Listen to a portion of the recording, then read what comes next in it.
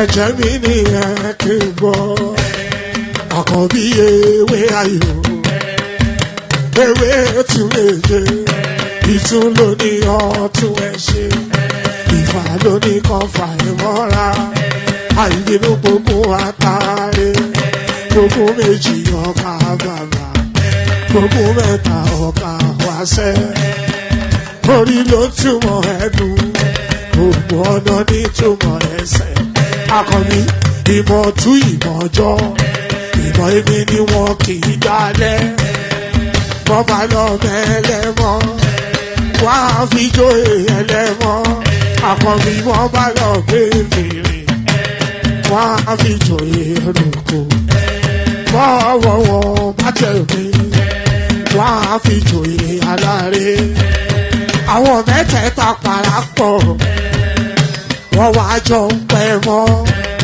ẹ̀ẹ́mọ́ olóko jẹ wọ́n pa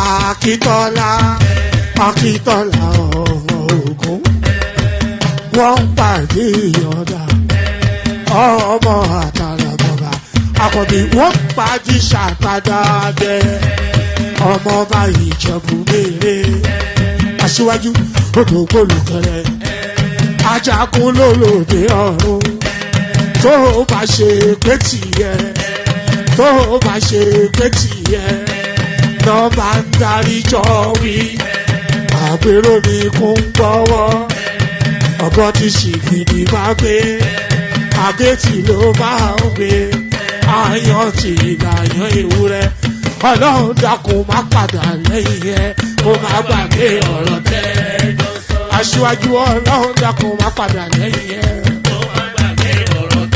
Àkànbí Ọlọ́run dákun má padà lẹ́yìn ẹ ọkọ̀ onúrẹ̀lẹ̀.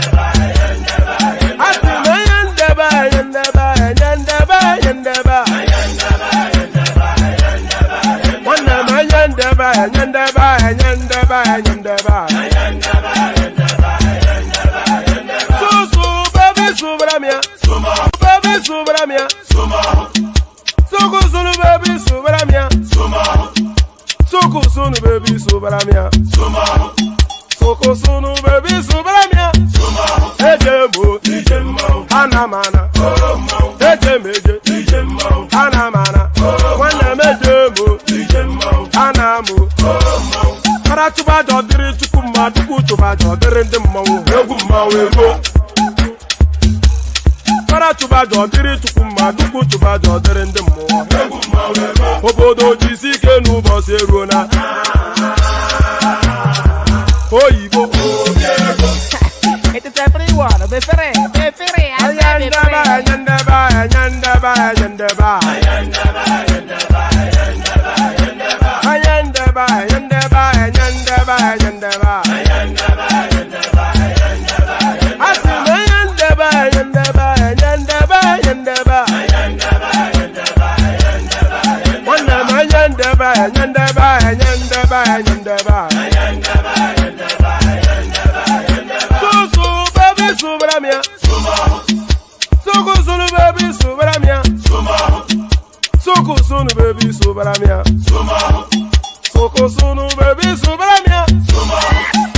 Ladies and gentlemen, sometimes you just have to act like you are drunk, like you are crazy.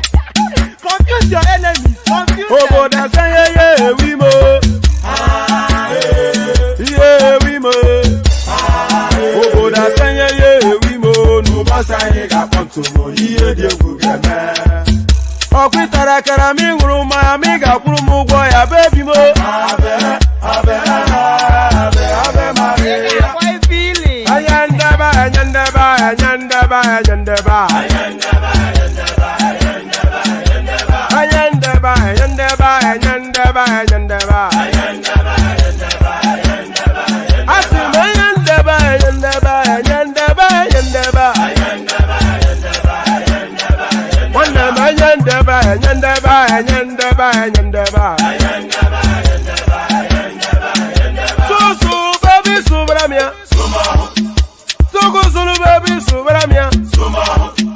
Sunu baby sobaramia. Soko sunu baby sobaramia. Ase kwa nefo ya bani se akuna nyego bamkambasi ozo. Since I was born, but now I am getting youth. Akuna motangu akuna koga book.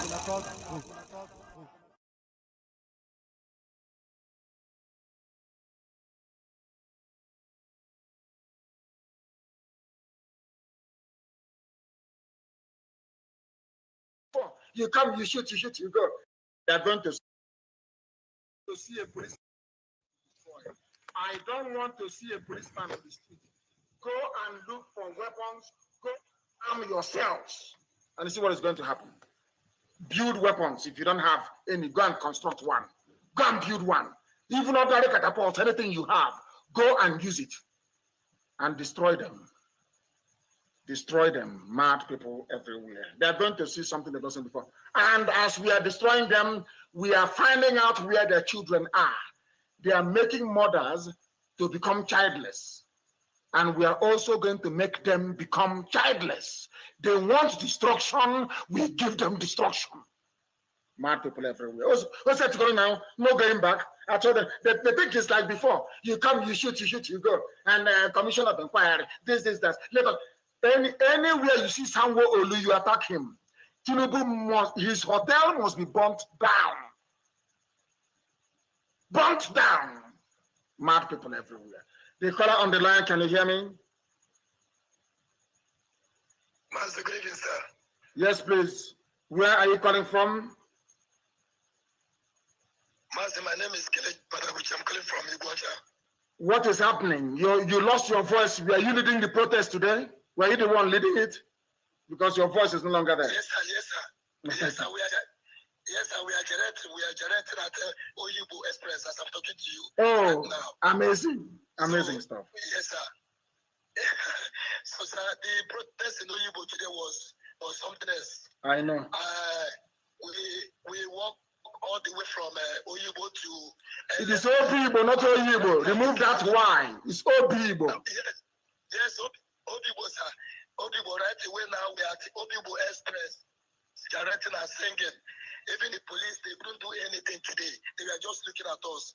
And right now we are at Express Obibo, directing right now. I'm talking to you, sir. If the police moves, you move them. You know, that's what they used to say to us before. If you move, I move you. If the police tries anything, get hold of them, kill them, and burn down the police station. That is the price they're going to pay. Anywhere they kill somebody, every police station around there should be burnt down to the ground. Every police, where are you calling us from? All right, I'm calling from Ikeja, precisely, sir. From Ikeja. What is happening in Ikeja right now? Please tell us. The Allen have been blocked since morning. I was there live. It has blocked since morning. I left them there around that kind 7:30. And secondly, we didn't have any attack whatsoever. In fact, our voice was one. And secondly, the answers of 18, the strategy the federal government want to use They're going to tell you they end those SARS, and they're going to send those SARS to start robbing people, and they will turn around to say, you people are the one that asked us to stop SARS. So stopping SARS is not even the end. The main thing is complete, the end of Nigeria. That's what people want. Now people are not even talking about ending SARS anymore. They are saying now what they are singing today now is Trumbo must go. That's what they are singing, even all the Europeans. Tinubu is in trouble. Tinubu is in I'm telling you the truth. That man is gone. Anywhere Tinubu runs to, if he likes, let him run to England, we will find him. Anywhere Tinubu runs to, we are going to find him. He's going to. You're a politician. He's a leader. You're our leader. I say, shut up your stinking, dirty, useless zoom out. You are an idiot. I told you that all these umokoko you call, these are charlatans. They have nothing to offer. This is the first major political crisis they have faced. Look at how they have failed. Look at how they cannot even read the mood of the people. They think it's intimidation will work. Now let me tell you. Let me make it abundantly clear to everybody, please. Nobody should go for visa. Every access road to every embassy should be blocked, no visa, only on medical grounds. Nobody is flying out. I want Lagos airport to be grounded. No flight coming in, none going out. They said Al Jazeera has finally carried the Lekki massacre, not as a news item. We want them to bring their van with their satellite dish on Lekki. We want them to bring it to our bank. Anyway, let them not come to our until we finish what we're doing. Let them go to Lekki and mount their satellite dish and be reporting live from the protest venue. That any other place in the world, that is what they are going to do. That is what they normally do. They mount their dish and they're reporting live. That is not as a news item. There was a clash on Lekki Bridge between anti-government protesters and the security forces. The report says that 4 people died and many were injured. The government said they will investigate. Rubbish. We want you to bring your van. Bring your van. In fact, if you see any BBC journalists, hold them until they bring their van, their big dish, and start transmitting it live. Mad people. If you don't behave like a mad person in the zoo, we are not going to succeed.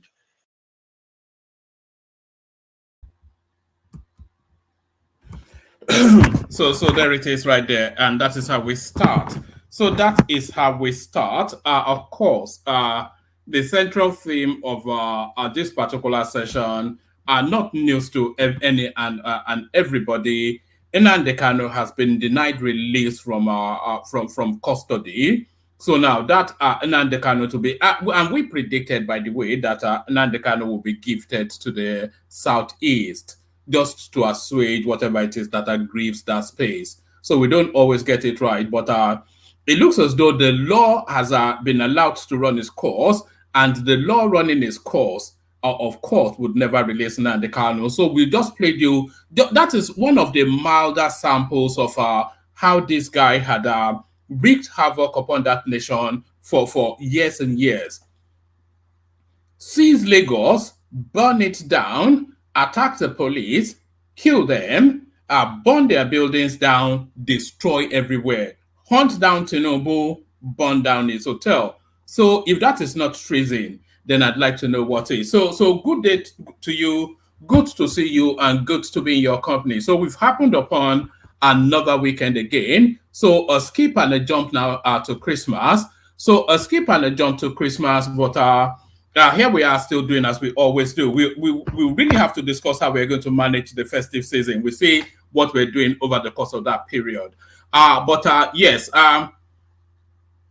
the usual protocol, click on the like button just as soon as you're coming in. Subscribe if you haven't done so already. The hyperlink that says StreamYard, these are almost certain to be an epic session. So if you want to be part of what are almost certain to be a cut and thrust and parry sort of a conversation, then hop on board just as soon as you can. So here we go again. So click on like, click on subscribe, click on the hyperlink that says StreamYard if you want to come and join us.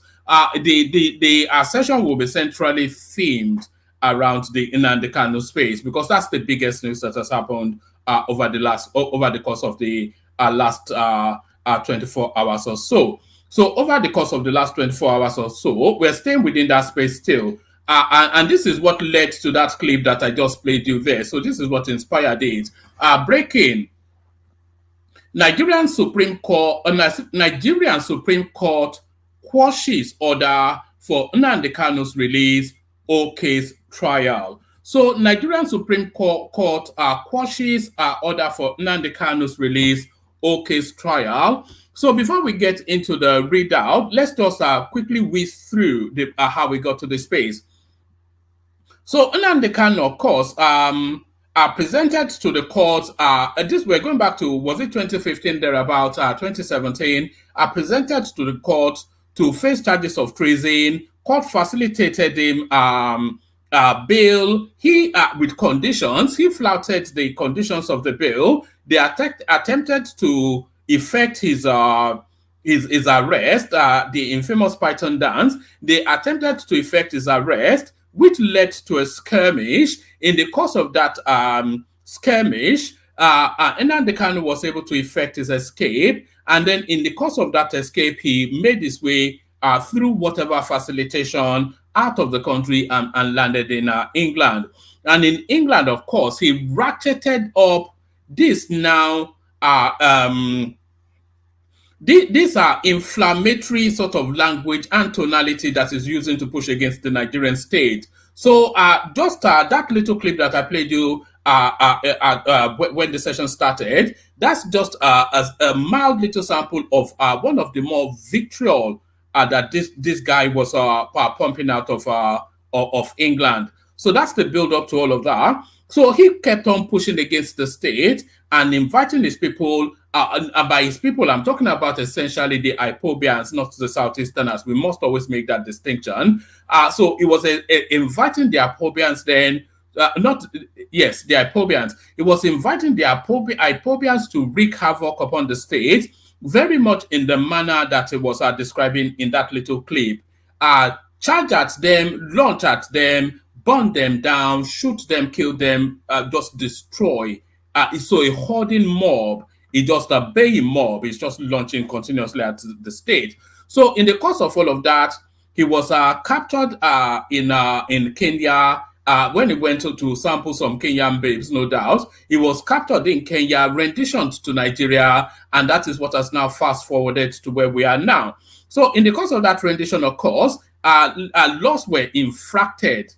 So I wouldn't say they were broken. No, laws were infracted in terms of international laws. So laws were infracted in the course of his rendition into Nigeria. So now, when he was renditioned to Nigeria, then he was presented to the court, but his lawyers insisting that because of that infraction of the law to rendition him back to Nigeria, you cannot then, on the basis of an illegality, have legality, and then they invited the court to effect his release. So the appeal court took cognizance, they went on board with that sort of narrative. Let me put it that way. So the appeal court acceded to that narrative presented by the Nnamdi Kanu legal team, and they then ordered somewhat his release. So that is where the story stopped for the Ipobians, but that is not where the story stopped. The federal space then went to file for a stay of execution of that order by the appeal court in order then to test that order at the Supreme Court. So they don't often tell you that, but that is where the legal status of Nnamdi Kanu was up till today. So the legal status of Nnamdi Kanu was a stay of execution of a subsisting order in order that that order be tested at the Supreme Court. So that day of judgment came today, and what is the verdict from the Supreme Court? Rot in jail. So that is what the Supreme Court came back with. So the verdict to Nnamdi Kanu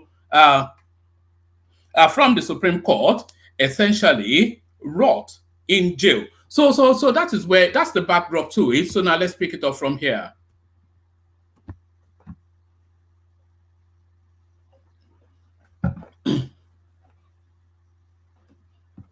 So that's the backdrop to it. Let's pick it up from here. Nigerian Supreme Court quashes order for Nnamdi Kanu's release or case trial. The Supreme Court has nullified the judgment of the Court of Appeal that ordered the release of the leader of the Indigenous People of Biafra, IPOB, Nnamdi Kanu. The Nigerian government had challenged the verdict of the appeal court, which dismissed the charges against Kanu in October last year and quashed the terrorism charges against him. The apex court said the trial should continue with the trial court. Let's take that from the top again.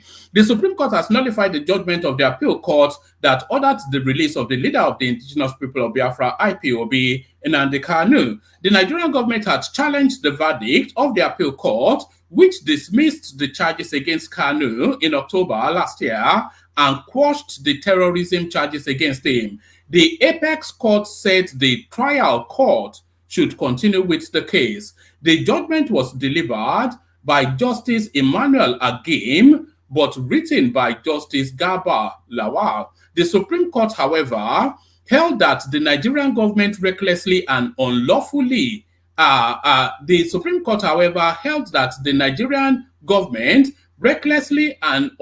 should be acted, by the way. That's why I had to read it again. They didn't write it properly.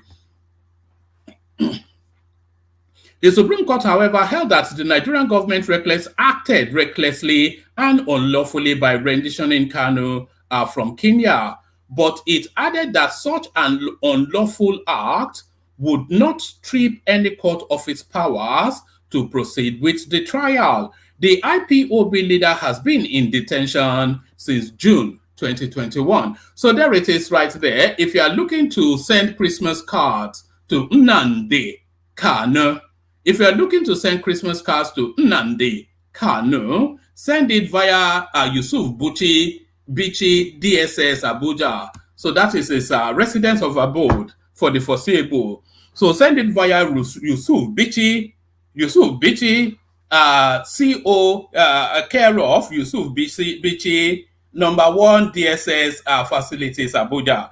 So that is where Nnamdi Kanu will be for the foreseeable. So that is where Nnamdi Kanu will be for the foreseeable. So now, a lot of people, of course, you saw the headline and you may query that. So it's an interpretation of what has just transpired today. So Nnamdi Kanu being retained in court, not in court or in prison, Nnamdi Kanu being retained in prison might be bad news for a lot of people, but it is good news for some people. So it's not bad news for everybody. It is certainly not bad news for Peter Obi, certainly not. And it's a news that will make Simon Ekpa pop another bottle of champagne. Because Nnamdi Kanu being in custody frees up space for so many political actors to flesh out their space. So Nnamdi Kanu being in custody, it frees up the southeastern space, especially. The obedient movement, by the way, is more and greater than the southeast, but a good chunk of it is rested and vested within the southeast. So Nnamdi Kanu being in prison, it frees up that space for Obi in order for him to flap his wings and peacock. So he can flap and peacock within that space without any visible or certainly not any potent challenger. So there's no potent challenge to Peter Obi's looming large over that space because, of course, nobody there of equal status to challenge him. But if Nnamdi Kanu was released and Nnamdi Kanu comes out with his narrative, and Nnamdi Kanu's narrative is counter the narrative being presented, because Nnamdi Kanu, of course, is a secessionist. Peter Obi wants to govern a Nigerian state. So if Nnamdi Kanu comes out, even if he doesn't speak it reignites it reignites his in abeyance. Let me put it that way. It reignites his narrative that is in a restive state of abeyance at the moment, and then it brings it back to the fore. If Nnamdi Kanu is released, all of the obedient space, they will immediately, because they're a very skittish bunch, are the people that constitute that obedient space. They're a very, very skittish bunch. They fleet skittishly from one extreme to another further extreme, all within a blink of an eye. Because we track them on this platform, so that's why we're able to say that. When we were at the Nnamdi Kanu phase, because this platform was around at that time as well, when we were at the Nnamdi Kanu phase, there was a bunch of narratives with the moniker and tonality pushing for Biafra or nothing. So those spaces now have transmuted into Peter Obi is the only savior, be obedient and useful. So you can see that is a skittish mind right there. Those are the two furthest polars of the extremes. So those are the two furthest polars of the extremes. So the extreme is to want to secede from Nigeria because you have no faith in it, and your faith is vested and rested in a nation of your own like, Biafra or nothing. To then move from that to wanting to govern Nigeria, that is a skittish move. So that then tells you then that these people, as soon as Nnamdi Kanu is released, they will skittishly fleet back to another extreme again. So that is why it plays out for Peter Obi especially.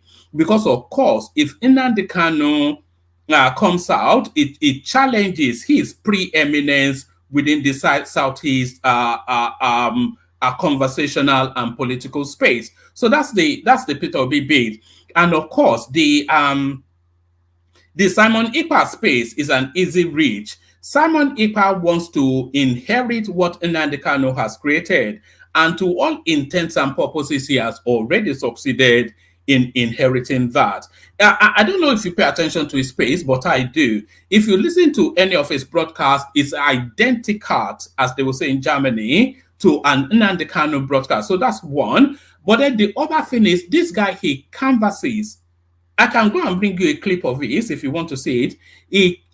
He canvasses relentlessly and ruthlessly for money. And the people throw money at him like it was confetti. So he's captured a golden fleece right there. And he has superimposed himself on that golden fleece in order then to invite their surrender to his supremacy. And it is done that by declaring himself their prime minister, and they have all fallen in line. So all of that, very cushy. Yeah, you see the life of splendor that is living. Simon Ekpa, everything gold. He holds a goblet that is gold rimmed. Wearing a laced robe like it was Liberace, and all of this life of debauchery and excess. All of it off the back of milking that obedient space. So if Nnamdi Kanu comes out, the party ends for Simon Ekpa. So it is in Simon Ekpa's his business model. Simon Ekpa's business model, which is a multi-million-dollar business model, is essentially for Nnamdi Kanu to be to be incarcerated in perpetuity. And that is the nature of his politics. So you see, a lot of people want Nnamdi Kanu out, but a lot of people don't. So there it is right there. Let's continue. We're still within that space.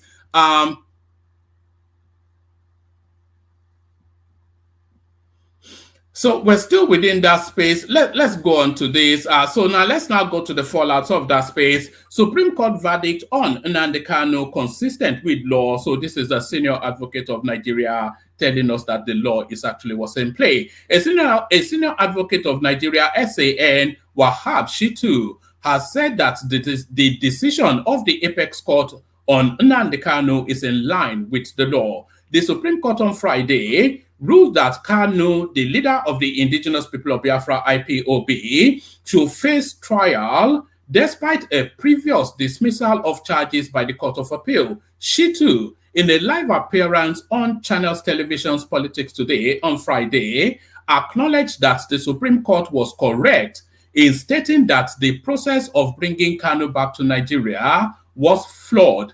The fact that the court has said that you have a case to answer is not conclusive on guilt. It is saying, come and offer explanations to clear some gray areas in order to prove your innocence or guilt, Shito explained, adding that this does not detract from the fair hearing of the trial. The Supreme Court has today said, go back and face your 7-count trial charge in respect of the 7-count charge. What the Supreme Court has done is consistent with law. The senior lawyer commended the Supreme Court for considering all issues on record and making informed pronouncements. He highlighted the court's examination of the question of the illegal deportation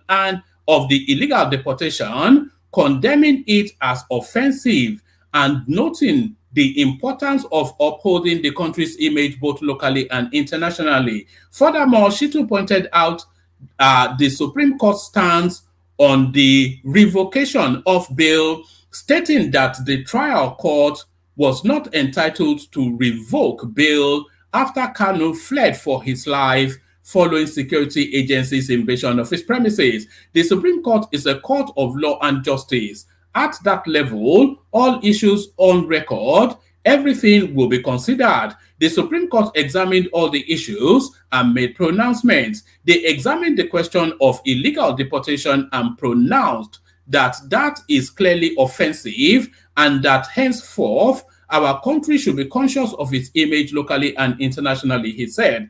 When security agencies invaded the premises of a suspect who is on bail, the trial court was not entitled to revoke the bail after the man fled for his life.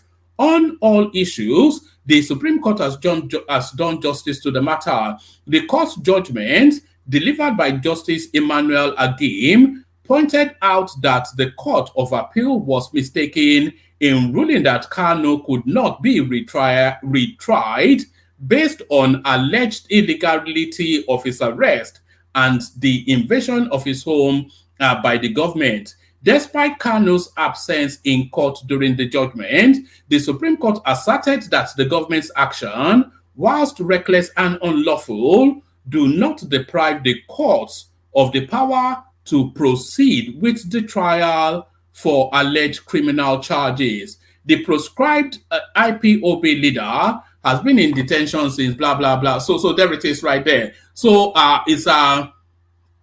it's vested in law and constitution, essentially, is what our senior lawyers are saying. So vested in law and constitution. So now, the right to reply from the IPOB space. IPOB, Nnamdi Kanu's lawyer reveals next move after Supreme Court judgment. I wonder if we'll try to turn it into an Nzobo thing. Often instances, that's the go-to, isn't it? So turn it into an Nzobo. So that's the... Yes, that's the go-to. All right. Okay. Let's just. I went through it. I was going to play you another video clip, but I don't want to take up too much time. So Aloy Ejimako, the special counsel to Nnamdi Kanu, leader of the indigenous people of Biafra (IPOB), has revealed the next line of action following the Supreme Court ruling. Ejimako said Kanu's legal team will move for a bail application for the IPOB leader at the Federal High Court in Abuja. So now that window does open, by the way, according to the judgment of the Supreme Court, the window for a bail is open. So the window for bail is open because the Supreme Court has said that the trial court had no right to revoke Nnamdi Kanu's bail because you cannot assert that a man who has felt the need to flee for his life has jumped bail. Because what other option does he have? To stay there and be slaughtered by Janjaweed operatives from the DSS. So of course, he had the right to flee for his life. So now, saying that the trial court erred in law to revoke his bail. The Supreme Court saying that opens then the possibility of bail still being granted. And I think it's that portal that Aloy Ejimako is looking to go through. Aloy Ejimako, the special counsel to Nnamdi Kanu, leader of the indigenous people of Biafra, IPOB, has revealed the next line of action following the Supreme Court ruling.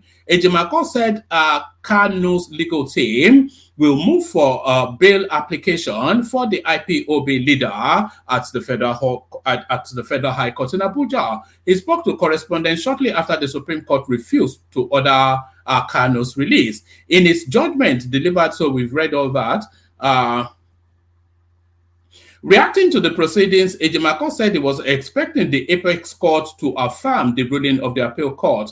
According to Ejimako, I had high hopes that based on the law of extradition, the Supreme Court should have affirmed the discharge order made by the Court of Appeal. Yes, first, we shall proceed with a pace bail application to reinstate his bail in line with the ruling of the Supreme Court. Ejimako also expressed dissatisfaction with the ruling of the Supreme Court on Kanu's extraordinary rendition from Kenya. He said, I am not satisfied with the Supreme Court's discountenance of the extraordinary rendition because it does not comport with the doctrines of fair hearing. The Supreme Court justified its position on the theory that our jurisprudence has not developed to the point of recognizing extraordinary rendition as a barrier to prosecution. To prosecution. That is so wrong because it implies that Nigerian jurisprudence is primitive, behind the times, and retrograde. So there it is right there. So then two little asides by Ejimako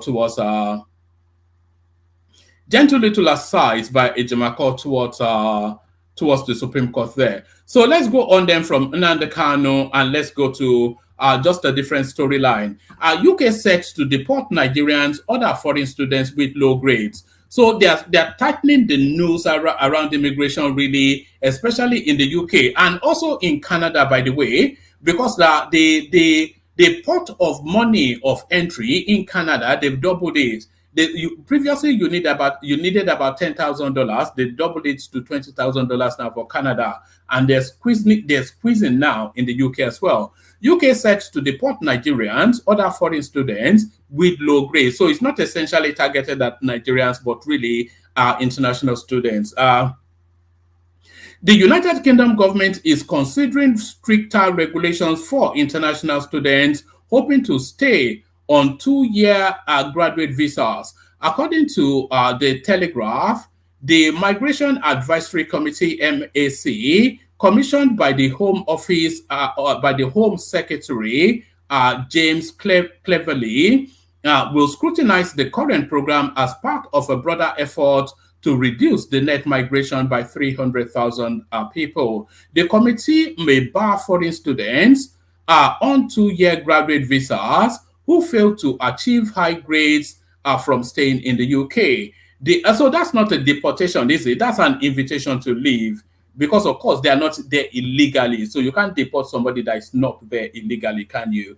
The graduate visa scheme has seen a dramatic surge in recent years, with over 98,000 students granted extensions in the year to June 2023, a 74% increase from the previous year. However, concerns have emerged about its potential misuse as a backdoor route to low-skilled jobs or simply a 2-year stay in the UK, given the current lack of employment requirements.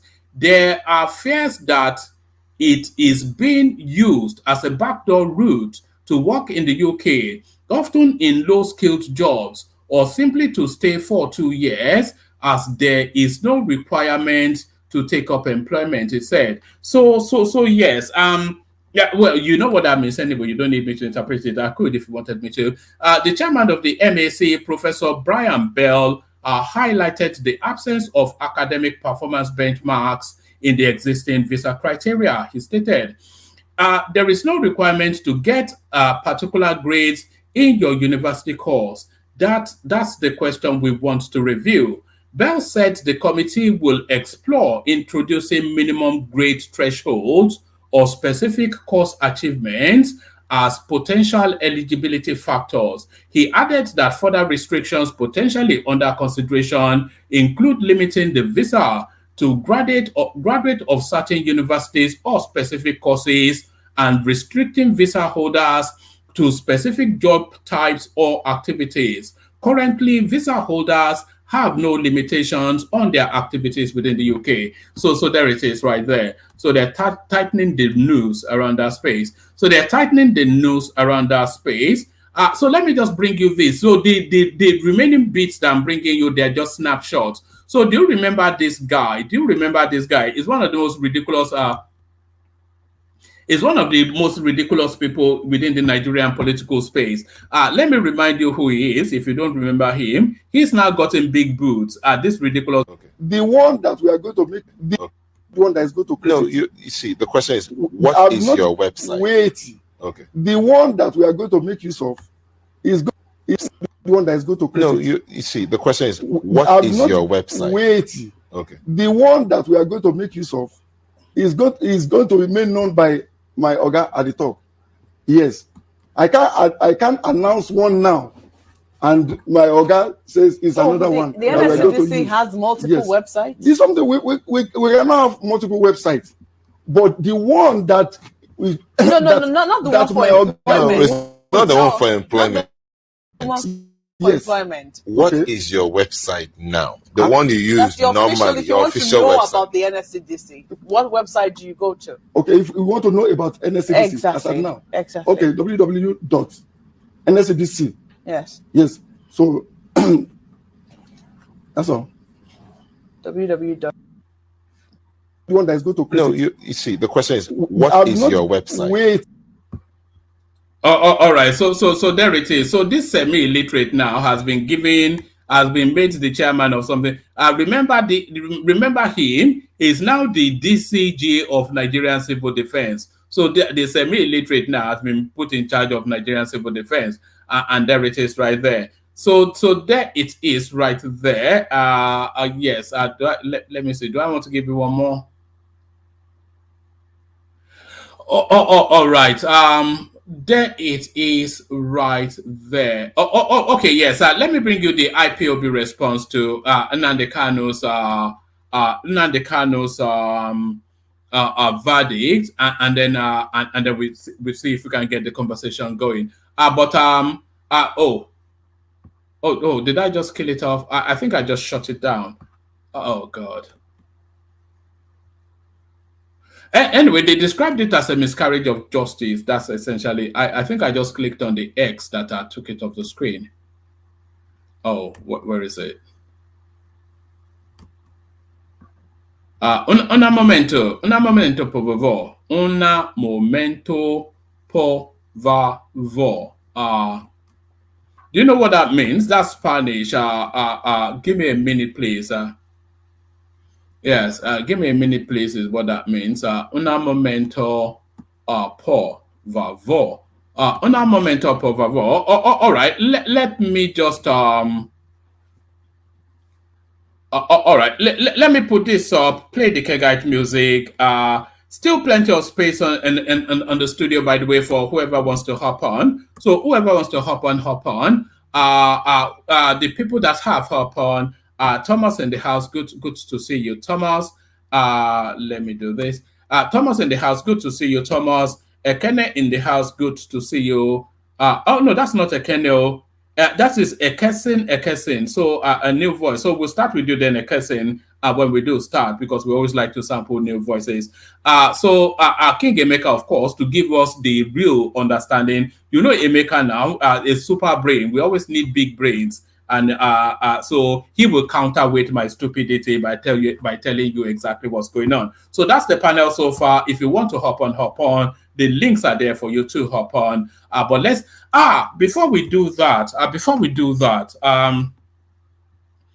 let me yes, let me do this. Before we do that, let me flash this up quickly because we're going to either be shutting this down today or be shutting this down certainly no longer than tomorrow. So it's the outreach initiative that we have been embarked upon for the last few days now. So that's the link to the initiative right there. So if you want to join in, join in. If you want to contribute, contribute. So we've had Adeyinka contribute. The £150 is from Kulata. Ayodele Ogunlowo. He chipped in with £100. Prince Daddy with 50. And there was a gentleman called Don that donated £100 privately. He did not want to flash up on the screen. He said simply to acknowledge him as Don. In fact, I put up his picture just yesterday and he wasn't pleased about it. So to all intents and purposes, we have 445 pounds ready. So we're aiming for £1,000. We're barely halfway. So 445 pounds that should read. So that's the thing. If the one man went to more level up outreach, and this is what we're doing. It says, hi, we are fundraising to level up 3 or more Nigerian families. The idea is to identify low income but earning Nigerian families, preferably in some sort of business, who we can parachute funds to take their business up a level. So somebody that's in dire straits but is putting up somewhat of a fight in order to get themselves out of those circumstances. So those are the people that we're trying to reach. And we've got people all over Nigeria identifying those people. So now I'm going to play you a clip now of an example of the sort of people that we're looking to outreach to. So I'll play you a clip. It's in Hausa language, but then I'll give you the interpretation from the person that did it. So this is the excellent Hassan now that has put himself out to go and identify potential. This lady will be getting a pocket of money almost certainly, because and you will see why in a moment.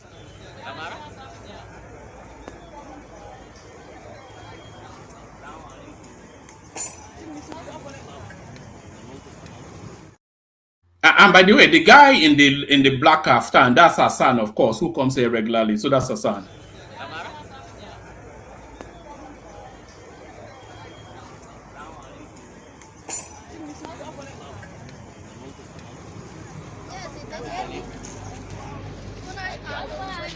Labarin abinci. Akwai abinci. Me da me ake sayarwa ne?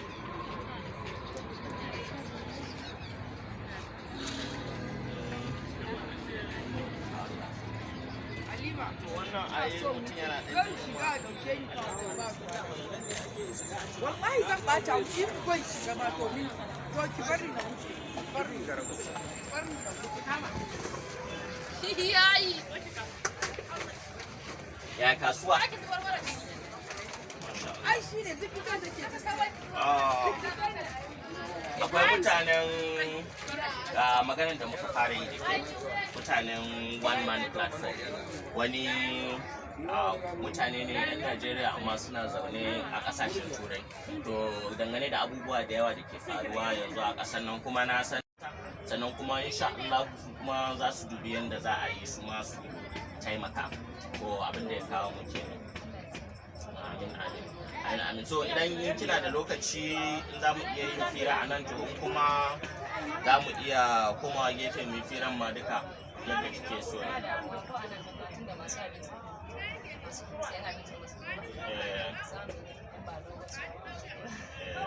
Ta san da kokari.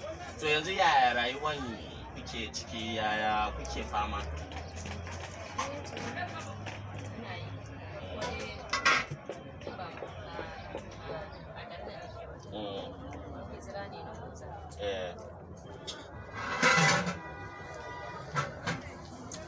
Saki jiki ce magana yake.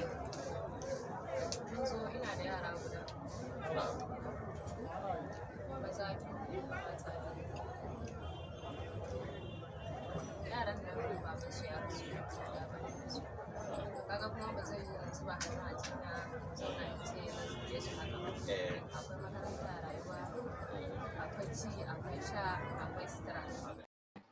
All right, it's about 7 minutes long. A lot of it is in Hausa language.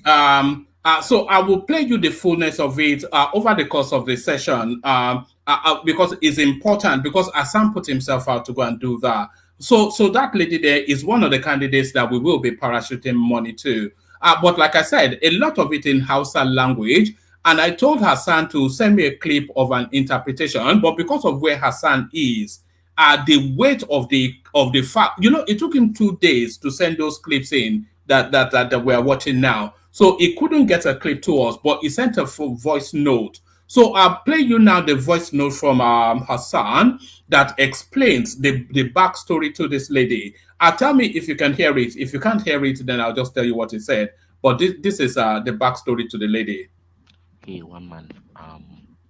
Obviously the video would not upload, so I'm trying to record a voice to keep the narrative straight. So the lady in that video, her name is Zainab. I knew Zainab through one of my outreaches to IDP camps. At some point she was displaced from one community, but her husband fell victim and died. So she's 22, 23 years old. She has 5 children, and one of her kids, I think, is a special need kid. So that also adds. One man is very low. We can Yeah. barely hear it. Yes. Just, try and make it out. Don't talk over it, though. Try and make it out if you can. She picked herself up. Hold on. And he's talking in low voices. That's just it. Obviously the video would not upload, so I'm trying to record a voice to keep the narrative straight. So the lady in that video, her name is Zainab. I knew Zainab through one of my outreaches to IDP camps. At some point she was displaced from one community, but her husband fell victim and died. So she's 22, 23 years old. She has 5 children, and one of her kids, I think, is a special need kid. So that also adds, to the strain on the resources. And despite all this, the husband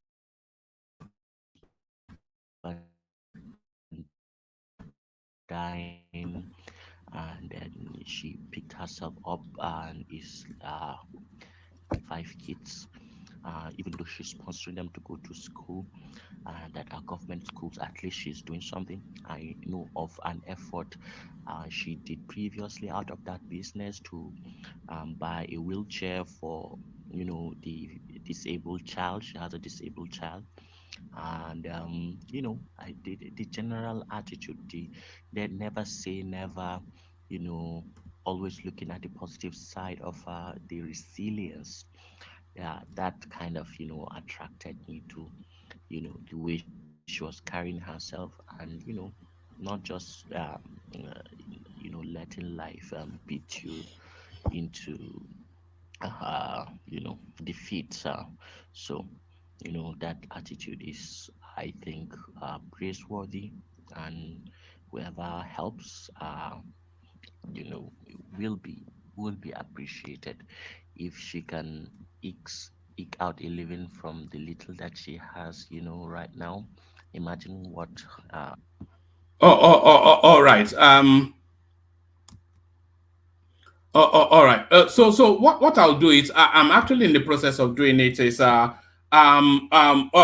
will I've downloaded that voice clip, so I'm reformatting it now. So I'll crush it into I'll squeeze it into like a MP4 format, and then I'll upload it so you can hear it clearly. But that is an example of the sort of outreach that we're looking to do. So that's a lady that finds herself in difficult circumstances, but she's fighting back. I was discussing with her son that what would have an impact on her. I was thinking 100, 150. He said, if you really want to impact on that woman, give her 200. So I'm thinking, even from what we have already, we have 250 that we can give that woman.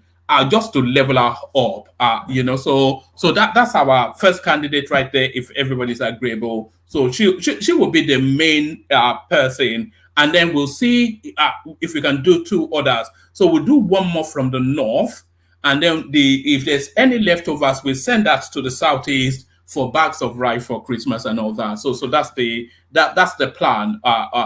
Unless anybody has a better plan. So that's the plan. So let's kick the conversation on then, and let's kick it off with Ekesen. So Ekesen, are you ready, Ekesen? On mute. Yeah. Ubinami. Ekene. Oh man. Why you can't change your name now? We can't mago with this, eh? When you come turn to Ekesen. My second device. Look at this guy. You won't use backdoor enter, Abi, eh? No, I don't want to use backdoor. Just that I was charging the other phone, so I decided to use this one. So okay, you kick it off then. The main hub of it, of course, the Nnamdi Kanu storyline, rejected by the Supreme Court. So we know where he's going to be in Christmas now. So please send your cards via DSS facilities, CO, care of Yusuf Bichi. So what are you making of the verdict for Nnamdi Kanu in spite of all of the pleas from the Southeast? Well, I don't know. Man, I'm tired. The only thing I'm only concerned about this Nnamdi Kanu stuff is the insecurity they are tagging it within the Southeast. That's my only concern. So, and that's why I want the federal government to look into. So, I'm not.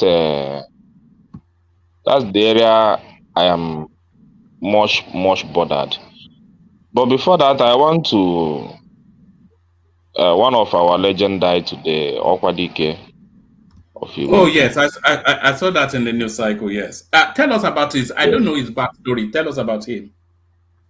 The first governor of New Anambra State, a very great guy. He's very outspoken. One of the well-respected elders we have in Anambra State. Not like all these everybody knew them. His government was a nice one. He kicked Anambra State very well. So just that most of his predecessors didn't follow his footsteps. And the man, if you followed him very well, a lot of Southeasterners love him because they see him. He speaks the mind of many Southeasterners. He speaks their mind. In the last election, he was a champion. He championed Obi so well in the Southeast. He championed him so well in the Southeast. So, and a lot of people love him for that. At 85 years, he's a great man. We respect him so much. You see, when we see people that love us, our leaders that love us in the Southeast, is one of them. Not like everybody in Nigeria that died and people didn't know that we lost a former governor. People don't even know that the former governor was buried in Anambra State. But this man, we respect him so well because he speaks the mind of almost every Southeasterners. And I didn't expect him to die at this time because his voice is still strong. How old was he? 85. 85, yes. Yeah, but he still have a strong voice. Especially in this last election, he really had a strong voice. So I don't know, he's not sick, he just died. So, but I thank God for him. He really had a good testimony in the Southeast. I thank God for him, and I love him so much. So, and he was one of the people championing the release of this Nnamdi Kanu. He begged Tinubu, he begged Buhari so much to release him. He sent a lot of delegates to Buhari, but Buhari didn't listen to him. So, and even before this judgment, he was optimistic about this release. But now, almost he died the same day that they gave this judgment. I don't know what God wants to do in that, but at the same time, I'll miss him so much. I love him so much. So coming back to Nnamdi Kanu, that case, I'm not bothered so much. Honestly, one man. The only thing that bothers me is the insecurity in the south is that these guys are relying on Nnamdi Kanu to perpetrate. That is my only concern. So, and that's what I want the federal government to look at. But that is a concern though, because do you have the anticipation that activities of unknown gunmen will spike up in the southeast over the course of this Christmas off the back of this verdict?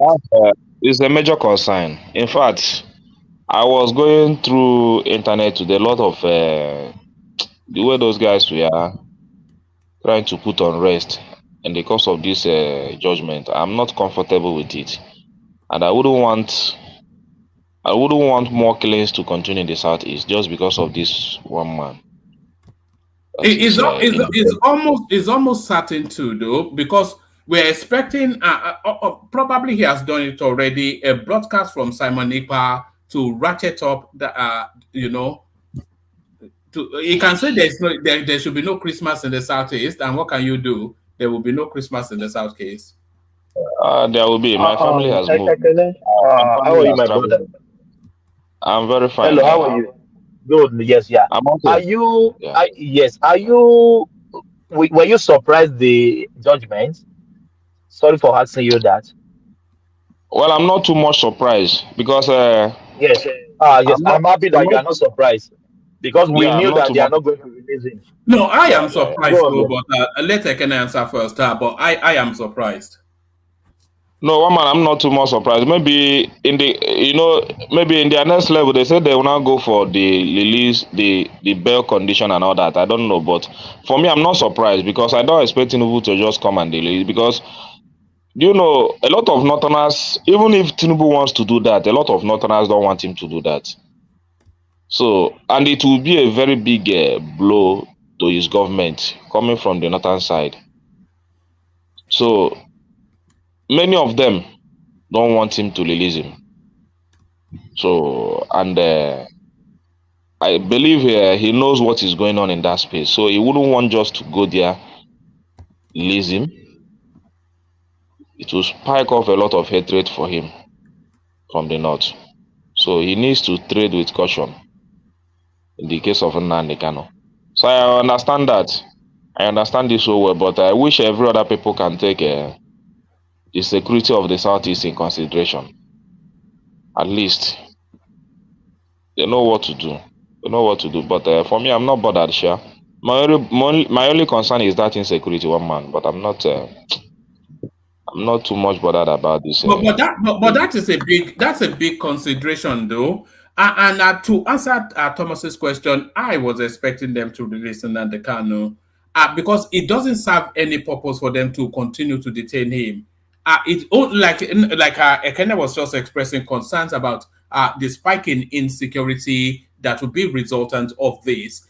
So there's all the reasons to do it, and there is none of the reasons really not to do it. If they release Nnamdi Kanu, then there might be a thawing somewhat of the east towards the Tinubu administration, and then it gives them a different narrative. They have a better Christmas, and then maybe that would even help in somewhat pulling back insecurity in that space. So many reasons, and because also a lot of senior voices in the east have been saying release this guy to our custody, just as a mark of respect to those voices. So all of those reasons I was expecting is released, but alas. Yeah, a lot of. Before you move on, one man, please put the link again. Be putting it like about 5 minutes, or you can put it somewhere here so I can be putting it. So yeah, it's gone now. Yes, I can't find it. Yes, I can't find it now. You mean for the for the contribution. No, I'll be putting it, but I don't want it to be an oversell. If people want to do it, they'll do it. No, one man. No. I know you always think like that. Hold on now. I don't want it to be an oversell. We've been doing it for a week and a bit. A few days now. So anybody that wants to do it, do it. If they don't want to do it, we don't want to, strong arm people into parting with money. Let them. I've put it now, but I don't want to over push it. I can back to you. So yeah, one man. That's my feelings about the whole stuff. So we really want to go and enjoy our states and all that. Yeah, my family has moved now. I'm So expecting to travel. you decided to go home for Christmas. Yeah, my family has already traveled. I'll go. In spite of everything that is going on. What will I do? I will know how to. I have a lot of activities. So I need to go and attend to it. I'll just know how to manage myself. It's not a show. It's no more a show of Christmas. You can even wear your bedroom slippers and be. So it's no more a show of Christmas for us. But I must travel. I want to travel. I have that. I have that urge to travel. So that is it. So everything is okay, one man. We are fine. I'm fine, and let the government consider the innocent people that are dying because of this cause in the southeast. That's my only concern. So, but in terms of the judgment they gave, I don't think that judgment is too bad. I don't think, because they acknowledge most of the offense of the federal government by attacking him, by bringing him unlawfully to the country. But I think there should have been a repercussion for that. Yes, I was going to say they did not order compensation now. There should have been a compensation for that if they know that that is not okay. Those decisions taken by the government is not right. I think there should be repercussion for that. They shouldn't just announce it and say government don't have to do that, and they still went ahead and they said that. But it's open, because the only thing that they've given the federal government is to say that because what they were inviting was for the Supreme Court to dismiss the whole charges, which is what their people did. So the only thing they gave the federal government was to state that Nnamdi Kanu must still face those terrorism charges. Outside of that, they condemned the process of the rendition, and they condemned the revocation of the bill. So there are still two windows that favors Nnamdi Kanu. He can still, via the lower courts, pursue that compensation, because the Supreme Court has opened that window. And very quickly, if his lawyers move very quickly, even by January, he should be out. Yeah, but I think he can still be released very soon, because maybe even if he has to, one man, he doesn't need to be in detention to be facing those trials now. He might be coming maybe from Abuja or anywhere. Exactly. Because they can't keep him forever, yes, now. So I think he can still be released. Maybe if they go for his release, I think they can grant him bail. But the only thing is that he must face those trials. That's the only thing that I understand in that judgment. They will not just wave it away now. So he will continue in that trial maybe for years or 2 years or so. They can conclude and they decide this is the judgment that will. Do you think it is right that he should face those trials? I played the clip of one of his many. Yes. Maybe they should use that to hold him, cut off some of his wing. You understand what I mean? They use those trials. They can release him, but they use those trials to cage him more, so that he will know that he has case to answer. You understand? Because you cannot just release him. If you release him and say, I don't think the government will just release him like that. I don't see that possibility. So maybe they will just release him, just bail. He will still be going for that trial maybe once in a month, 2 times in a month, just like that. You understand? They will use that to cage him up, so that he will not be flaunting and they'll be talking anyhow again and disturbing the peace of the nation. So that's how I see it, and that's how I understand what is going on in that space. There is no other way I see it. Do you think Simon Ekpa will be disappointed or celebrating this verdict? Do you think he will deal with this with disappointment, or do you think he will celebrate this verdict? Well, for me, those two guys, I see two different people. I'm not seeing the same people. I see Simon Ekpa as a different person, championing his own cause, gathering money for himself, trying to build his own followers. You don't think Using the they're occupying the same space? No. He's just using that Nnamdi Kanu to build his own popularity. You understand? I'm not seeing them as the same people. This judgment they gave, and he just come out to put out I don't see it as anything. He's just building his own popularity. But the only person I would not want to bring in there is P2B. You said that P2B is a good thing for P2B. I don't understand. The good people of Southeast support P2B for who he is. So somebody like me, I'm not apologetic to all this IPOB of stuff and all that. And a lot of us that supported P2B. It's not because we want Biafra. It's not because we want a separate nation.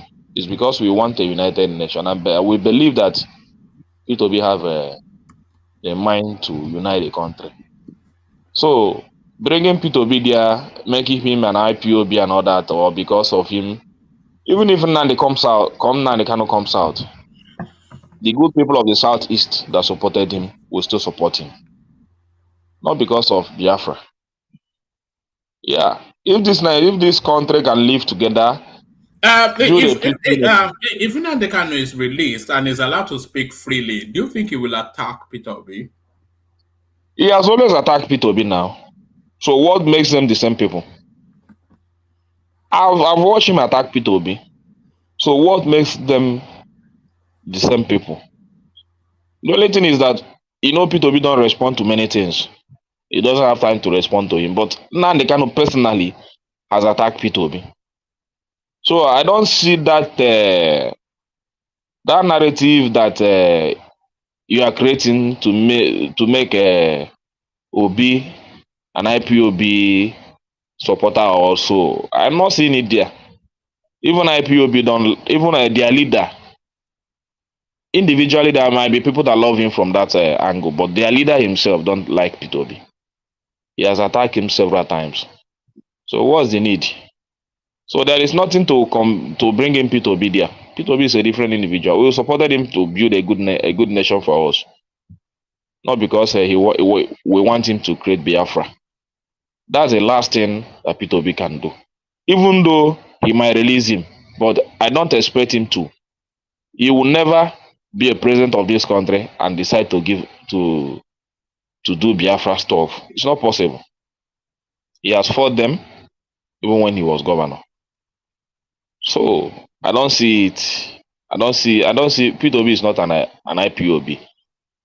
It's a well brought up Nigerian. He has Nigeria in his heart. He wants a united nation. So that is the issue. So don't P2B stuff should just stay very far from. There maybe it's Simon Ekpa that wants to build a brand with the IPOB. Maybe that one, because I see power tussle between them. If this man has been released, no, but that's but I just invited you to that and you rejected it. Now I told you that there was going to be a power because they occupy the same narrative. Simon and by the way, Peter Obito, but Simon Ekpa and Nnamdi Kanu especially, they occupy the same narrative. They are drinking from the same well, feeding from the same farm. And only one person can drink from that well. And if Nnamdi Kanu is released, then Simon Ekpa will have to yield to him. So it's going to be a fight out. And also, why I brought Peter Obi in, if Nnamdi Kanu is released, the Southeast will have to, the Nnamdi Kanu story is in abeyance at the moment. It's in animated suspension. But if Nnamdi Kanu is released, then the Southeast will go back to that narrative to see where Nnamdi Kanu is and to see what the storyline is. And that will cut into the absolute surrender to Peter Obi. That seems to be the situation there so far. So it will affect it. There's no question about that. You are affected, Peter Obi. And that's not to say Peter Obi is IPOB. Of course, it's not IPOB. It's a different strap line. Well, that anybody can believe what they want, but for me, I know what I mean. My only major concern is the insecurity. There is nothing much. If these guys has given us peace and be pursuing this their Biafra, I wouldn't be bothered. But my only major concern is this innocent people dying. And these guys are not they're not majorly, even if you look at them, they're just criminals. So I want this man to be released so that we will be able to identify those criminals. That's my only concern. All right, brilliant. Thank you for kicking it off, Ekene, although you came under a false name, but we're keeping an eye on. Look at that. That's the major name in Alabama. Look at that. When is the market? When are you closing for Christmas? When is the market shutting down? Next week Saturday. Oh, all right, brilliant. So, I want to replay this Hassan clip because he went to great lengths to do it. So, I want to replay it. He tells us the story of Zainab, a widow from Maiduguri. So, I'll replay it. I've been able to edit that voice note into somewhat of a video clip so we can hear him interpret it as well. Very important. So, let me just do this as we do that final push for that charity initiative.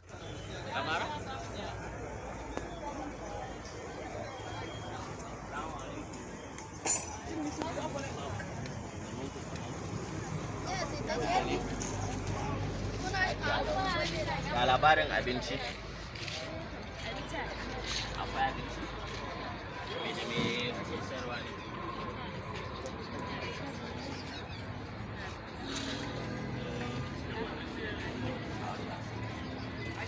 Wannan ayi mutum yana ɗan shiga dauke ni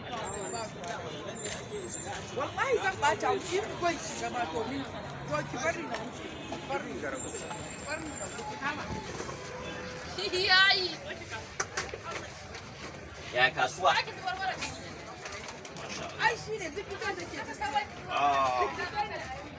akwai mutanen maganar da muka fara yi da ke mutanen one man platform wani mutane ne yan Najeriya amma suna zaune a kasashen turai to dangane da abubuwa da yawa da ke faruwa yanzu a kasar nan kuma na san sannan kuma insha Allah su kuma za su dubi yadda za a yi su ma su taimaka ko abin da ya kawo mu kenan amin so idan kina da lokaci za mu iya yin fira a nan to kuma za mu iya komawa gefe mai firan ma duka yadda kike so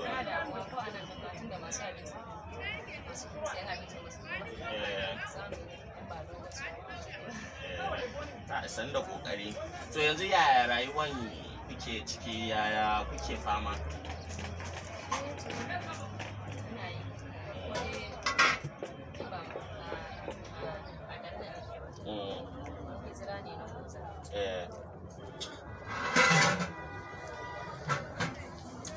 saki jiki ce magana yake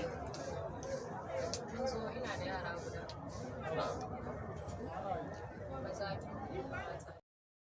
all right, it's about 7 minutes long, so I'm not going to play the full 7 minutes now. Maybe during Thomas's session, he will play the full 7 minutes. But I've been able to crunch the voice note from Hassan into somewhat of a video format. So hopefully this comes out better. Let me know if you can hear it. Tell me in the comment section if you can hear him better now. Hey, one man. Obviously the video would not upload, so I'm trying to record a voice to keep the narrative straight. So the lady in that video, her name is Zainab.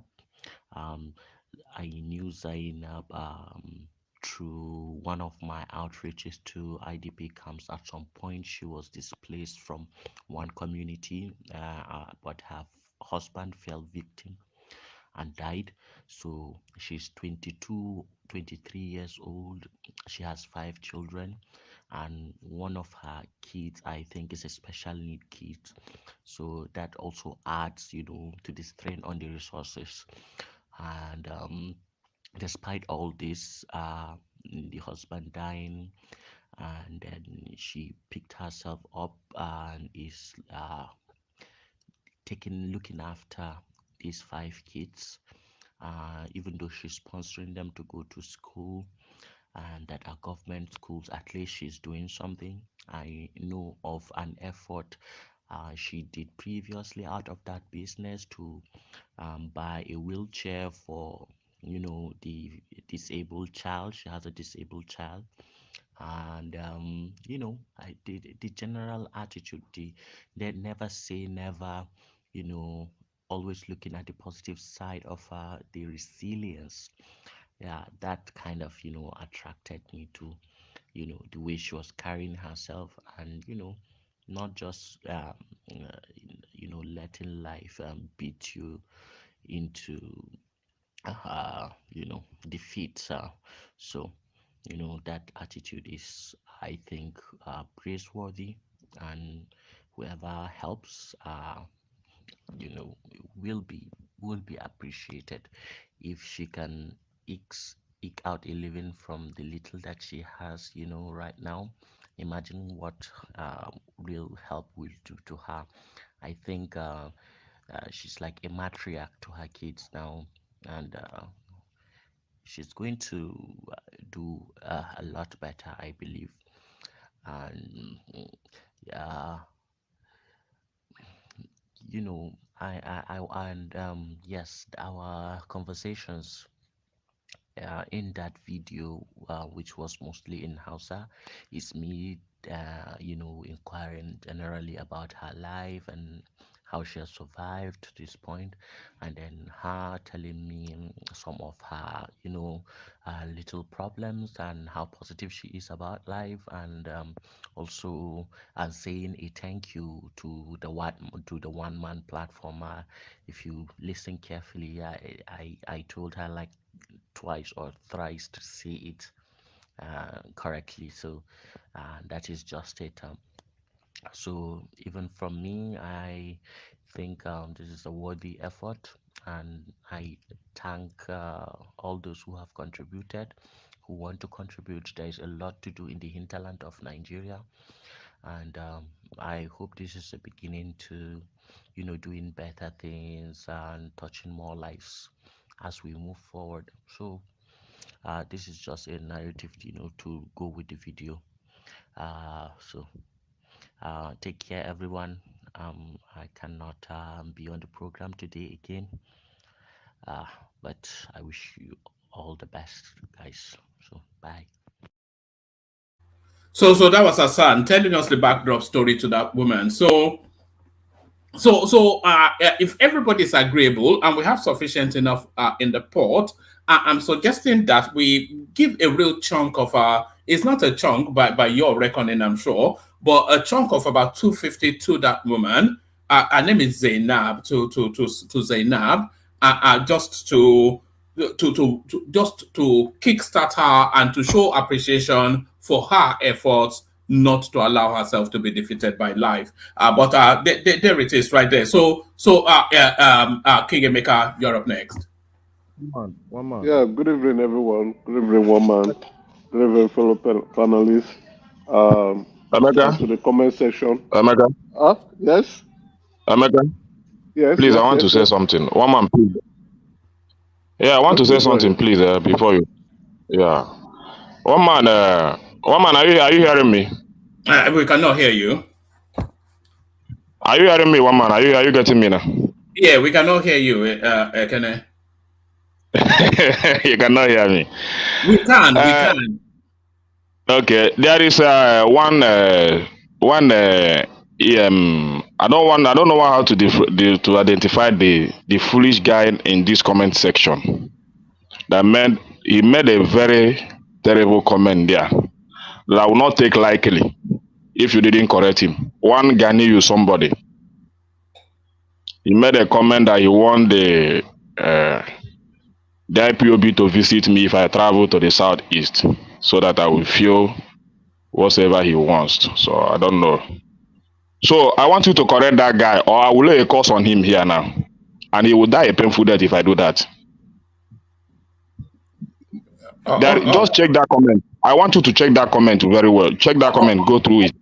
All right. I'll check it, but will the moderators please handle that? That was a guy. No, I want you to check that comment. I want before we continue. I want you to check that comment. That guy will die a painful death if you don't check that comment now. He will die. When did the moderators? Can the moderators please handle that? I didn't see his comment, so I have to scroll through to see. But please, nobody say unpleasant things, especially during the festive season. It's uncalled for now, and Ekene is probably. I think Ekene and Ajanle Koko are the least offensive members of this platform. I cannot see how anybody can have anything against Ekene now. What has he done to you? What sorry,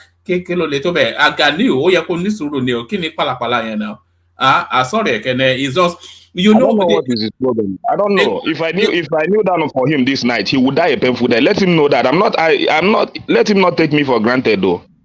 Just warn him. Let him not take me for. If I just sit there where I'm sitting, I kneel down for him. He would die a painful death. If he knows how, let him not joke with anything concerning me. He can talk any. I see all his comments. I don't listen to him. But this particular one that he made, he called me IPOB. I don't have that. I don't have any problem with that. There is nothing concerning me. I say my mind the way I want to say it. If he sees me as an IPOB, there is nothing with that.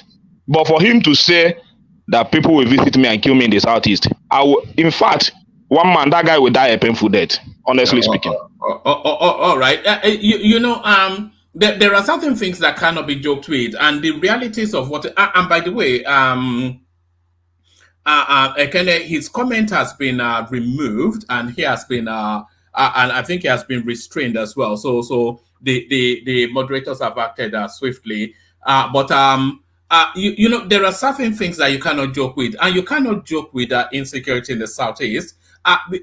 There are certain clips, like some of the clips you sent to me, for instance, Ekene, there are certain clips that are so. I think I shared it with one or two people on the platform. There are certain. If people see what is actually going on there, then they will know that it's not something to joke with. So just ignore Ganiyu. I think it's been at the bottle again. That's Ogogoro speaking, isn't it? So Ogogoro speaking, but keyboard warriors. People is probably sitting in his pants in some dirty little room, thinking he's the ruler of the universe. But apologies for that, Kene. So that's just the nature of it, isn't it? The internet. This is what it is. This is the raw organicness of who people are. If they're not on the screen, what's going to happen to him? The most that can happen to him is that we delete his comment and remove him. Nothing will happen, and then he will just go to another platform or just go out and get, So the person have work everywhere. A peaceful platform, you come there and have work and go. Yes, but we've all had it, by the way. So you are now a full member of the platform. They've caused my own mother here also. So don't think that. One man, I'm not concerned whatever you speak to me, but you threatening using my life to say that I will die or this and all that. What is that? No, you can call me an IPOB, I don't care. You can say that I'm even mad, I don't care. But saying that I will die in the hand of others, I don't. Who gave him such authority? No, apologies for all that. You have a long life to live. So sorry about that, Ekene. Let's go back to King Emeka. But Emeka, this is the internet, isn't it? It can be, it can actually affect you in real life. When people say things to you, sometimes you come off the net and it affects you sometimes psychologically. I agree. May I use this opportunity to welcome Ekene to the full-fledged membership? Yes, the baptism of fire. One man, you said it's only Ekene that's not annoying. Am I annoying? I'm a very good guy. Colada always get the biggest beating. Don't ask me. Go and ask them on Rudolph. Ask them if you're annoying.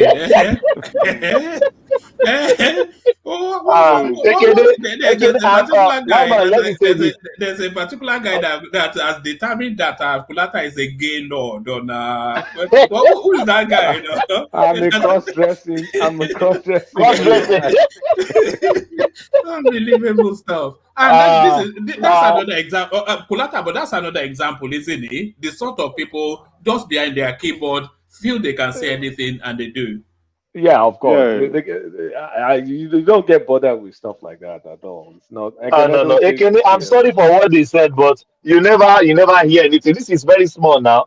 They call one man bastard. They call me what they don't call me. You, my brother, you just ignore them.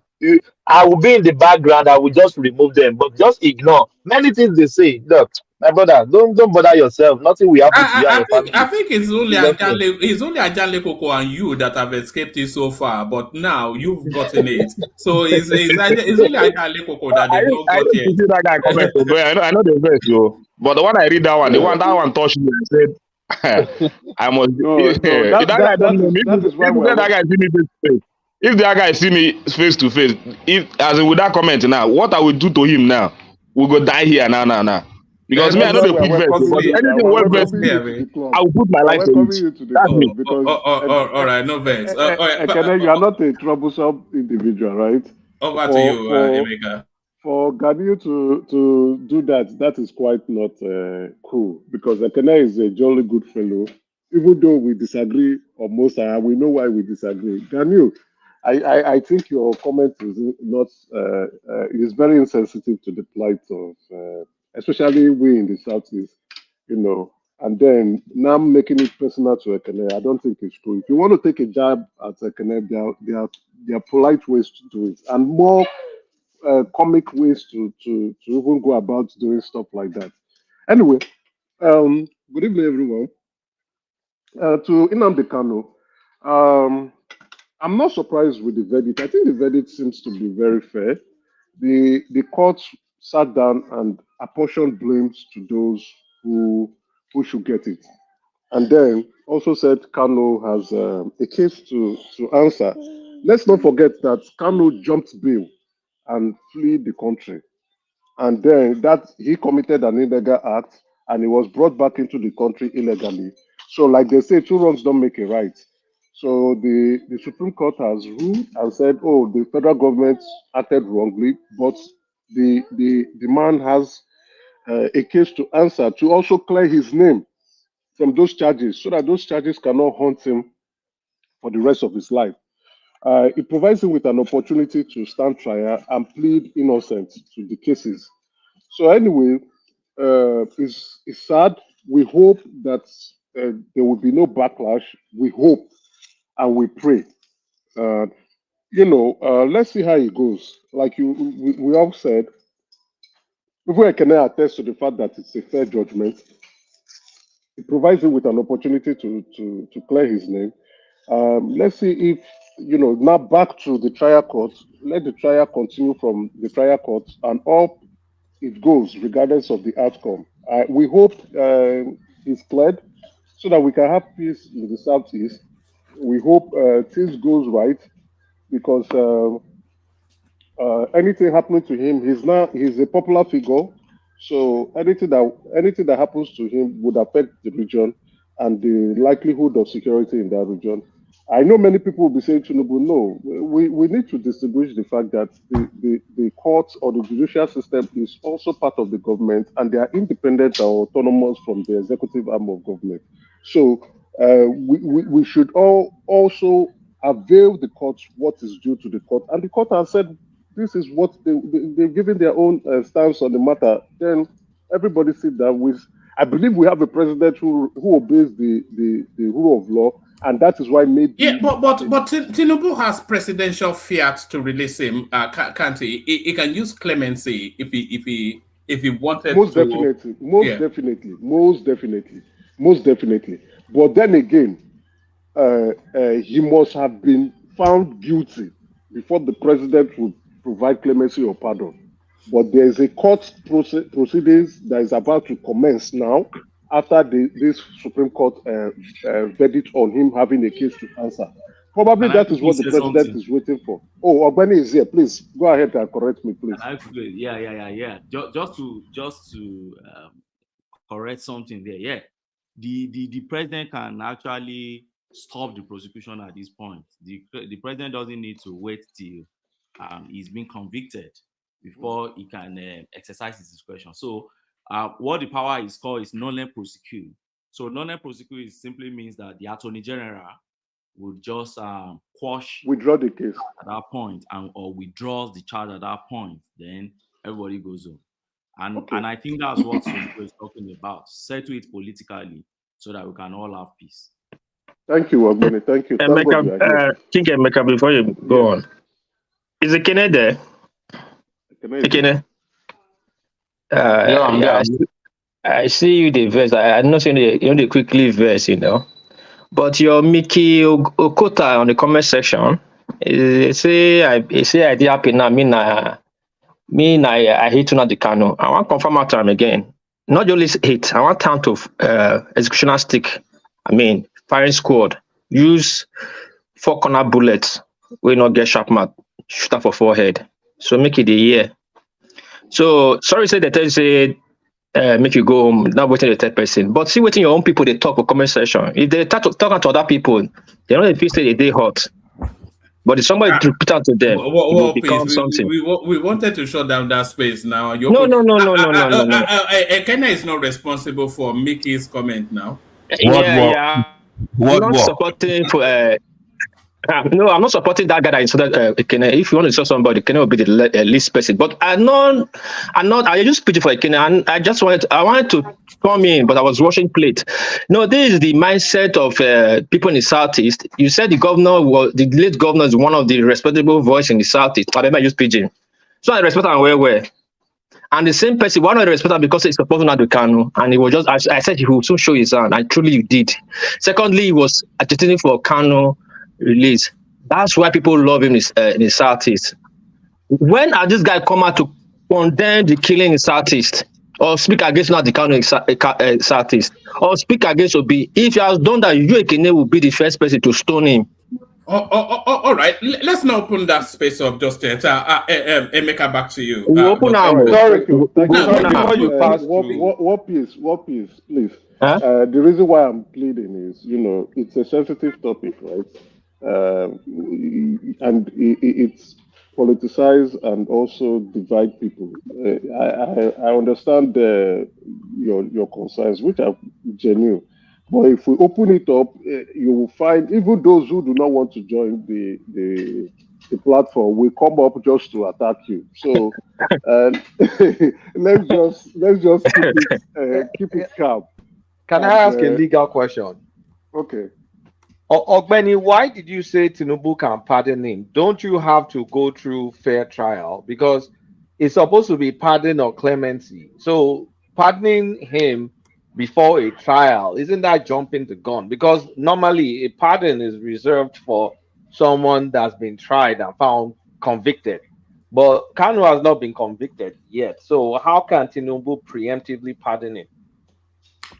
So the point is this: the state has the discretion to choose who to prosecute and who not to prosecute anywhere in the world. You can't compel the state to prosecute someone. It's absolutely within discretion of the state. So, and don't forget, when you have cases in court, particularly criminal matters, some criminal matters are just strictly political. Yes, they have elements of criminalities in them, but we all know there are political cases that are in the garb of criminality. Why you have those who are strictly criminal matters. For example, when you're talking of theft, you're talking of rape, you're talking of, cases like armed robbery, kidnapping, and others. We all know these are strictly criminal matters, that it will even be immoral for a president or the attorney general to enter non-prosecute in such cases. But there are cases that are largely political. For instance, was in Nnamdi Kanu matter, 3 major points or major counts, as far as I'm concerned, although later they increased to 15. Justin Yanko struck out some of them, but Sununko has restored almost all of them now and asked him to go and face his trial. But when you look at it, there are 3 major issues that he's facing. The first issue, basically, that the man is facing, which I think is the most grievous, apart from the treason, felony, and all those things, because all those ones that are from his utterances, that's where they are making all those ones. But basically, they said he killed illegal radio equipment in the country, which I know that it's actually a criminal matter, okay? But there's hardly any political fight you really want to fight in anywhere in the world when it comes to self-determination, that radio station is not always the basic tool they always use. You see where the element of politics now comes in now. So the radio station thing, it has started what you call Radio Kudirat outside Nigeria. Sorry, I said Radio Kudirat, that's the Tinubu zone. After all, Tinubu was even in the same shoes before. Don't forget the days of Radio Kudirat and others. And Abacha was no. You say something, Mama. I apologize. I wasn't talking to you. Let me mute myself. Okay. So the political part of it is what I'm talking about now. It's largely political. First, is bringing illegal radio equipment to the country to destabilize the country. Secondly, treason fellowship, treason felony and felony. Thirdly, they said he is terrorism and attempts terrorism. Then he insulted Mr. President and all sort of cases, which everything still borders on self-determination that this man is fighting for. So my point is this: the case is largely political. We all know, can't shy away from that fact. It's largely political than the criminal part of it. So the Attorney General has the discretion to decide whether to continue with the prosecution or not to continue with the prosecution. That's the point I'm just trying to make. Not that he shouldn't face his trial or he should. So basically, they withdraw their charge. They could, yes, they have the power. You can't force the state to prosecute. They choose whether to prosecute or not. It's the absolute discretion of the state to do that. Okay. Ogbeni, sorry for this. Are you telling me everything that Nnamdi Kanu has incited people to do? Does Emeka still has the floor? It doesn't like but Emeka is a gentleman. He will like interjection because he always interject as well. Does it mean that everything ascribed to Nnamdi Kanu, telling people to go and do this, do that, that means all those people just die for fun? Yeah, when you can answer that, please. No, of course. If I always believe that if the state wants to prosecute you, even the way you are, if you enter Nigeria today, if Nigerian state want to prosecute you for political reasons, they will have every reason to prosecute you and get it to a logical conclusion. It's just like Yoruba did that say him or Korimachi. There's no way they will get something against you and they will get all elements of crime to prove and get it against you. But so the point I'm making is I'm not saying he should be free from his sin. I'm one of the advocates of Nnamdi Kanu must face his crime. And one of the problem I have, major issue I have with Nnamdi Kanu is his own the tribalistic way he's going about this thing. That's my own problem I have with him personally. Not, you possess the legal radio. Illegal radio are very many in Nigeria now. Many illegal radio everywhere. People broadcasting anyhow. What of the social media one? Are you controlling them? So, in position of legal radio, treason felony, felony, then treason, terrorism. Where do you find that in it? Even the Supreme Court in decision today condemned federal government for invading his house, because of his past privacy, his family life, and all these things that the Constitution protects. So you shouldn't invade his house and all these things. Supreme Court talked about it. So my point is not to let him go, but it is a case that can be settled politically. Don't let us shy away from that. It is. Soludo is not talking rubbish. You understand what he's saying. It is a case you can settle politically. But I don't see any way Nnamdi Kanu wants this case to settle. I think he's enjoying it. That's my own personal view. I think he's enjoying it. He has made more hero out of Nnamdi Kanu, and he has garnered more disciples, like from the southeastern part of Nigeria. And he has also garnered sympathy from the anti-Tinubu guys now in other parts of Nigeria. So he's enjoying it. I don't know, when you see Osekome and others coming out and doing their normal media advocacy as the current SMC advocate. They are all media advocates as far as I'm concerned, coming out and be making noise everywhere around. And Sumuka has delivered judgment today. You see him now laughing and just throwing out of the court. They are challenging that. So that's my point. Not that he should, if the state still want to prosecute, they should go ahead and prosecute. But it's just to tell you the position of the law is that it can be settled politically, and it's through the means of what we call knowledge prosecution, which is you nullify the prosecution and then you set the man free because the state stays free. I have a question for Emeka actually, because I know it's his time. One man, if you don't mind. Yeah, carry on. So which one? Because from the political perspective now, because people that are pro Tinubu that want him to release Nnamdi Kanu, they're also looking at it from the political angle that it might benefit him politically. But which one is more beneficial?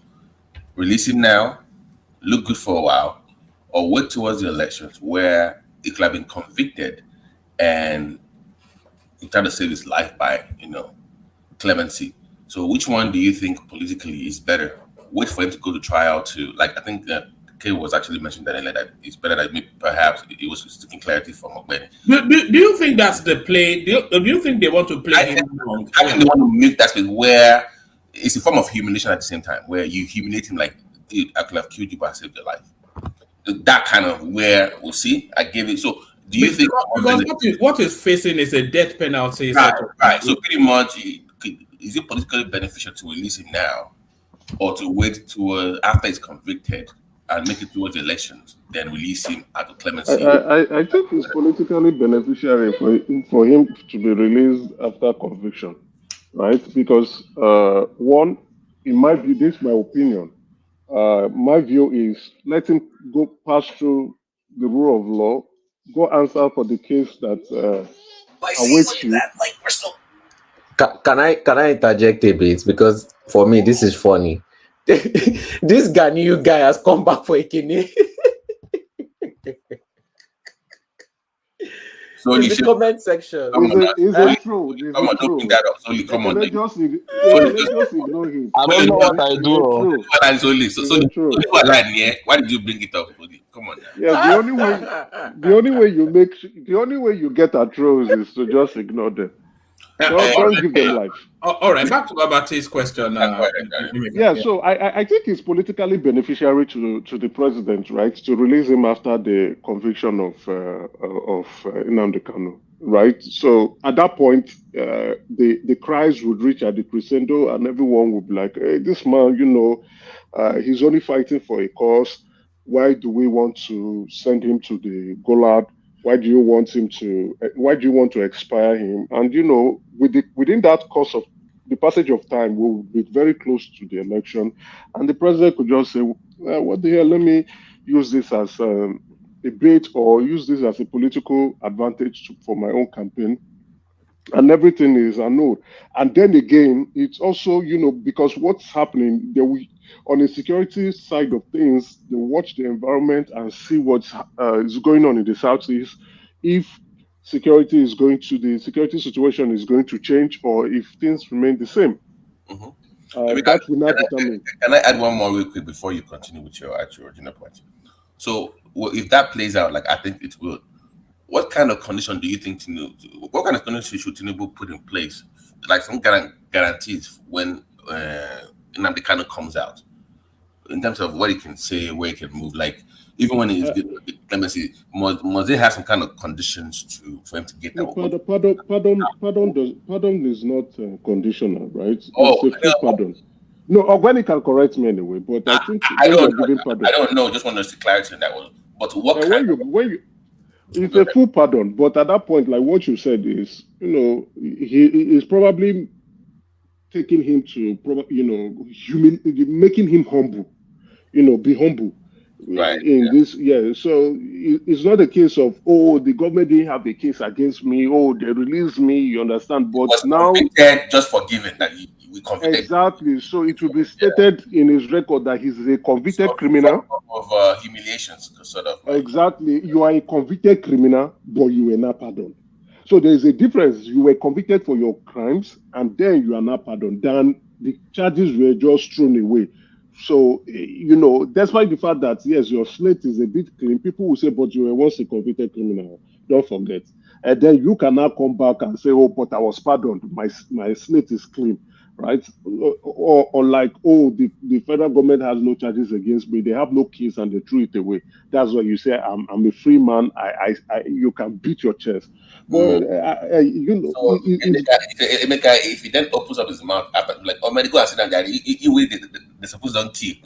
Don't forgive. Exactly. That's what it's going to look like. So he keeps him humble, right? If he goes out there and said, look at this man that we pardoned, you still want to go to the media to be talking trash. You know, that's the next thing that I think Buhari has already. I think Buhari has already humbled him anyway. The way he just snatched him from the streets of Kenya and threw him in a cell in Abuja. No, that one he didn't know that the world is a global village. Yes, where he was probably, you know, the entrapment, honey pot, you know, with the lady that was inviting him to come have a quick one, and then they took him. Emeka, so was he with a lady? Because the first time they caught him in Lagos, it was with lady. It was a lady that was inviting him to come and have a quick one. That was how they caught him. The lady enticed him. Now, come on, don't bring this to women. You know how they. Honestly, I don't follow this Kanu stuff, so I'm just surprised. Don't let his fans get angry. Maybe update Kolata. It was a lady that enticed him. You know, the man is using IPOP donation to go and be following him. Like Punjago. Fendi on Fendi private jets to Kenya. I mean, you can imagine, right? After all the donation,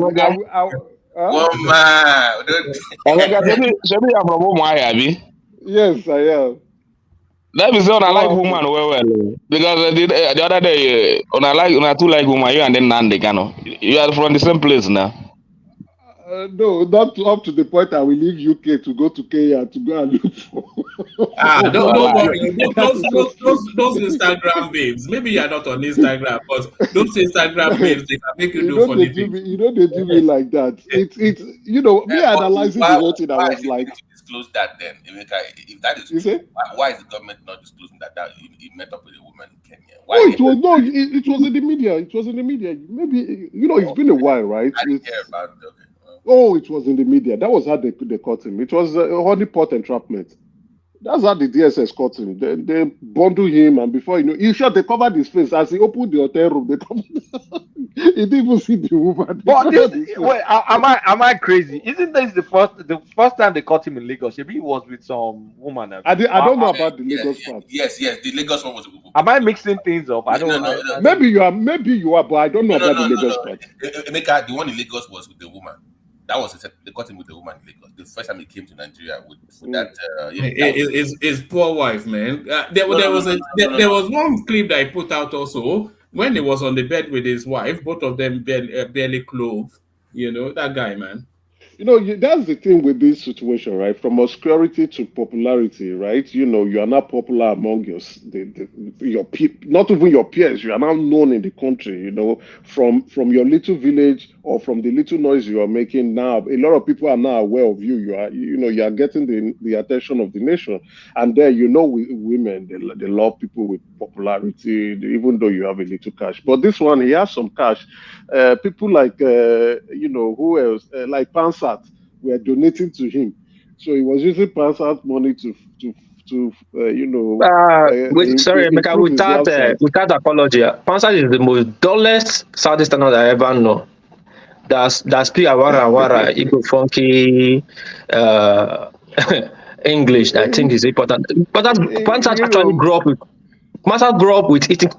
cocoyam. He led from the creek of the heartland of which was Jongo. I want you to come. I'm really waiting for him because I'm really waiting for him. That's one guy that grew up with cocoyam, overfed baby that overgrown his age. You know, most people in South India they are older than their age.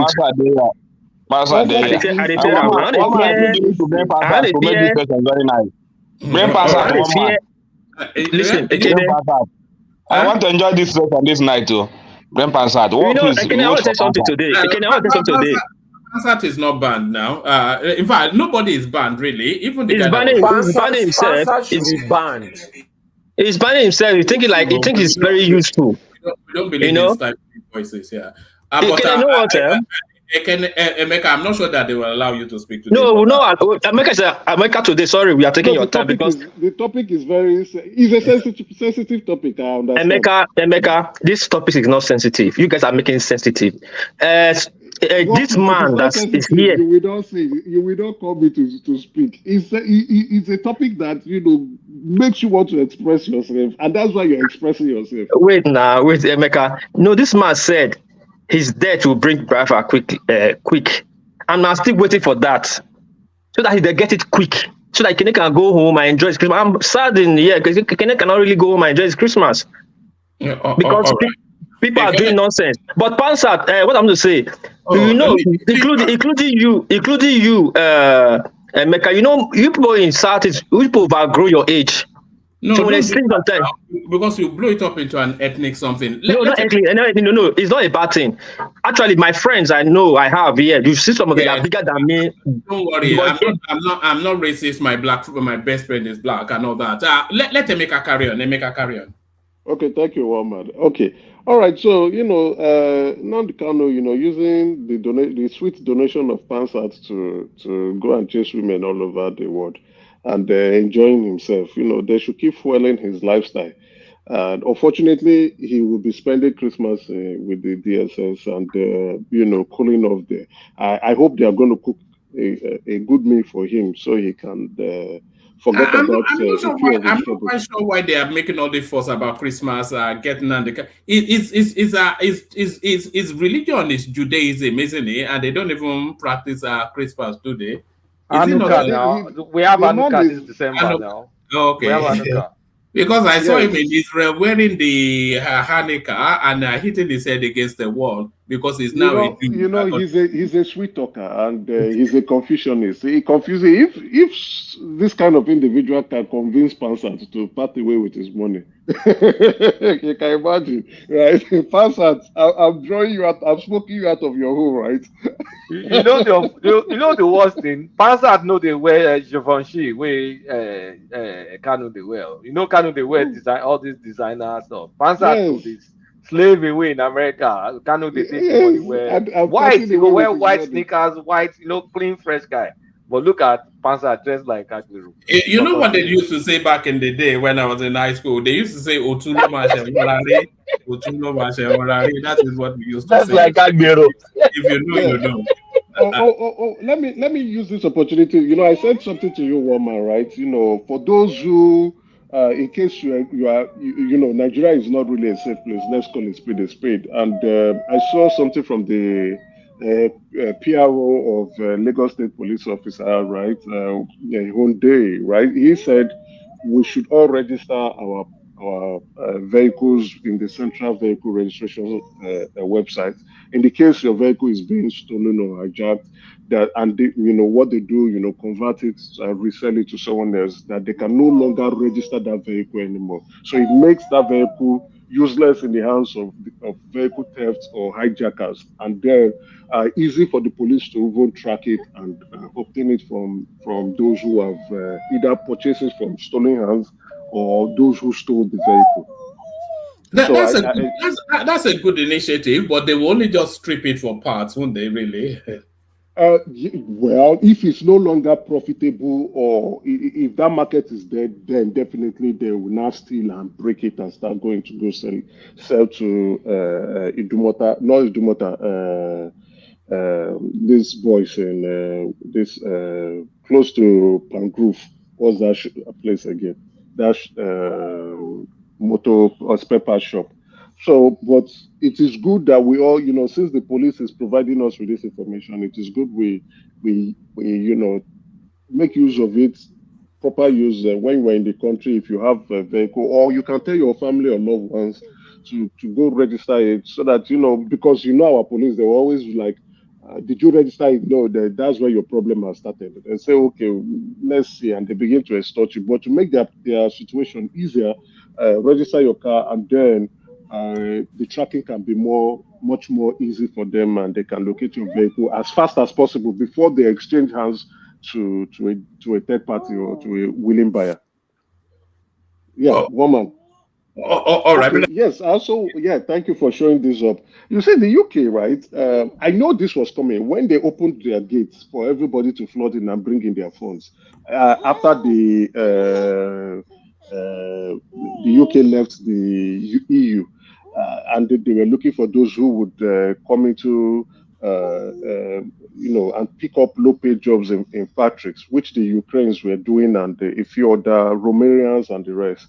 I knew this was going to come. The UK and immigration, it's not so short. They can, if the UK changes immigration law, don't sleep on it. Be rest assured that in a couple of months or years, they will change it back to something else. They are very sensitive to immigration. And once they see that it's affecting a part of the economy, they are quick to change their immigration laws. It's not like the United States or Canada or Australia that would keep their immigration law, and even if power move from one party to another party, that immigration law will still subsist, will still continue. But the UK, even if the wind blows them differently, and they look and they say, what is causing this wind to blow us differently? Oh, it's a couple of people from a couple of immigrants. They will just change it so that the wind can begin to blow them the way they want the wind to blow them. So I knew this was coming, and I advised friends and family, don't go to the UK. It's not a place. That money, you can try other places like the United States. But the rules are changing in Canada too now. I've heard that they've doubled the money that you are required to have if you are coming to Canada from $10,000 to $20,000. Yes, because of inflation, right? That's why it was increased. And again, rental price for houses have actually gone up. Not only that, what they've also done is they've increased the hours that students can work from 20 hours now to 40 or 45 hours. So students can even work more than we who are no more students, right? So you can work for 40 or 45 hours a week. So they understand that inflation has gone up. So you coming to a new country, they want you to have enough money to stabilize, rather than you being affected by the change of culture, change of location, and academics. Now imagine the UK now saying that you must have A's. That's what they are trying to tell everybody now. You must have A's in all your courses, or else they will start to question why you are in the country. Do you know why they're doing that?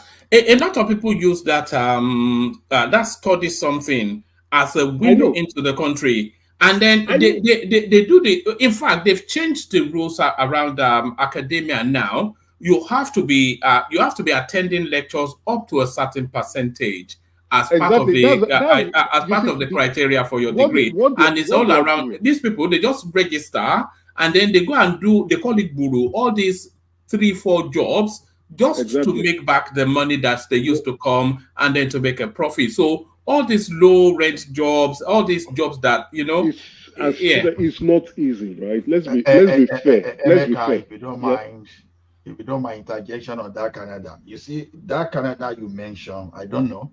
We have different view. They can even be crazier than the United Kingdom in some aspects. So never trust them. Once UK start this thing, honestly, it's just a matter of time.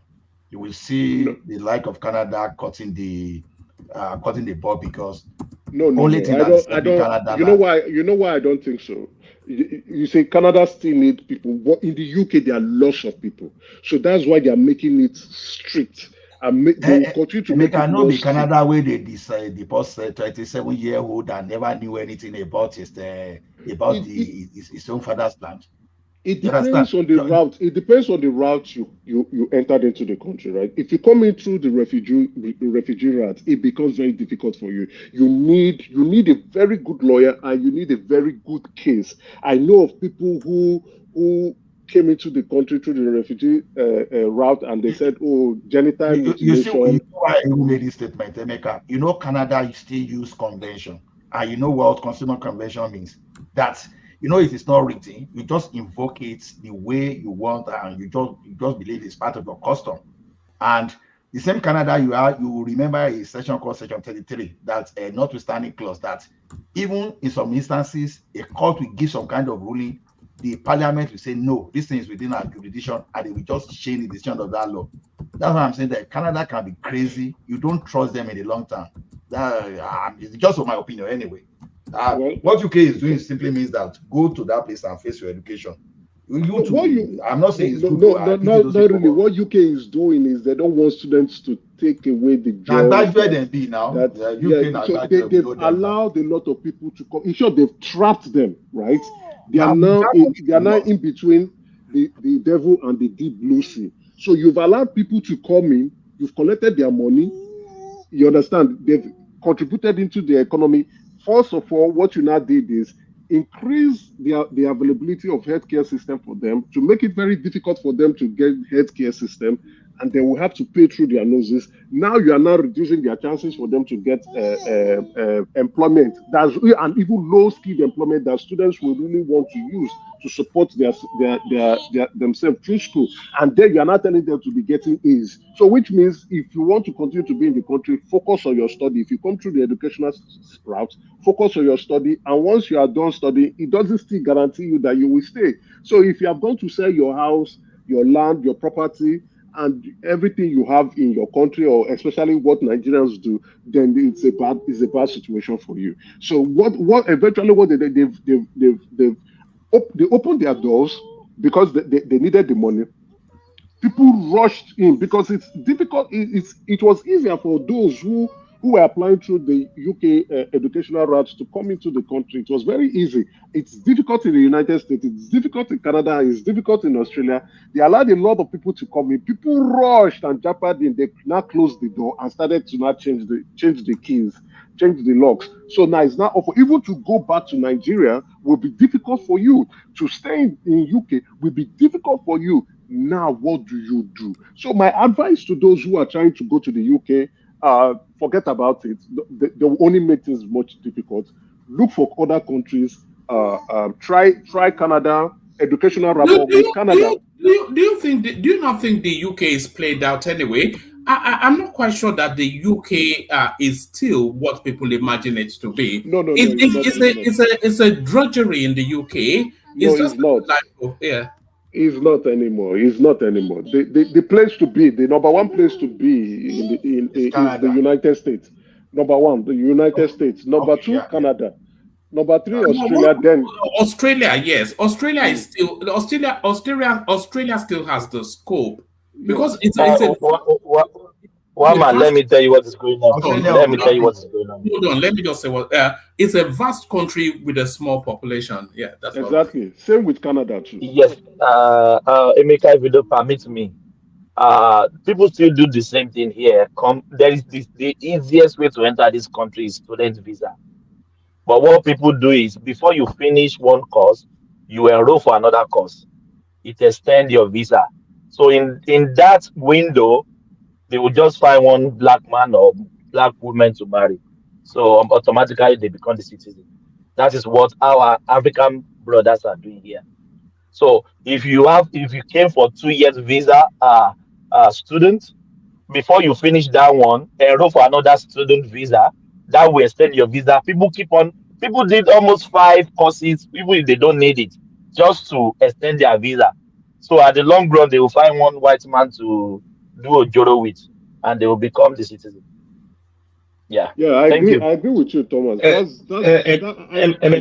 Emeka, the problem with our people is this: we just think one thing and hold on to this thing it get bad. When it's bad, we still be holding on to it. Now we are traveling abroad for education purpose or use education purpose to travel, but we never carry out research to look.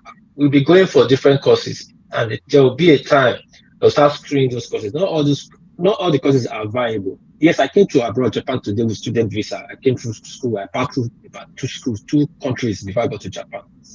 But what I found out at the time I was doing my own course there, studying personal relationship and IT, people was actually studying practical. Those people I knew that was studying practical today, they are big people now in the country they are. People need them. There was a guy, one of my friends, one guy I met, the Igbo guy. When he came, he was doing mechanic. That's what he was studying, practical. Other guy was doing plumbing. Those guys today in Singapore, they are hot cake. Why can't our Nigerians Trisky? Why can't you just apply for Trisky? It's online. It's on the internet. They are looking for plumbers, technicians. Sorry. Have that last interjection. Then round off the space, Emeka, and then we go on to Ogbeni, and then we moderate the interjections a bit more. But come in, Ola.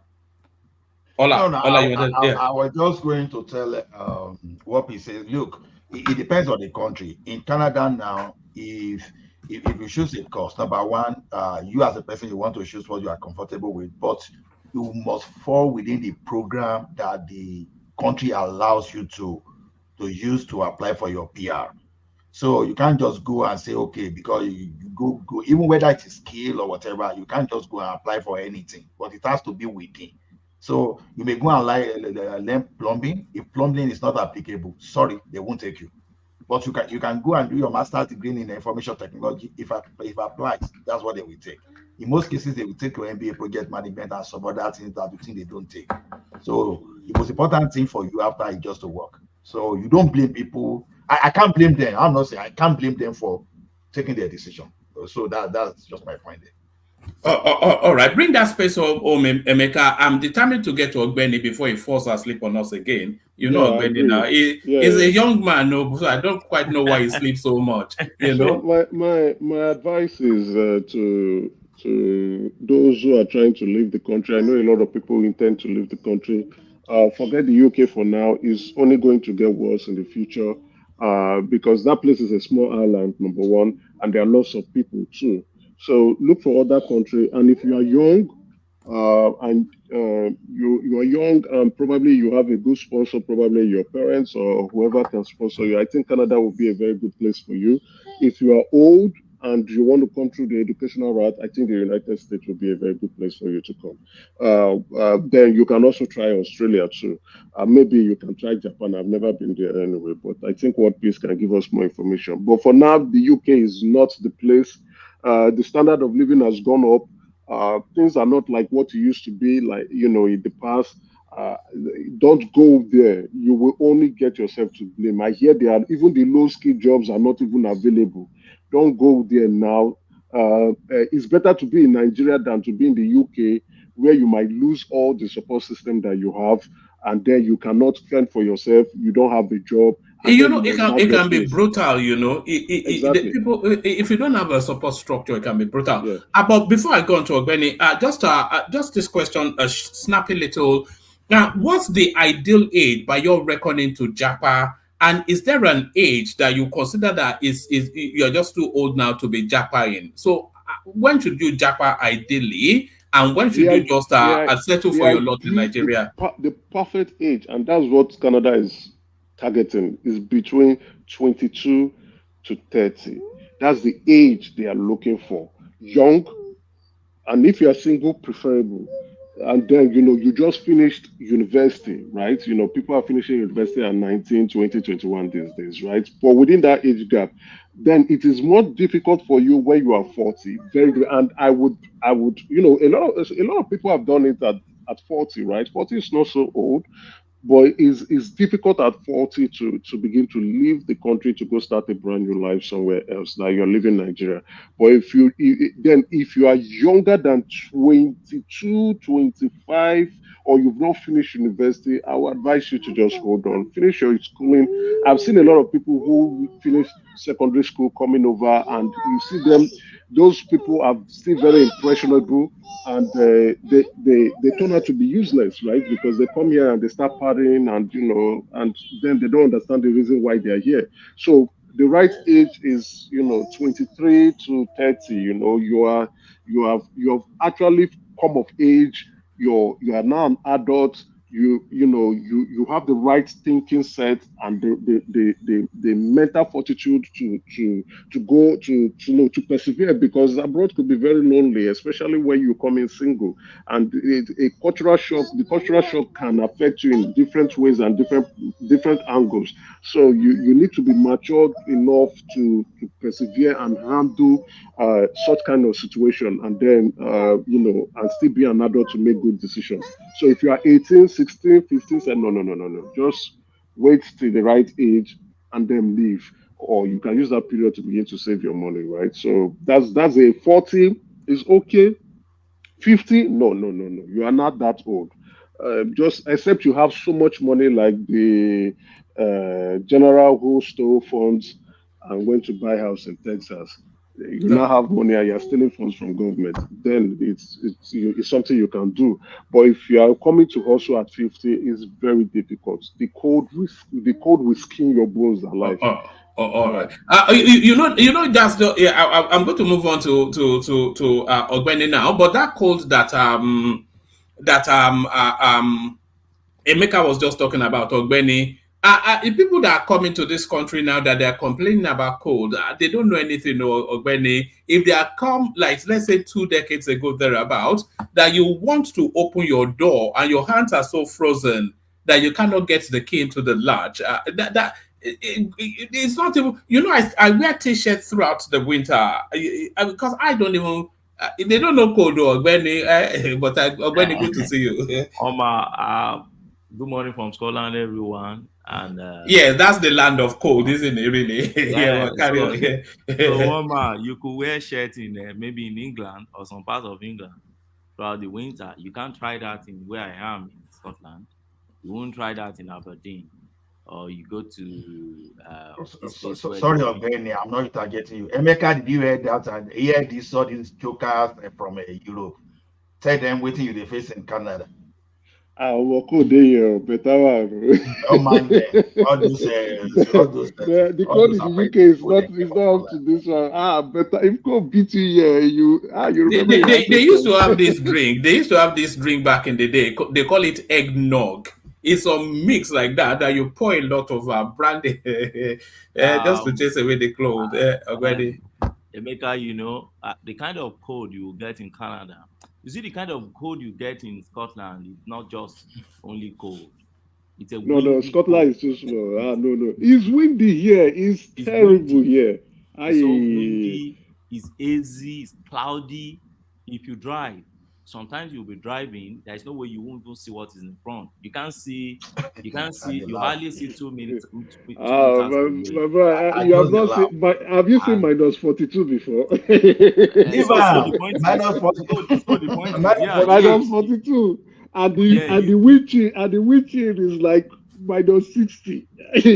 Nobody will tell you. There are some places in Scotland they call the highland and the lowlands. They are more like the valleys, okay? And you have roads in between 2 tall valleys, and you're driving to another town or village ahead of you. And such valleys are very unique and special to Scotland. You only get such valley elsewhere globally. Yes, I agree. Minus 42, minus 50, and others. It's not the same thing as wind. That's talking about the cold. You need to come to Scotland to just have a feeling of what we're having here. That is the only time you can understand. You won't understand if you are in Canada, you are comparing without experiencing what we experience. I've been to Canada severally. I know what I'm talking about. So, but that said, you see this Japa thing here. This is my view about it. I won't blame the United Kingdom government. What I won't blame is we've seen a lot around here. Although I've had some clients here, and I've heard a lot of what Nigerians do around here. So, if I happen to be the prime minister of this country or to be in government, I would also possibly be taking the kind of steps they are taking. What our people do here is not what you'd be expecting same people to do in most times. Okay, they open their border fine, but why do you have to abuse the system? You see many Nigerians coming in, brothers and sisters claiming that they are married, and so a brother is coming, you taking your sister like your wife, and you're taking your nephew and others as your children and coming to the country, and all these things they gather they have native intelligence, they gather street intelligence, and they detect all these things and they send you back on a daily basis. And you see people bringing children that don't even belong to them into the country as their dependent and also as their children. And over time, the system, one way or the other, find a way to detect that. Or you see people come into the country and abandon their studies. I've had a case where the gentle guy abandoned his study completely. He came to Scotland, was supposed to be schooling one of the universities in Scotland. He hired another person to be going to class for him, and then he was doing his 24/7 using what we call Oriolori in several places, jumping from one place to another, working, and then put the other guy on salary. So it was practically paying that other guy and the guy was attending lectures for him, and obviously the guy was caught during exam, and it became a serious issue. They were looking for lawyers to handle their case, and I just advised them on what to do. And so there are a lot of things we see around there. Or you're coming in, you told the system that you have your proof of funding, you show proof of funding, and you come into the country in less than 2 weeks, you are telling them that you are cash strapped. It's the same you that showed almost probably 15 million or 20 million in your account a few weeks ago. You just come into the country, you find Nigerians sleeping in library, sleeping everywhere around, claiming that, so we've seen a lot of things, happen, or you see Nigerians impregnating the Igbo ladies everywhere around, flocking around. I don't know. So if I happen to be, if I also find myself in their shoes, I'll be finding every way to tighten the system and then find a way not to allow foreigners to change the demography of their country. It's the Nigerians that actually ruined the social housing system in this country as well. Back in those days, if you apply for social housing, they will give you options of 3. And then Nigerians will go from borough to borough, from town to town, and they register everywhere and collect so many. My God, man! And they say we're not criminal minded. That's the thing. I've seen families. I've handled some cases there where you see husband and wife. They are not really fighting. There's no hostility, but they just create some artificial hostility, all because the wife just need to get housing to get a council flat for herself, and then you see Baba Mayowa later to a lot of things happen in this country, and you see council, all those social workers trying to hunt them and find a way to get information that they are still married and they are still going around, and a lot of things happen. And so I don't blame them sometimes when you see them taking all these actions. But by the way, you see, one of the things I see in the United Kingdom that make it outstanding is his welfareist package. You see, the United Kingdom is the best country on the planet. Nobody will argue with that with me. Welfareism, I tell you. Yes, And yes. Unlike America and all these countries you talked about, which are just purely capitalist countries, United Kingdom has this way of embedding their welfareism into their capitalism. But not until you have either indefinite leave to remain or a British citizen or passport, you can really enjoy or really have a deep understanding of the level of welfareism or the welfare. You guys got to understand how American work before you start criticizing America. If you go to democratic states, you see the best welfare system. So you guys don't know what is good. What is good in welfare? Ajale Coco. Democratic states like San Francisco, and California, where you see homeless people. That small country that is not bigger than. No, it's a lie. It's a lie. No. In San Francisco, you see homeless people walking up and down, sleeping on the street. In California, homeless people are sleeping. They are sleeping on the streets. They are using drugs. They are choking themselves. The government is even providing them. The government is providing them. No, it's a lie. I must tell the truth. I must tell the truth. That is not the government providing drug addicts. Is a lie. I must tell the truth. The government of those. No, why don't you want me to tell the truth? That is not the issue we are talking about. No, that's the issue. That's the issue. No, that's the issue. We are talking about welfare system. Okay, that is what we are talking about. They are saying, "Oh, United Kingdom." No, if you live in what do you call it? In New York City, the kind of welfare program they have there, you can't get it in the state of Tennessee or the state of Georgia. You cannot get it because the state of Georgia is a Republican state and Tennessee is a Republican state. But democratic control state, they have a lot of welfare program for their people. Housing. And millions of homeless people.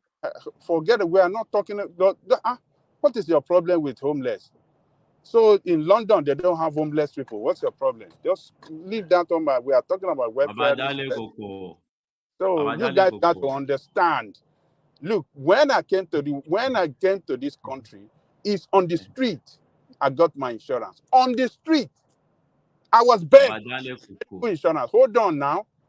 On the street in New York City, medical insurance free, zero deductible, zero everything, zero. I see doctor, everything zero. Especially zero. I don't have to pay nothing on the street. So you guys got to understand the way United States before. Don't generalize United States. The way state by state operate is different, and that's what makes United States the greatest country.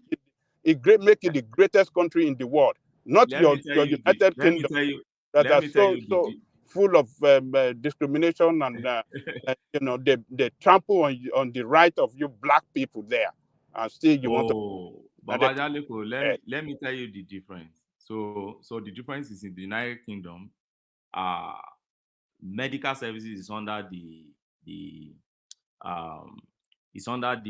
what do you call it now, Westminster. That's the UK Parliament. It's not devolved to the regional, right? So whatever policy you have, it's not state by state basis.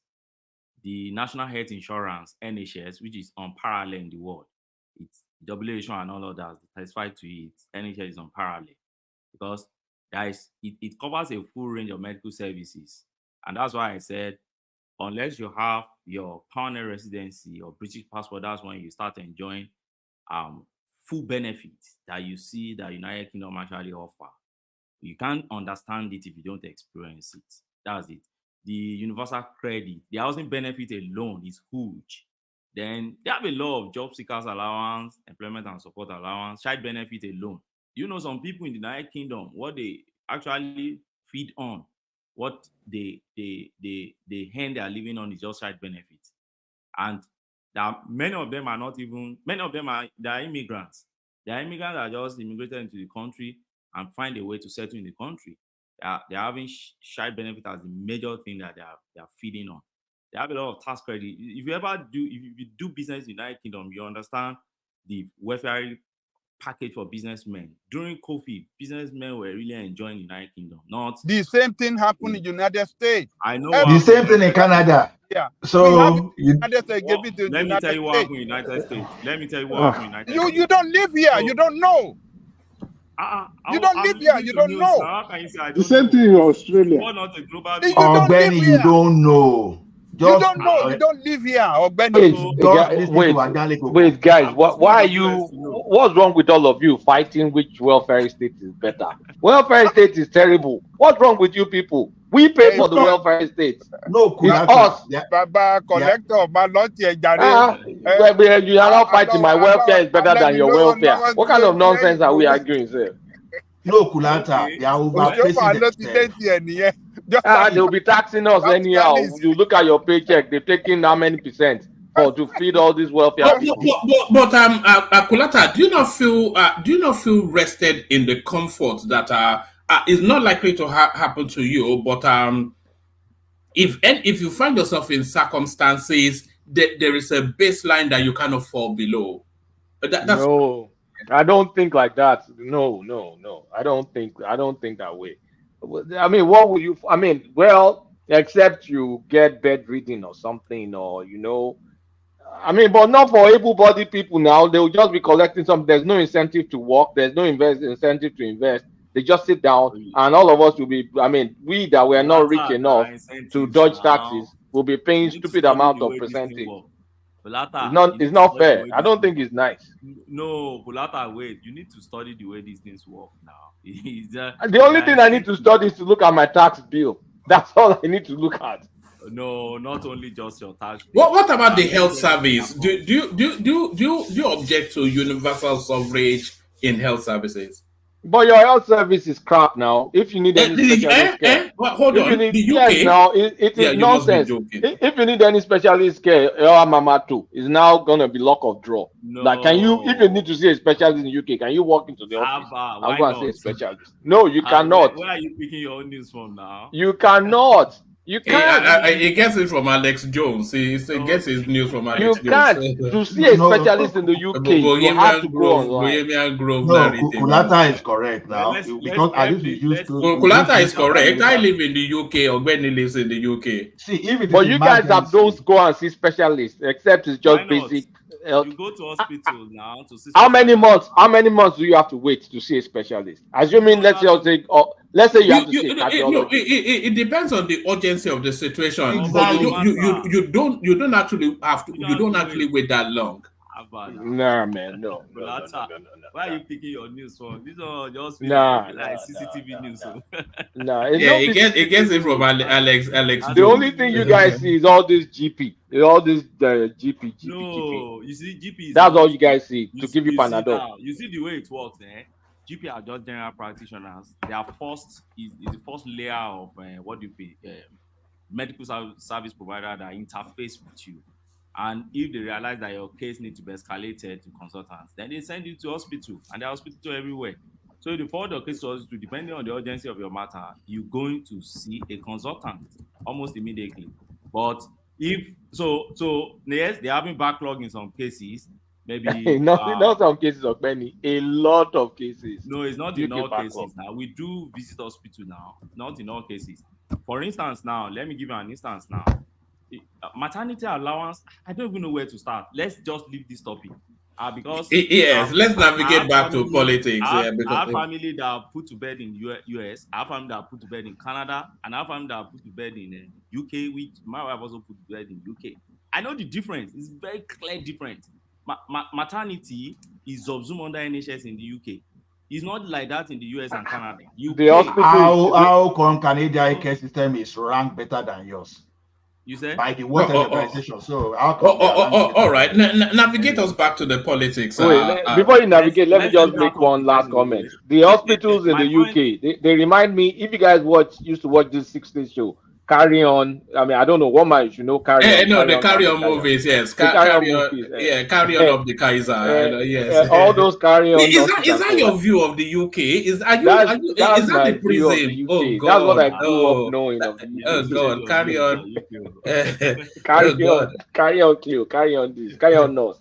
You know that Carry On Nurse. That's what it looks like. Exactly. That was some soft porn nonsense. Now it used to be. What was that fat guy? I have to go and watch it back again. But already look at that. Once I want people you want more well, for me, I'm presently doing business in the UK, and I understand the benefit of doing business in the UK. I have brothers that do business in US and Canada, and one of them doing business in Singapore.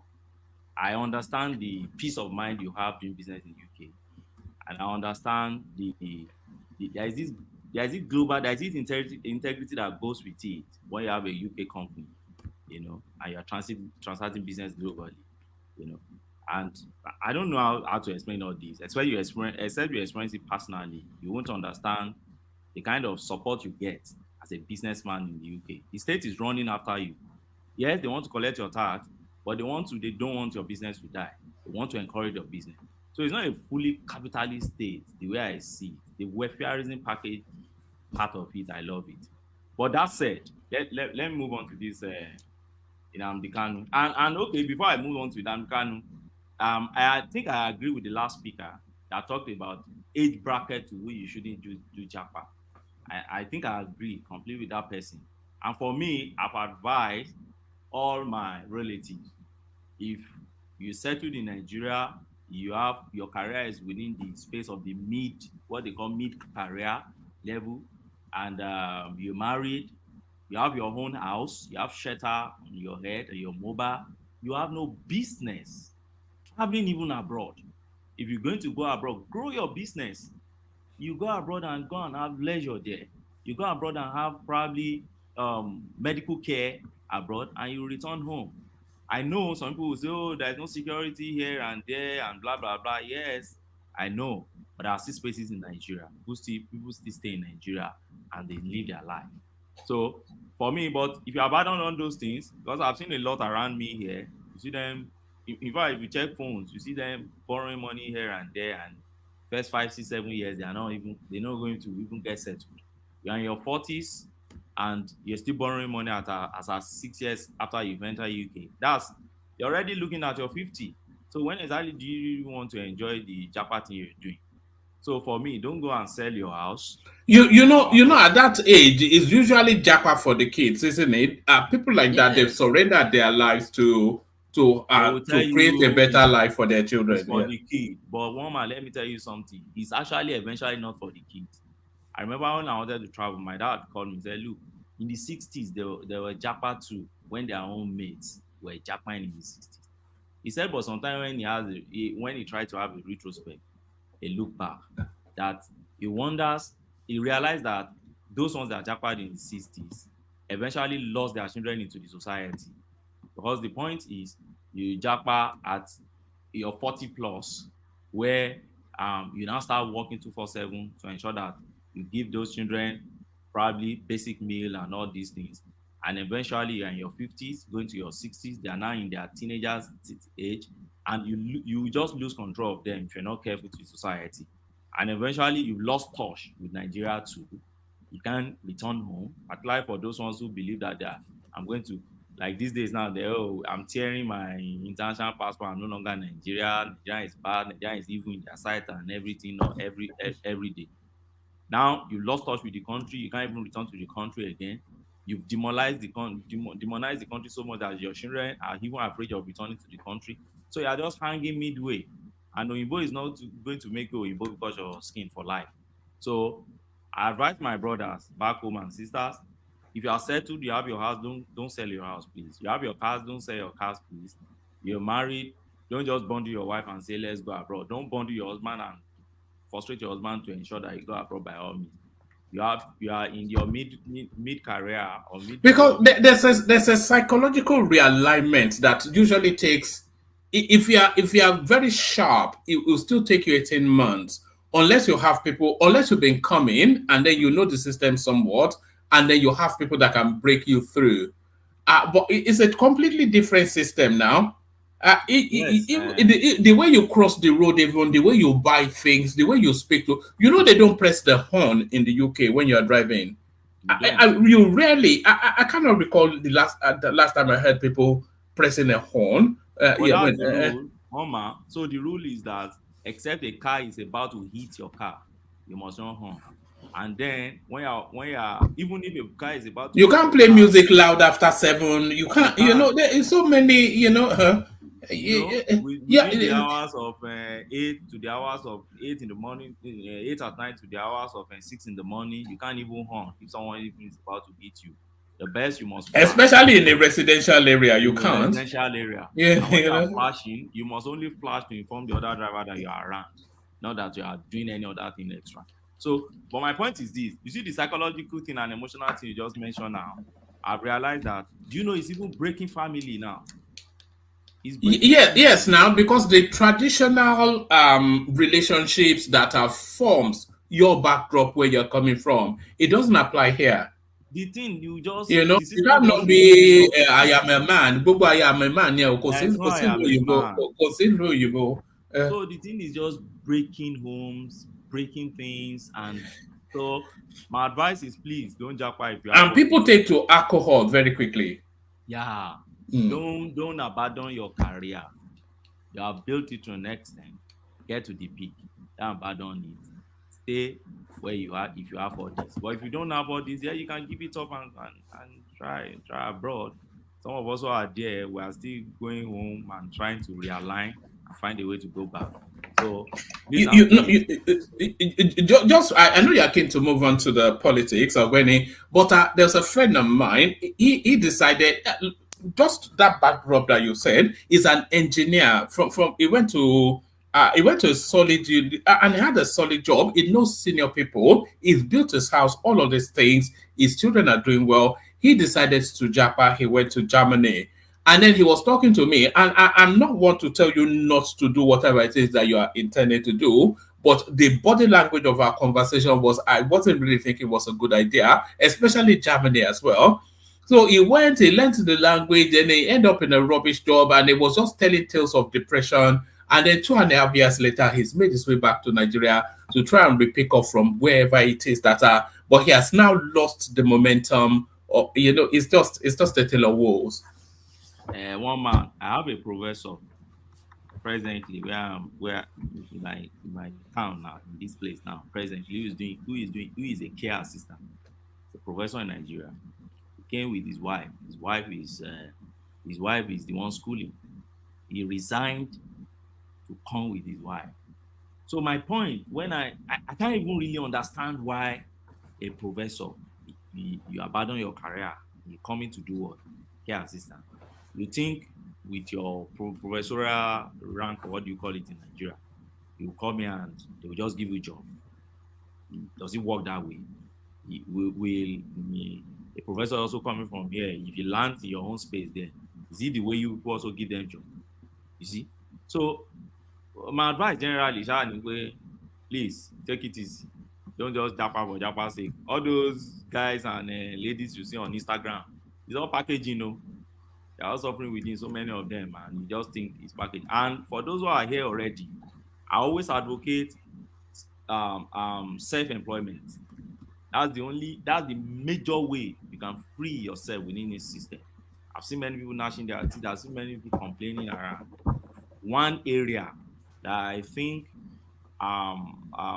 possibly the person that I stayed with immediately the first time I got to this country. I've been coming actually on holidays and others, but when I decided to move for my studies, the first person I stayed in his house, the first thing he advised me is find a way to be self-employed. When you are self-employed in this country, you enjoy it because you set your own time, you set your own goal, you declare your own profit, you pay your own tax, nobody determine what you are paying, and you still have your profit, and you're growing your business. You are nobody can treat you anyhow. You're your own boss, and it's possible. Yes, so that's the best way to live abroad for me. Best is the best. Self-employment is the best. So, but when you come, there's just so much to say for that because if you are in a paid employment in the UK, at whatever hierarchy or even in any Western space, at whatever hierarchy your pay, because of course your lifestyle is always commensurate with your pay. So everybody really lives the same life, but just at different stratas. So they will lock you in. You go and take that mortgage. So that then takes you to 50, and then you're done. You have enough just to be subsisting, and then you do your little shuffle around Tesco with your trolley, looking at the meal deals. Oh, is this one on offer? And all of this. Oh God, imagine. Goodness me. I met a man in there. Sorry, I don't know if I'm occupying too much time. No, carry on. I think people are enjoying this. Yeah, I met a man in 2020. Was it 2010? Yeah, 2010. I met a man in London in 2010. I came on holiday back then. It was the legal vacation, so I came. I spent it in London. So I was attending one redeemed church somewhere around Sodok, and I met the man. And so it was like 2 days to the time I was going back home, because I was a church person. So I always in church for the 2 weeks thing.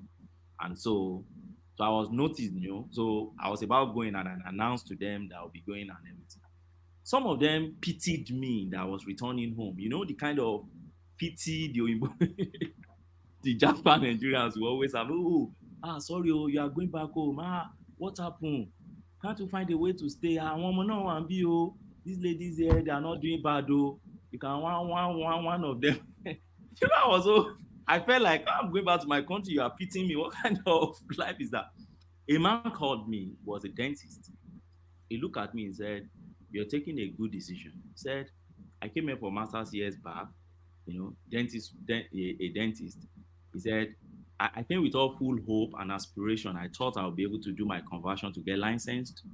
And he said, "Yeah, I am 16 years down the line. I'm not yet, I can't even practice there." He said, "But I've given up." He said, I gave up like 5 years ago because I took a mortgage. He said, after master, a lot of things happen. He had to get married, started having children. Later, he took mortgage. And he said, there's an age bracket they won't give mortgage. So when they are giving mortgage to you at in your 40s or in your 50s, they give you mortgage of 24, 25 years, 30 years. So already they are telling you by the time you want to be enjoying this property as yours, you're already 70 plus 80. You're already in the departure lounge about to leave. So you don't enjoy it. And by the time your children are inheriting it, they pay inheritance tax. So inheritance tax become a burden again because they are teenagers just going to the university. They don't have that money to pay. So they remortgage it for them, that part, and it goes on and on and on like that. So the man told me, he said, see, I gave up along the way. He said, but I have some friends who immediately they entered, what they simply did, some of them make sure they put through to get their conversion, to get their license to get converted immediately. They went through thing and thick, but now they are enjoying. He said, and there are another set of guys who never lost touch with Nigeria. What they were doing was buying things, taking it back home to sell, coming back, buying things. He said to him, they looked unserious back then, but now for him to have a look at have a retrospect now, he realized that they took a very good decision for themselves, unlike himself. Was just doing what the man does presently now is care in the morning and then security at night. And that's what he does. Mike, but imagine that a dentist after that wasn't daddy's plan when he sent him to medical school, was it? A Yeah. So the point is, please, if you even Japan, you're already there. Try to find a business. There are so many businesses around, and by the time you start growing it, if it's in UK, for instance, the state supports you. There is this support mechanism you have to grow your business because they know that they will gain tax from it and they will count it towards part of the employment they have created under their government. So there's a way then also in the US too, I learn people do that also in Canada and others. Self-employment is just the best when you're staying abroad. That's the way I see it. All right. Yeah. If you're a professional too, try to convert and get licensed and stay within your professional lane. But to be doing care, security, and all this around, I'm not saying it's not good to start with, but please don't stay too much on that lane. You're not building any career. You're doing the same thing for the next 10 years, the same thing you just continue doing. You're not getting any promotion. They can say, okay, yeah, it's senior career, but what is senior career? What do you do? Maybe 50p, 60p over and above all that. So you don't really do much, and you just exhausting your time. So that's for that. Let me move to this Nnamdi Kanu thing. One man, you see, this Nnamdi Kanu thing. I first said that Tinubu can settle this issue politically, which I believe he can. He has every power to settle it. But if you ask me, should Tinubu settle this issue politically? It's a big and a capital no for me. It's a big and a capital no for me. Why will he settle Nnamdi Kanu issue politically? Except for those who never listen to Nnamdi Kanu talk, who be saying this, or those who believe in what the man has probably spoken about or his utterances. That's the only thing that can make anybody to believe that Nnamdi Kanu should be free. So sometimes I wondered when people like Michael Zekome, Kanu Agabi, Paul Ananaba, and all those senior advocates of Nigeria, you see them on media talking about why he should be free and all that. Sometimes I wonder where they put their conscience. But I've come to realize these days that we now live in IT world where we now live in a world where people now do what I call selective righteousness. They pick and choose what they want to believe in. They pick and choose what they think is right or wrong. They lack ideology. They lack a lot of things. Even elderly people, there are a lot of frequencies now in people who you think they are elderly. That's the problem I have with people who are advocating for Nnamdi Kanu. Because what Nnamdi Kanu, was about to do, or what he was doing. I'm an added follower of Nnamdi Kanu's Biafra radio. I've been listening to that radio over time. And Nnamdi Kanu started like more like a human rights advocate. In fact, he started like supporter of the government of the day. Right? Later, he started going against Jonathan. Later, he went against Buhari. And then he wanted to slink into the country. He was picked. And when he was picked, yes, they said they got some documents with him that show some, he wanted to import some radio equipment and everything into the country and that. Then they charge him. So then you want the president to release him. Why? I don't see any reason why the president should release him. What I've just said is that the president has the power to release him. Well, I don't think the president should release him. But let me go to what the Supreme Court said today, probably to just enlighten our audience to know what the Supreme Court said. Because I've started seeing some things in the space where people talking about, oh, the Supreme Court lambasted them, oh, they did wrong, they did no. Don't get it wrong. People should understand first and foremost that Supreme Court is first a court of policy. All right, yeah, a court of law too, but they don't just go straight to they don't just make decisions based on fact before them alone. They are also court of policy. They look at the implication of their decision before they make decisions. So 3 major things the Supreme Court said, or 3 major areas they touched. So the first area they touched was whether or not he should go and face his trial. And they answered that in affirmative. Go back and face your trial. Don't forget that the Court of Appeal has struck out those counts. When Jose Kome and Onda be shouting, no, he has no case to answer again, Even when the same Court of Appeal granted stay of execution, they said, oh, no, there has no case. But now, the Supreme Court has restored that charge and said, go and face it. So, however frivolous that charge is, just go back there and face it. Then, secondly, they said the way they handled his return to Nigeria did not speak well of Nigerian image and was illegal. Not illegal. It was unlawful. And therefore, he has the right to pursue redress through the civil means. So that is left for him. If you want to pursue, he can pursue redress through civil means. Then the third one was the revocation of his bail. So they said the revocation was wrong, and then they condemned Nigerian law enforcement going to his house to invade his privacy, his life, and all sorts of things. They castigated them on that. But don't forget the main point that the federal government of Nigeria took to the Supreme Court, that the major point was whether he should go back to face his trial. And the Supreme Court answered, yes, you must go back to face your trial. The trial against you, the state that prefer a charge against you, then go back. But now, if you now ask me, where did I think the Supreme Court has gone wrong? I think there is a place where I think the Supreme Court has gone wrong. Where I expected the Supreme Court to make pronouncement on is that if the Supreme Court is saying that the revocation of his bail was wrong, then I think the Supreme Court has the inherent power to now restore that bail and possibly on some conditions, but still grant him bail. The reason why I'm saying this is this. What the Supreme Court has just done has created a precedent. And that precedent will be followed by other cases that follows. Who knows who is going to be the next victim of this precedent? So, and that is why I think as a court of policy, they should look beyond the Nnamdi Kanu case. They should think of the kind of precedent they are creating, which for me, if I was in their shoes, I would find a way. Sorry, are you arguing that they were wrong to say that the revocation of his bail was wrong? They were right. So since it was wrong, there should be a consequence. Oh, you mean they should have reinstated the? They should have reinstated it, possibly with more stringent conditions.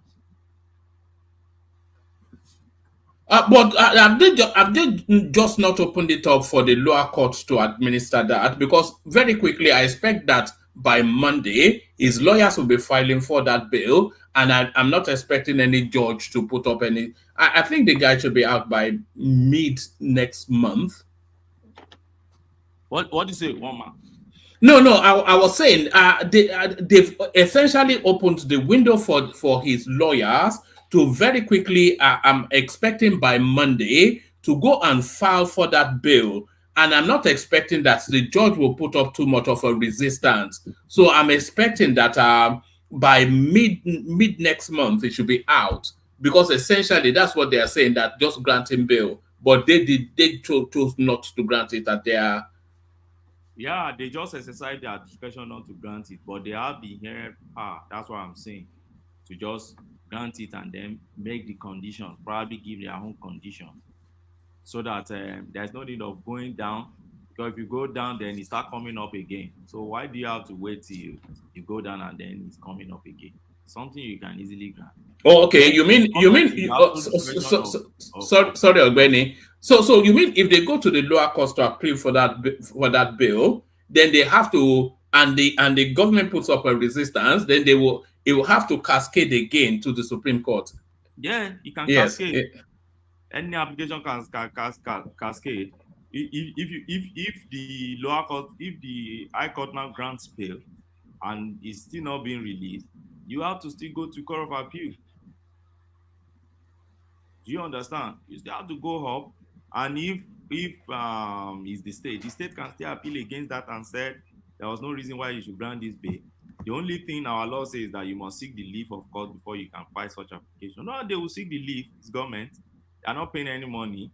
After all, the lawyers in Ministry of Justice are on salary, so they are collecting their money as government officers. So you also put in paper, and then you continue escalating it up again to still come and meet the big masquerade in the Supreme Court. So for me, if I was in their shoe, I would just simply grant that bail. Since I've said the revocation was wrong, then consequential order should be okay. I restore the bail, and then I'm adding more condition, because the fact before me is showing that he has jumped this bail before. Yes, you breached his privacy and all that, but he jumped the bail, he escaped the country.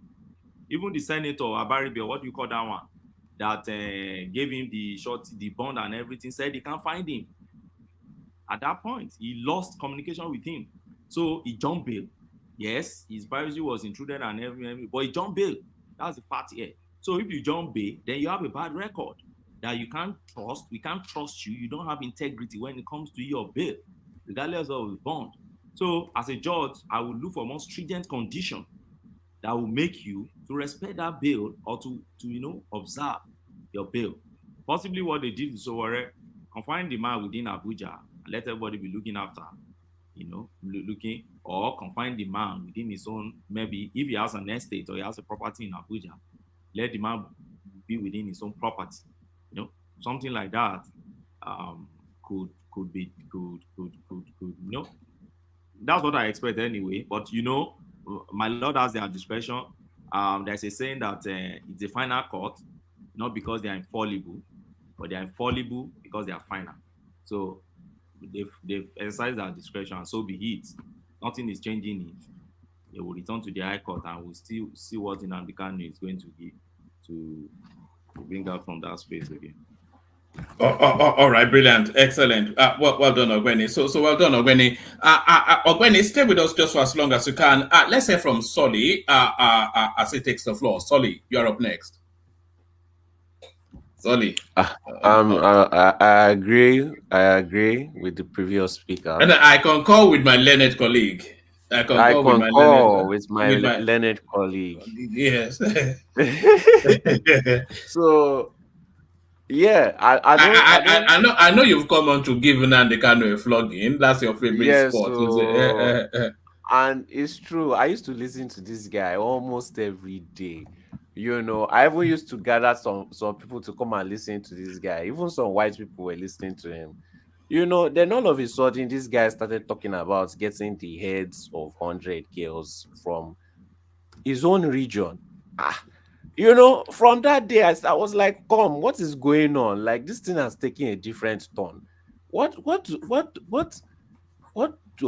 does innocent girls' heads have to do with your campaign?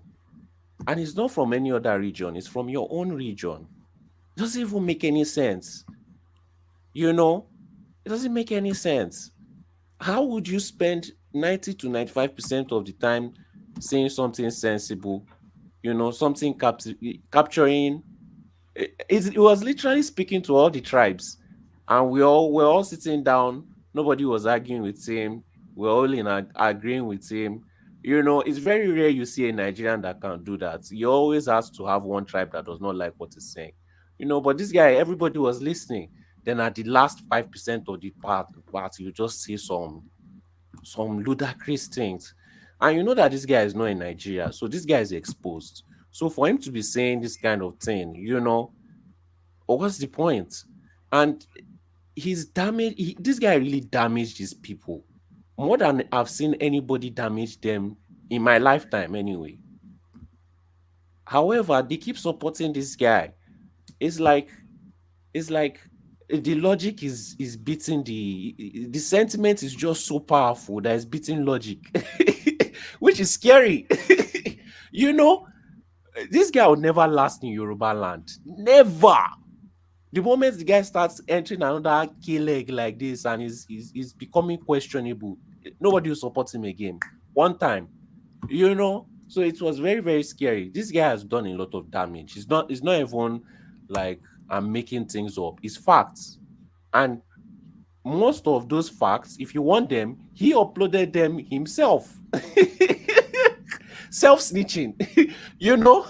So he snitched on himself in multiple live sessions, which you can still watch right now. This guy is not coming out of prison. Let's leave sentiment aside. If this guy was in any other country, if this guy was in US, this guy may not see sunlight. Maybe he may be able to come out of his cell only 1 hour a day. Those are the kind of things this guy did. In UK, US, this guy will not see sunlight again.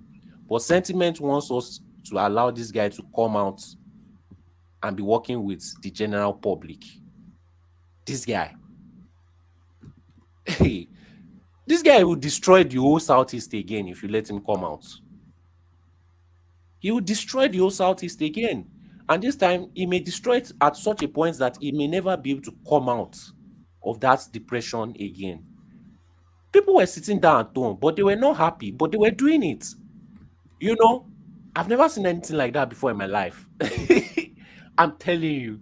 Maybe in like North Korea or some other strange country, but I've not seen it before.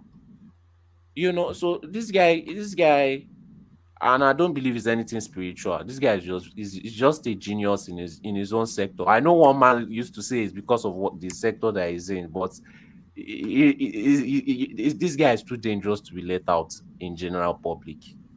Sentiments aside, you know, I'll be too scared to live in an environment where this guy is working publicly. This guy but there'll be conditionalities to his release, though. It's yes, not as but this guy's mind will never be settled. This guy's mind has never gone down before. From the moment we saw him, he has always been calculating and plotting. Even if you have those restrictions, this guy is going to jump it one way or the other. This guy is going to find a way. His mind never settles down, and it doesn't seem like someone who uses drugs. Doesn't seem like someone who is affected much by alcohol, which makes him more dangerous. You know, which makes him more dangerous. Somebody that doesn't take drugs.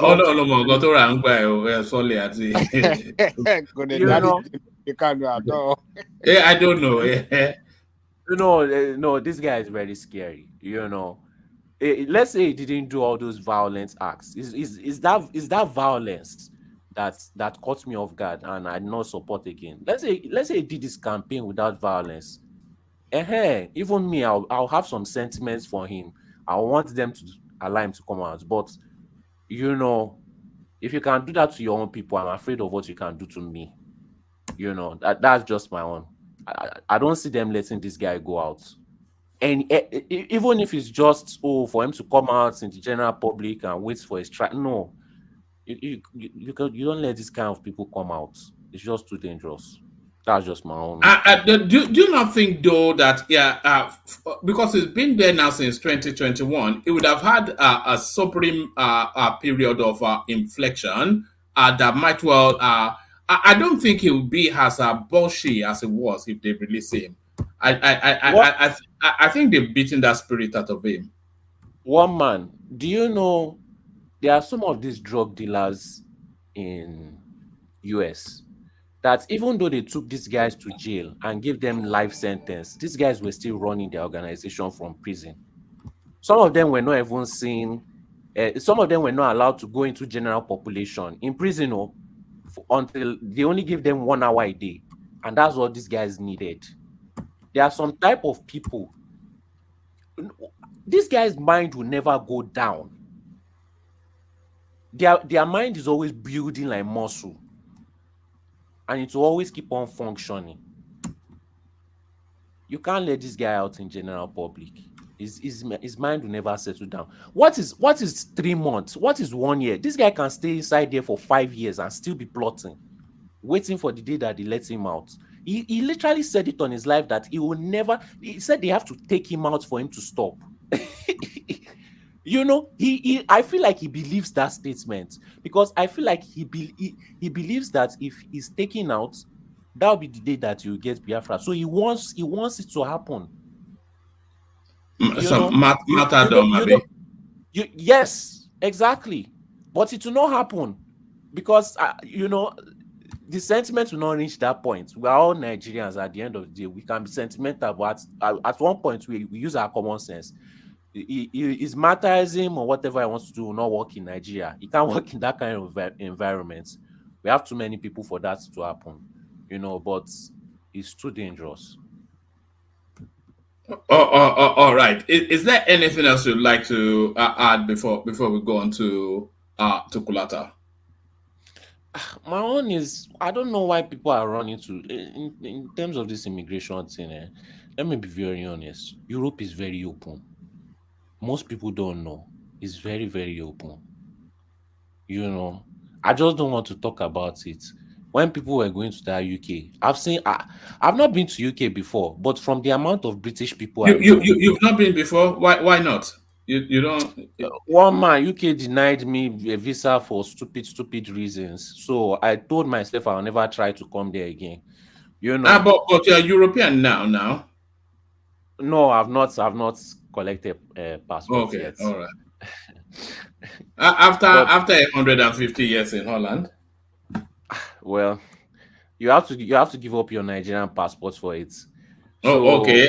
And you have some sentimental attachment to your Nigerian passport. Look at this guy. You must be. I have family in Nigeria now.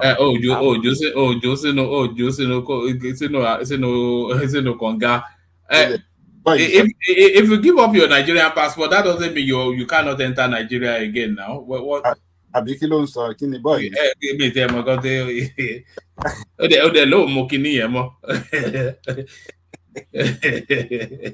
will need visa to enter Nigeria now.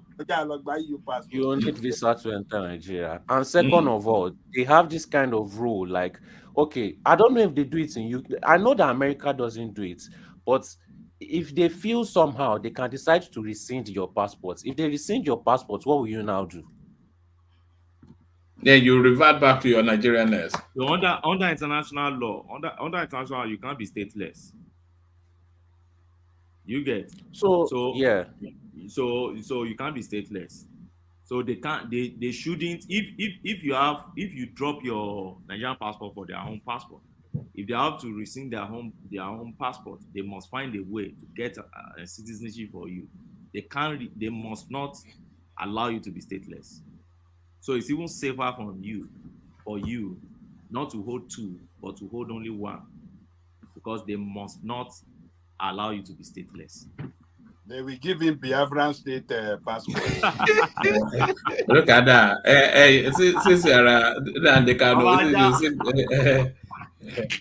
No, the only time I think is good is if you are going to US, if you have something to do with US. Any other use, I don't really see it. But I'm still testing that US waters, But I don't like US. US is a bully. They bully too much. You people, what you are enjoying in US is from bullying, and you have too many crazy people in US. Too much guns. I don't like guns. US protect your whole land where you live. Without US, I know now. I know.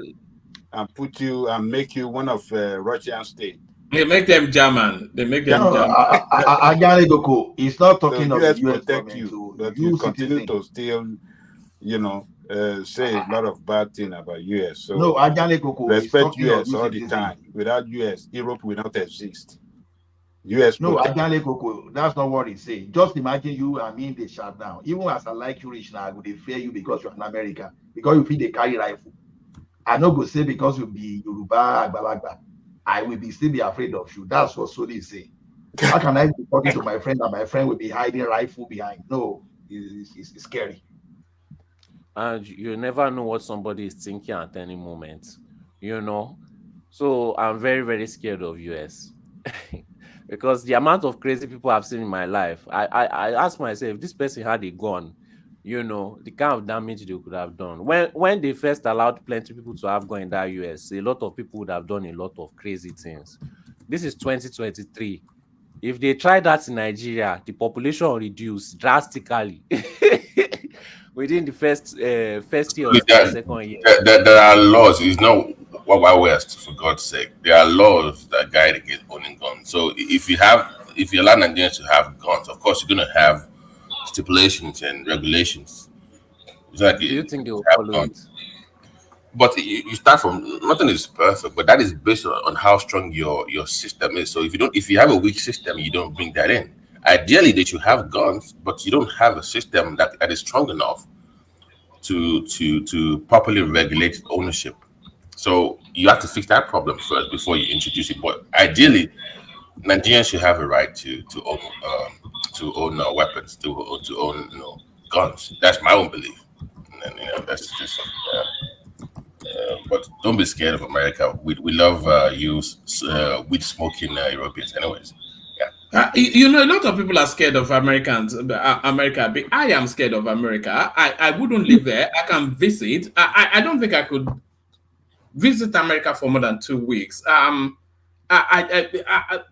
I just find it I find this space You uncivil. know why do you even show up? We don't even want you this. Why do you even? No, I wouldn't go there on vacation if there was a family event or something. That but I wouldn't if I had to go. I've never really understood the American whatever it is. I've never felt their lure. It's a very unique culture. It's a very unique society. So you have to, reach a certain level of understanding to even comprehend the greatness of the country. So that's what's got that. So don't blame us, blame you. Yeah, maybe you're right. Maybe you're right. So, okay, for example, now, when I tried to apply for UK visa, I had my money in euros. So I said, okay, since I'm going to the UK, let me change my euros to pounds. And I submitted both my accounts. The UK immigration told me that because there was nothing in my euro account, even though they saw all my money in pounds, because there was nothing in my euro account and I live in Europe, that means I have no money. That reason didn't make any sense to me. Since then, I started investigating with other people that tried UK visa, and I realized that these people are just using it as a way to make money. Because if they can see a reason to deny you, even if it's a flimsy reason, they will give that reason and they will encourage you to apply again.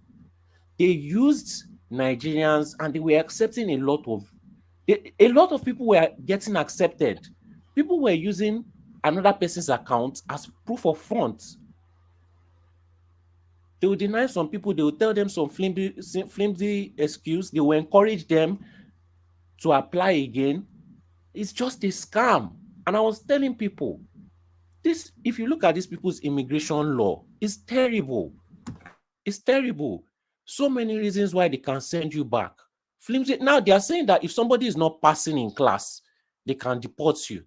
So it was just a way to scam Nigerians, siphon money after the COVID period, and then send them back. That's the way that's the way British people do.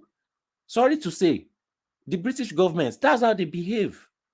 If they can find a way to suck as much money from you as possible, especially if you're an immigrant. In fact, that's the way European system behaves. If they can find a way to suck as much money from you as possible legally through creating methods that you legally have to go through, they will do it and they will suck you dry. What you should always watch out for is after you get there, what are your possibilities? Because if they block almost everywhere, then they will not allow you to stay. Even when you graduate, they don't really give you your post-study visa. You have to look for somebody to really sponsor you. Even when you want to come there to set up a business, it's based on a sponsor also. You can't really come there and really do something as an immigrant. They want you out. But most Nigerians will not reach that part because they are paying agents. And agents just wants to collect their agent fee. If an agent can send you to Iraq just to collect his agent fee, you will do it. You know, so Nigerians, they are selling their properties because those agents, are they registered with like a government agency, or it's I'm just... telling you, the agents are not registered with anybody. They open Instagram accounts and they start telling you will find work in UK. So why can't the government have a list of, where you can say, okay, you get my point, where nobody can just Because the government is benefiting from it. Me too. I've tried it. I reported these agents to embassies. I reported these agents, told them all the distance that they are doing. These people did nothing. Why? Because they are benefiting from it. They are making billions from it. How do they benefit from it? How do they? From visa application. Oh. When you apply for visa, it's not refundable. And I'm telling you, they are not telling you to apply Not the foreign and government rejecting now. you. Not the foreign government. I'm talking about the Nigerian government. How is it? Not their crooked agents. I mean the government itself. Like, if people are getting scammed, the way it's been reported online, people are getting duped, sent to different countries where they were lied to about the nature of their visa application until they get to these countries. So why can't the government then step them and say, look, for you to become a travel agent or whatever or whatnot, you must meet certain requirements. If you're looking for an agent, you can look them up to our webpage to verify that they're actually a legitimate business. That will curb that nonsense. That okay, this is the. Go ahead, son. Can I ask you a question? When was the last time you went to Nigeria? 2017, I believe, before COVID. Okay. This is the same government that has refused to pave all the roads in the country. Do you think that they are going to crack their brain to help? They are not going to do shingbang. These people are comfortable driving out on their own streets where the road is not paved, as long as they have Jeep to drive it on. They are not going to create safety measures for Nigerians. And another thing is, if you tell Nigerians that are trying to jackpot this thing, they will think you are trying to be their enemy of progress. So they won't listen to you. I don't understand how they expect to just land and get a job. So most employers can't even hire you.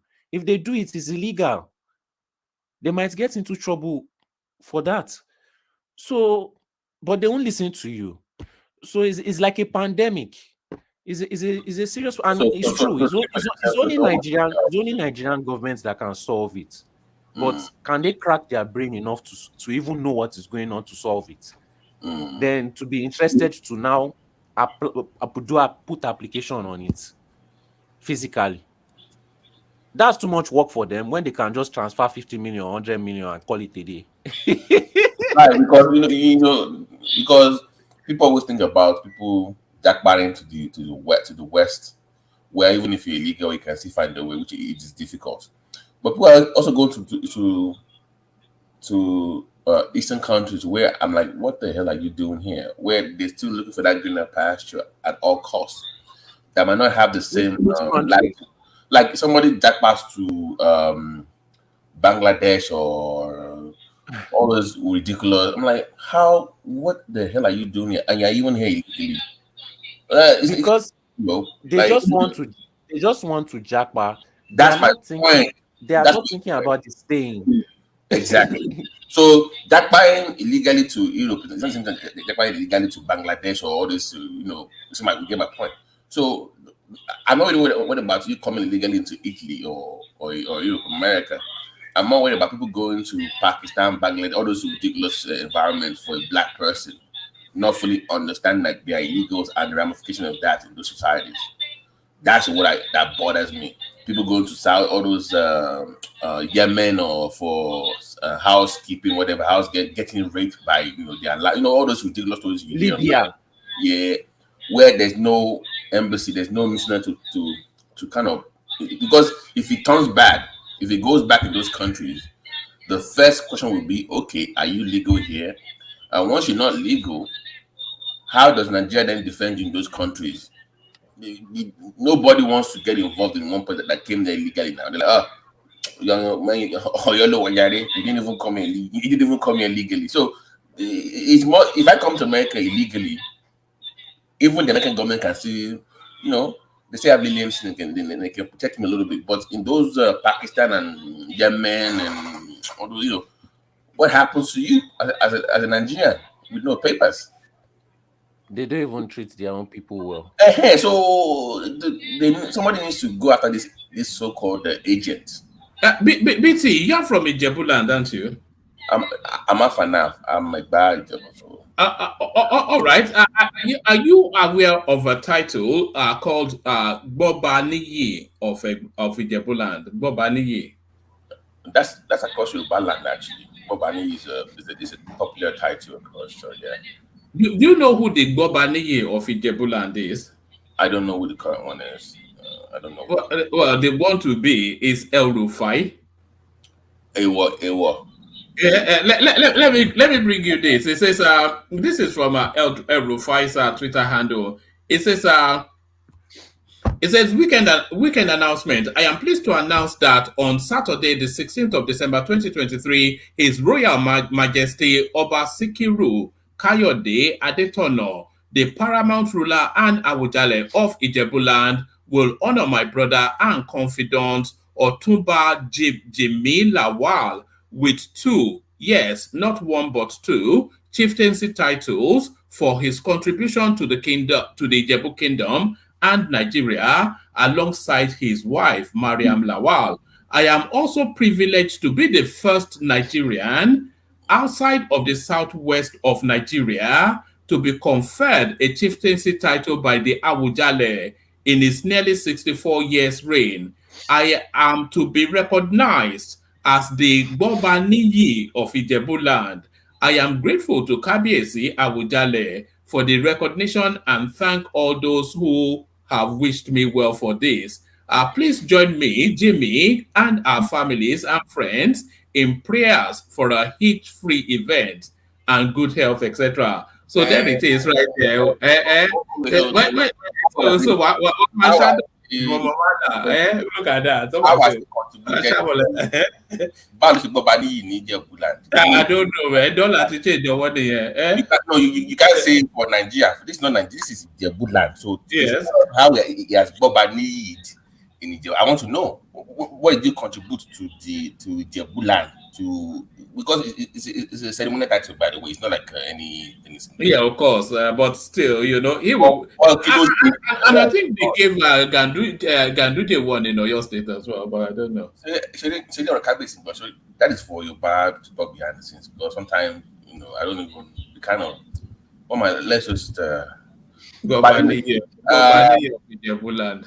But by the way, the original Yoruba language is called Ediokwe, by the way. I just found out that. When did you happen upon that, and what's the backdrop to it? Ediokwe, we were just doing our IFA 401. We had one of our babas, this is your Nigerian platform, but they were just discussing the Ekpa. Fabuni. No.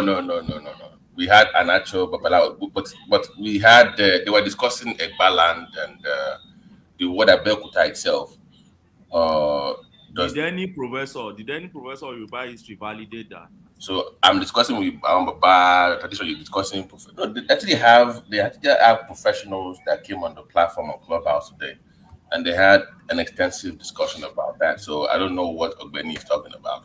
No, but Fabuku around me now. No, but they were people came with their perspective. They had the historians came into play. They also need to hold on. Let me finish. Personal historian on that.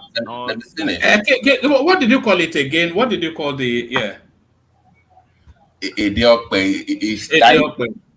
It's tied to the issue of Oromila and what it did with palm. If you notice in Yoruba culture, let me do it. There's a very similar impact of the Okpe palm tree. So they gave even in Ifa, that perspective was provided as to why it's very important, and the students also give that perspective as well. So it wasn't someone just blabbing his mouth. So people came with the students came into the platform. The Babalawos came with the platform, so there was a robust discussion because we were discussing Ekpa, And Ekpa, I didn't even know that the word Abeokuta itself was because people joined. There were original Ekpas that were already there. Because before we thought people moved from because of the war, they came there from the Oder, but no, they already had Ekpas living there. So if you hear like the word Ibara, for instance, there are actually Yoruba people that came. So the word means like a gateway into something. So it was very unique.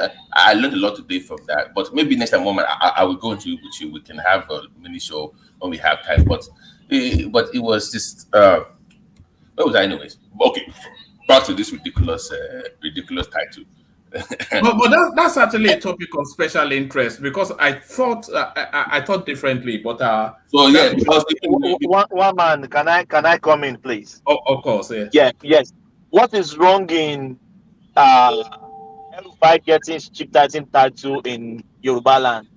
If Jagaban can go to the north and get, what is wrong with that? Thomas, something is wrong with you. You see, these are the Yoruba leaders. You are the problem of Yoruba people. You right there. That what you just said right now is the problem. But we also start from the south where we go to the north and take chief title. No, I'm just saying what is good for the kids is good for the gander. Isn't it? Forget gander.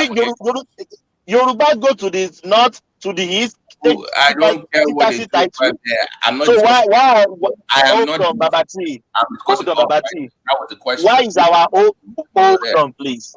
Why is our own different? Why are we special? If we can go to the other region and take their chieftaincy title, why can't the other region come to our land and take chieftaincy title? I'm not saying them giving them titles wrong or right. I'm saying one man asked me about our own culture, so I can only speak for my own culture. I can't speak for their own culture. So that's what they want to do. That is their problem. One man asked me about the Jabu, and I'm answering based because I'm from. You are Yoruba now. What is your culture different from the Yoruba? That's my perspective. So you can't expect me to start talking about them giving him Jagaban. That is their problem. That's not mine. But I feel like for our culture, let him show me how he has Baba need in Ijebu. I want to see that evidence. What has he done to contribute to the growth of Ijebu? Do you care about the title or is not entitled to the title?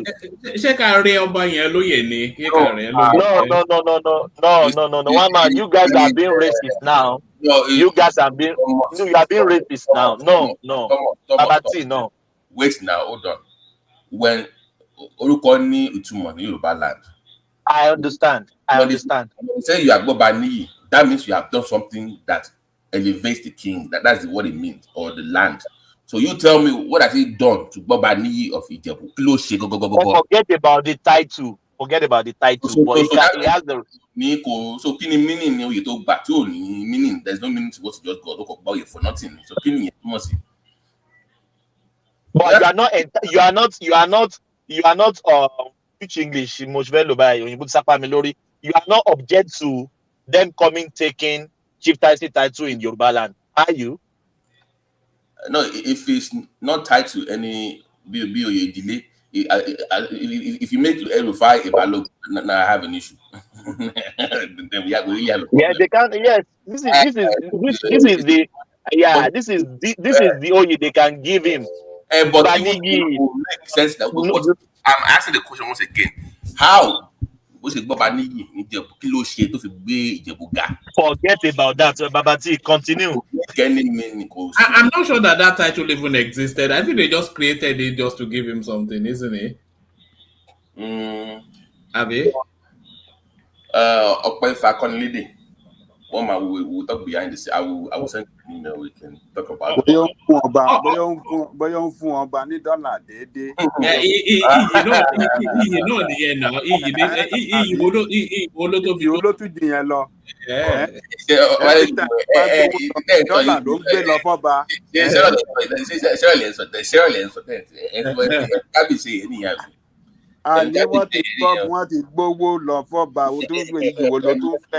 Okay, by the way, do you think that is we fair off for office maybe it's to tobacco but beyond PPR no fare? You think so? Yeah, to fair off for office tobacco beyond PPR no fare. I don't know. But look, leave those Oba alone. They, they can. I don't think at what age? It's been there. It's been there for 64 years now. So cloning the wolf. Yeah, I Who told don't. I who told don't. you doesn't need money? I don't know. Let them- Just let's keep our laundries in. Let's not put the public for now. But I don't. But I one man It's a dollar title, so don't worry your head over that. worry. It's a bit like Professor Sikira Ide Barista. That's along those lines, Abi. It's a dollar generated title, so don't worry. Leave it alone like that. When somebody is giving out title, is giving that. Only the Jebu people will act like that. Who is that person giving that title? Self? Who is that person? The Awujale. Now, who did he give the title to? R0T. My point. That's Look, so sometimes you see all these people, the Obas and all the politicians and all these things, they have a way of, how do I describe it? They have a way of, giving. I don't even know what to say. How do I say it? They have a way of satisfying or try to appeals to each other and strengthen relationship between themselves, between the traditional institution and the political the political leaders. So there's a lot of things that is going on in between that you don't know. So historically, outside the NT, one cabbage do not fair more than or Oluwo. So what to do? That is it now. The politician and the traditional king, they are too interwoven now, and they can, business wise, and so many other things that is playing out between them, and they have to. I mean, near Yoruba land, that would be the least place I would think everybody will be getting scattered to. I think it would be more of the liberal space. Like, look, I think it's not a title that is ceremonial indigenous. It's not indigenous to the traditional space there. It's just I believe it's just a newly created, just to give him title that, he own a title in Ijebu land. But money or so the meaning of the title so.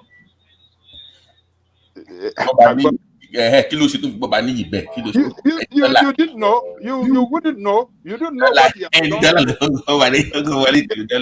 They would tell you now. He would tell you. Maybe he has connected the Oba to some billions of dollar business or his son or something like that. You don't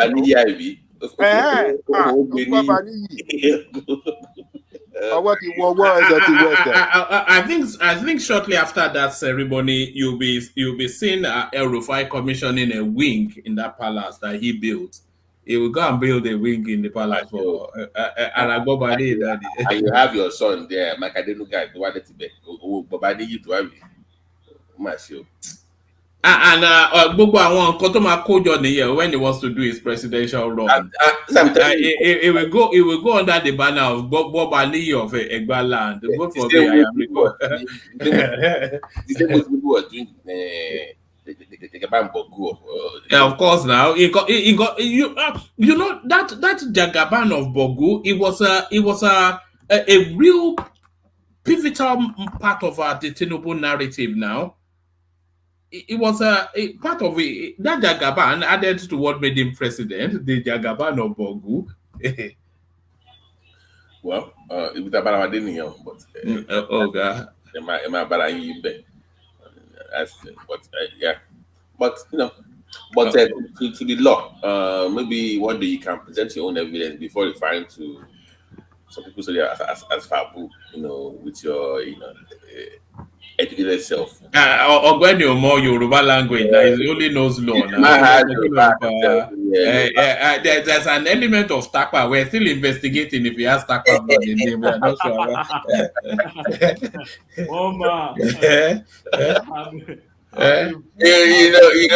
Even Ganiwa themselves. Hey, did you see that? But girl, you're fine now. She pretty. They say she's a beauty queen. It's a disgrace. I don't even understand. To call Omo, you back on I don't understand this love for I don't. But let's just. Even got guilty now. So even go. Look at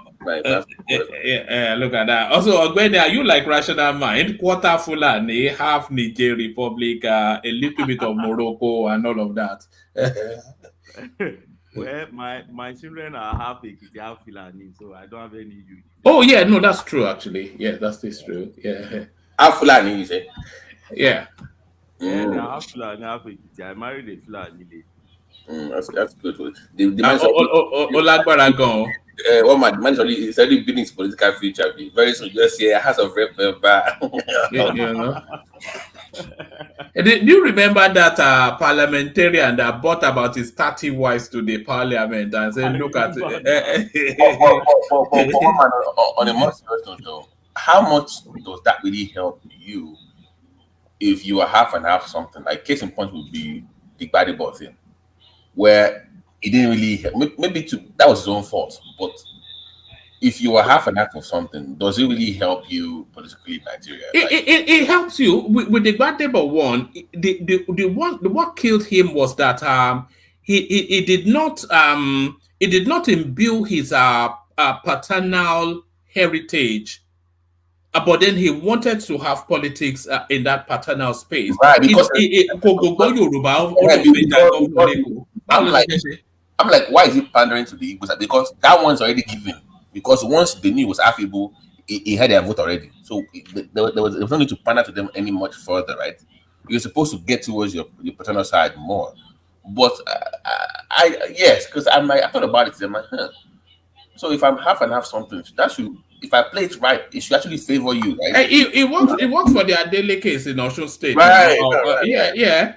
But you don't speak Yoruba. You are disrespecting the culture. You are calling yourself Chinedu today. You are calling yourself Gbadebo tomorrow, and then yeah.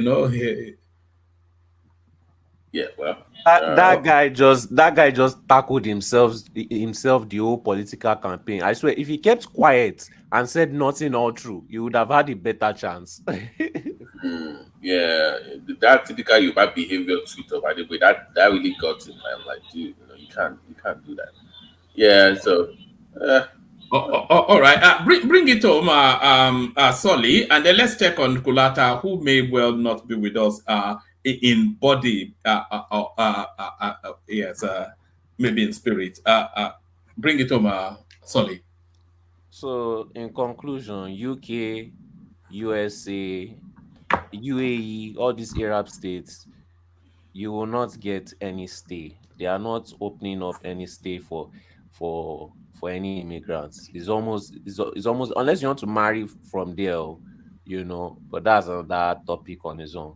But any form of immigration, whether it's schooling, whether it's working, they will not make it easy for you. They will make it almost impossible, or they will not even put the option there. You will just come on visit visa and you see that it's not possible to change your visa. You can try other places, but all those places are no-go area. I don't know how UK was able to sell itself, but it's obvious and it's on their websites. All these things are not brand new. They just made it a little bit harder. So yeah. All right, brilliant. So thank you, Solly. So thank you, Solly. Kulata, you're up next. I suspect you may not be there fully anymore. Kulata. Look at that. Is the weekend has started for Kulata. Hopefully Warp is still there. Warp is. All right. There you are. I use my turn for somebody else. Oh, okay, you come in later. Let's go to Ajanle Koko then. Who we just heard from now. You did not say Kulata is sleeping now. If it's Ogbeni now. Yes, my own everywhere. You see, we know Kulata now. He likes that glass of red wine, but that glass of red wine does not like him. He only has to sleep. We lost 25%. Yeah, look at that. But well done, Ogbeni. You lasted longer than you usually do, but that's Ogbeni, of course. So who is the Bobani of your platform? I'm just curious. Who is the Bobani of the woman? I will say I can tell you who the Jagaban is of the platform, and that of course is the majestic Ekene. That's his official title, the Jagaban of the woman platform. If you're not with us, I will please mute because we can hear a bit of our background. Let's go to Ajanle Koko. That's Ekene that is making his comment too there that yes, my daddy is Jagaban. No, that was War Peace's daughter. Yes, okay. Yes. But the Bobani of the platform, of course, the Bobani is too low a title for Ajanle Koko. Is the R0T Kakamfo? No. He has it. Odidi babati wọn lè fún babati ń jà ń pé wọn fóun ní babati. Olúwawo ni babati Olúwawo of the platform. No. Àwọn dájú ọba ni Ajanle Koko go ahead. So Ajanle Koko, you come into the conversation. I mean, the conversation really wraps around the one man. You can go to someone else. One man. I'm at the middle of Adifala of the platform. Adifala. Okay. So the center say defaults to the Adifala of the platform. So Babati, you're up next. Oh, okay. Oh, good evening, everybody. Good evening, the One Man Show. It's a beautiful Friday. The story. What's Friday like where you are? What happens on a Friday? What's a Friday to you? Yeah, usually, I've been trying this thing lately. I went to this there's this poetry lounge that I tried. God. One. Okay, carry on. Okay, don't worry. No, carry on. No. I used to be part of that flavor back in the day. So carry on. No, it was. I actually got introduced to it actually, but it was so. Let's stick to Nigeria. No. There's Brixton, of course. There's a street just by the train station in Brixton called Coal Harbor Lane. And it used to be one of these yuppie sort of setup, wine bars, etc. There used to be this coffee bar that used to act. It was just an open sort of bohemian sort of a space. So you have poetry reading, you have recitations, and then it was a padded space, and then it was like a book lounge with soft cushions, all these sort of things.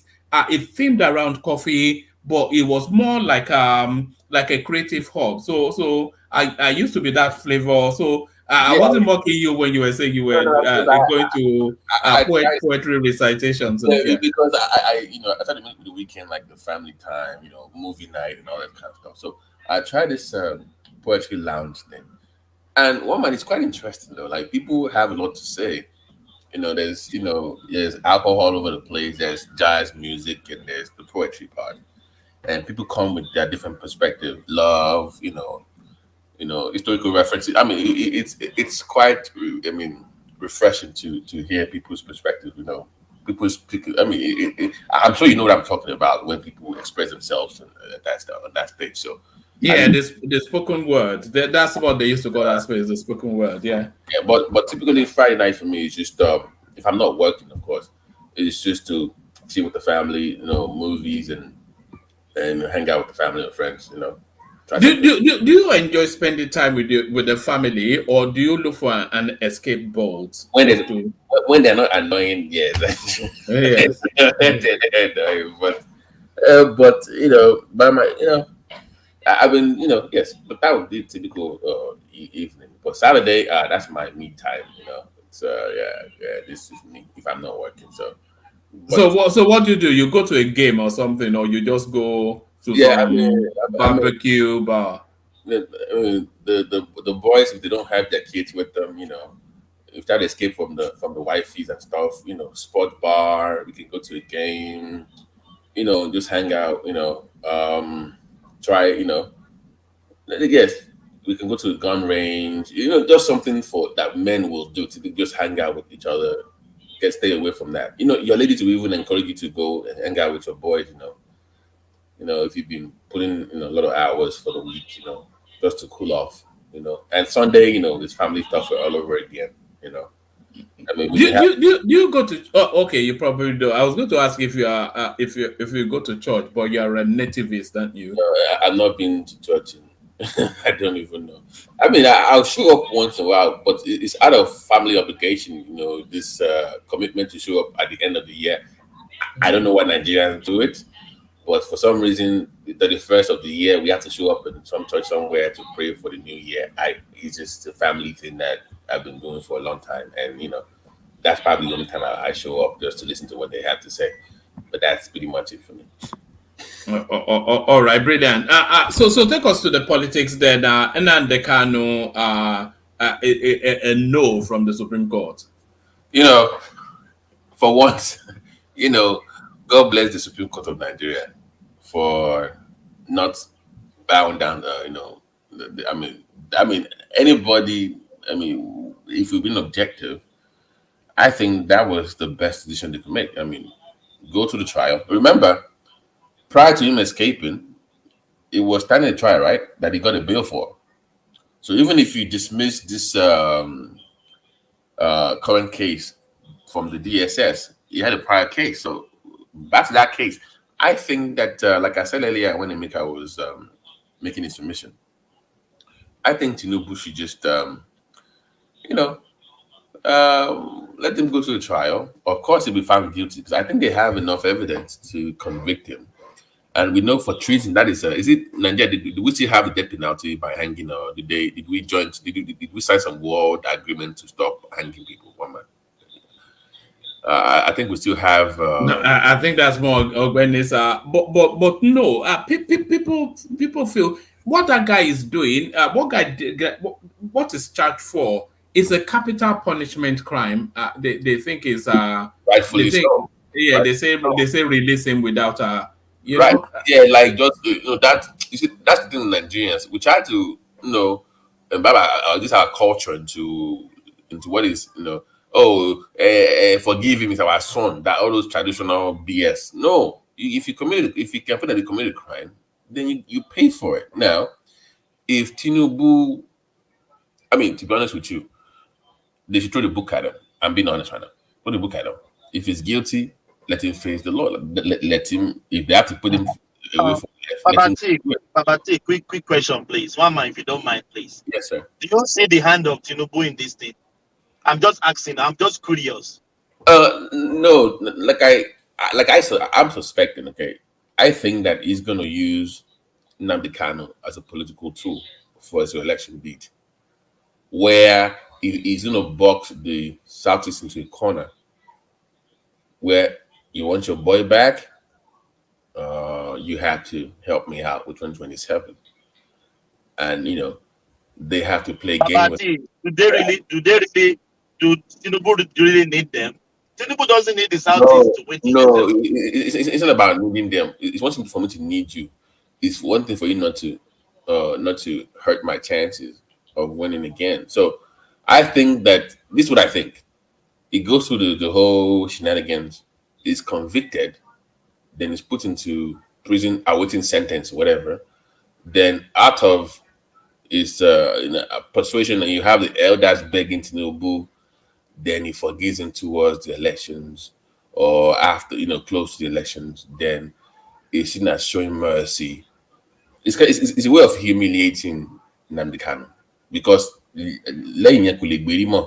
because whatever he says after that is not relevant. I don't think anybody will take him serious after that. So it's a way of just permanently destroying his political any form of movement he can garner. Because at that point, Samuel Ekpa will become unstoppable in the next 4 years, based on what we're seeing right now. Once he's locked up, Samuel Ekpa just elevates into something else. So it makes him irrelevant. So I think they're going to go that route. Is convicted, then leniency is done by Tinubu. Tinubu wins second term, and I think that's the way it's going to play out. That's my own opinion. I think that's the way it's going to play out. But I don't want to see the elders from that part of the country making a fool of themselves, begging on his behalf, and it just they shouldn't have been doing that in the first instance, Because he hates them, he abuses them all the time. His followers cannot stand you, so I don't actually see what the benefit is to them. For wait until he's convicted, then Babati, can you remember anyone in Nnamdi Kanu's spear? Can you remember anyone in spear? Even from his own region, he called Yoruba dickhead. Everybody, Northern, those ones are the worst. I think maybe Afenifere that the Baba Adebanjo was, even when he was on the radio talking, that was the only person I think he never really went after. He kind of I never heard him go after that guy. He always showed respect to the man's position on political issues. But everybody else was free game. But that's the only guy I think that he never really attacked personally. I think that's it. So I think Tinubu will probably play that way. But once again, but to the bigger point is the politics of the Southeast. I mean, we said it on this platform time and time again, like their way of playing politics has not been very effective. And hopefully they get it together because I want them to do well. And one man on your show, I asked a question that that the Yoruba had to compromise with Obasanjo, right? That Falaye was our candidate, and we compromised with Obasanjo. Peter B is who they want. And the question I asked that day was, who are they willing to compromise with? You brought up the name Soludo, right? You brought up Soludo. And I brought up the name Alex Oti. So they need to find their own Obasanjo that they can still talk to behind the scenes as Indigo. But in public, we'll still appeal to the rest of all Nigerians. So if they can find that individual, I think they have a better chance. But Peter Obi is not it. I'm sorry to dive Peter Obi back into this case, but Peter Obi is not it. So maybe David Umahi. Where is what is the name of the governor in Imo State? I don't know. The new one? Of Imo. Uzodinma. No, that one is not appealing. No. I think Umahi, Oti, Soludo would be my top three that I think they might have issues with them, but you can, have your backdoor meetings with them, like we did with Obasanjo. Then in public, put them out there. Bite your tongue. I know it's very hard for that part of the country, but you must do it. Promote him, make him look good, then put him out there. I think people will back. Then you will have your Igbo president. But if you're looking for someone that is too Igbo-centric, he's not going to win. People will be, I'm sorry, he's not going to win. So that's my position. Let's move on to the next topic. We move on to the next topic, but in a choice between Hope Uzodinma and Peter Obi, how would you cast your vote? Okay. You know what? Can I get a third option? Can I get a third option? No, I want to see just how you rate Peter Obi. Yeah, because Hope he has this. He has this tag on him as the Supreme Court president, governor, and I don't think he's done enough outside of the state. He has not reached it out enough to other regions of Nigeria to convince me that I want to vote for him. Peter Obi has done more outside of Southeast than him. So based on that, Peter Obi will, I think, looking at the landscape, I think Peter Obi will be a better option. I don't think Hope has enough outside of Southeast to even run for office at the time. He needs to do more. And the squeeze on the Japa space, BT, UK set to deport Nigerians, other foreign students with low grades. So they're squeezing now that window that was open for a couple of years. So, you see, don't let me bash the UK on this platform tonight. You know, me and one man go back and forth with this. But on a more serious note, a few weeks ago, a friend of mine just moved from the UK to the US. We were talking. He's in medicine as well. He just moved here, and we were talking about. He was in Nigeria, worked in the UK for a while, then moved over here to America, and we were talking about this issue. And he sent me this story of, is it David Sunak or whatever?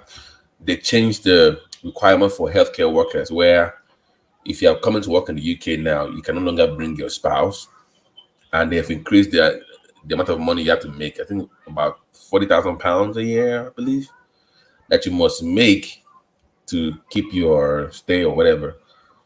And that if you don't meet that requirement, if you don't make like that amount of money, you can't bring your family in. I think 30 is £2,000, I believe. Don't quote me on that.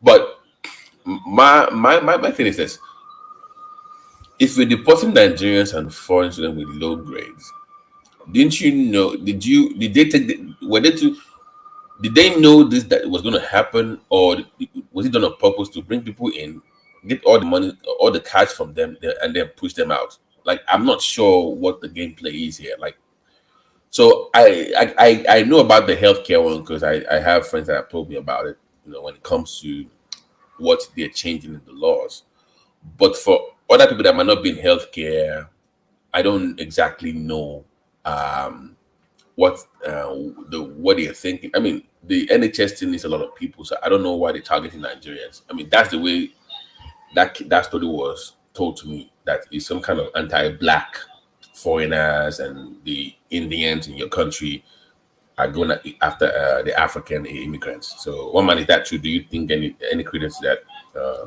No, I give credence to it. I'm not sure if Ogbeni disagrees or not, but I think the current prime minister is very anti-black. Is an Indian fellow, of course, and I think because there's somewhat of a thing in this country. The Indians try to leverage the blacks to go up the sort of food chain. Right. So and I think it's part of that narrative somewhat. Because they're saying that, like, for healthcare now, those healthcare workers, they make below that threshold that they're setting now. But the people that they want to bring in, that those high skill workers, are mostly going to be Indians and all those Easterners. So that's the way it was told to me. So deporting Nigerian and other foreign students with low grades. Because you know they are now deporting people to Rwanda, and I don't imagine that they will be deporting Indian immigrants to Rwanda. So where are they deporting their own people to? Remember, you heard that with Kaiser, right?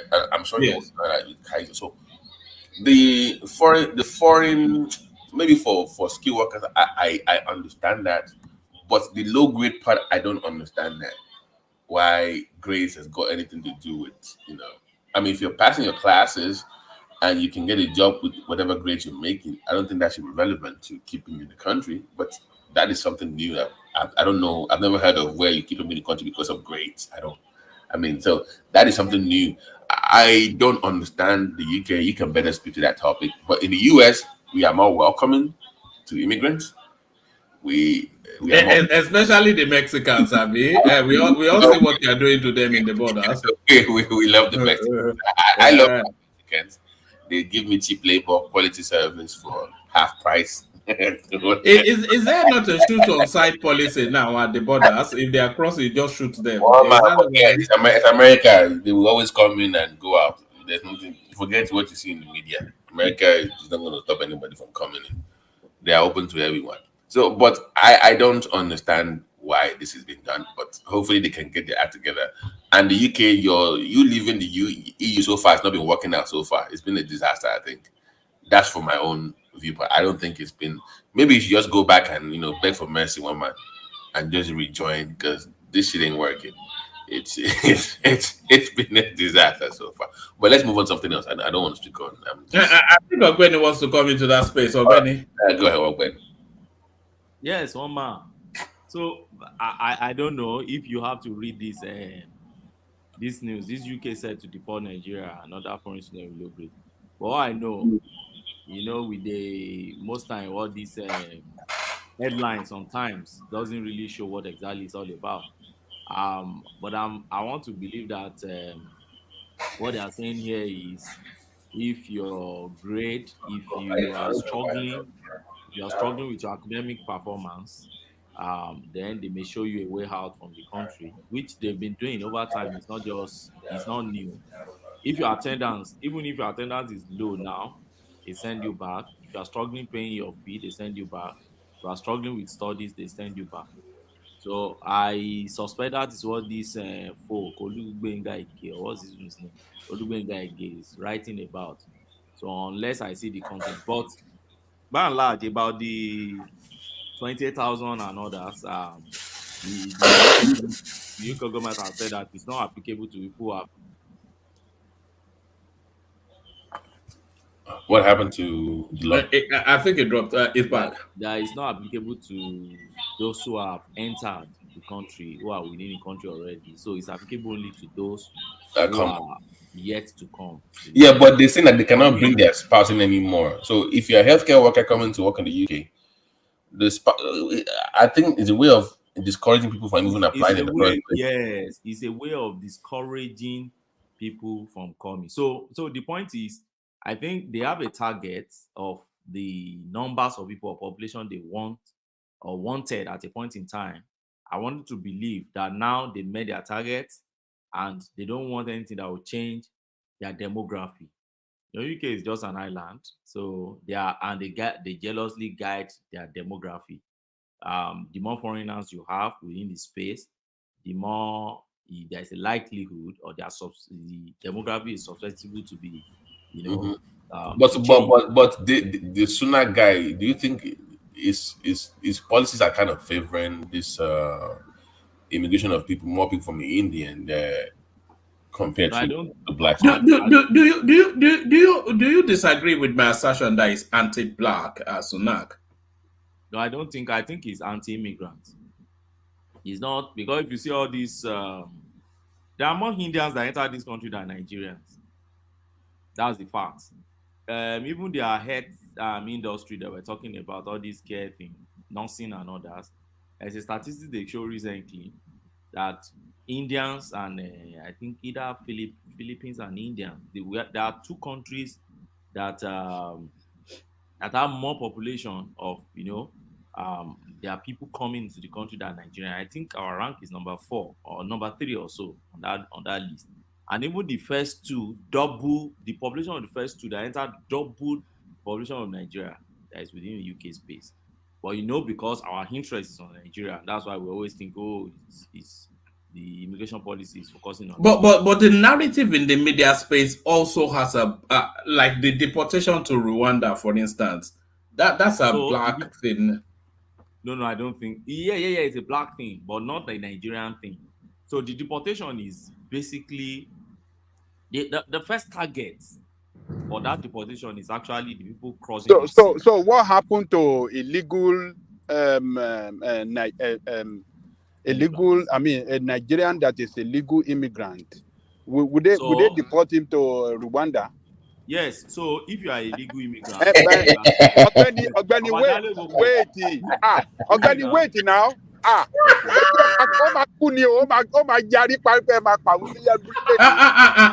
not sure that they will. I think the people that are going to be deported to Rwanda are people escaping sort of like war zone type spaces, so they can't deport them to their home country, so they deport them to Rwanda. Why did they even? Sorry, if I'm Rwanda, why they agree to have that? Money now, money. That's So this is the rationale behind that policy. So the asylum application system in UK takes a while because of bureaucracy and a lot of things they consider. And don't forget, because they signed into a lot of treaties, bilateral agreements, all these conventions and others. United Nations, EU convention, and so many conventions. But because they signed all these laws, you have to, dot all I's and cross all T's, and there are a lot of things involved. So sometimes you see someone seeking asylum, and this person is seeking asylum on a very frivolous basis that you will eventually trash, you will eventually dismiss, deny, and send this back home. But because of all the I's and T's that you have to dot and cross, respectively, you still have to spend time. So usually, UK asylum application takes like about 5 years, sometimes 8 years, 6, 7, 8. So it's a very long process.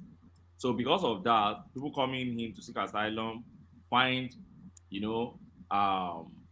let me say, abuse the system or take advantage of the system by, okay, now I'm seeking asylum. There's nothing you can do. You have to dot all I's and tick all blah, blah, blah. So it takes time, and they are within the system.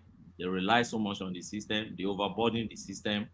And then, so because of that, that's why they are planning this Rwanda thing. I think it started during Boris Johnson time, and this other woman. So their plan is that, okay. Did the Supreme Court not say no? I thought the Supreme Court said no. Not categorical no. So the Supreme Court punctured some part of the system, which they've gone back now to amend in line with the decision of the Supreme Court, and they are bringing it back now as a memorandum signed again.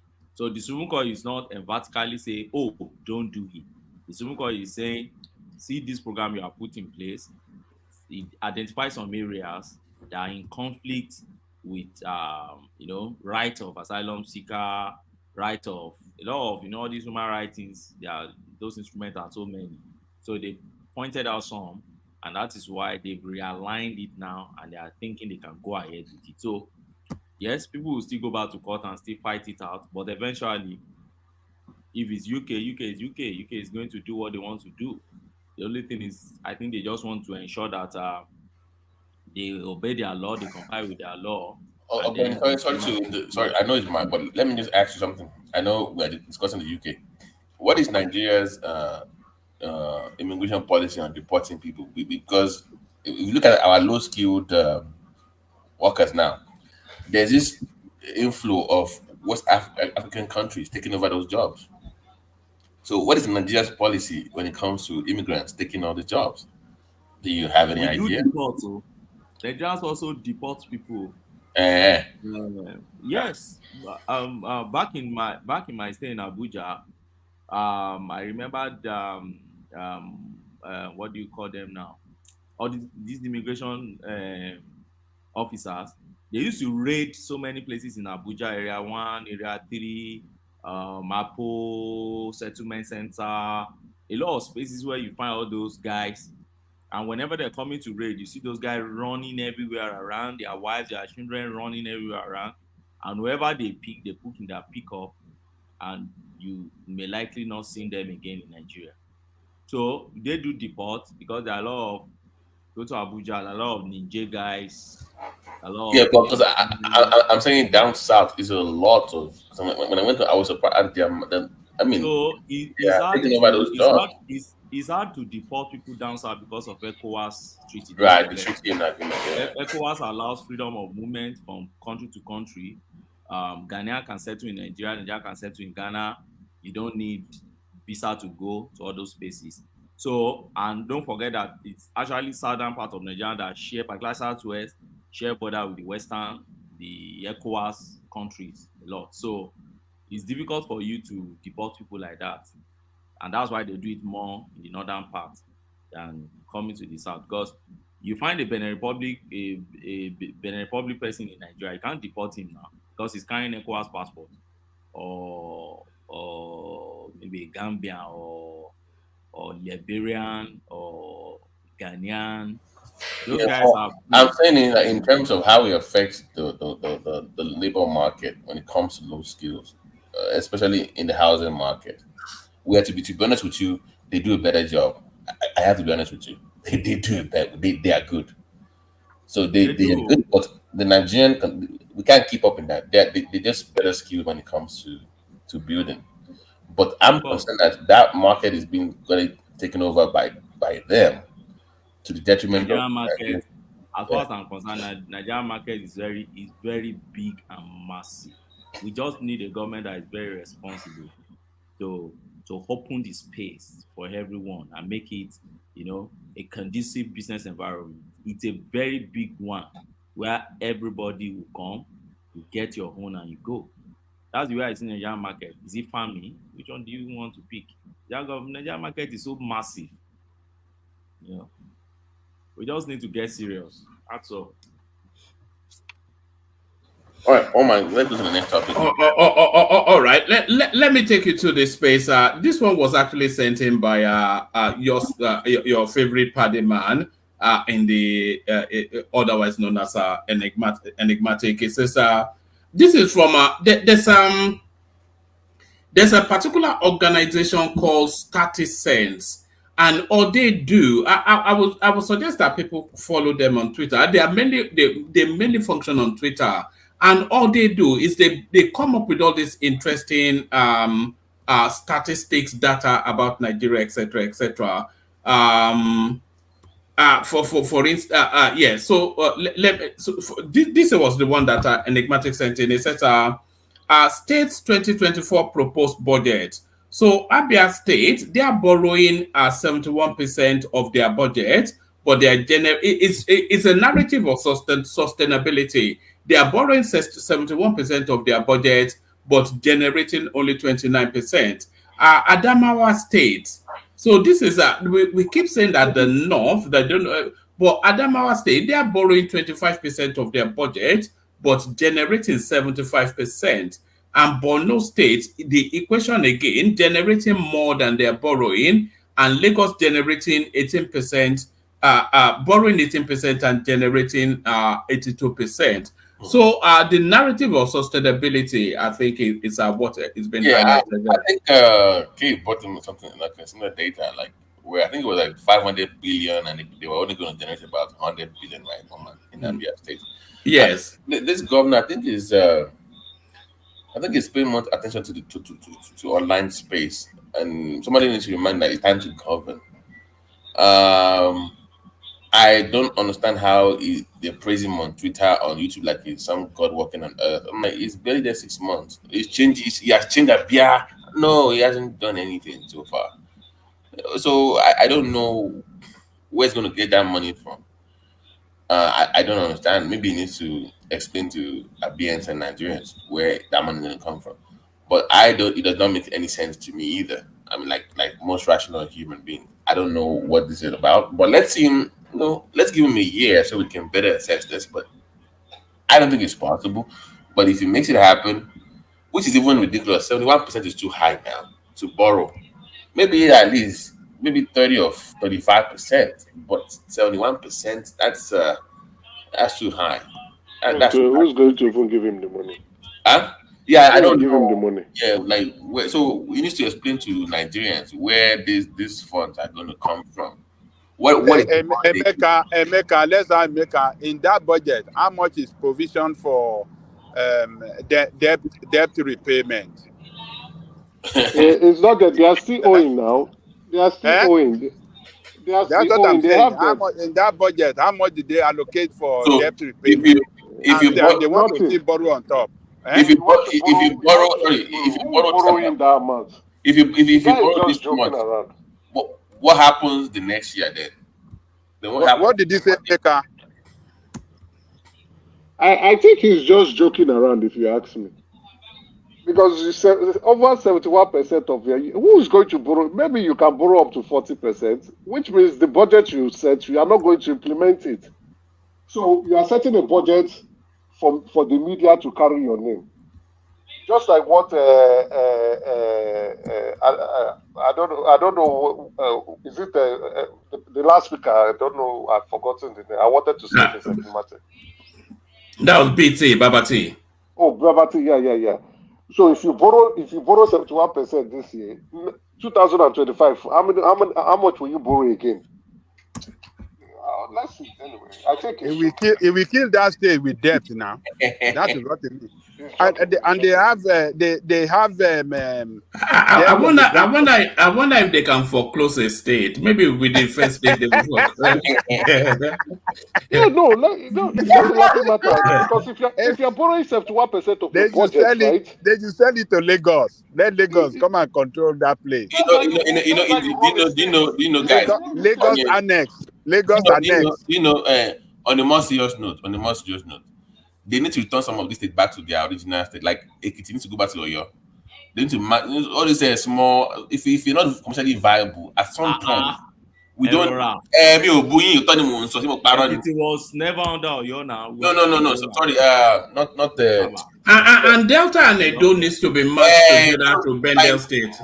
We prefer Bendel State now. My point is that we don't need. I think we have too many states in Nigeria. We don't need 36. Maybe like 18 or 19 or 12 or 15. That range. 36 is ridiculous. So how do you bring government close to the people? Emeka, just to respond to you. Hello, can I come in? Yeah, go ahead, man. I just came in because of that budget stuff. Emeka, can you remind me of an animal Africans always call the most stupid? There is an animal when we want to say somebody is very stupid, we call the person that animal. Is it a donkey? No. It's a common animal in Africa. Goats, man. Thank you. Good. Thank you. If there is a state called goat state, that is all that is in the including Emeka. Emeka is one of them, right? Take it easy. That's Emeka state. That's Emeka state. That's why I came in now. You understand? That's why I came in. Initially, I would have just kept quiet. How can a man go and borrow 71%? Jesus Let me Christ. finish. I'm in the middle of a sentence. If there is a state called goat state, irrelevantly saying that is a state that is only goats that exist there, I will not wish them to be ruled by R0T. But it is what it is. And I overheard somebody this night saying he might be a potential president representing the Igbo. Is that how much Nigeria is being hated by its own citizens? Okay, Well, a lot of people let make him high. me take it back. That was me. I actually had high hopes for him, but let me take that back. After this budget, I'm like, nah, it's not him, man. Maybe somebody else. Yeah, that's. I thought he had. I mean, because of the love that they have for him, is what the reason I brought his name as a potential. Like if he performs well, and he has this potential to usurp Peter Obi in the Labour Party movement. But so I'm not impressed with this presentation. So you never know, Mama. You never know. I miss Ben Ayade's budget. He used to have the best budgets. Quantum infinitum. That was his last budget for his state. Quantum infinitum. David Umahi. To me, I love David Umahi. That is working. That guy, I think. I don't know why they don't like him. Maybe they have their political tussle. I don't know. I don't know why we don't make more of a big deal of David Umahi. He's an achiever now, a worker and an achiever. Some people will rate him higher than Wike in terms of. I think he rates higher than Wike. I mean, yeah, he clearly does. I mean, if he had more funds, imagine if he had funds like Rivers does. I mean, he would have done more. I believe. I think we'll have done more. So it will be something that I will look out to.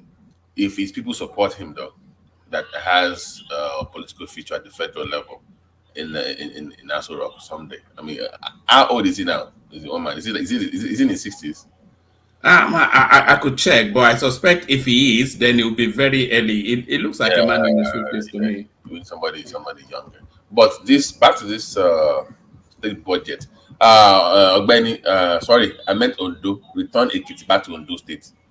That would be the way to go. All this mushroom carry any state. We need to return them back to where they belong. We don't need that way we don't. Then you say, how would you get common goods to the people?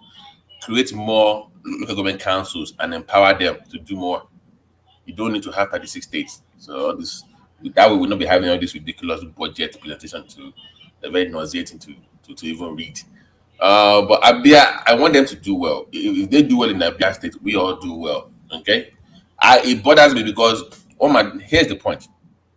Each time I read that Lagos is now getting 1,000 people a day, it bothers me because that means Nigeria is not doing well. The more inflow you have into Lagos is bad for Nigeria. It's bad. If people are trooping into Lagos, that means everywhere else is not doing well. So I want Edo to become something where everybody will rush to. I want Aba to become something like that. Sokoto, Kano, everybody should have something going that people can run to. Lagos is the most smallest state in Nigeria, but yet you're having this influx of people on the day. But do you not think it would need a deliberate policy? Because I agree with you, by the way, by the government to create. Remember when Tinubu's wife was in the Senate, and they raised this bill to they wanted to, for each geopolitical zone, they want to have special, what do you call it, special clinical states for each region, where the government will pour this massive investment into to build up, and the bill was struck down. So I think for each geopolitical zones, maybe Abuja in the central, Kano, just pick one and then pour into it some kind of investment into. Can I interject? Like that. Go ahead, ma'am. For what you just said, what did the government pour into Cross River State when Donald Duke was the governor and he did that massive projects he did? I'm mentioning Cross River State because if I mention how much did government pour into Lagos, some people will say it was the former capital. That's why I mentioned Cross River State.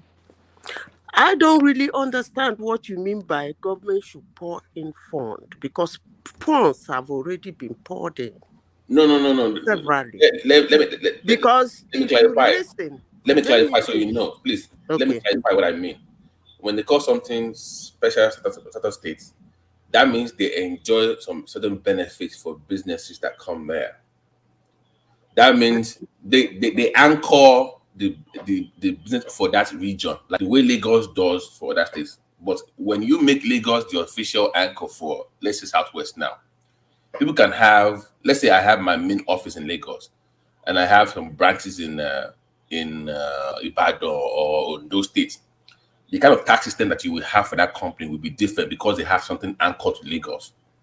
So it's a way of making that place like the hub for everybody. We don't have that right now officially in Nigeria. No, you don't know. That's what we said. We do. Let me give you a typical example.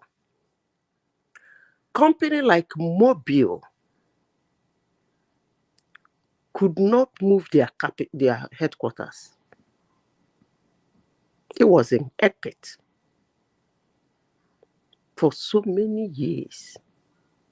The same thing with Shell. They could not. Even when they struggled to get the permission of the federal government, they said it should be administrative headquarters, not the main headquarters. So where is the money? Where is that money that is being pumped into those states? Where is it? Nigerians are not asking. That's the question Nigerians should be asking, because monies are being pumped in. Are you gonna talk about Delta State? Now, Delta State should be looking like I always do. Forget Delta, for instance. I won't forget it. No. Do you know when it comes to that money, those allocations? I always talk about Bayelsa State. that the kind of funds that they get in that state, they should not be what they are right now. I am not talking about allocation, federal government allocation. You're talking about money. I'm talking about taxes they collect from these multinationals. You don't know the billions is running into. Where is that money? Don't bias and collect. Where is that money? Nigerians won't ask about that.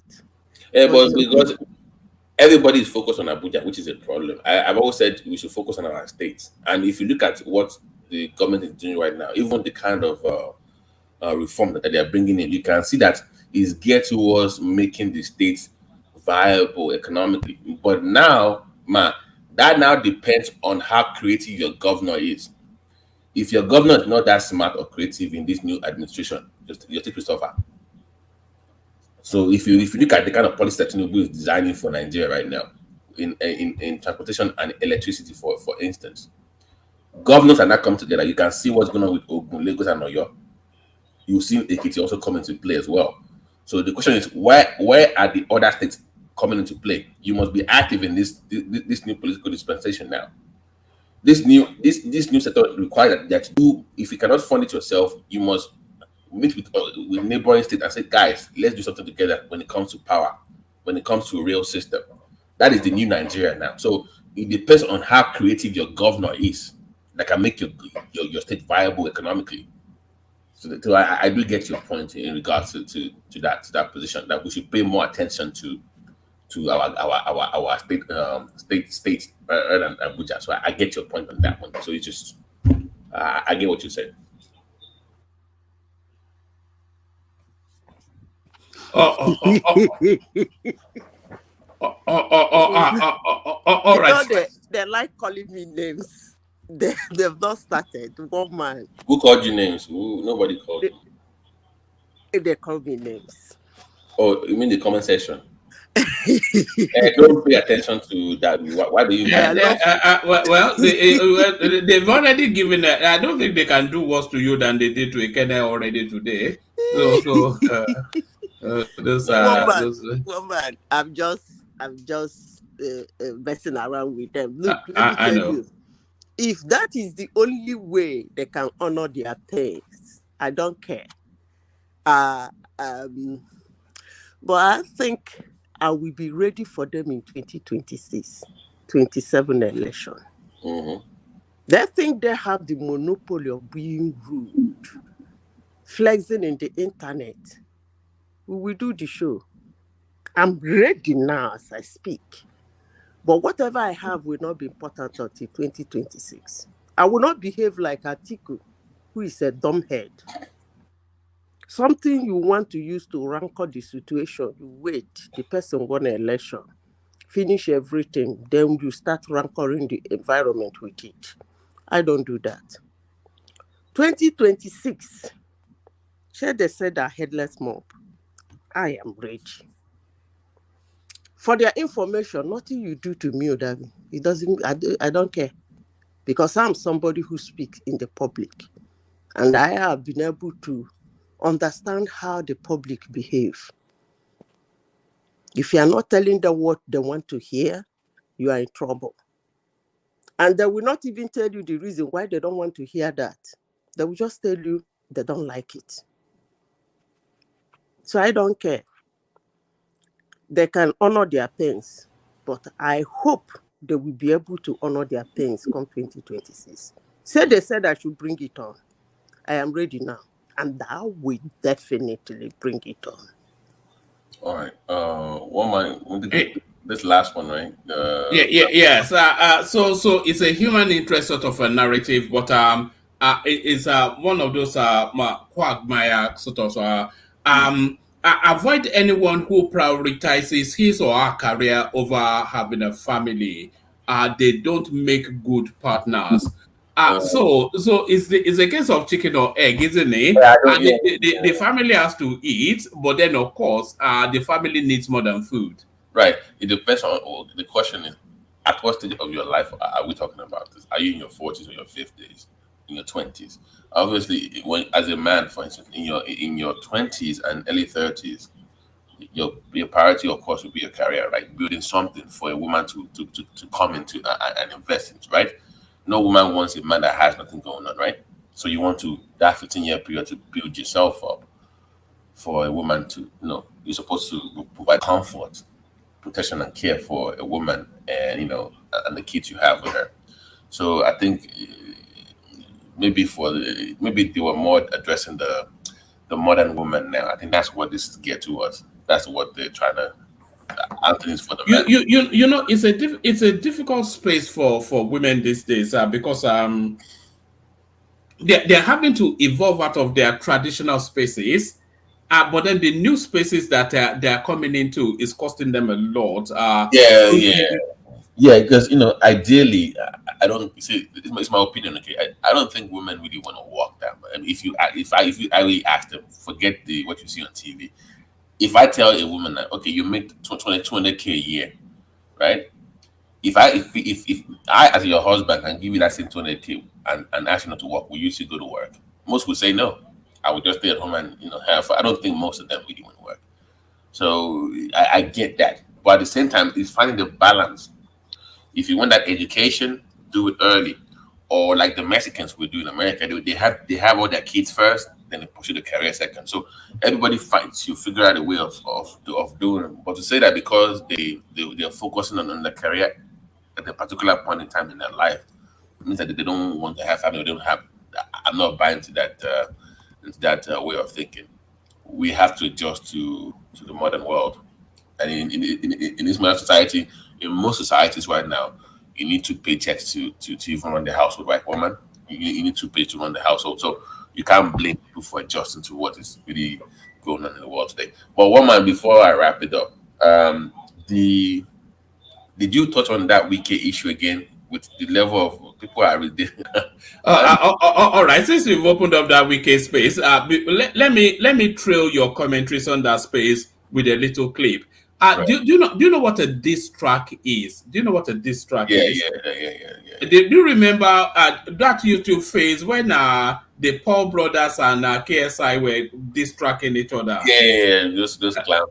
Yes, it looks as though they're about to revive that, but the diss tracks now is coming out of River State. So they've now turned the politics into diss tracks.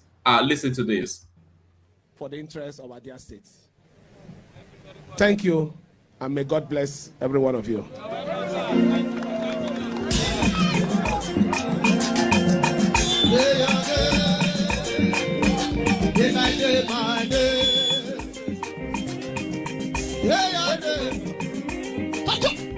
Nobody worry, nobody worry, nobody all day, all day. I day by day. Day by day. Nobody worry, nobody. So now, this is where it is now. So he has got to hire a band. Day your day, make I day my day. So he has got to hire a band. We can this track now. This track. Woman, I was engaging some political figures but even at that local government council level in Rivers today on Clubhouse, very prominent one. The Clubhouse is amazing, by the way. And I was, I asked a question. I said, in my opinion, they would have been better served if they stayed in the PDP, and they would have dealt with the governor better because they control the house, right? 25 members, whatnot. The man told me, he said, "Listen, the people in Rivers are very different from the Southwest. They are different people. Like they have what we call strong head that." They fight to the finish in that state. It's a cultural thing. So that what we are seeing right now, we should get our popcorns ready. That's what they told me from that place, that we should get our popcorn ready. It's going to be a long 4 years. So because I'm like, wait a minute, why would you resign? Then leave it up to the court to decide whether you can return back to your office or not. Because now, according to I believe the law says if you leave your party, you can't join. You can't continue unless there's chaos in your current political party, right, woman? Is that the current law, right? You can't, if you leave a political party, you must resign unless the party. That seems to be what unless Ogbeni will educate Yeah, us on so that. Yeah. why would you then leave That's that? the constitution. But you remain in the office until INEC declares it so. So technically they are still active, right? Yes, they're obviously in the office. Nobody can declare them. Right. So sorry, Babati, but they are in the office. But are they in the office as PDP parliamentarians? Can they be? No, they are in the office as APC. Since I mean, as APC, yes. Can they cross carpet and still hold on? Yes, they can if there's turmoil in their own within their political party. Yes, and which is a question of fact. So you will need to establish otherwise. It's a question of fact. So an INEC could declare their seat, or if INEC fail, then other party can go to court to have that seat declared vacant. But not any other person. The governor cannot say. Ogbeni, here's the bigger point I was trying to make. Fubara is in a damn you do, damn you don't stay, because you can't go back to Wiki to apologize, because it's going to remind you of that what happened to somebody where you apologize but you're already done politically. So he has to see this through. He can't go back to Wiki anymore. He has to see through. But what I want to confirm from you, maybe you've heard. Do you think that the article part of the PDP do they have anything to do with this, where they are? Because the Fubara agreed to a deal with Wiki, right, to make him governor.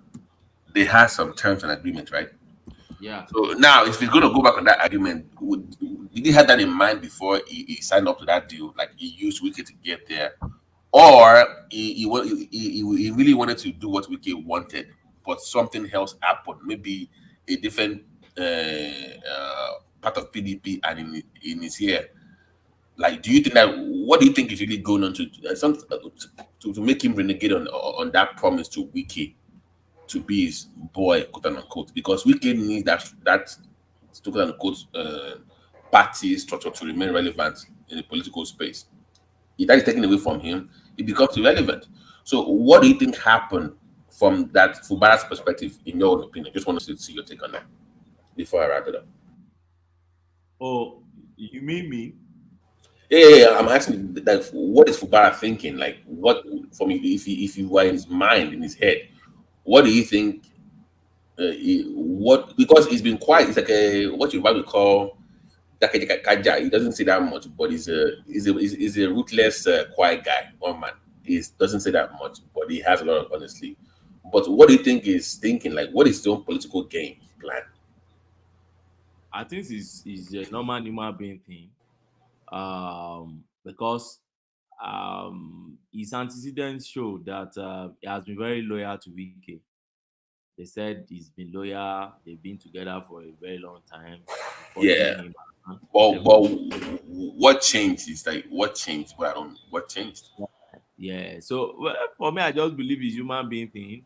Once you have power, you have to assert power, and you have to be in control. You have to take over the structure of the political structure in the state. If you fail to take over the political structure, then you will just be a puppet throughout, and you just be like somebody. Second time you won't be able to get it. So this is the time for him to take over that political structure in the state. So for me, I believe the major problem between the two was probably the governor reneging on some promises he has made. And no, stay with me. I know it's on that promise, but why? What triggered that? Something must have happened to say, I promised you this before, I'm not doing it now. Because obviously, for me, I want to believe that money is involved here, and I believe it's state money, and I believe the governor feel like if I continue remitting this XYZ amount to you, it makes you more powerful than the governor. So I need to print some of your wins, so that you remain in Abuja. You're still powerful, but you are not as powerful as me because I'm now the number one citizen. But you see the level of influence Wiki has in his government now. Look at the level of resignation. You see that he has a lot of. Those resignations are counterintuitive because if there are wicked loyalists resigning from this guy's administration, then of course those positions will be filled. But this time by his own loyalists. But one man is the problem. Even if he hires somebody else, how do you know that person is not working for Wiki? You know, he can't vet No, them. he will hire people. Of course, he will have people that he trusts. Okay. The way Wiki trusted him, right, one man? Does he really have that structure? He will have hire people he trusts the way Wiki trusted him, right? So that is so thank you, Gary, for saying that. So he's going to have trust issues now because he's like he won't trust anybody because do you think it's wrong to take on the fight that he's taking on?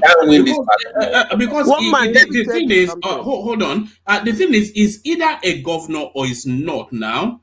He cannot be a governor and have somebody puppeteering him from the top and telling him when he can go to the toilet or not. Why did he agree to the deal in the first place?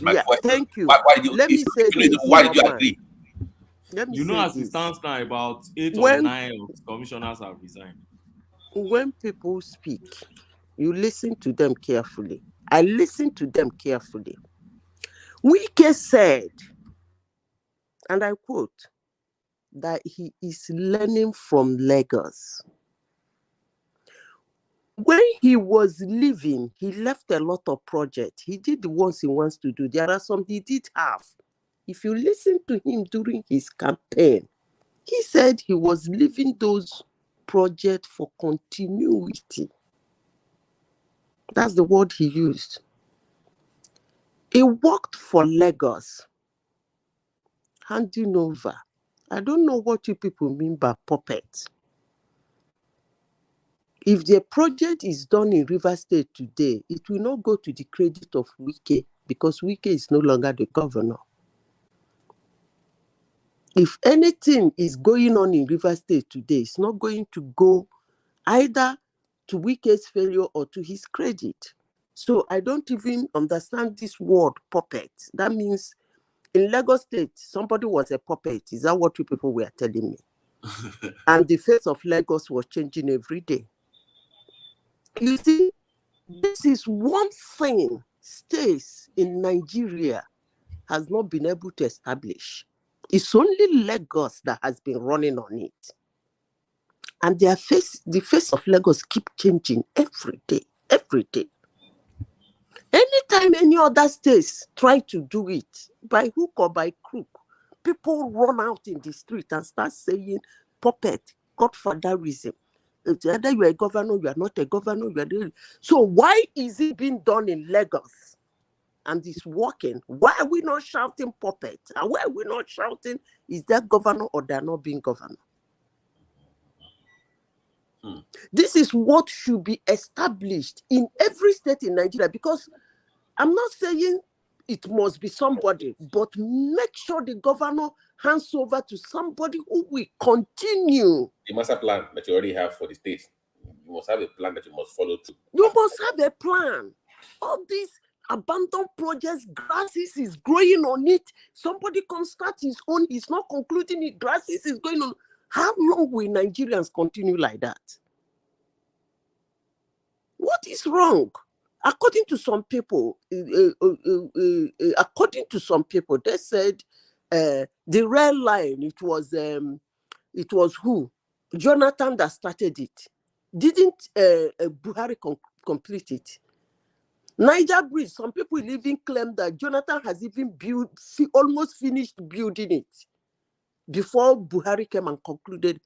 What is important to a Nigerian is that the project is concluded.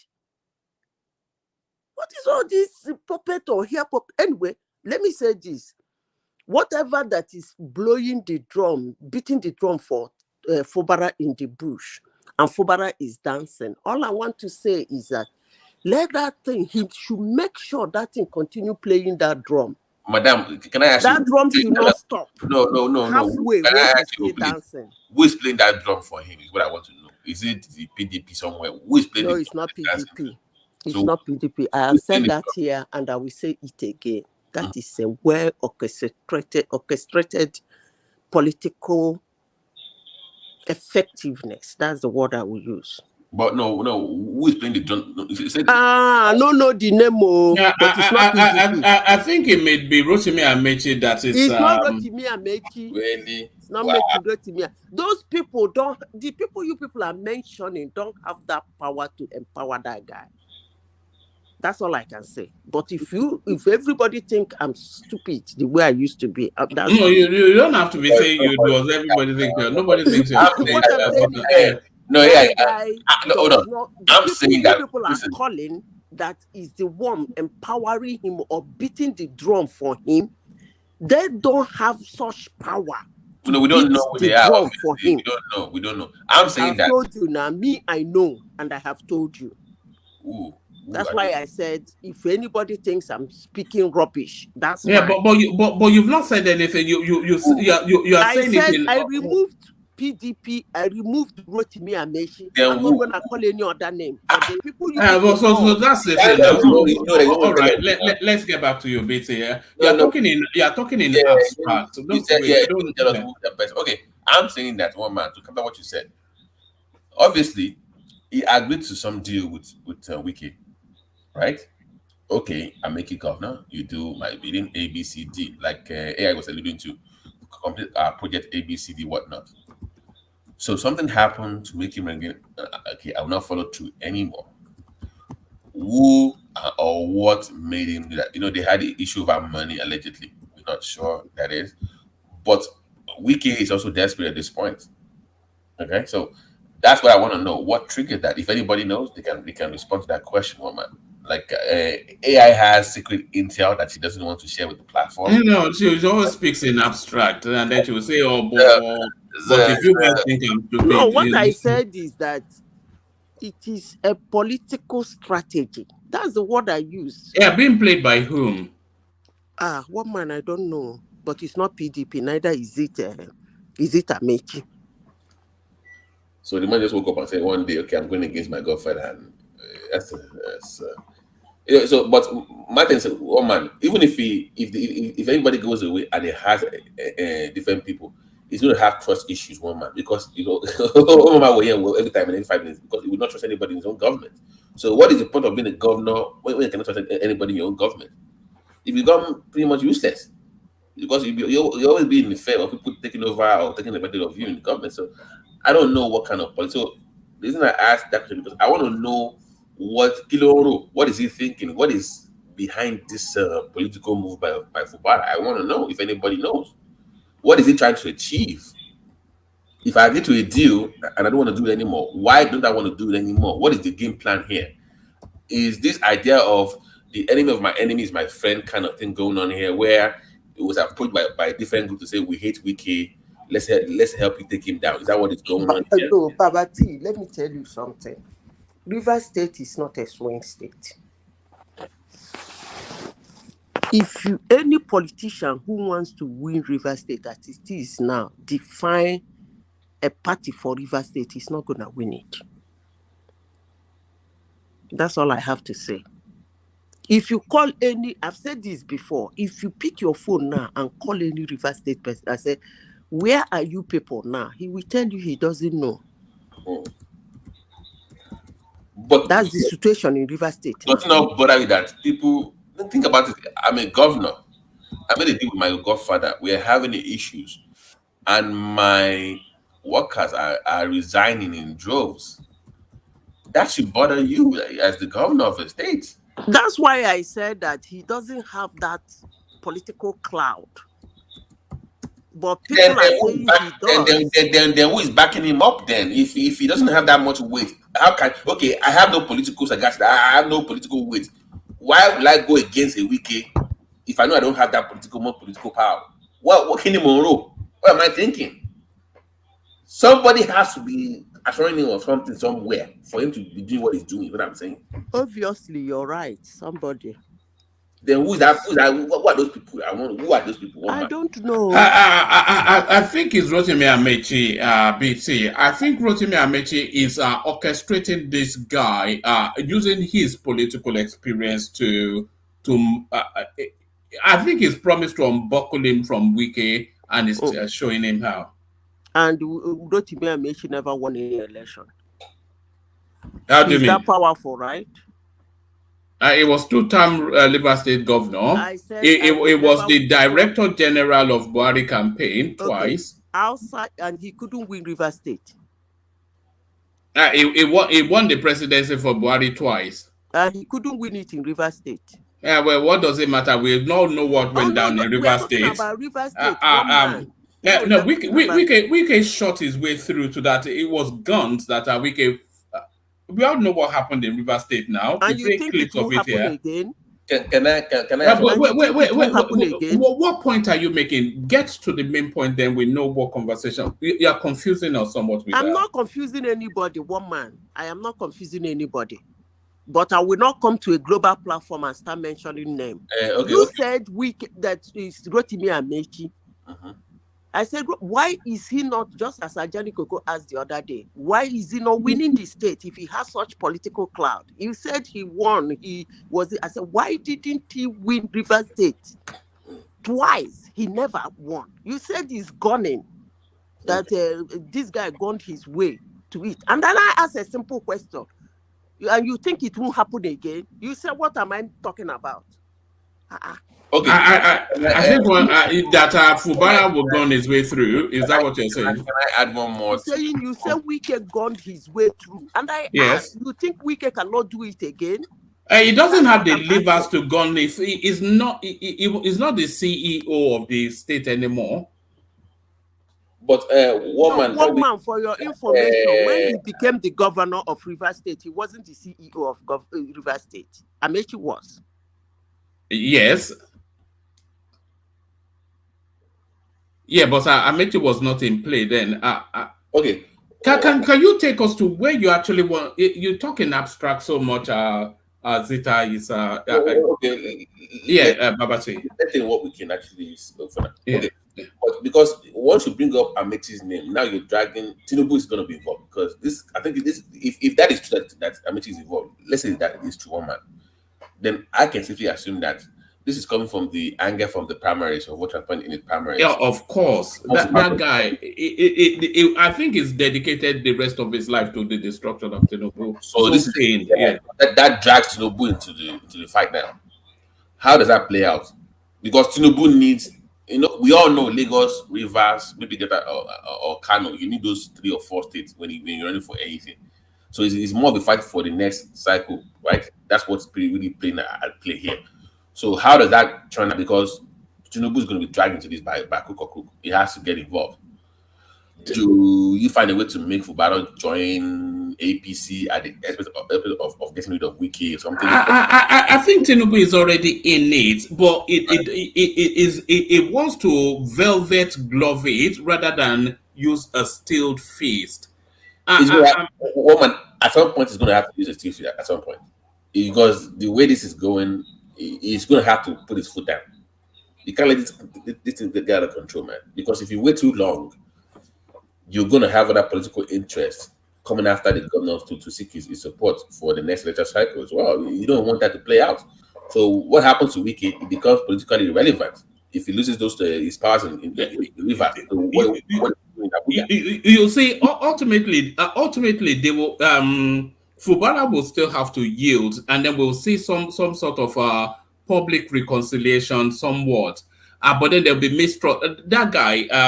So he knows now that having made this move, he gets no backing for a second term, but does he even get to complete the first term? That's the reason why That's the reason why I said it's too late to go back to apologize. He has to finish this through, because if you go back, you become an apody.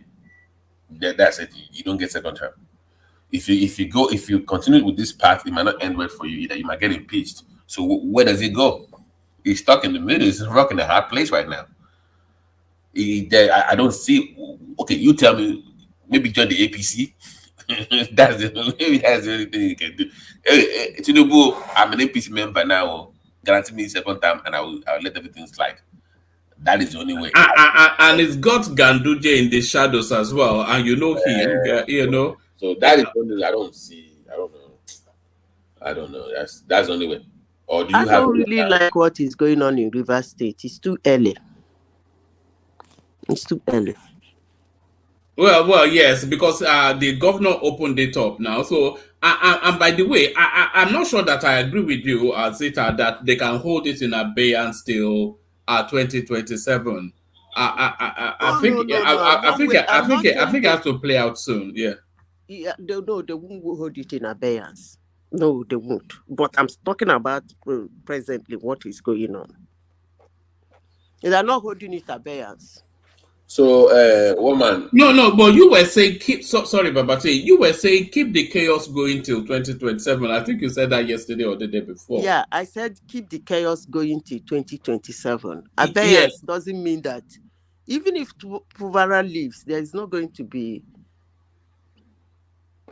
Never mind. All right. Come on, finish.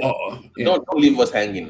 No, Zita does that often, but one man, what will be interesting to that will tell us how this is going to end is, I want to see the first meeting of the new House of Assembly.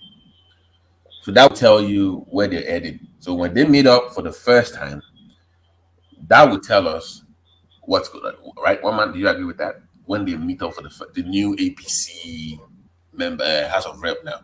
Yeah, no, it'll be. I suspect that it'll be a show of solidarity for Fubara.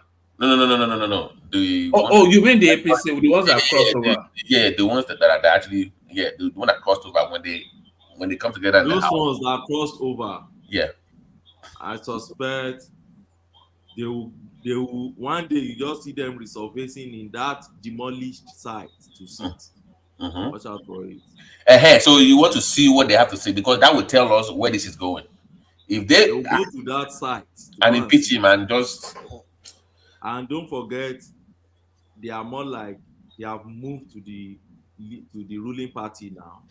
They will have police to support them, to protect them, and they have the media and everything now. Why sitting in that place? Oh, when did they carry the match? You said? Did the man carry the match? Where is the match? They will look for one mess now. No, it doesn't work that way. Okay, well, can I ask let me ask you. Only one, the apple. Okay, hold on. If they meet, like you said, if they come to that because it's going to be very significant if that happens. They have the cameras there. They have the backdrop of those demolished buildings. If what kind of bills because they will make something very. What kind of bills do you think they will pass if that happens? If they sit in that place, then if they sit in that place, then they are sitting in accordance with the Constitution. Right. If they sit outside that place, what about the mesh? Another Ladoja matter. That's another Ladoja matter. No Ladoja was in to Girovans Hotel to sit, and the court said no, you can't leave the seat of authority and go to Girovan to sit. So I suspect under a secured or under the security of Nigerian police or something like the army or whatever, that place, they will go and sit in that place and they will legislate. Now, no, but I'm asking you, like, when that happens, what kind of bill will you think will come out from that first meeting? So, if I'm in their position and I'm a politician, which I'm not, the first thing we have to do is to pass a bill to declare the destruction of that House of Assembly as being unlawful and place every blame and every liability on the governor to be repaid even after he leaves the office. They should declare him as the enemy of the state for destroying the symbol of authority and asset of authority of the state. They will gazette that. That's the first thing they have to do. Okay. Secondly, right. So once they are done with that, secondly, they start the impeachment process against the governor. They will start it, then they will pass it, and then send it to the CJ to constitute a committee, or they will invite him to appear before them to defend himself. I know by now they'll be cooking something somewhere around, but if they make a mistake of sitting outside that premises, they are making a serious mistake that will lead to a long litigation battle for them. And that man will be in the office for 4 years. Ogbeni, don't you think that it will be better that same scenario plays out, but they still remain in the PDP? like let's say they were still in the PDP, but they still the same scenario played out, but they were in the PDP, they didn't leave the party. Don't you think that would have been better? Supposed to There must be a reason. There must be a reason why they moved to APC. Okay. There must be politically. There must be a reason why they moved to APC. And I think one of the gains or the gains from the whole thing now, except that they ought to have ensured, politically speaking now, I'm not talking as a lawyer, they ought to have ensured that there's a division within their party, at least at the state level, division within PDP, at least at the state level, before their defection. Because as it is now, it may result to a free ride for them, for any law court to throw them out. Because it is obvious by facts there are no division within PDP as I time they live until now, as I time they left until now. And also, lost it gives credence to them going after the governor for okay. I see your point. I see your point. But so, there's something I want to ask you. Can they sit without the mess? No, they must sit with the maize. But they said the thing is with Fubara. The question you now ask yourself is that only one maize? The answer is no. It's the clerk of the House of Assembly that take care of the maize. And it's not only one. They use different ones. Okay. You remember Edo matter now? The same thing with Edo when they went to remove roof and then took their maize. Another maize surface now, and they use it. Don't forget, it was the same River State they used maize to beat one guy like that, and they broke in the maize. So they have a lot of maize now. If another one, so as long as they come together and there's clerk there, they have their speaker, and they form quorum, and they are sitting within the premises of authority, then they are sitting within the confines of what the Constitution provides. Okay. That's the way I see it. Thank you. It's a long battle. So how do you think this plays out? How do you think this plays out in your own opinion? So eventually they will make a move to impeach that governor. Mm-hmm. They will make a move to impeach him. They will send to the CJ of the state. Already, the governor is already having issue with the CJ, I think. So the ball will be in the court of the CJ to constitute a panel. So if we constitute a panel, if the panel will invite the governor to come, I know the governor will not appear before them. He will still be going up and down. If the governor refuses to appear, they will give him a chance to appear again. If he refuses, then they will conclude on his matter and send him back to the House of Assembly. Then the House of Assembly eventually impeached him. Mm-hmm. What I'm thinking is, if it now comes, because look at it from this angle, as it stands now, your commissioners have resigned. If you're appointing new commissioners, you need to send them to the House of Assembly for ratification, right? Which House of Assembly is going to see to ratify your Attorney General and all those 9 commissioners? He have 4 persons assembly with him now. Hey, Jay, person. He have 4 persons assembly. He said he's appointed to all those 4 to go and ratify for him. You see the issue now, so it's a very messy one. I just think politically they should resolve this issue. And if he goes back now to resolve that issue with Wike and he bows to Wike, that's somebody treatment they will give him eventually. He will not smell second time in that state. They will just manage him to the end of this section. Is it too late to resolve the issue? Because the trust has been, there's nothing that he will say to Wike that will make Wike trust him anymore. I think it is too late. Yeah, it's too late. So is it that Wike gets rid of him or he defeats Wike? So it's a fight to the death now. They will settle like cat and dog, but they will be each suspecting each other, but one will have an upper hand, which is Wike eventually. So if we can never settle again.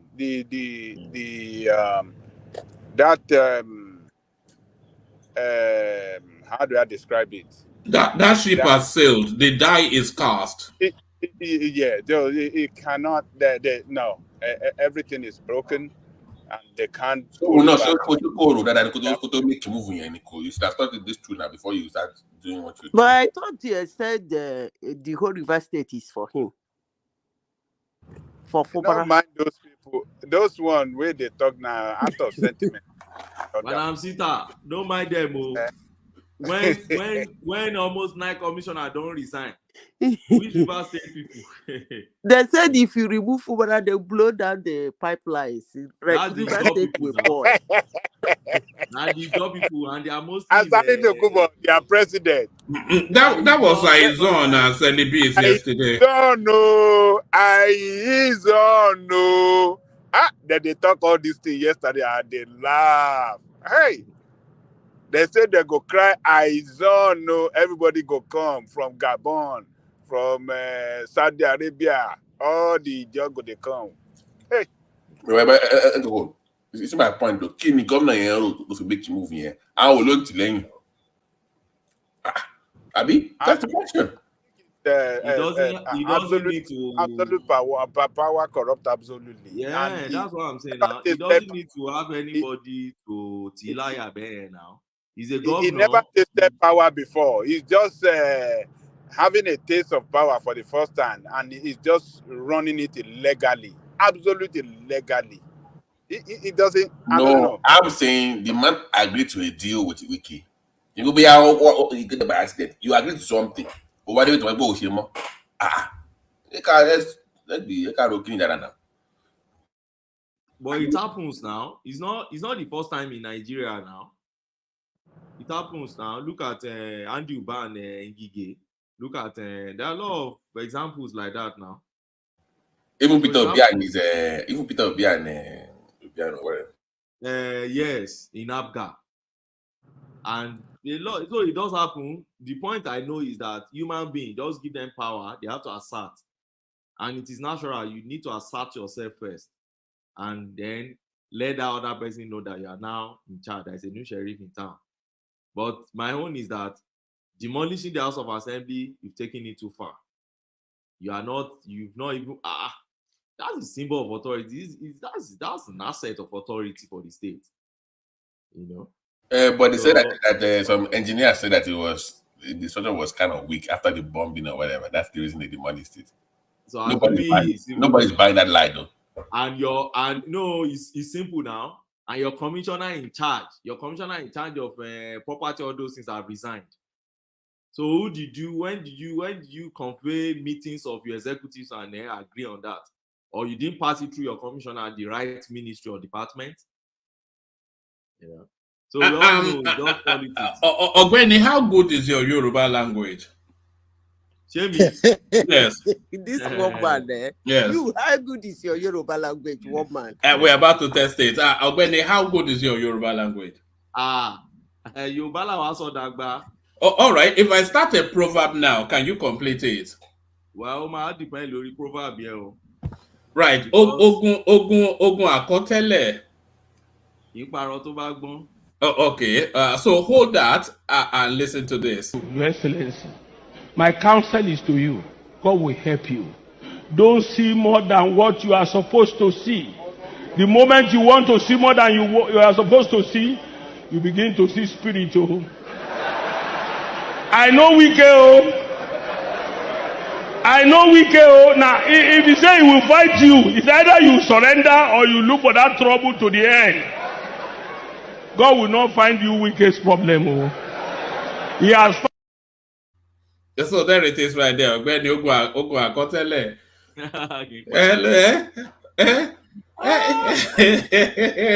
Nigeria, man.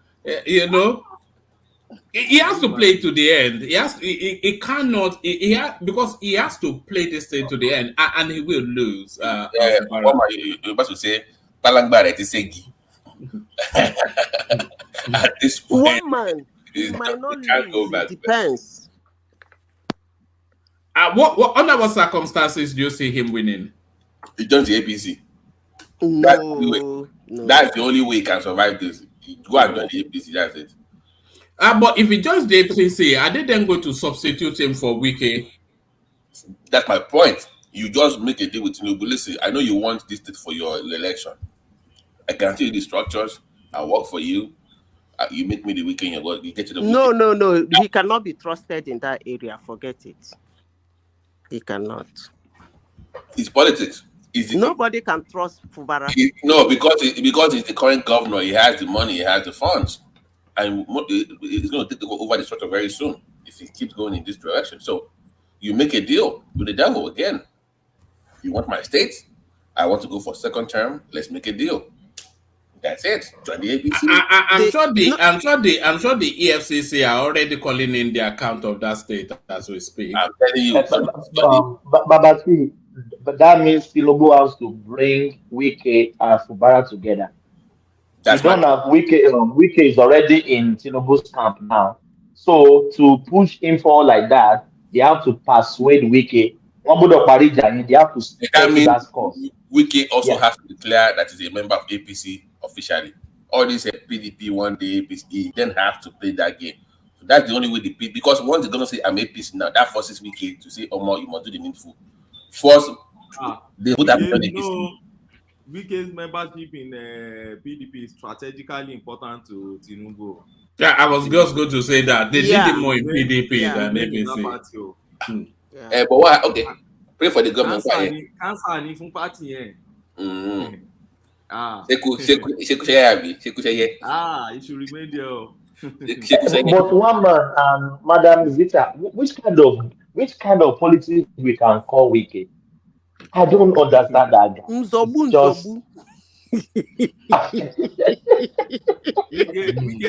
Wike is an enigma. You can't decode Wike now.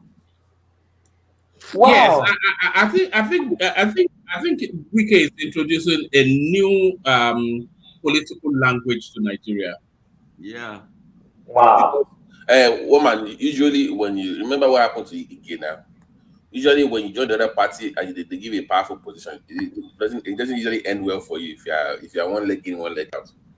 But so far, it's playing it safe. So I don't know how. But as he finally leave PDP, or be still PDP member, which is this people on the fence or what? And he said, nobody knows. None. One day is PDP, next day APC. It'd be interesting to see when PDP are having their convention. And it shows up as go and sit at the high table with that interview. I'm still your daddy. I'm still, oh my God, 3-dimensional chess, 7-dimensional. You know, Wiki Atiku on the same high table, like and this guy from the NFP that was suspended that might go back to the PDP. Yeah, imagine 3 of them on the high table somewhere, just deceiving themselves. Imagine everybody will come with their retinue of AK-47s. Or Peter will go back to PDP as well. Can you imagine that? That would be interesting to watch. I want that, man. In fact, I am praying for that. I want people to say, you know what? I want to go back to the PDP. That convention will be wonderful. It will be amazing to watch that convention, man. Shit. But Babati, can he killed PDP in this past election. He ruined them.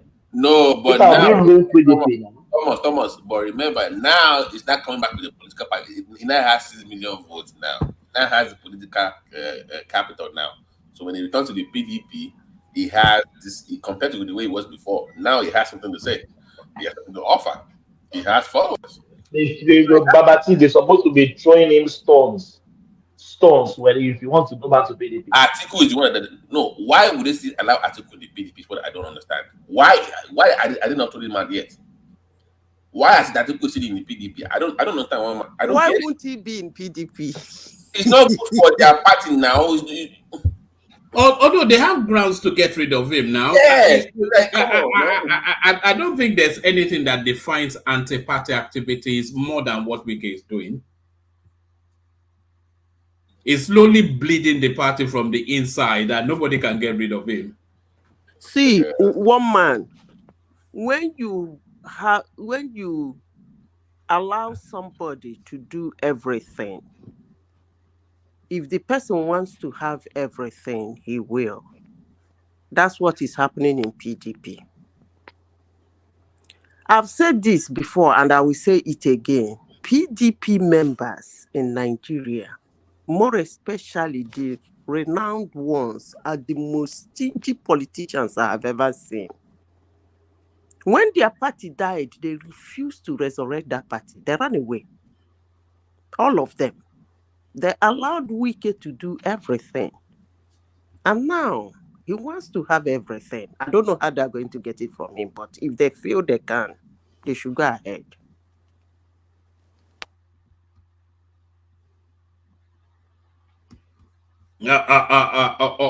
All right. BT, are you still there? Back to you. Yeah, I think let me just conclude for now. But thank you for letting me. I usually don't take this much time to speak for this line of time. Yes, it's I think this is probably the longest. You usually just do it in snapshots, don't you? When I just come with, I give you that quick shot and just So thank you guys. But it's a good session so far. And, yeah, but come back with that that now new discovery of where the Yoruba language came from, according to your. What happens is I'm also very careful when I try to bring people in your show. Because I've promised here now. Is that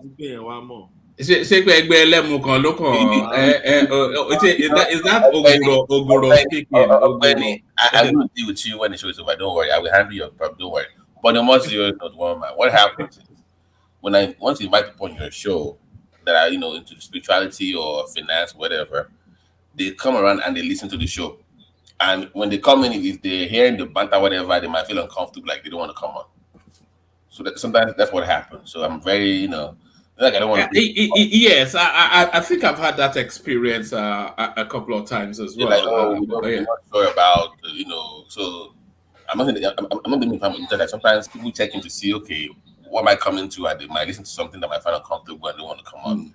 I'm always maybe it might be one also where it's not live or you just record it and you have that conversation with them and you paste it. I don't know, but so I'm going to try again and try to bring them on your show. Yeah, we can do closed sessions.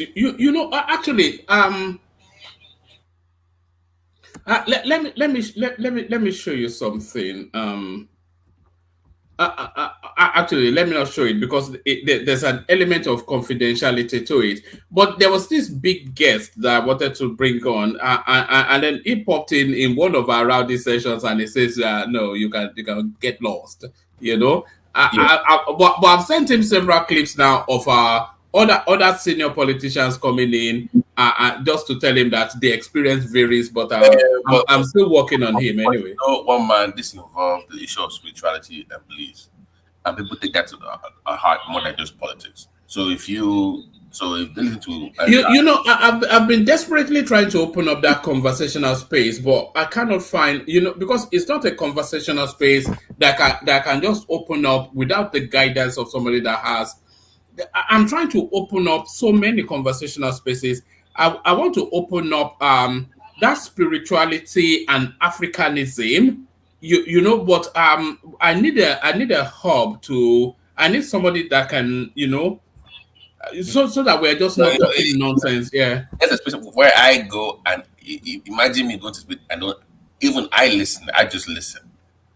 Maybe you can because I'm on a Clubhouse too. Maybe you can let me invite you to some so you can engage them. I mean, you can engage. There's IFA 401. There's many platforms for different. One man, don't let Babati change you to IFA worshiper. You are a Christian. No. But I want to document those IFA narratives.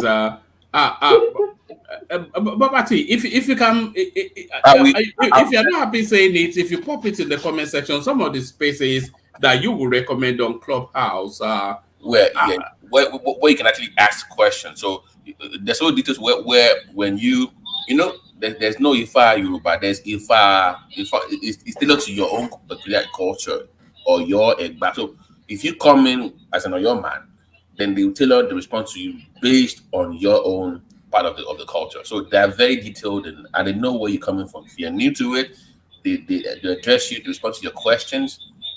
So they are very welcoming and open to that's why I like all these clubhouses where they actually take the time to explain to you in full details what if you're seeking guidance in that aspect. So they will explain to you what you need to know, So they're very detailed. I like engaging people in that realm. So I'm still learning myself. So I'm not all that. I'm not all into it yet. So that's the thing. So I will put some links in there for you, some groups for you to join one man, and you can take it from there and engage the moderators in there and see how it goes.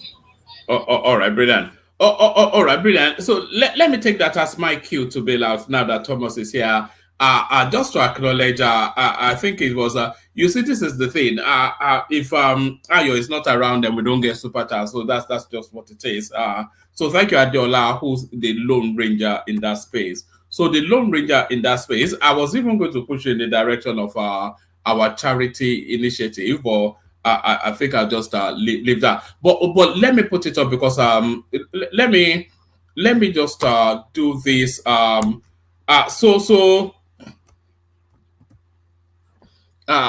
sorry. Let me do this before I bail out. As you know, we're canvassing on behalf of an outreach initiative that we're engaged on.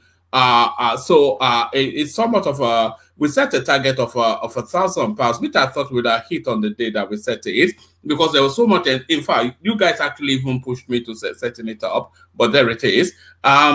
We got an Ade Yinka who actually kicked off that space. We started it 5 days ago, and he kicked it off on the day. And then this anonymous here for the 150, that's Kulata. And then we have Ayodele Ogunlowo. So he came in, and then Prince Daddy, of course, elegant as always. And then that's Thomas right there. So we have that, which shows a grand total of £395. But that's not the totality of what was raised. A guy that just wants to be known as Don, he privately added £100 to that. So that reads in total £495. So that's £495. So what we're intending it for is an outreach. We're calling it a level up initiative. It's essentially to identify people within the Nigerian space that are, that they are contending with the Nigerian situation, but they are putting up a fight. So they are putting up a fight, so they're not surrendered to the situation. And then whatever business they are, we want to parachute a certain amount of funds into that business to level them up, so they go up a scale from whatever it is that they are. So the money is not actually for them to buy food, whatever, is to invest back into their business to level them up. So one of the prospective, this lady here, and the person you'll see in this clip is her son, who is a member of this platform. So he's part of this initiative. He has now gone into the interlands of Maiduguri to identify a potential beneficiary. So this lady here, she's going to be our first beneficiary without a doubt. Her name is Zainab.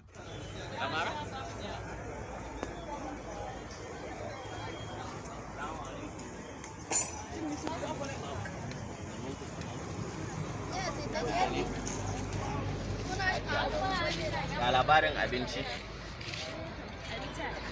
Akwai abinci. Me kake sayarwa ne?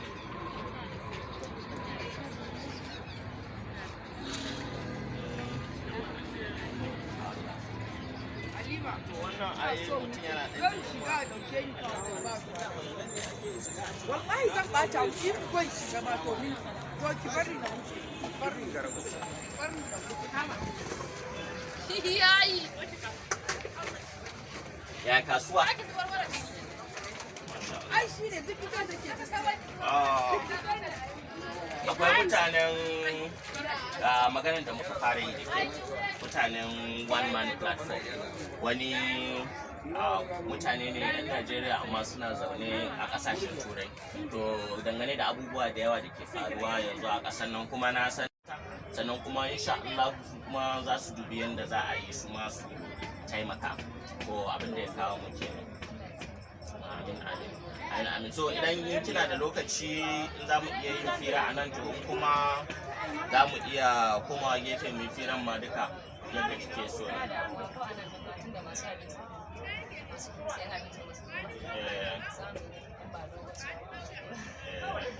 San da kokari. So yanzu yaya rayuwan kuke ciki, yaya kuke fama?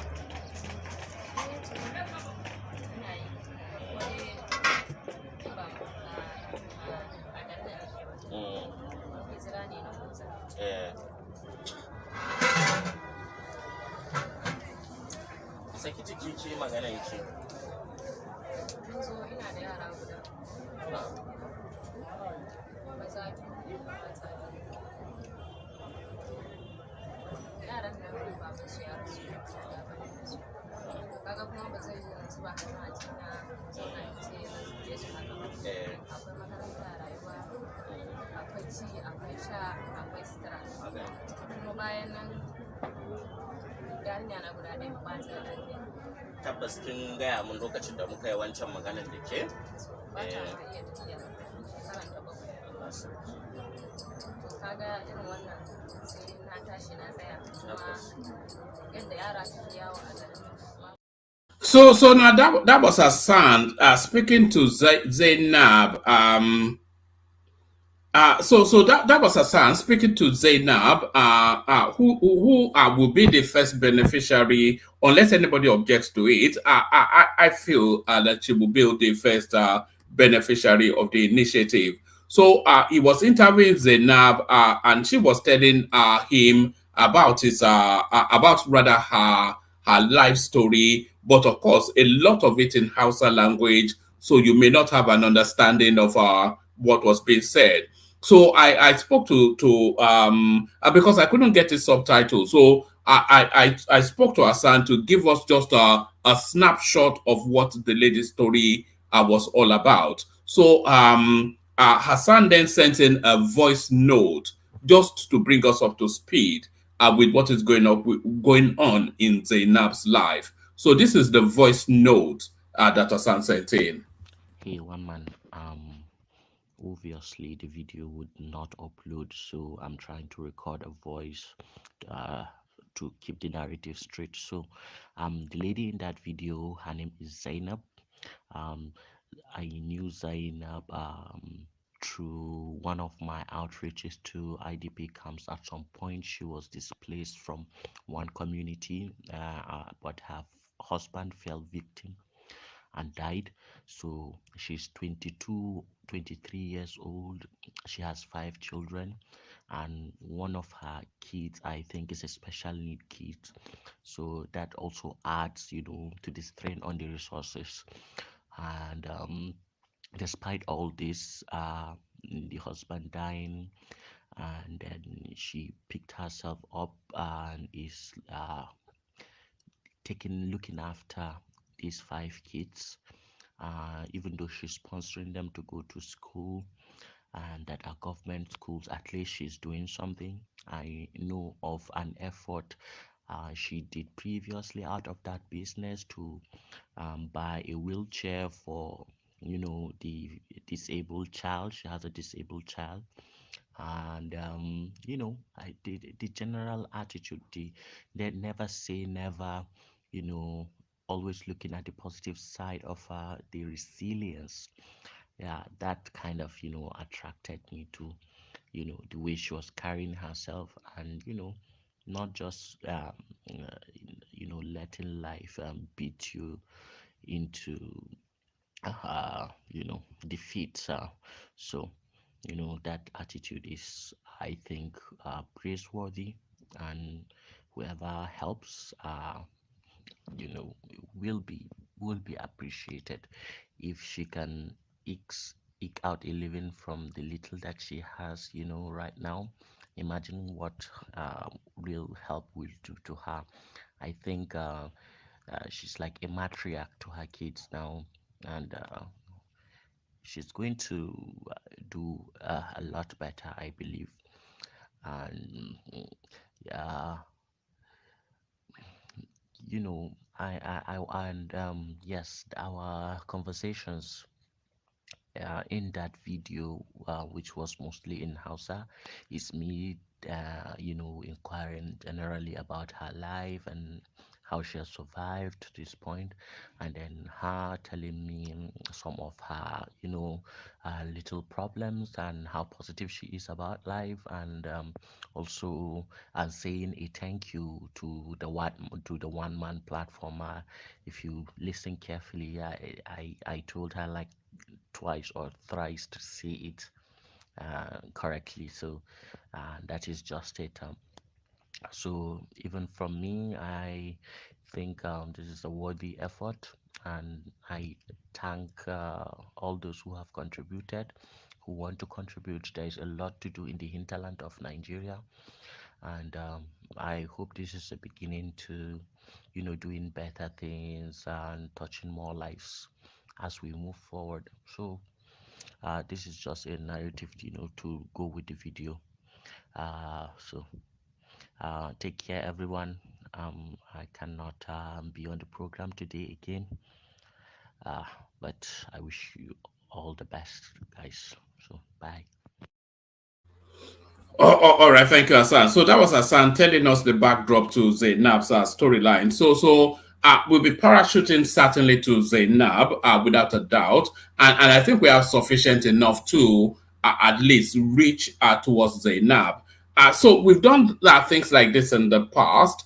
Although when we did this things like something like this in the past, we didn't actually canvass for money. We just did it quietly, and that was in the southwest. So we're doing this one now in the north, and then hopefully we'll be able to reach, even within what we have now, we should be able to impact somewhat Zainab and still reach to the southeast as well.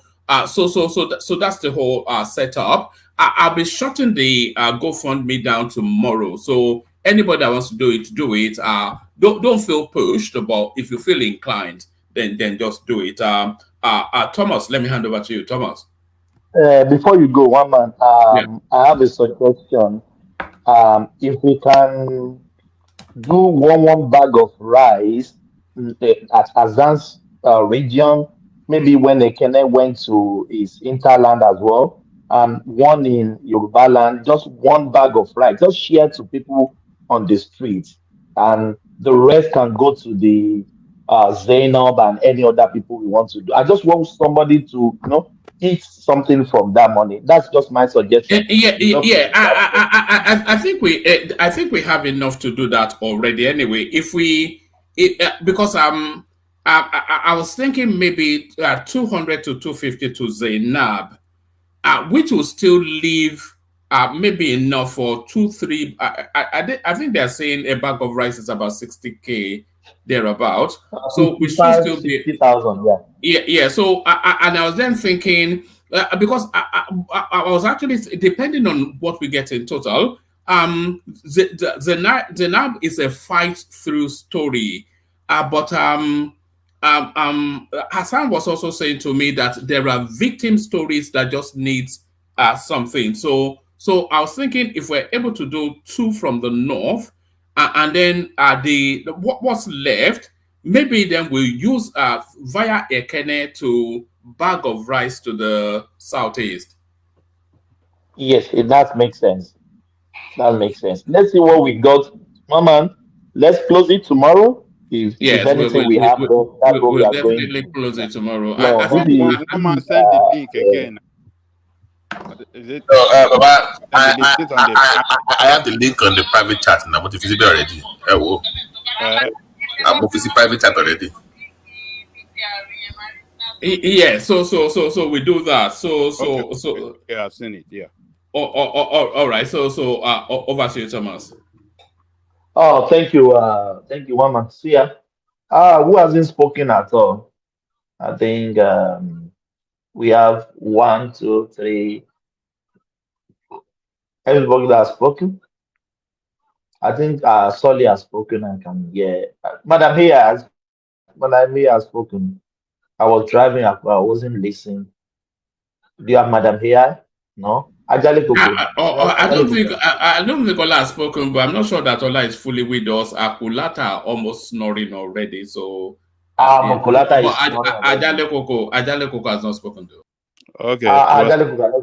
Yes. Baba. Yeah. Yes. What do you want to start it from? We want to just let me kick you off with Nnamdi Kanu. How do you think are you surprised about the verdict of Supreme Court? You're not there. You're not there. Oh, Lule. You're not there. What did you do? Wo? Èyí tá máa fojú yín rí. Well, on a more serious note, let me say greetings to our listeners around the world. Click on the like button, share, and subscribe if you haven't done so. I think the court is doing their job, their constitutional. Supreme Court is carrying out its constitutional responsibility. Now they have make it clear that Nnamdi Kanu have a case to answer. He has a case to answer. The state have the right to prosecute him on all the charges against him. That does not necessarily mean that he will be convicted at the end of the day.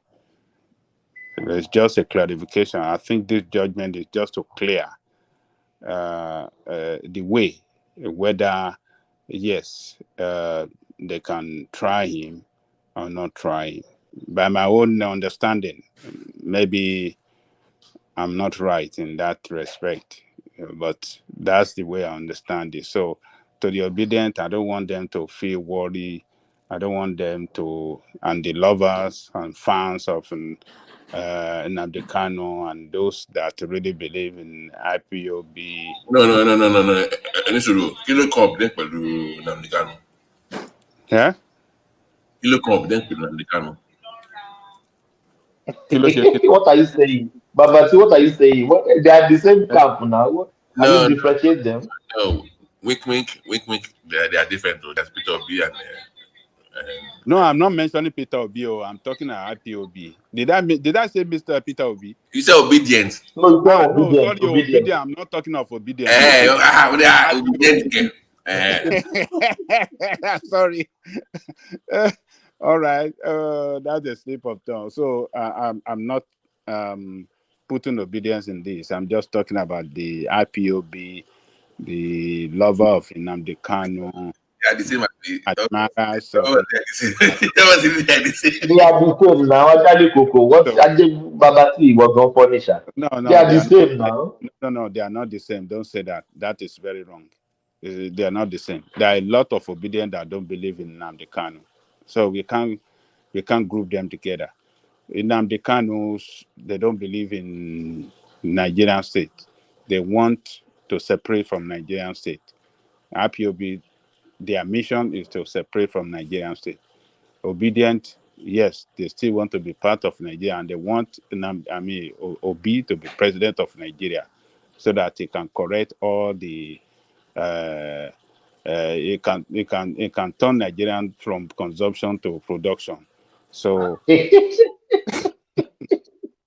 Are you mocking or you are? What are you doing, Najali Coco? Yes, that's the term of their campaign now, from consumption to production. So, let me say this. Look, Nnamdi Kanu's fans, admirers, and believers in Biafra nation should not worry about this. Nnamdi Kanu have around him competent lawyer that have been defending him, and they're still around him, and they defend him.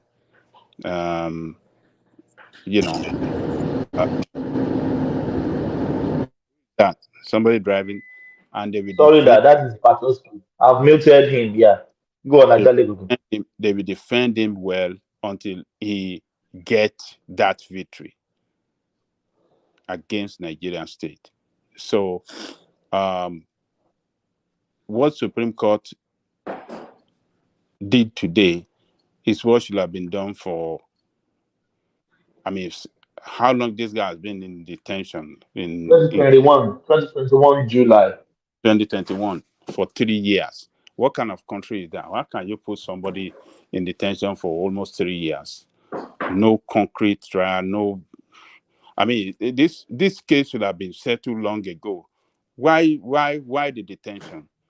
This is not the way to treat any human being at all. I don't like it. What is happening to Nnamdi Kanu can happen to any Nigerian. And as a matter of fact, there are a lot of Nigerians in detention in police cell that are never taken to court for several years for doing nothing, for committing no offense. So this is the tradition of the justice system in Nigeria. Very, very bad. So if to because it's just telling us that yes, you have case to answer. This is what this But land. that is what we are known for now. It's not a new thing, even though Yeah, it's not right. yeah, under democracy, we have to improve. This is the government of our own. We should have improved on our justice system and make it work well for work well for the people of the country. This is not the way. So, but look, Nnamdi Kanu people should not get worried. You have lawyers around him that will defend him and get him that victory they're all looking for. So it's a matter of time. I think it just tells us that yes, very soon they will commence that trial, and hopefully at the end of the day he will get that victory. I'm looking for him get the victory so that they can release him and go to meet his family. What Nigerian state have done for him for 3 years, I think the punishment they put him through, I think is enough. That's. And let even go. Are you seeing the hand of Tinubu in these judgments? I don't see the hand of. There's no hand of Tinubu in anything. Tinubu have no hand in it. But where we see Tinubu coming is when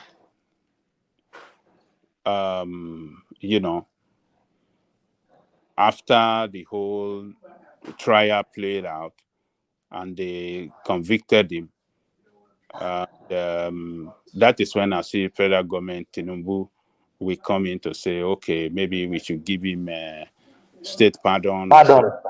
Yeah, that is when Tinubu. But as of now, I don't see anything. Tinubu is not doing anything on that case now, as far as I'm concerned, and that is what do you call it? Supreme Court are confirmed to us by this ruling that Nnamdi Kanu have case to answer. So if Tinubu is influencing something or is trying to help him out now, the president have the right to stop it, to stop any trial against him, and then let him go, because they are the one that are prosecuting him. They are the one that file a case against him, so they can withdraw it. So let's see what they are going to do. Maybe they could still withdraw the case. We don't know. Yes. I don't think the president has the right to withdraw any case. No, they have the right. They don't. He have the right. You know why? Attorney General You know why I say so? Attorney General is the one that took the case to court, and he can withdraw it. This is what I'm saying. Yeah. You see, the president on his own cannot say, okay, as Tinubu, I'm withdrawing this case. Because it's not a case against Tinubu, it's a case against Nigerian state. That's what I'm saying. The Attorney General, President will talk to Attorney General, look, withdraw this case. We want to treat this as a political issue. It's better for you to say Nigeria has the right to withdraw the case. Okay, but my challenge now is that we are trying someone. You are trying someone who is a citizen of another country, and the country is not even coming forward. You understand?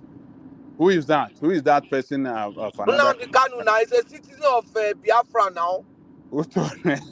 So why is Nigeria trying? Are you serious? For example, now. Are you serious? For example, I'm a Canadian. If I go to Cote d'Ivoire now and they just want to try me, the government of Canada will say no. You can't just do this to this guy.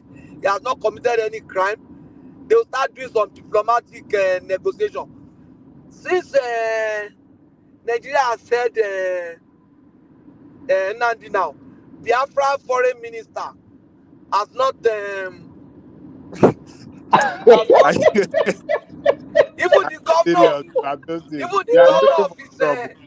even the governor of his state, you know, Simon Ekpa has given him states. Which state?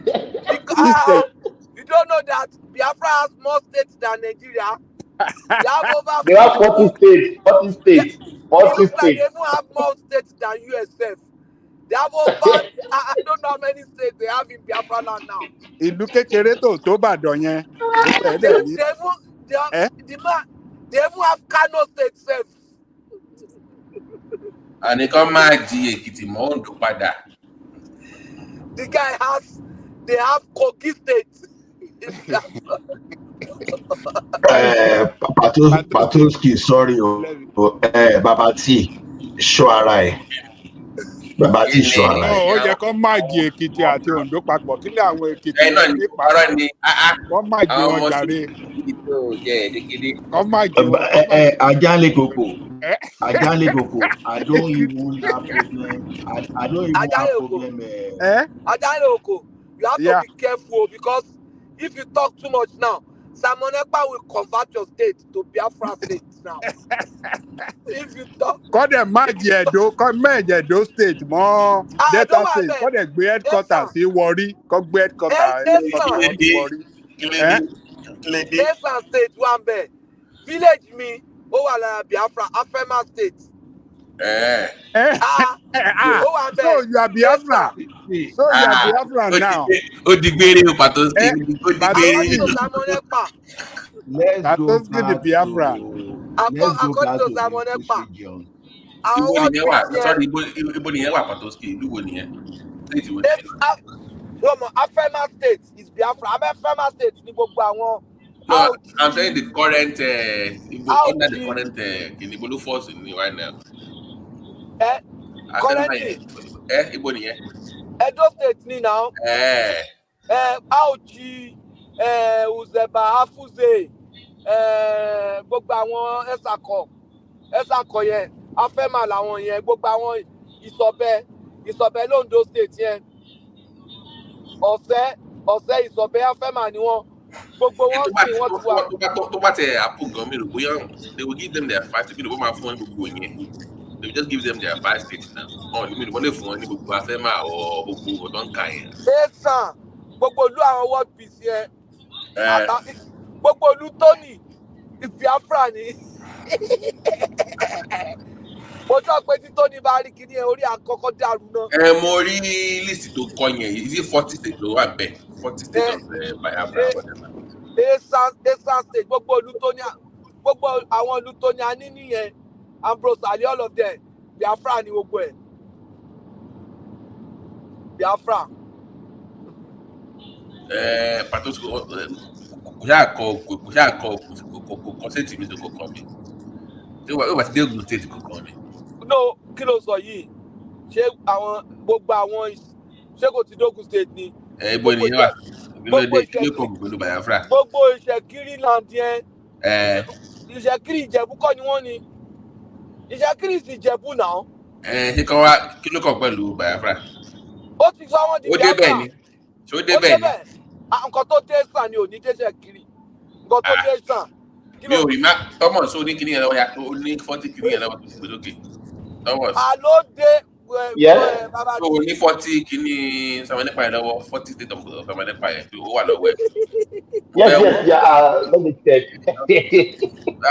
Ọgbẹ́ ó bọ̀ àwọ̀là dẹ́ẹ̀dẹ̀ mo fẹ́ wù bí a ó ní. Bàbá tí ṣe sọ̀kan fún ẹ nǹkan tó fi dé village mi gbàgbé ẹ̀ village mi àti Ìfọ̀n one stream like this ló là one stream like this ló là. You want me to read a couple of them? Can you put on the screen that 40 state of whatever? No, let me just read. Yeah. Ukemba State. Amam Villa State. He came back state. The map went. I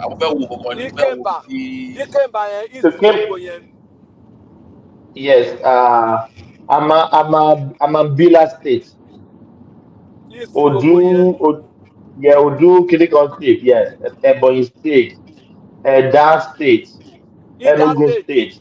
Ida State. Yeah. Ida State is Obi. Ida State. Igala. Ìlú Igala. Kí ló kọ́ Igala pẹ̀lú Igbo? Enugu State. Alonso State. Alonso. Yeah. Yes. Ezeala State. Lower Benue State. Lower Benue yẹn gbogbo àwọn Igala àwọn TV land yẹn nìyẹn. Yes, Owerri State. Ikwe Okwe State. Aba State. It's just total nonsense. Pardon my word. State. What do they call it? Southern Pacific State. What does that mean? Bayelsa nìyẹn. Gbogbo àwọn Bayelsa àti Rivers nìyẹn. Southern Pacific. Calabar State. Okay. Ogoja State. Okay. Oh, this guy is just. Ecom State. No one there. Ah, Lord. They now choose Buele as FCT. What they do to your FCT?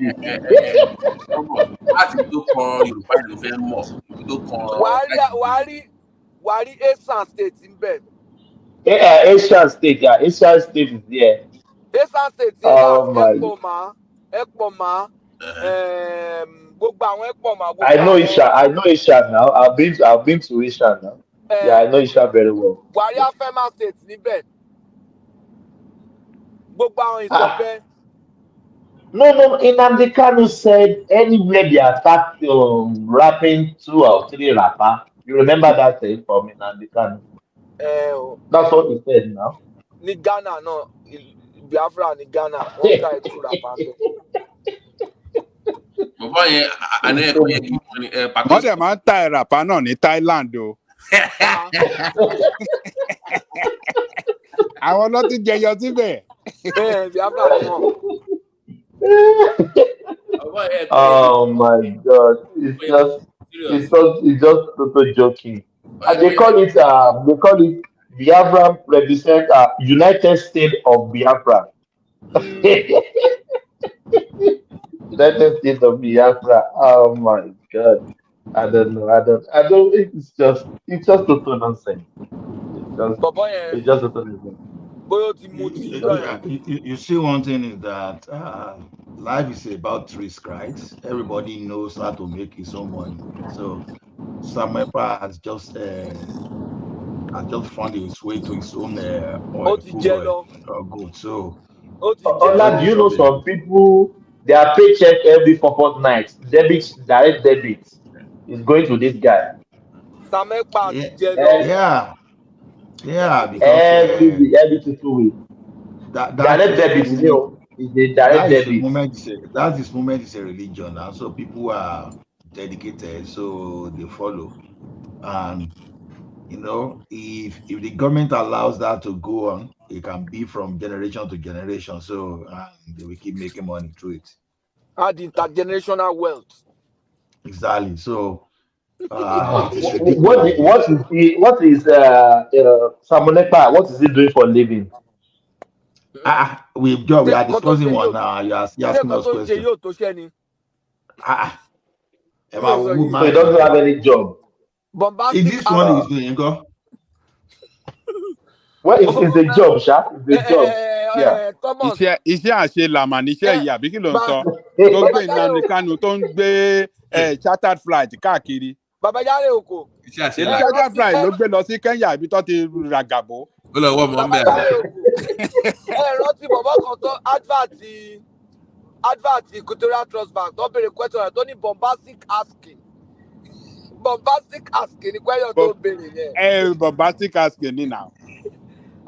èèyàn ti parí adúrò owó yẹn onípẹ̀sẹ̀ ò ló ń ṣe. Chartered flight. Chartered. Ó ní company ẹ̀ nìyẹn company yóò sọ yẹ kó máa sọ tax gan. Iléeṣẹ́ ńlá worldwide.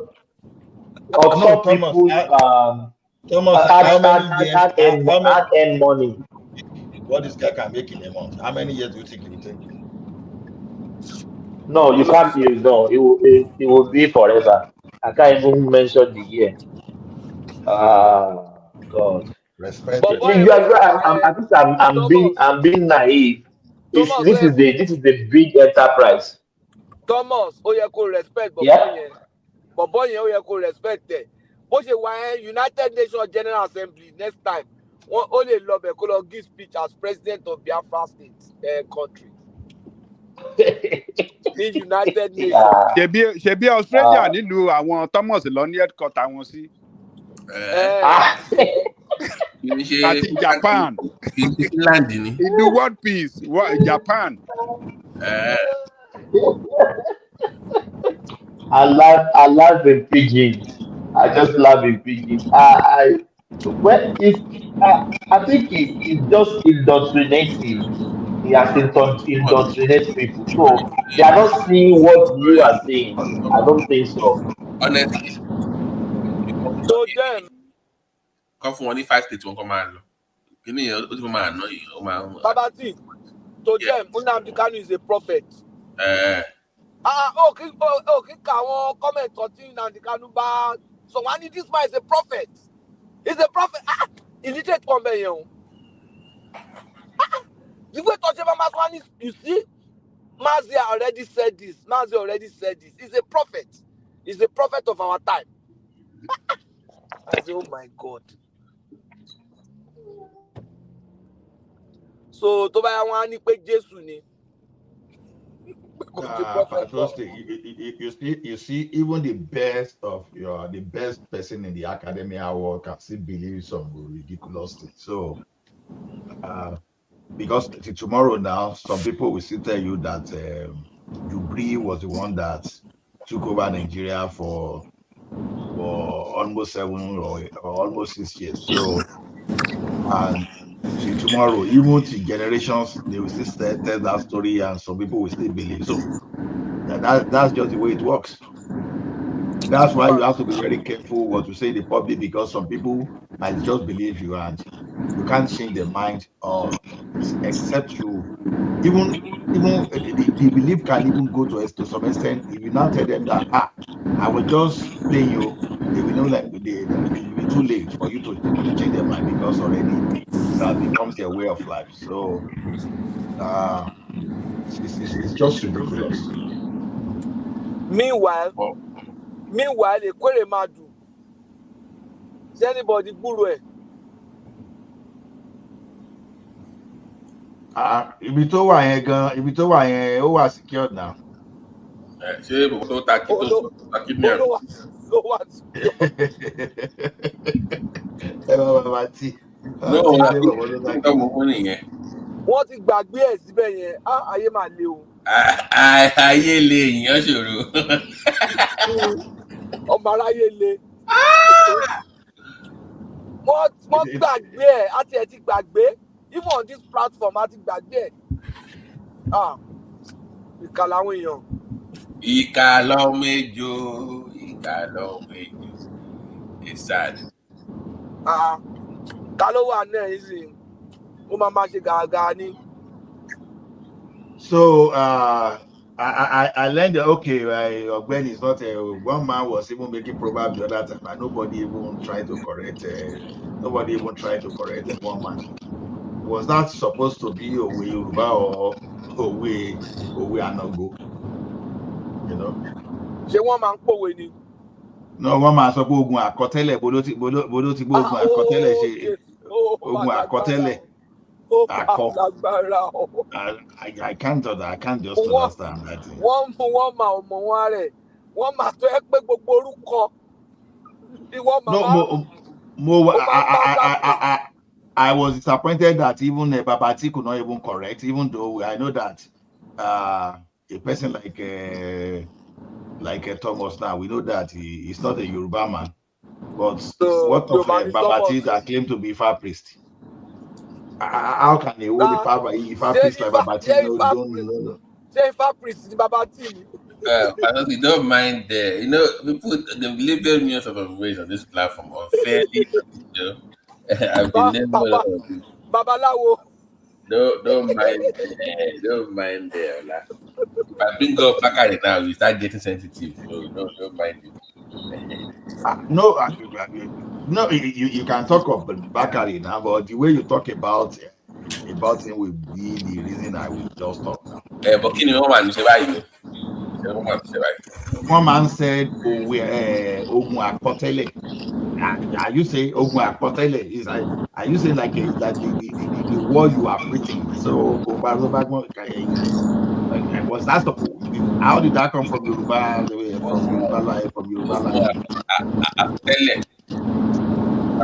You were here, you didn't even correct that grammar.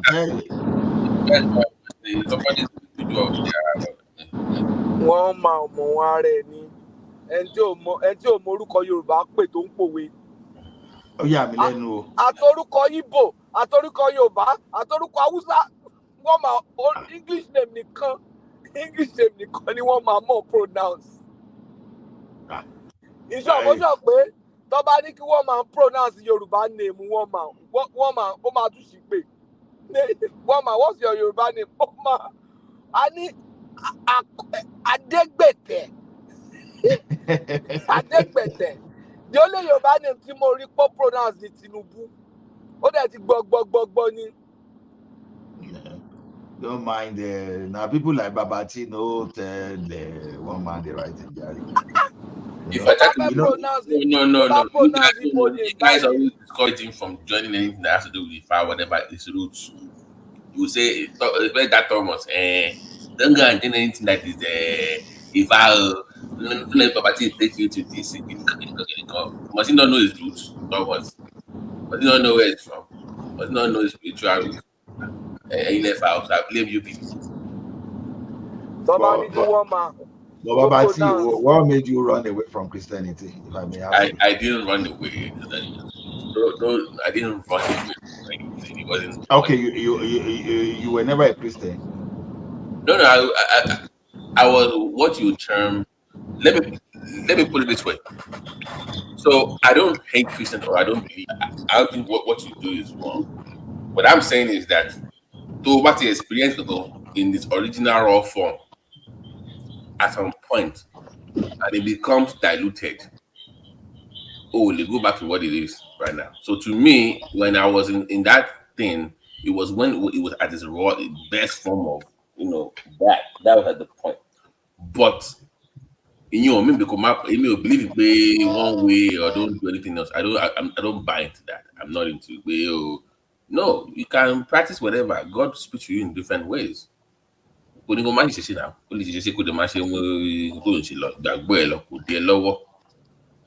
okay. Ìṣẹ̀ṣe ni wọ́n ṣe báyìí náà rí. But èmi ò máa ń condemn just bad. You never see me doing that.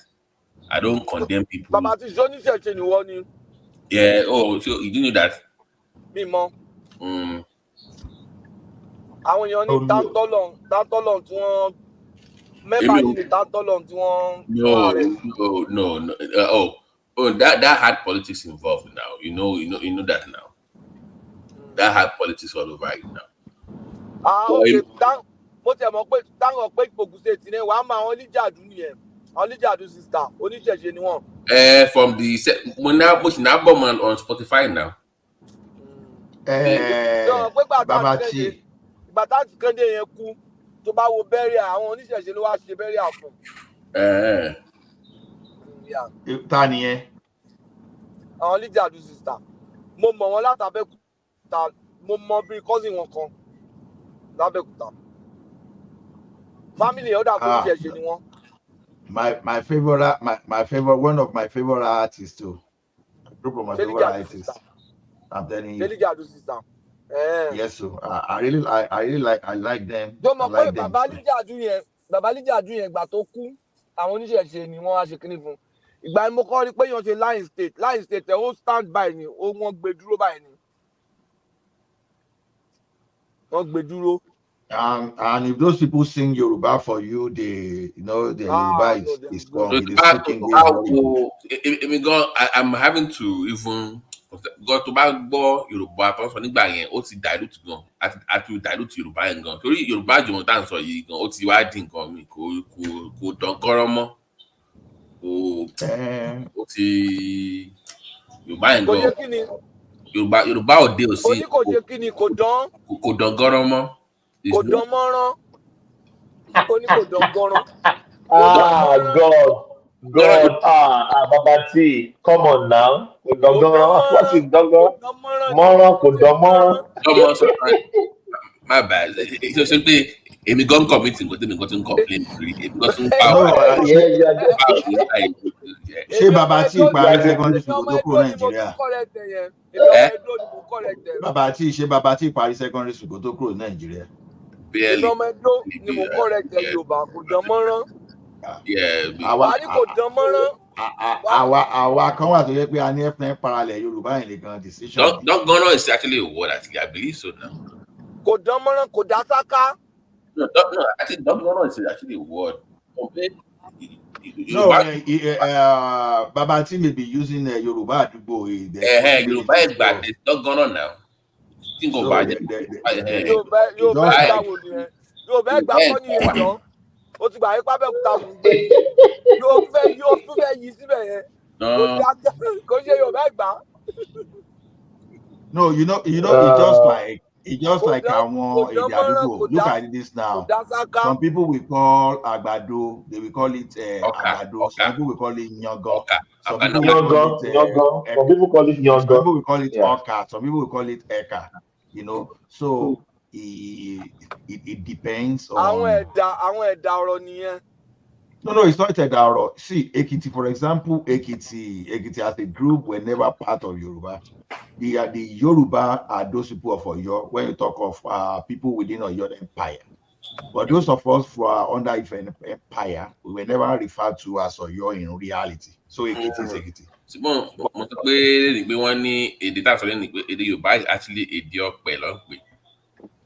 That means the word from the palms. Tó bá wo máa ń sọ̀rọ̀ Ọ̀rúnmìlà, they always refer to the palm tree, èdè ọ̀pẹ ló ń pè. That is èdè ọ̀kan ní èdè Ifẹ̀. So we need to. You see, there are some story that I don't really believe in though, because language is language. I don't know, because everybody will just find something around. Don't say Dogoro or Yomona. There's different ways of saying things that I don't mind them. No, I know. That's why I didn't even bother to challenge you on there.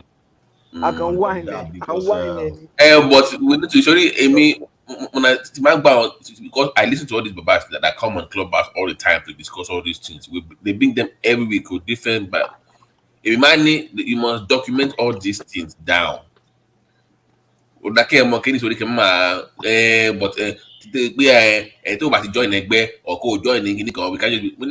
Baba forget the word has moved. Don't forget about me. Think about the kids down in the next 50 or 100 years. If you don't pass this, no. They are still decent. They are still decent Yoruba. That will still teach you. Wait. Sorry, I'm discussing deep knowledge. Forget what I want to do. There are deep in talk. Àwọn Yorùbá bùkún kún àtúnjẹ́ pé ó máa sọ̀rọ̀ àyájọ́, á sọ̀rọ̀ àwọn kìíní, á sọ rísì bí àyájọ́ ẹ̀ ṣe wáyé. Let me clarify. There is Yoruba Jumolo, right? That discusses Yoruba history. General Yoruba.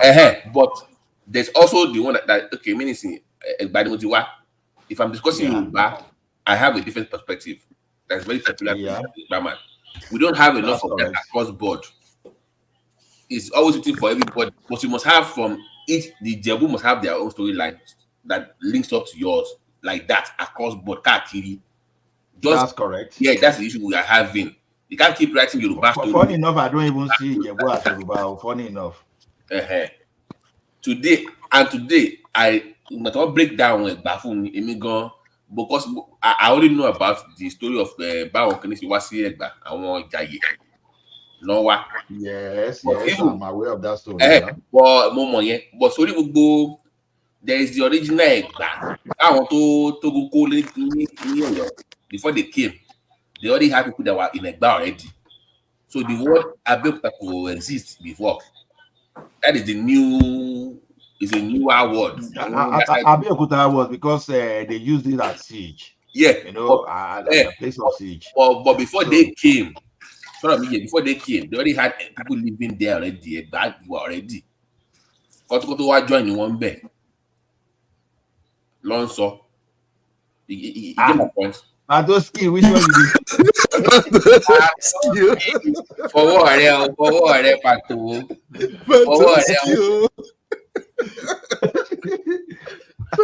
I don't laugh now. So,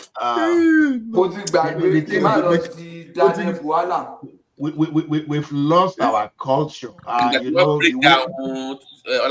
Break down ìtumọ̀ Ìbàrà fún mi. Ìbàrà, Ake, they mean something. I go back. Obey. If you want to know there are stories behind all those things. No. A real Ẹ̀gbá town to what you want you must have an Eledi. Ẹ̀gbá town, you must have an Eledi Awo in any Ẹ̀gbá. That's how you know this is you have. They must have an Eledi Awo must be the entrance of that city. Omatidi. So those things that are called that study. That is very unique to me as somebody from Ẹ̀gbá, right? But you from now, let me hear you. Baba T, show me báwọn Ìbàrà yẹn Ìlàrò náà ti wáyé wa náà ti wá. Mọ́mí ní Ìbàrà ni is a gate now ló ń jẹ́ now. Is a what? Gate ló ń jẹ́ ẹnu ilẹ̀kùn. Ìbàrà yẹn. Yeah. But break it down now. I mean, in fact, the way they were breaking it down and the meaning of those names. Baba T. Yeah. Àwọn òkè ọ̀nà yẹn bó làwọn ti wá ti wọn. Òkè ọ̀nà is still like that. Òkè ọ̀nà is àwọn is still like is still. So bá ti gbọ́ Àgókò, Àgọ́ọ̀bà, Ìgbẹ̀yìn, they've always been there before àwọn tó kọ́. So àwọn Òwu náà wá látọ̀ṣun àbí. Àwọn ló wá join ní wọn. Nípa àwọn yẹn ìgbà tí wọ́n dé, àwọn yẹn gbé adé wá ni. Àwọn Òwu àbí.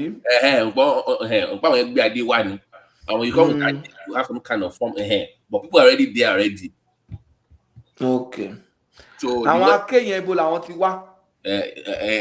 Ake, that one they didn't really break that one down, but I think Ake is also. They have a link to Igbenyi. Now you're talking.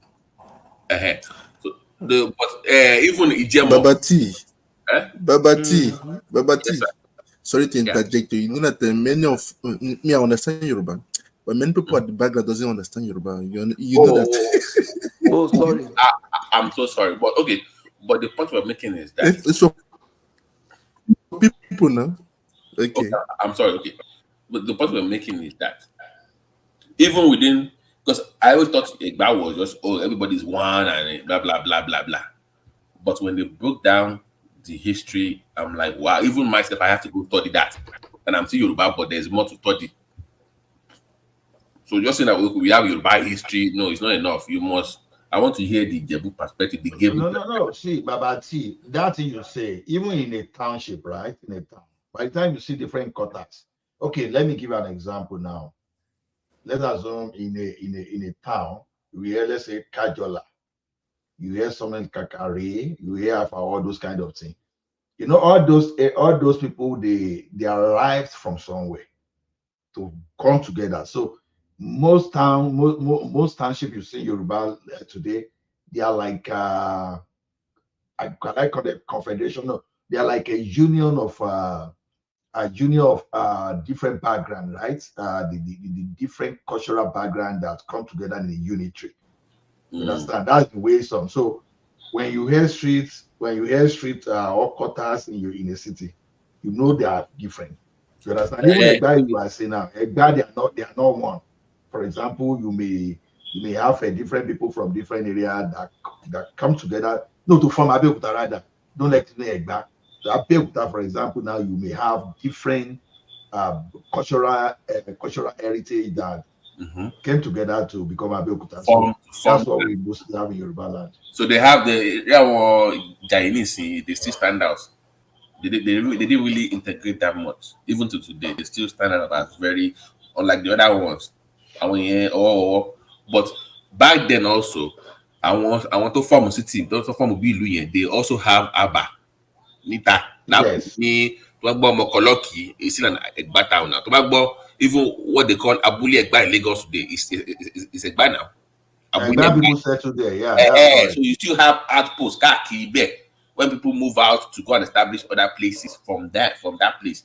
So when they have issues in those places, they come back and settle close to where they originally came from. So there are things that we don't even discuss like that, like in history. But way to they always want to come at it from the Ifa perspective. See, Baba T, it's not limited to them. See, when you want to lose your culture, they take your language away. If we are not so heavy in English, whether American or whatever, we wouldn't have lost so much of our value because we'd be able to. Because the more you speak your language, the more for example, now, some of us now, we understand the American movies more than when you watch Hollywood. Just because that's the culture you understand. Some of us we understand the Western culture more than our culture. So that's it. Yes, it's true we don't document, but what is responsible for our own problem majorly is because we've lost our language. And when if you want to do demography around language, for example, now today, you'll be shocked that maybe over 70% of Yoruba don't even understand Yoruba. It's not as if you don't speak. There's one difference between you speaking a language and did your children, sorry to interject, your children, they do speak Yoruba? They speak Yoruba? No, you don't get me. Speaking Yoruba does not mean you understand Yoruba. You can communicate Yoruba. Why? Doesn't mean, okay, now look at us. Many of us now we speak English. It doesn't mean we understand English. Because English is not about the language alone. It comes with the culture. You understand? Like there are something you speak in the traditional English speaking environment now that they'll be looking at you that what are you talking about? You understand? So yeah, we can communicate Yoruba, no argument. But do we understand Yoruba as a language, as a culture? That's what I'm saying. It's not about like Baba T is saying now. Like Baba T is saying now, some people are speaking. It's not good in Yoruba. Look, I was speaking to an elderly person one day. He switched on the phone. He said I was making incantations. He said he thought I was making incantations. Okay, now as we are here now, as a Sadekiti man, there's a way I can speak Yoruba that we will not understand. Trust me. And I see I'm still speaking Yoruba, but you still don't understand. Maybe. Don't even try it, because me that I'm talking to you, like okay, it's just like when the like of Orlando were alive. There will be some way they will speak the Yoruba that I will never understand. And what they were speaking, actually, they will be speaking Yoruba. So it's just like that. So when Babati is talking about we lose the thing that they say, it's actually correct, to be honest. Babati is very correct. And the fear now is this. The way we are going, even the normal communication in Yoruba, I'm afraid that the Chinese people will not become the one that come and be teaching us Yoruba tomorrow in the future. So don't say that. They're laughing. It's not funny. Never. It will not happen. It's not funny. I know that Nigerians are teaching all this British English now, but it won't happen. It won't happen. No, English is artificial. I see it. Yes, Mr. Trump, you know that English is artificial. English was created as a language.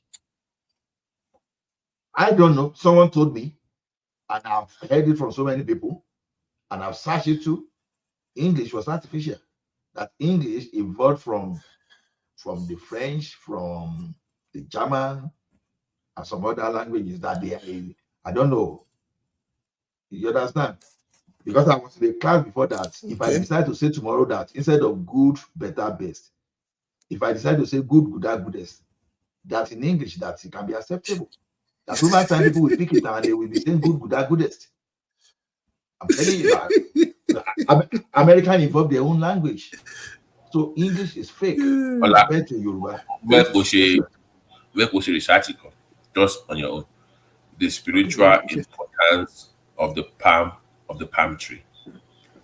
At least now. Try and hold on. Once you look at when you study when you study Oromila, for instance, there's always this emphasis. Even palm tree has two types: the one you use to cook and the one you use for spirituality. So if you mix it, if you put the two of them together, if you try to cook it, Omarona Kuni, just you try it. So there are many. No, I'm telling you, I'm not making. No. Say that thing again, Babati. Let me say it again. Can you say that again? Palm tree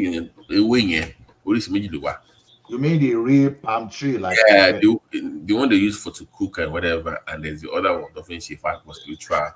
Even in the Bible, no, I don't get it. The same palm tree where we get palm oil from. Try hold on. Hold on now. Even in your Bible, you will see the importance of the palm tree. Yes. Just if you know that you see how they will there was a verse where they would put palm tree in white clothes. When it has spiritual importance to it, but to the Yoruba culture, not discussing this. You just had to look up Oromila and the palm tree. So it's a long thing to understand.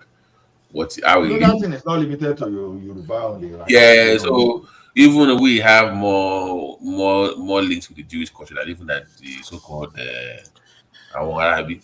Then they always, but that's the different. But that's what I'm saying. Like those things we cannot say because somebody is Christian and they don't believe in Ifa, so there we should not share the knowledge with them. Some things need to be said to the Yoruba people at large to preserve that culture and to preserve those knowledge to understand it. So that's just the way I feel about it. And I've tried to bring people on this platform a few times. And do you know what happens? I would get together with one man, blah, blah, blah. They will come around the channel. They will hear people discussing about they feel uncomfortable and they don't want to show up.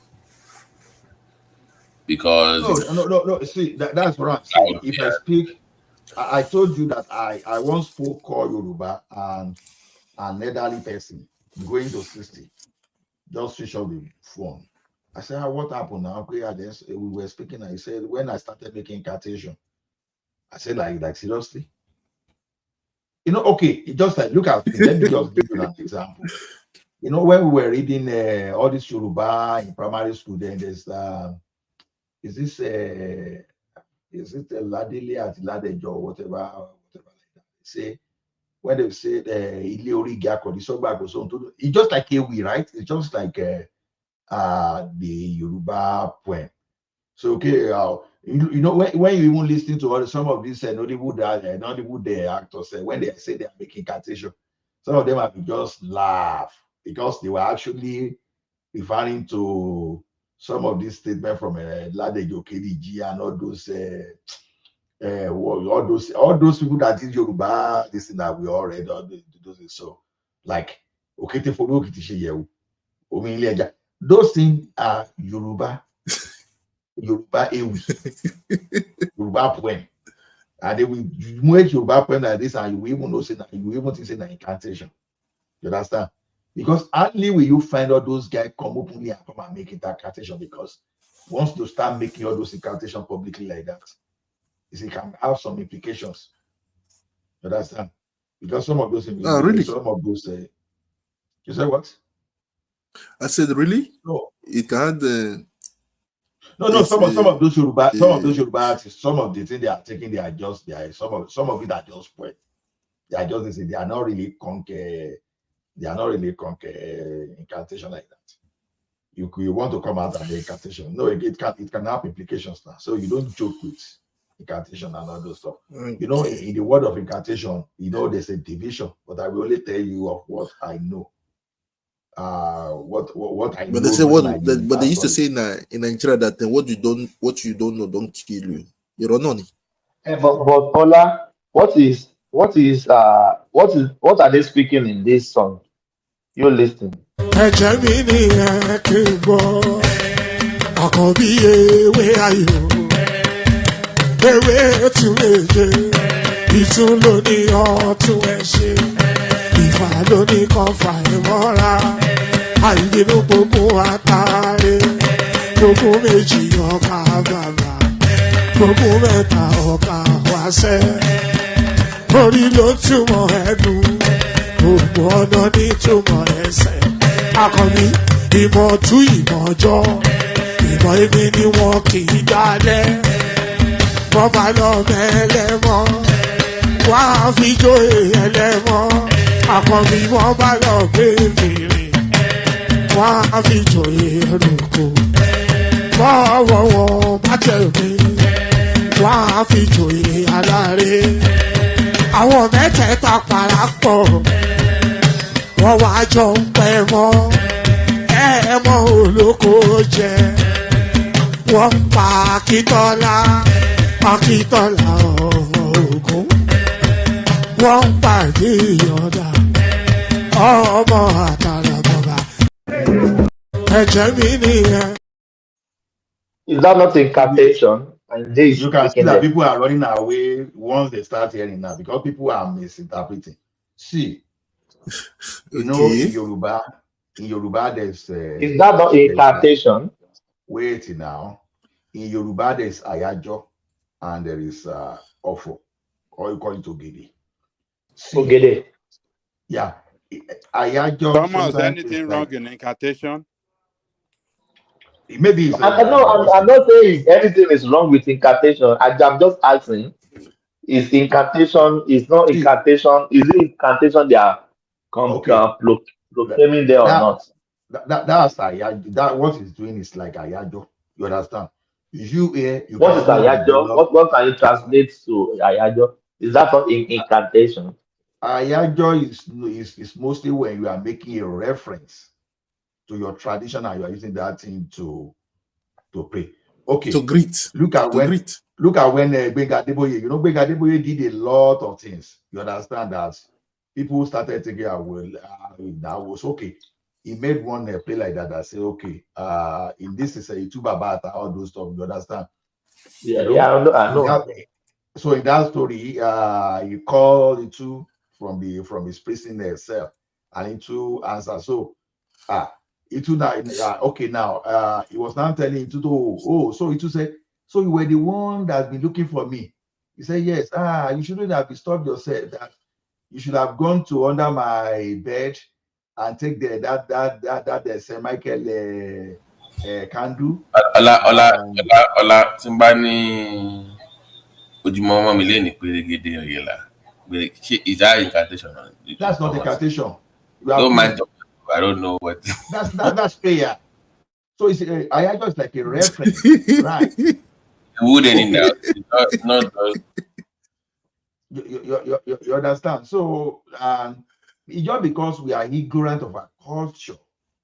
Even you will see some pastors, they'll be praying and they will be making things like that. And people are saying, oh, pastor, don't forget. Really? Oh, no. The thing is, okay. Now, let me make an example. Now, you can develop your own Ayajo and say, okay, I'm just giving an example. You are already creating your own Ayajo because it's a reference. Is it true if you use soap to wash your body, will it not be cleaner than when you use ordinary water? You understand?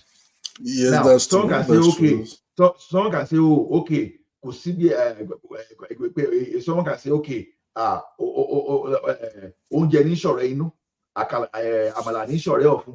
You understand? When you start saying things like that, you are saying something that is real, just to make a reference to prove a point. It's just like when a lawyer goes to the court and you start quoting, you start making references to what validates your point. That is okay. like Idiomatic expression, no? Idiomatic expression. You understand? Idiomatic. So exactly, and you know, for example, now what is wrong now? For example, if you're a Christian, you understand? I hope I'm not blaspheming, because some will say I'm blaspheming. If you're a Christian now, you start quoting verses of Psalm just to back your prayer.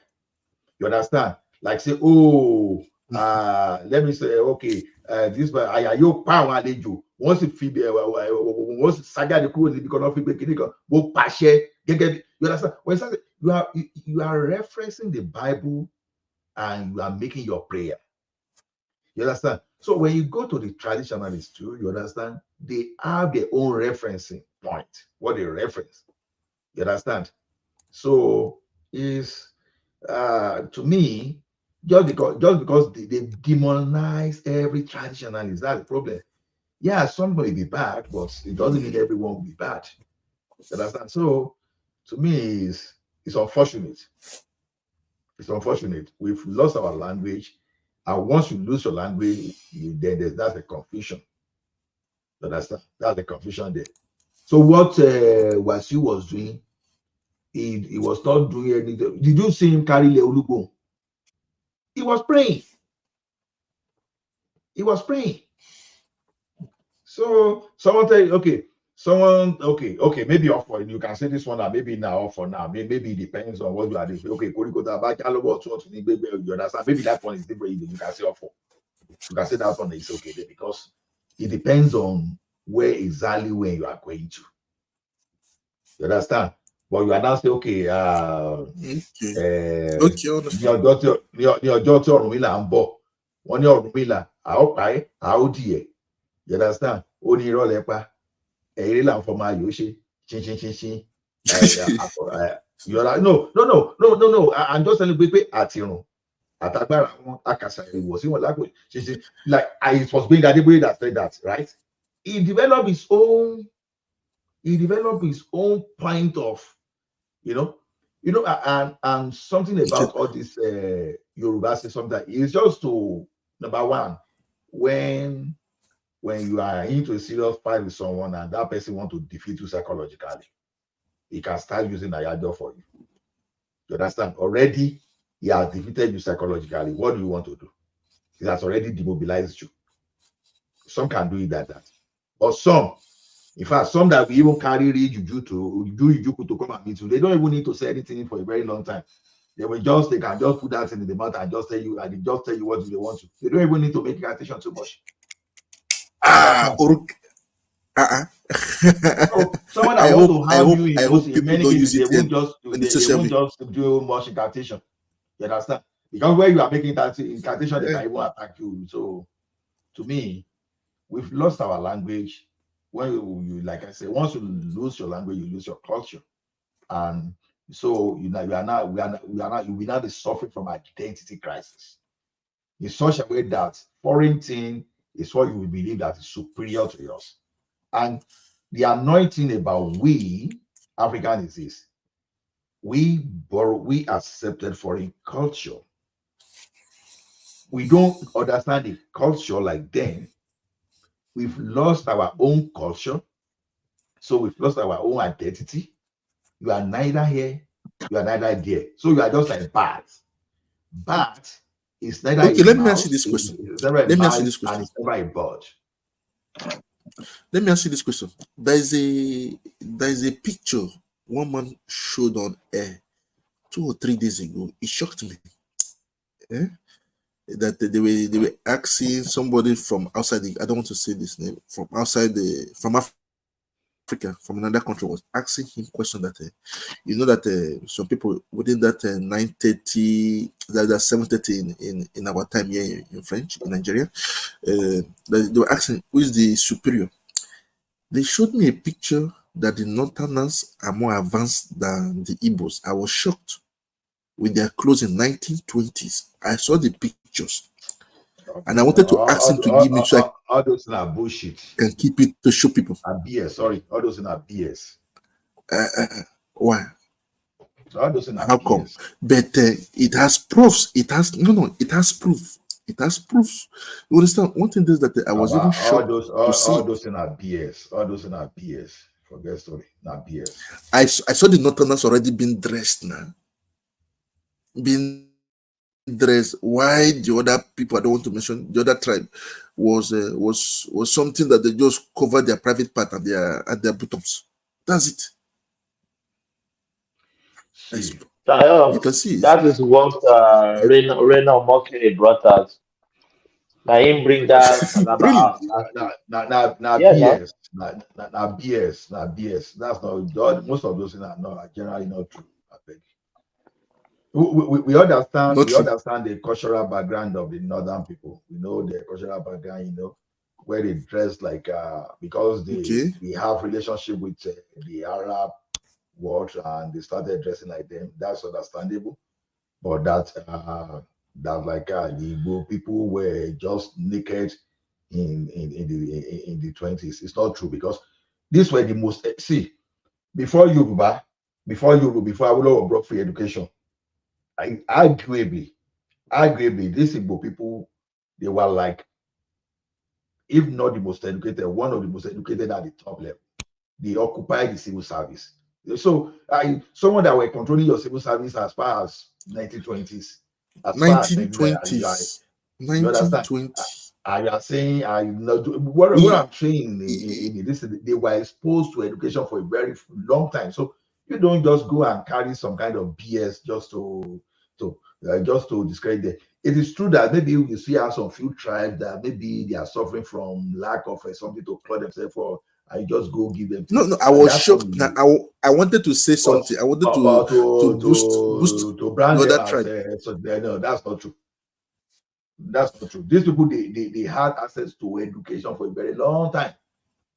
How Yoruba overtook was because of Awolowo. How Yoruba managed to overtake everybody now just because of Awolowo policy. I know that Yoruba used to go to a lot of school. Yoruba went. You guys went to a lot of school. Satamodu Bello was even scared of the Igbo people that they want to dominate wherever they are. What do you think? What was the tools for Igbo people to dominate? Because for education, the education is what they had that was helping them to dominate. So it's not that so how can someone that doesn't have access to cloth, that doesn't understand this thing, we have some group of people that are able to dominate. So you see, just because in our we have a issue of we have issue written based on conflict, issue written based on pure hatred. You understand? So that's why you want to claim superiority. So I read that too, because that depends on whether you want to believe that or we don't want to believe. Reading it, nobody can tell me that. Mr. Ola, you know that pictures, you can't lie with picture. Pictures don't lie. You understand? And picture has a million words in it. When I saw it, I was shocked. I said,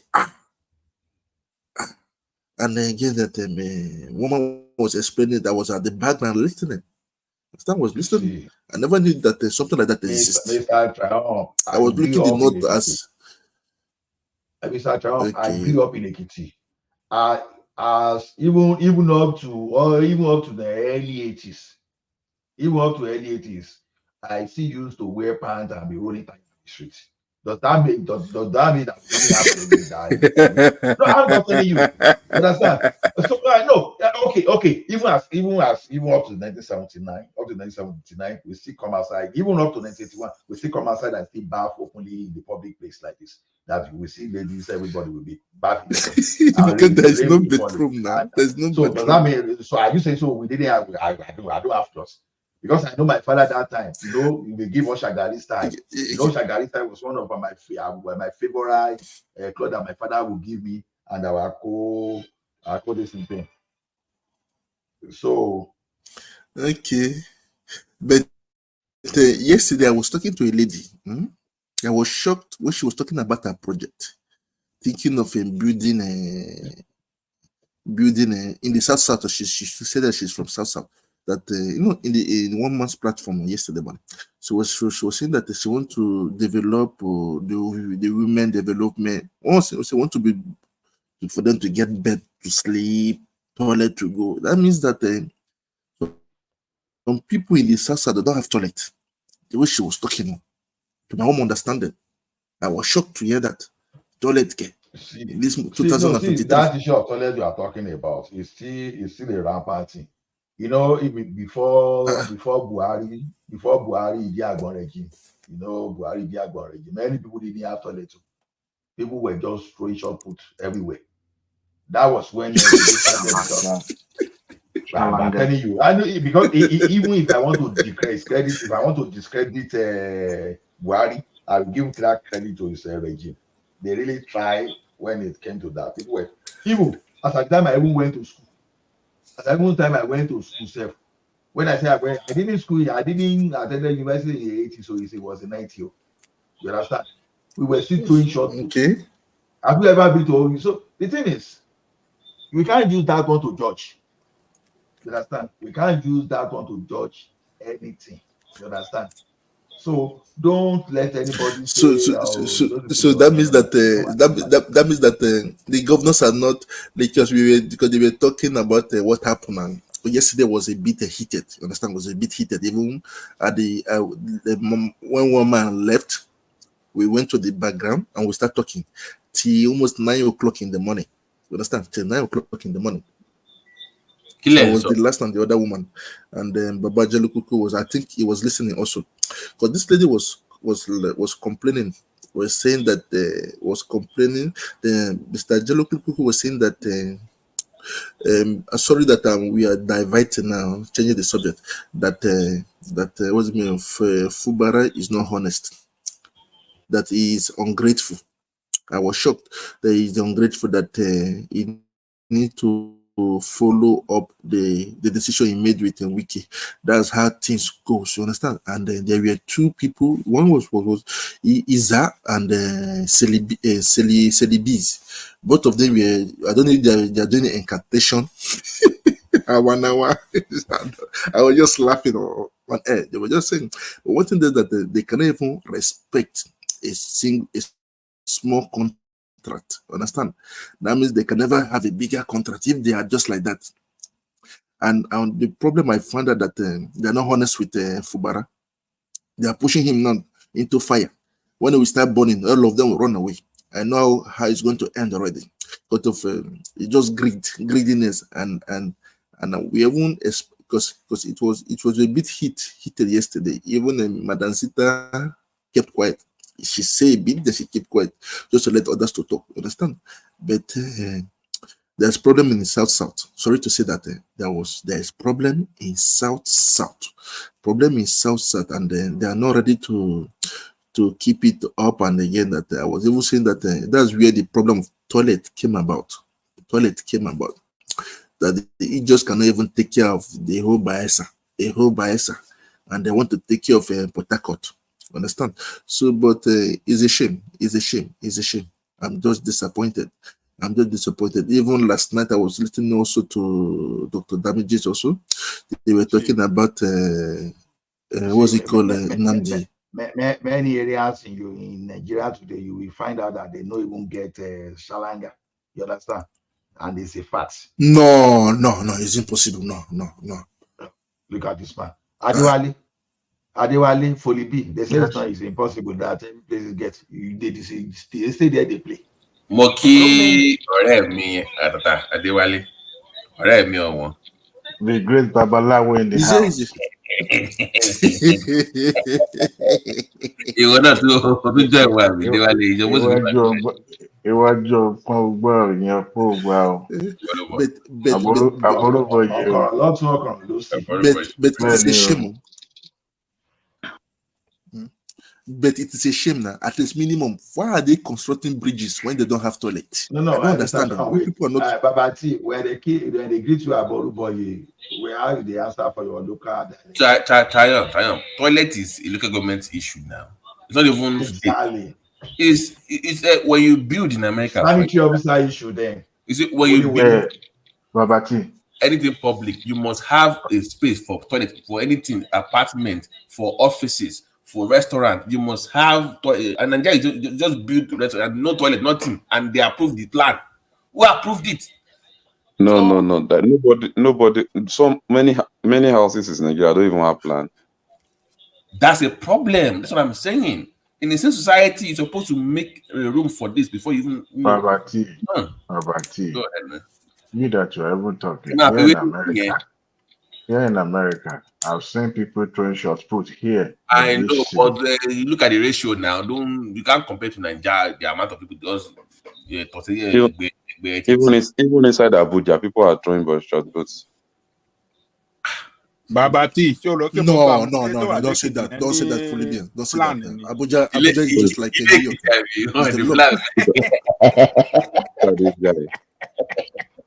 Look at this guy. What are you saying? Any plan? People not issue plan, no? Baba, joke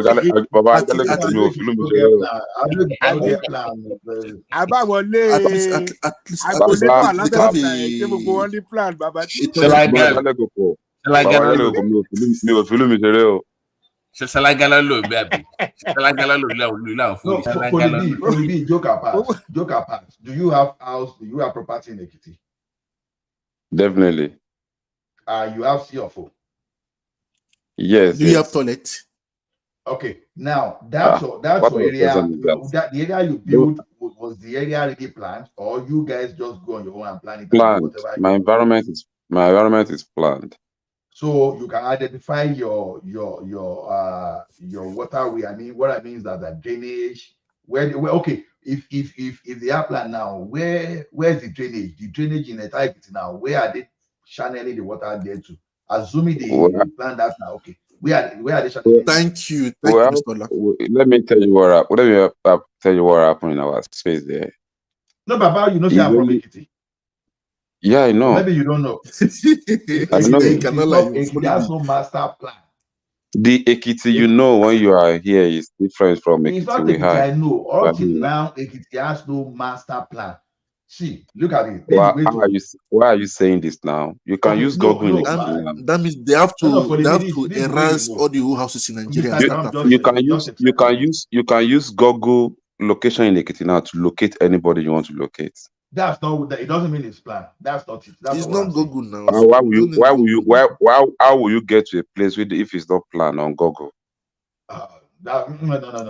No, what about the toilet? The switch system. What about the switch system? Google is not the only system. No, for you, before you can use Google, it has to be a planned road. Yeah, it has to be a planned location. It has to give you. You have to have a plan on your distance before you can use Google to go to anywhere. See, you can use when you have all these geo softwares.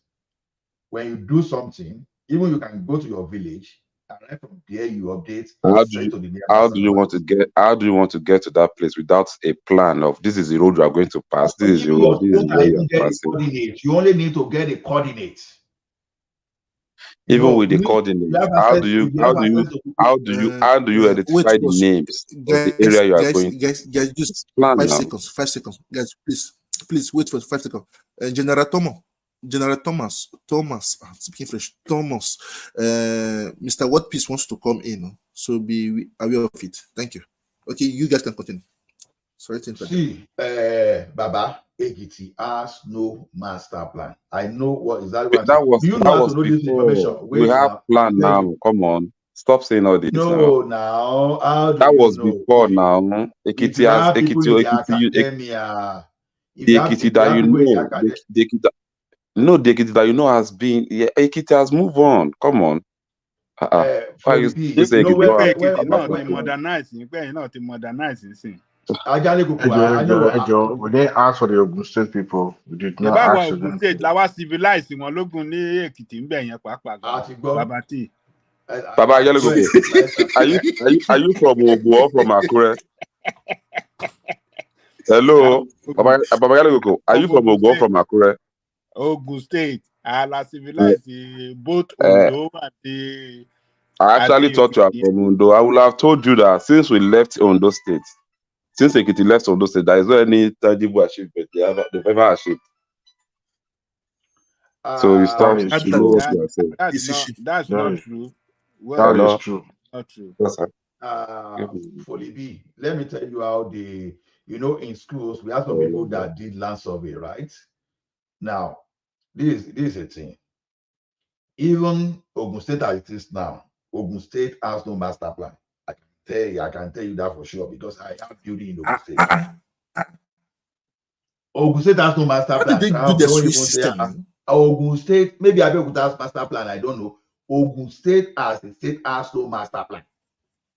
As at the time I did my property there. They have to break all the whole houses then. They should break all the whole houses. Break everything and start afresh. You see people, you see people still building close to, very close to pipeline. And you will see send the state surveyor to come there and they will see approve and they will see put it in on coordinates. Is that the master plan? You understand? It is forbidden. I have to be today that if anything happens in Ekiti today, let's say water this thing, where is your water channel? Which of the rivers are you connecting from Ekiti? That okay, like there's a water thing in Ekiti and you have your drainage system. Which of the water? River Niger, River Benue, or you are directing to Dito Washington, where exactly are those things going? To Lagos. So the thing is okay. You see your electric pole, you see flying over, you see fly wire across the way you like anyhow. Where is the plan? The only state in the entire country that is trying to have some kind of blueprint master plan that is not even perfect is still Lagos. Even though they have it, are they following Abuja is not okay. So Abuja has a master plan then. Poly, if you go to your village, if you go to your farmland today, you stay there, even your phone, you don't even need something complex. Your Android phone, we take the coordinate of that place. You just update from that place. Give that street Poly B. We update that Poly B there. And anybody that comes to that, they will be see Poly B farm there. That's what we are at today. Poly B, by the way, I apologize. Poly B, are you there? He's here. He's here. Yeah, I'm here. Did you see how wonderful and how amazing Showore was sounding when he was talking about Ondo State? I'm like, yes, this is it. I'm like, yes. He was sounding like the actual guy that I wanted him to become. This is it. He was more effective with that campaign against whatnot. He's calm now. He's calm now. He's calm now. He needs to focus on fully. The man needs to focus on the state. He has a future in that state. I'm serious. He needs to focus on all jokes aside, because I'm like, wow. So where it sounds like an actual politician for once. I like nature. But I'm like, yes, change. Okay. No. Don't seriously go and watch that arise. It doesn't make noise like before anymore. It was discussing Ondo because it's from there. So when we were discussing the Ondo State politics, I'm like, yeah, people can relate to this. This sounds more effective. Discuss your own people. Stop discussing Nigeria. Discuss your own the grassroots. So it was very effective. I loved that interview fully. I loved it. It was good. It was really good. Just saying, by the way. But it was not 100% okay because of the DSS slowed them down. No. I'm saying that him talking about compare when he's discussing Nigeria at large, compared to when he's discussing his own people in those states, the difference is just clear. It's just, I'm like, yes, this guy is connected. That means I'm feeling the guy. Charity begins at home. Don't forget this Nigeria talk. Discuss your own Ondo. So for just saying, let him keep it up. He has a future in those states, not Nigeria.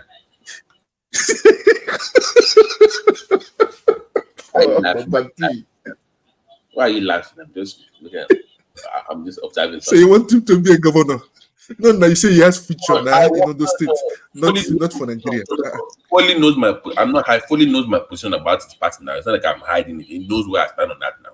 focus on grassroots. I've always told him that for the last 4 years. Then we can assist him now for him to win on those states. Now let's see if he's going to perform. Oder, Foley is here. For the last 4 years, I've been engaging Foley on the various platform. He knows my position on AAC. I've always said, "What Foley, you are here. You can debug." I say focus on what. Foley, reply. We are here. We are listening to you, Mr. Foley. His mic is on. I can hear you now. He's sleeping. So yes, what do you think? What do you think about? I'm like, so what it was. I love this. When he talked about, I love the way. What do you think? I think it's better suited for those states than Nigeria. My own opinion. No, I think there is no problem in somebody trying to want to be. You don't want anybody to cage him on his own environment alone. And I think if anybody should know Sowore very well, starting from his day one, he has never narrowed his mindset towards his village alone. It's not like he actually forgot his village, but he has never believed I have this place alone. He believes the whole universe is where you can drive and you can do good, you can do great things. If these people that did Google believe in their locality alone, they won't have done anything like that. But because they have bigger pictures, that's why you see them doing what they are doing. So there is no time that Sowore has ever left. You start small. You have to start small now. You have to start small. Every business starts small. Every great companies today start small. They start small, but they didn't. Does that mean that Sowore is not doing anything in his local in his state? Sowore has been doing. You don't even have to start small. Wait, Sowore has been doing Sowore Foundation since 2020, since 2005 in his local government. How is the impact? And every how is it impacting these people? How is he impacting his own people? Someone to be doing scholarship, someone to be doing scholarship every year. Or are you telling me it's not impactful? No, giving out scholarship every year. Let us be honest. Those that give scholarship, those that give scholarship is selective scholarship. I will tell you, it's very cheap now.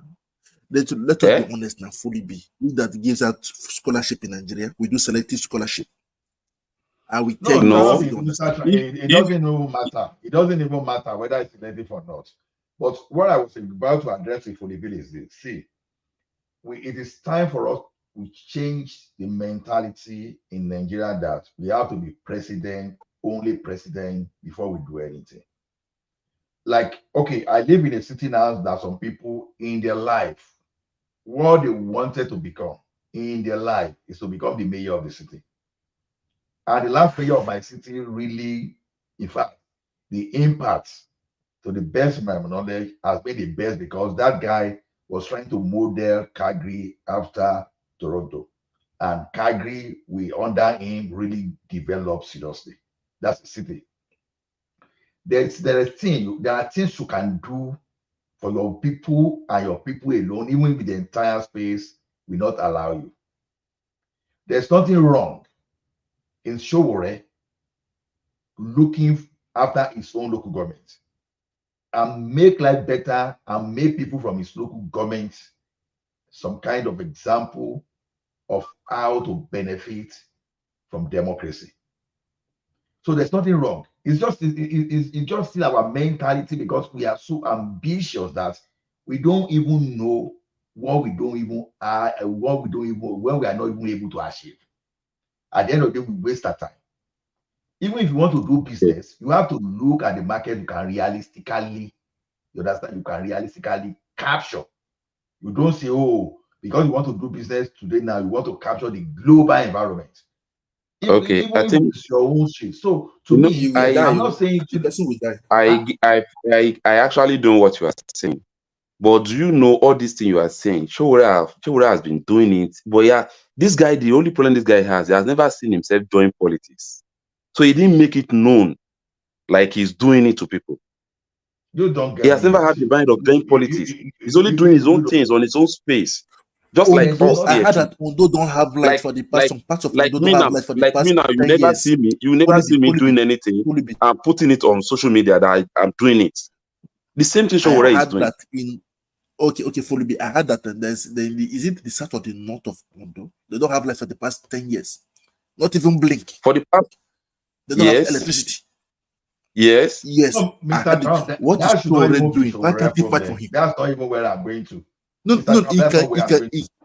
he can fight. He can fight for the star area to get it now. Do you know how many fights that he has put in place to make that thing happen, and it's not happened? No, Foley B, get me right. Dangote today is not a politician. And thank you. In one way or the other, it's impacting life. Whether we like it or not. After destroying billions of lives. Let's stop all this kind of let's focus on the positive now. The positive now. Sorry. When you are saying somebody is impacting life, wait. When you are saying somebody is impacting life, me, I will never see anybody who have committed crime somewhere to come and patch another person's life as if somebody who is doing anything. Foley B, don't let us be condemning anything. I'm not condemning here. You are the one bringing issue of Dangote here. You are the one that's bringing matter of condemnation here. I'm not condemning Showore. I'm talking of what Showore could have done better. I'm not condemning Showore. I understand it. And I'm telling you what this guy has been doing, and yet you are not saying it. Wait. Dangote today, apart from the government, is the largest employer of labor in Nigeria. Because it was monopolized. Dangote was monopolized. Forget about all this. Let me tell you, the opportunity that Dangote has in Nigeria, if you give it to a goat, that goat will be rich. I hear you, Foley B. I hear you. There are hundred thousands of opportunity you can develop. I keep telling people here now, Dangote fail in the area of tomato paste. How come? Let me tell you, this your Dangote can never drive in anywhere there is a competition. Today, the business that Dangote is doing, they have to compete with people that you are. Guys, hold on. Thomas, can you let War Peace and Simba in if you're there? They are in the General background. Thomas, wake up. Thomas, wake up. Okay, Ola, do you have the access to bring them up? No, I don't. Oh. Yeah, I don't have access this day because I'm not that available. Okay. All right, go ahead. Sorry. So Thomas, what I just want you to understand is, see, Dangote, I'm not saying is God. I'm not saying it's Jesus. I'm not saying it's perfect. Nobody will have his own bad side in this life that will not have his own good side. Today, I focus. This topic is about the good side of Dangote. So let's forget about monopoly or whatever. Like I keep saying, it is an excuse to say Dangote is monopolizing. I had to be doing something in Nigeria before for me to categorically say Dangote is monopolizing. I'm not saying he doesn't participate in monopolistic market. I'm not saying that, but that's not the point. Today, Dangote is the largest employer of labor. Now, those people that Dangote are paying salary, they will be the one. They will patronize farmers. They will rent house. They will enter buses. They will subscribe to telecom services. They will do a lot of things that is helping the economy just to go on. It's different from now. Remove Dangote workers and those people in Spain. You are still going to feel the impact of the economy negatively. Even the electricity is generating, the environment too, they are benefiting.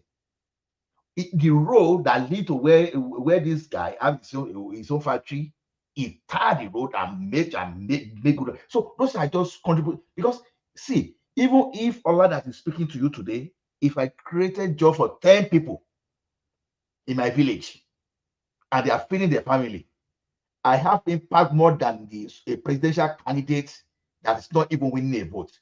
Because to me, I will be seeing myself that at least I'm taking care of 10 people. Maybe those 10 people will have my impact. Maybe they will find themselves. Are you telling me Showore has never? Do you know? Are you telling me Showore did not do anything? Saying it now. We are saying against scholarship. That nobody is arguing. I'm saying Okay, sir. with his capacity, I will not go far. I will he not can go far even with you. lift his local government. I'm not saying it's a must he Wait, can do. I will not go far with My you. ambition is I to will become a local just give government, you two my own names. local government chairman if I have I will opportunity, just for give you two example. names. Do you know Adeola Fayeron?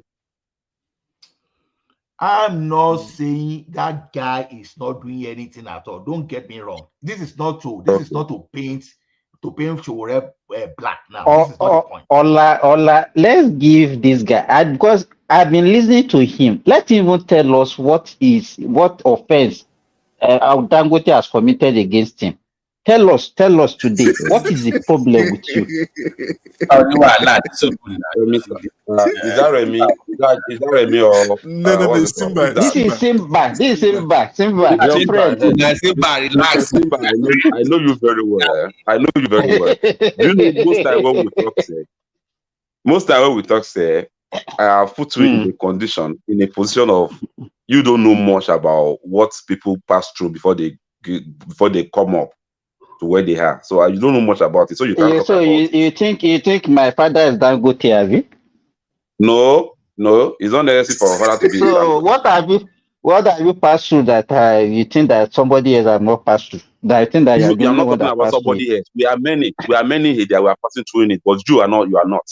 So we are many. How do you know? But you are not. How did you know? You that I know. You that I know. Don't worry.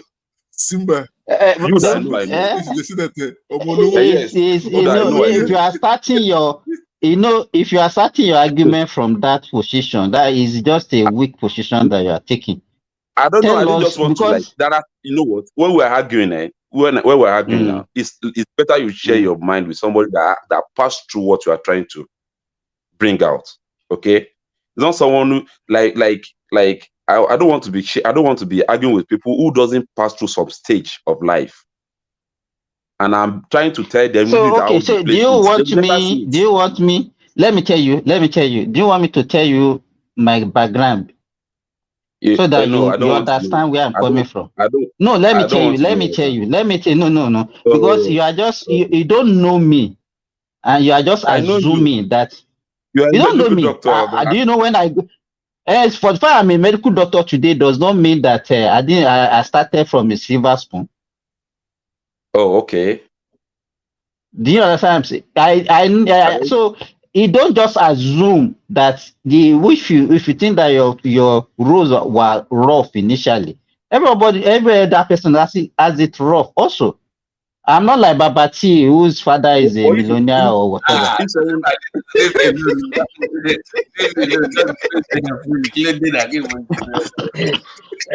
Babati, don't mind. He want to transfer it. Don't worry. I'm on him. Not Babati. I'm not with Babati. I'm on you. You can talk. No. I know. For I know. I'm seeking Babati attention. Babati, are you there? Yeah, I'm here. He's listening. The problem I have with you is that you always communicate with on email. I'm not an email person. I'm a phone person. I remember we had a talk about. I was really talking about this IFA stuff. We had a talk about. You asked me directly, and I told you we talk about it. My problem with you is I don't use email. Is there any way we can talk on phone? Fine, we can talk. We can do things. I'm interested in what you guys are talking about. You and the one was talking about it. Oh, the one. But how to get hold of you is my problem. Okay, leave your number. I know Simba's going to get me. Simba, I have your email. But what people leave your number. I beg you, keep quiet. Yeah. Now let's Babati. Now. All these days you be so back to our discussion. Simba, let's not. I will make amends in the back. My expose them. My they can expose them. What please, leave your number. I'll leave my WhatsApp number at the private chat, so you can add it. It's a WhatsApp number, it's not a direct WhatsApp number. If you use WhatsApp, then you can. Simba, don't worry, I will make amends. Simba, don't worry, I will make amends. Go ahead, guys. Go ahead. For the B, continue. So Timber, because I had that. For Libby, because I've been listening to Ola try to defend. Let me. The Dangote, I don't know what people have against. You said it's made mention of something that Even if they give that opportunity to $1, it will make millions. No, it's not. Let me tell you, what you are saying is not true. You are in Nigeria, you are doing business. How easy is it easy to do business? Even don't let us tell about Nigeria. In any space, the business, anybody that has ventured into business know that business is not that easy. I will ask you this question again. I will ask you this question again. Tell me that business that is a competitive business that Dangote actually drive from and he succeeded in it. Tell me one. It got to the stage it got today. It started. Let me tell you, it didn't started as a monopoly, and you people are just the one just using this issue of monopoly against him. It started from somewhere. It grew up. It got to a stage before it has that opportunity that it has. You know Dangote. Do you even know Dangote background? Why are you always talking about people's background? Everything about background. That is the foundation. That is the foundation in case you don't know. Whatever you want to be in your life, your background will first of all lay a foundation for you. Okay, fully that is the foundation. So is a background gave him monopolistic opportunity? His background is Dantata. His background is Dantata background. Forget if only be all those things are excuses for us to discredit. Not excuses. No, I don't know. You know what? If whatever we're talking here, what's the background of what? The Access Bank founder? What's the background of yeah. What is background of Otedola?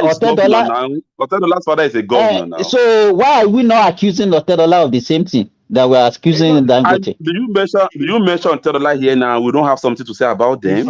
You are talking about Dangote.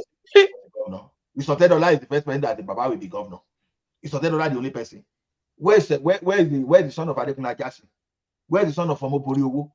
Can you compare Otedola? Wait down. You just mentioned something. Can you compare Otedola's life, Otedola's father's life, with Adekunle Ajasin that you just mentioned? Can you compare them? Can you compare?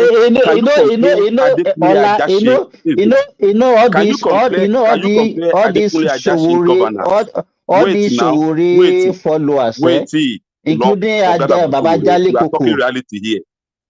We are talking reality. Can you compare Ajashin that you just mentioned with Otedola's of the world? Can you compare? Just hold on. We can mention some other people that rule at the same time. Ajashin as a governor. Baba Ajashin as a governor did not build a house as a governor. He did not build a house for himself. Otedola's father was a R0T governor in Oyo State in 1982. Now there are so many other people that rule at the same time that they were governor. Where are their sons? Sir, if you don't want us to go back and say, okay, all those ones are conservatives. If you want to compare people, do you know Balarabe Musa is a governor in Kano State? Balarabe Musa, yes. Yes. Do you know what that guy? Do you know what they did as a governor and what they have as their own personal property in their life? No, these are the good examples. Where's Kola Abiola today? Is Kola Abiola a businessman? His father is a businessman. No, that's what we are saying. You are just saying his father is this thing. You see, your father may Otedola's father was not a businessman. So what are you talking about? Abiola is not poor as well. It's not. Can you put him in the likes of Otedola? As Kola Abiola is not up to 10% of what his father has achieved. He has not achieved 10% of what his father has achieved. So what are you talking about? The so-called the rich people that time, even in 1 year would I stay alive today? Do you hear anything about his children?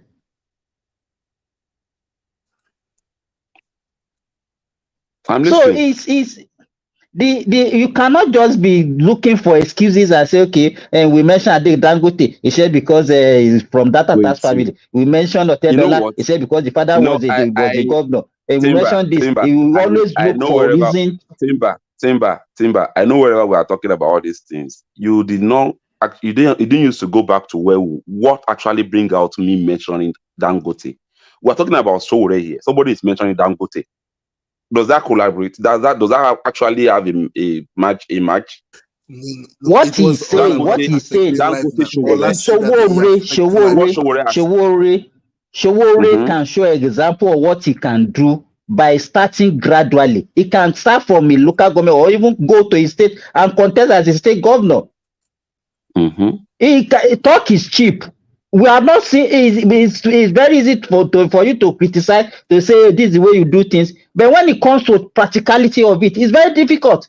Let him practice what he's preaching first, and let us see what he can achieve with it, with a small thing. You have not done a small business, then you wanted to do do a billions business. Nobody will give you that opportunity.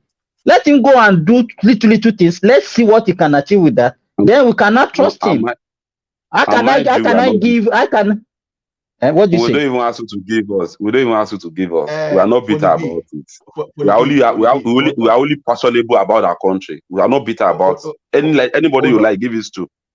We are not bitter about it. Hold on, Folibi. I want to come back to you on Dangote we are talking about. Now, in that country today, we have policy on automobile, right? Inosimonto has been there for a very long time. We have all these Kuskaris and co. They were there, right? When Dangote didn't even plan to come into that business. Now, Dangote is starting that business very large, in a very large form now. Probably 15 years down the line, we'll be talking of how it's monopolizing the market again, right? Even when some people can see that automobile industry bid and they're not doing anything. Many people got refinery licenses under OBJ. Now, even Dangote wanted to buy the Port Harcourt refinery and Otedola. What happened? Una shout and get that thing. And he decided to go on his own to do that. Many people that got the same licenses the other time, where are they? They started moving around across the globe looking for investors to resell the license. No, they will say they didn't give them opportunity. That's what they will say. I'm coming by now. Just wait. So they were moving around thinking investors are fools. Where you do not have capacity, you go to get license. And you are now looking for investors up and down. Eventually, they withdraw those licenses from there. Why is this guy, the former chief of army staff? What's the name of that guy? This Plateau State man. Why is that guy? Hussaini. No, not even Hussaini. Other Obasanjo, this guy, chief of army staff. What's the name of the guy? Danjuma. Danjuma. Okay. So now, before they withdrew licenses from all those people that they gave the license to import cement, why were they not building their factory in Nigeria? So why are some people not building tomato paste in that country? Why are some people not establishing rice mill? Why are some people not establishing a paper mill like Omolayo and Co? Why are some people not investing in nail and all those stuff? Why are some people importing toothpick, what they can manufacture in Nigeria? So now I'm saying in this world, there are over people are importing toothpick in Nigeria. There are millions of businesses. Yes, sir. Wait, Folibi, wait. How come that any business that Dangote now does that is thriving, all of a sudden everybody's aware of monopoly in that business? It's not about whether there's monopoly or whatever. That's not what I'm talking about. We are analyzing it. How many of those are created on ourselves? I'm not bitter about Dangote. I'm not bitter about Dangote achievements. Okay, but I'm just telling you why you should not compare Sowore with Dangote. That's why we mentioned Dangote. I won't have mentioned Dangote. You never see me doing that. Okay, when somebody is comparing Dangote with Sowore, that's why something came up. So I'm not saying Dangote is evil. I have to say it. I said this guy created job for thousands of Nigerians. And why can't I mention in a little way of Showore's space as well, he has created job. Adenuga created job for several thousands of people directly. Michel Edegbe of Interswitch created job for thousands of people. But you said which job, Abi? I think you said you had giving an what's it called? example. Which job did they I You said, do you know people. this guy that you went to his program? You went to his station yesterday, and what's the name of this guy? Nkonko Abi, what's the name? Do you know he's a Showore's employee? Dr. Damages. Yes. Do you know? Okay, I'm listening. No, I see. See, I won't see. That's not even what I'm even saying. I'm just making an analogy, but That's not we call. Is it media? No. Media. Do you know that if there's an EMP now that boom the whole earth now? What? No, Mr. Trump, give that credit to Showore. No, give that credit to Showore. I'm not going to take that credit away from him. What I'm now saying is this: you can become a local government chairman and have impact on the president of the country, according to your resources. Okay, you say you are from Ijo. Okay, it's from Ijo. You see your people; they have skill. They cannot even be a perfect bricklayer. They can't be a perfect carpenter. You can become a local government chairman and create some kind of trade center for them to work there. You can't make any impact in the life of anybody if you are a local government chairman in any part of I more disagree. Wait. Baba Jale Koko, you have started. Are you not the one that I said we want to bring governance to the people? Is from local government, and you are not saying that local government cannot touch the life of people. Are you not the one? Are you not the preacher of local government? Does your local government function? It can make it function now. Were they allowed to function by the governors? You should go there and fight for it now, you know.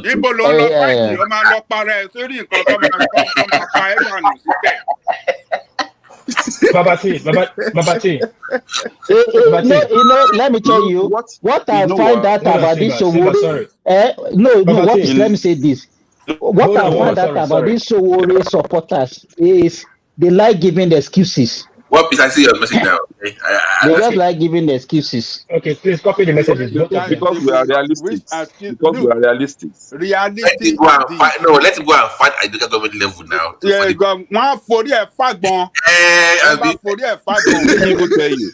You cannot even be a councillor today. You cannot even be a councillor in Nigeria without aligning with these people. It's just a councillor. So what is it still doing in that space?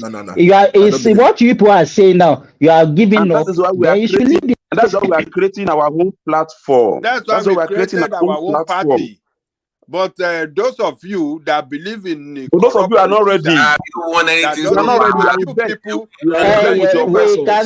Because your ideology is a failed ideology.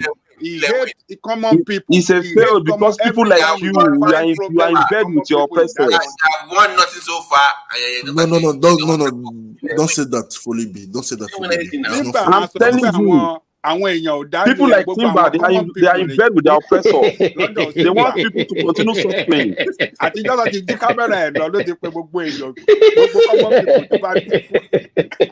No. Folibi. Let me explain something for you.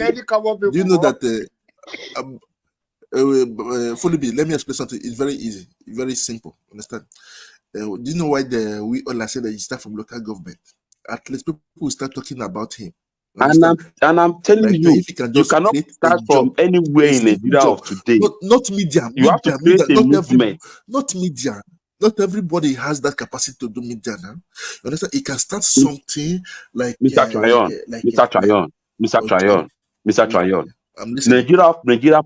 Nigeria politics of today. If you don't belong to these people, they will never allow you to come in. It's a lie. Even who is saying that's it? What black people are who is saying it's a lie? What do you think is happening in River State today? Even no. What do you think is happening in River State? Why do you think Wiki wants to dominate in River and the guy is trying to fight him back? Wiki is following others. Wiki is following. It's following what? It's following what? Orders. Following orders from where? Mr. Trump. That is none of my business. That's none of my business. Mr. Trump, I beg for a minute. See, Folibi. Okay, no problem. Awolowo didn't wait to become the president of Nigeria before he made it in impact in the Western Nigeria, and we are still talking of him till tomorrow. That's an Yes. example. As a Western region, Ajasin did not. He didn't wait to become the president of Nigeria before he had impact in the state. Those are the areas. Those are the time. Those are the time that good people can actually show up. Those are the time that people can actually show up. The reference you are making is counterproductive. Yes, now. That Awolowo occupied then as the premier is as good as a position of the president, because Awolowo back then control the resources in the state. He have his own police. He have his own embassy in London. He have his own everything. He has his own radio station. He has everything on his head. Like Awolowo built them. It's not as if he had it. He built them. He built it, but we are telling you, Awolowo had the power that Awolowo had that time at the like a president region is as good as the power of the president. Wait now, Ajale Koko. He didn't just get to that level, he built it. That's what I'm saying. Where did he build it from? Where did he build it from? Where did he build it from? Ajale Koko, let me give you an example. Okay, what did he do to build it? Who created the party? The party, no, Baba Ajale Koko, who created the party that he used that time? The action group. Awolowo, he created the party. He created the party, right? But Showore is creating his own party now. You guys are blaming him. What Awolowo did back then. Are we comparing Showore to Awolowo? Please, let's not. The same thing that Showore. Wait. We can compare him with Awolowo because during the Awolowo time, Awolowo. Are you dreaming? Are you dreaming? Wait. Folly, are you dreaming? Wait now. You don't want in life. Everywhere have his own. Everything has its own stage. Awolowo was here during his own time. He did his best. That does not mean that people will not come after Awolowo to step on his toe and step on his feet and doing the same thing that he's doing. So Awolowo came. He has his own way. He made his own way, and he left. That does not make him to be the head of. You are getting me wrong. Let me give a model for Showore now. I'll give a model for Showore. Let's assume that Showore local government, they have about 100,000 people there. I'm not saying it should solve the problem once and for all. Let me give you I've been to Showore. Sorry. Let him land. Fully wait now. Learn the power of silence. Let him learn from for you to have somebody's attention, you listen. When the person started, all right, it to be represented. All right, I'm listening. Okay, I'm listening. Continue. So I want to give you an example. I'm responding. So Showore has enough social and political capital that if you rally around today, people will support him. I know as a local government chairman, the government might stifle him of some funds so that they may not be able to do things. But you'll be shocked that if Showore goes to his local government, people like us will donate to support him. If it's just to build skill center to support people, to make people's life better. Like how would they have won? How would they have won the local government when the governors are the one that control? That conducted the local government election? How would they have won? Okay, Ajale, he can do that without the governor there. He can do something without the governor. How would they have won? When no, these people don't know. Hold on. These people don't know decay. They didn't know decay of the Nigerian election. Obaseki just conducted the local government election. Let me quickly say something. I be listening to you. I want to go and pick my friend from the let him land. Hold on. Too much voice. To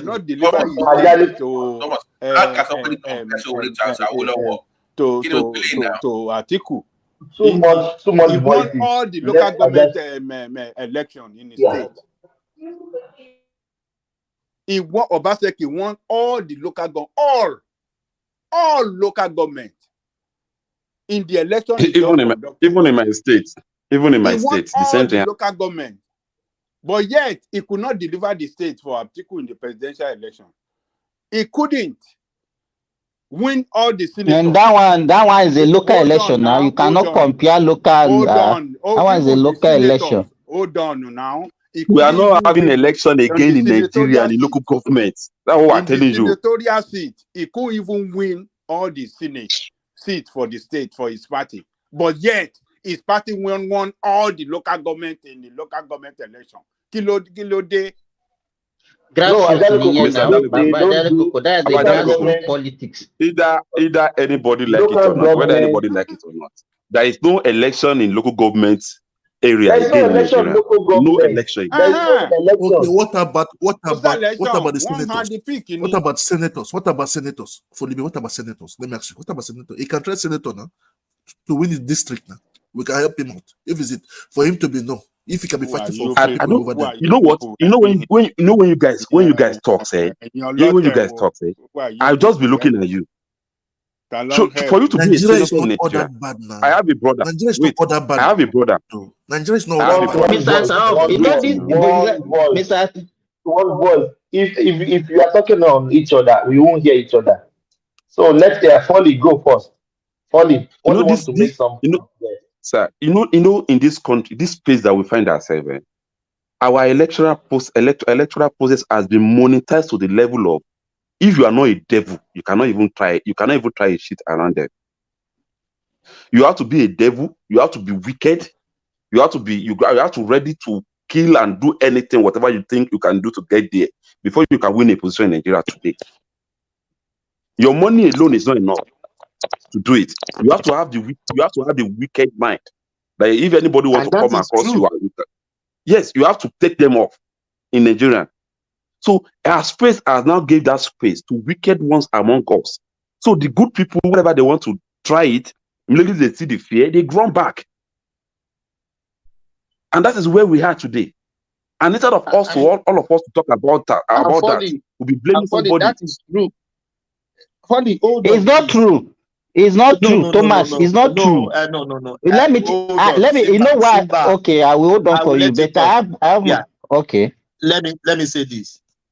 Ajale Koko, listen to me.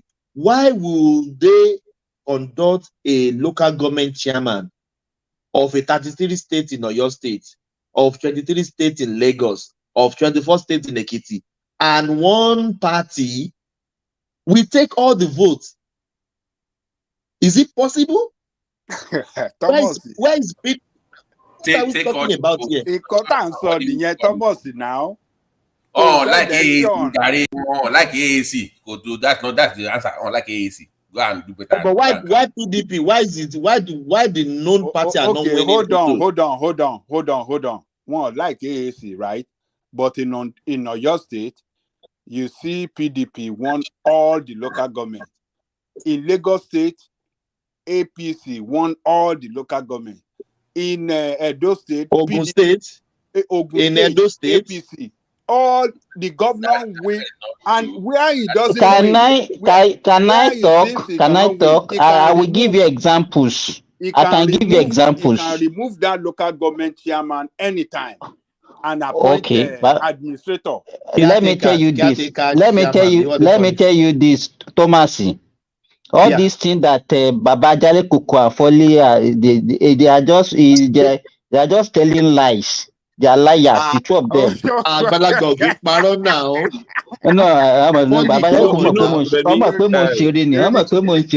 Let me give you examples. Let me give you examples. Thomas.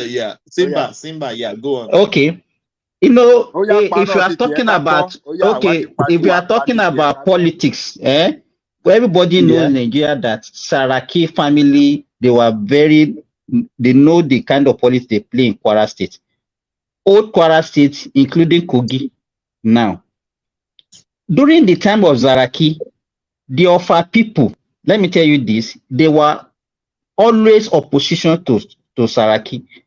And whenever they conduct any local government election, there is no way Saraki party can win in Offa. Because the Offa people will not agree to any kind of shenanigan they want to do. They're always in opposition, and Offa will be in opposition party. And they will win their local government. You understand? So this one that people are just saying that it's not possible. It's not, let me tell you, if We are talking of Showore, present Nigeria. This guy is going back to Saraki which percent, father. when Man, you for now. 79 Kola and so ìgbà wo ni Baba Saraki kú, ìgbà wo ni Baba Saraki kú. Ẹ má parọ́ mọ́. When we are talking of what is happening in Nigeria today. Let me give you. I'm just giving you insight. Let me tell you what people can do. If Showore can go to his local government, and his people are are convinced about him, there's nothing any governor can do to rig that election. You can only rig where you are strong. Then this one that you are saying that, okay, we have some other parties, even fringe parties, that won honorables, that won as of rep, that won senatorial election. It's possible. You are just making it to look as if it's only when you belong to the big parties that you can win. It's only that this guy is not acceptable, it's not presentable, and he doesn't have a track record. What are you talking? You are just selling a bad market. You are selling a bad market for people and want people to buy this. You can call me any name you like. Low esteem. What do you mean by low esteem? If you know the meaning of low esteem, you cannot be saying I'm a person with low esteem. The market people are marketing. You have a bad market. You have a bad market. You have a bad market, and it's not marketable. It's not marketable. A person that attended Ivy League school to go to local government. Do you know what? You can see the arrogance. You can see the arrogance. You can see the arrogance. You can see the arrogance. When his colleagues are in high places in United States, they are senators in United States. They are in high governors in United States. Let him go back to United States and go and become. Even in the United States, I don't know.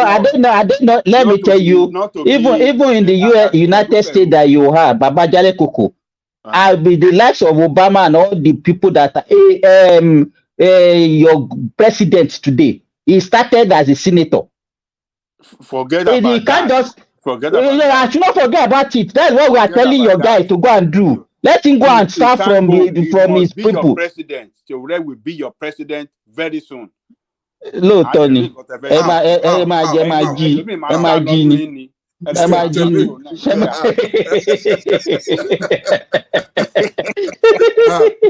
máa lé wa kó òlu. Abubakar gbàdújọ rẹ sọ fún níbi tó ti ṣe meeting pé ìwọ tó jẹ́ pé enemy democracy nìyẹn. Ó ní tí ó wá sọ fún ìwọ ìbá wọlé pé àbí káwọn gbéra káwọn tètè yá sá kúrò. One more, for sure, what they share on your knee. They don't want him. I don't know why you're forcing him that at all. They don't want him. I don't know what. Àná yìí tẹ kàwé lọ ní wàhálà nìyẹn ẹ̀yin lẹ́pà nìyẹn jẹ́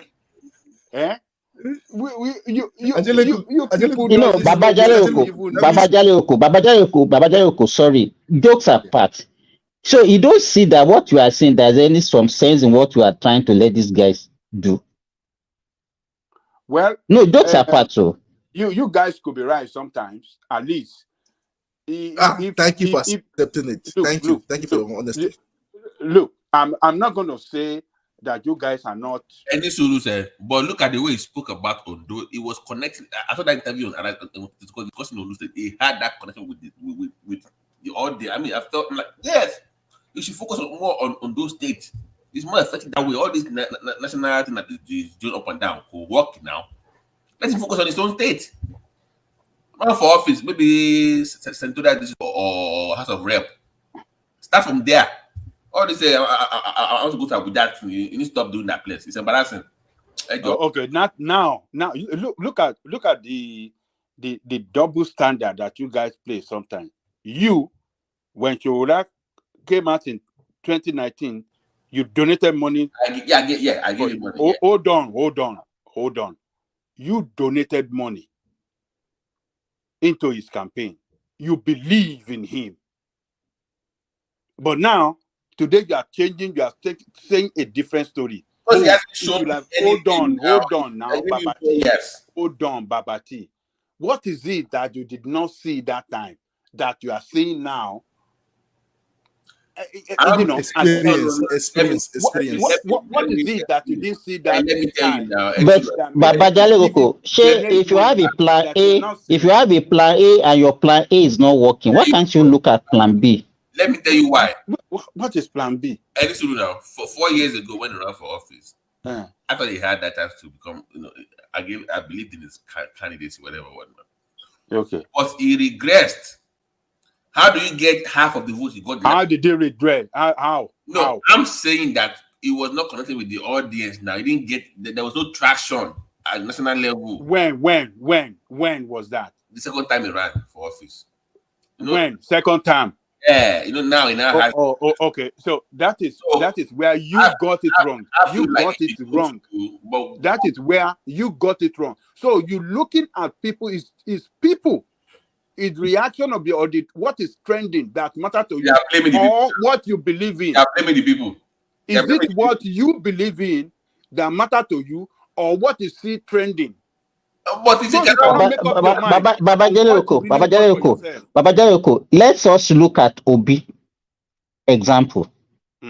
Obi, people were able, the people that are selling Obi, they were able to sell Obi because Obi was a former governor, and they used that one to project him. Am I right? Yes.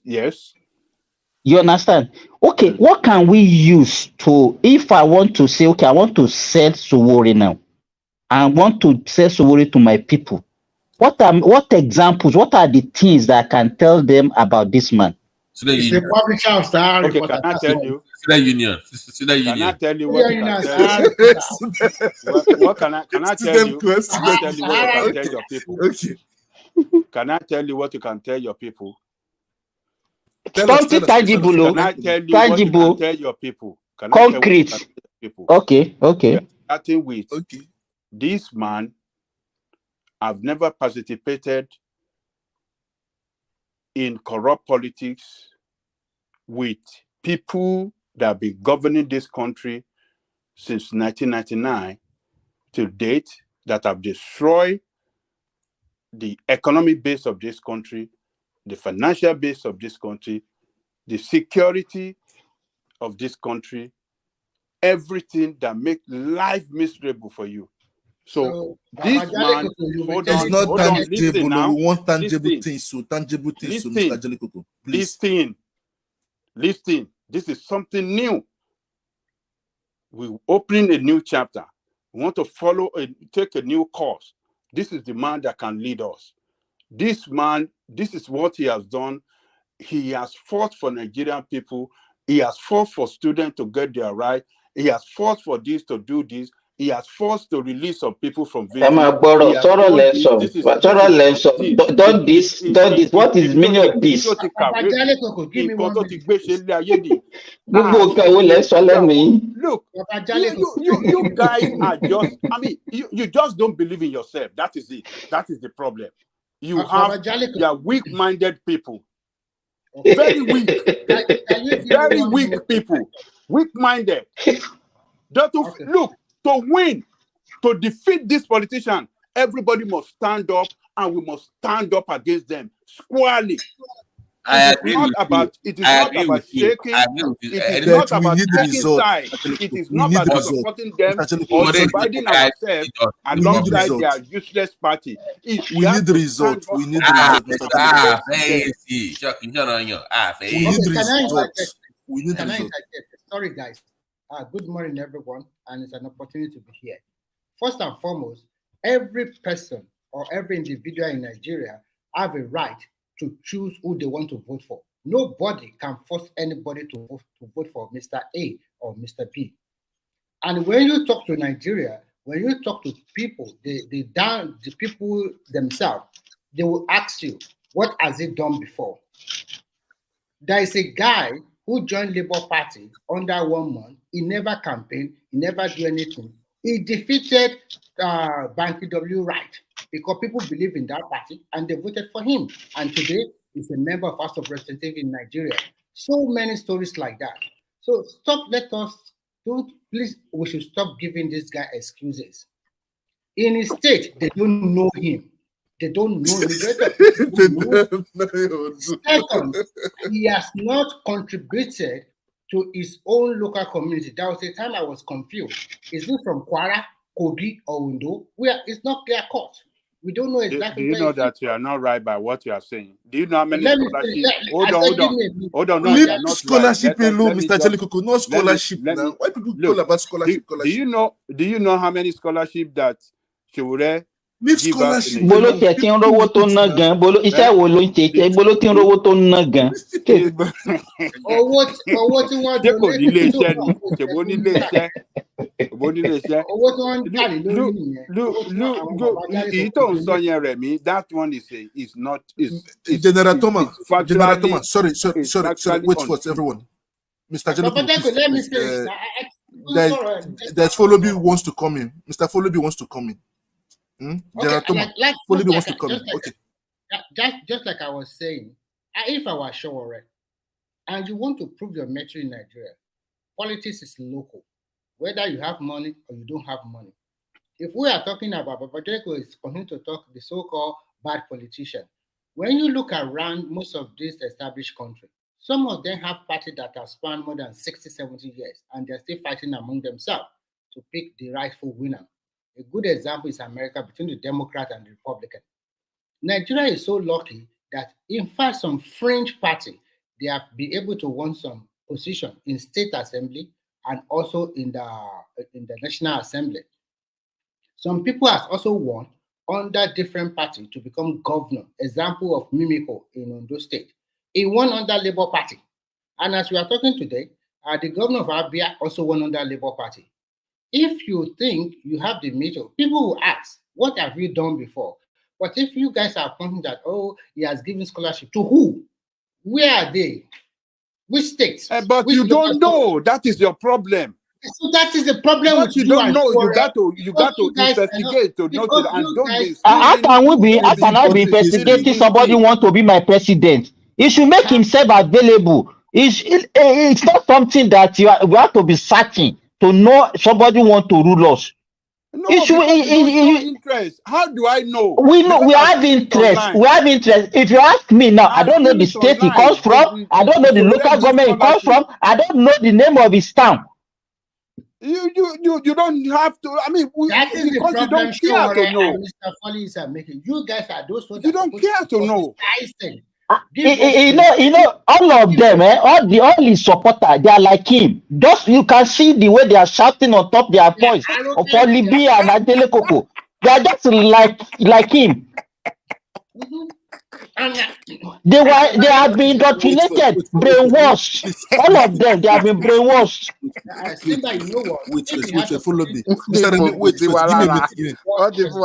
Give me a minute. Simba, look, we have to be serious. Look, we can't get that country right if we don't start to look for people like Showore. Baba Jaleko, you know what we are doing? We know what we are doing. What we are doing, we are not against Showore. We are trying to brainstorm on what is the way out. How can we project this guy? And we are giving you people idea, but the only thing people are just saying is no, it's not possible. Everything is not possible. Everything, all the ideas that we are giving you this morning is you people are just against it. Simba, let me tell you something about Showore people. First, arrogant. They are proud and arrogant. They thought that the way to take power in Nigeria is by force, and they are just a little minority. Total population of Showore in Nigeria cannot be up to 60,000. No. Don't say that now. Don't say that. How many people voted for him? Look. How many people? You can go against Showore from today till the kingdom comes. Baba Jaleko, we are not against him. We are not, believe me, like somebody like me, I'm not against Showore. And I'm very sure Remy is not. No, but I don't think I said no. What we are is not against him. We are trying. No. What you are saying, we are trying to look at. Okay, this is the approach he's giving now. Why can't we look at plan B? What other things can he do? We are giving you for idea. Let me tell you. Simba, let them answer this first question for Babajali who can follow it. Tell us exactly where is Shore Village? Which town? Which city? Which local government? What is does that question even make sense? Does it make sense at all? Where is it from? Does that even make sense? So it's not Nigerian, from Nigeria. Where in Ondo? I mean, what kind of question is this? He said, what are you trying to say? It doesn't make sense. Okay, it doesn't make sense. You are very arrogant. Ajali sir, let me also come in here if I'm allowed. These major people. Okay, I agree to your house. My brother, let us be sincere. You see, also, if he continue to be just an activist or whatever, I may call him comrade or whatever, although it is good, but also will never have a chance to smell that seat. I'm just telling the reason. Let me give you one reason. Among all these people that have been making noise for years, the only person that really missed his actual chances to be a leader in his place is Kanu. This guy that is in prison today. But also, the people of Eastern region are not like the West, Edo side and South side and the North. No. Also, must go and try himself under the Senate. If he managed to win, let him start moving motions there so that people can really see his style of leadership. Just being like an opposition without really the support of the people and hoping one day Nigeria will not trust him and say so whatever because he talk good. My brother, just analyze every leader that have ruled us. Tell me anyone that cannot identify the problem we are facing. Let me respond to you now. You mentioned Nnamdi Kanu, that Nnamdi Kanu is the person that can. What did no, he has missed it. I said someone who missed it. He missed it already. He missed it. Okay. Yeah. Why did he? Why? I think you should clarify. You mean Nnamdi Kanu to be governor of the state in Southeast. The factors responsible for Nnamdi Kanu's support from the youth and his people is because he's talking tribal, is fighting tribal, what do you call it? Agenda. Tribal agenda. And tribal agenda resonates with people strongly than any other thing. And that is what Jore vow that he will never do. He never believed in tribal campaign. He never believed in religious campaign. He believed in Nigerian people. That look, we don't do away with that tribal. We don't do away with this religious. Look at why I make a never get it right. Yeah, so I did not see. I mean, those two things, those two tribal and religious have destroyed your politics, destroyed that country. And Uchowore said he would not participate in running such a. Okay, let me point this one before you. I'm not saying Kanu will come around Nigeria, put that one up.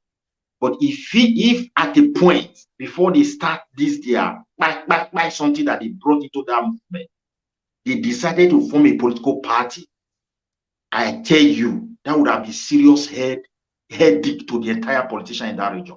Yeah, they miss it already. I just make a reference.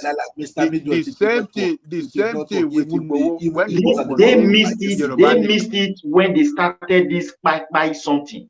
When it tell you, my brother, there was a point where you people like tribal this thing that resonates. No, it's not. Wait, let me point this one before you.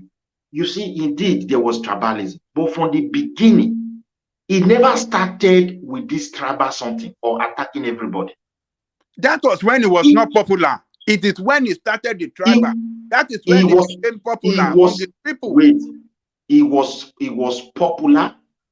But when he got to a point when he started preaching, pointing to some of his leaders, you must buy this, attacking everybody in the South area, you must be Igbo. That was when he became popular and people love him.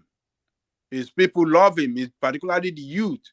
They saw him as a person that is fighting for greater Biafra. Okay, let us not argue about that one anyway, but that one is a different topic of it. So, but what I was trying Midwest, can I add this? I'm not challenging what both parties is saying, but I just want to tell you guys this, and you guys know it, mostly guys from the West.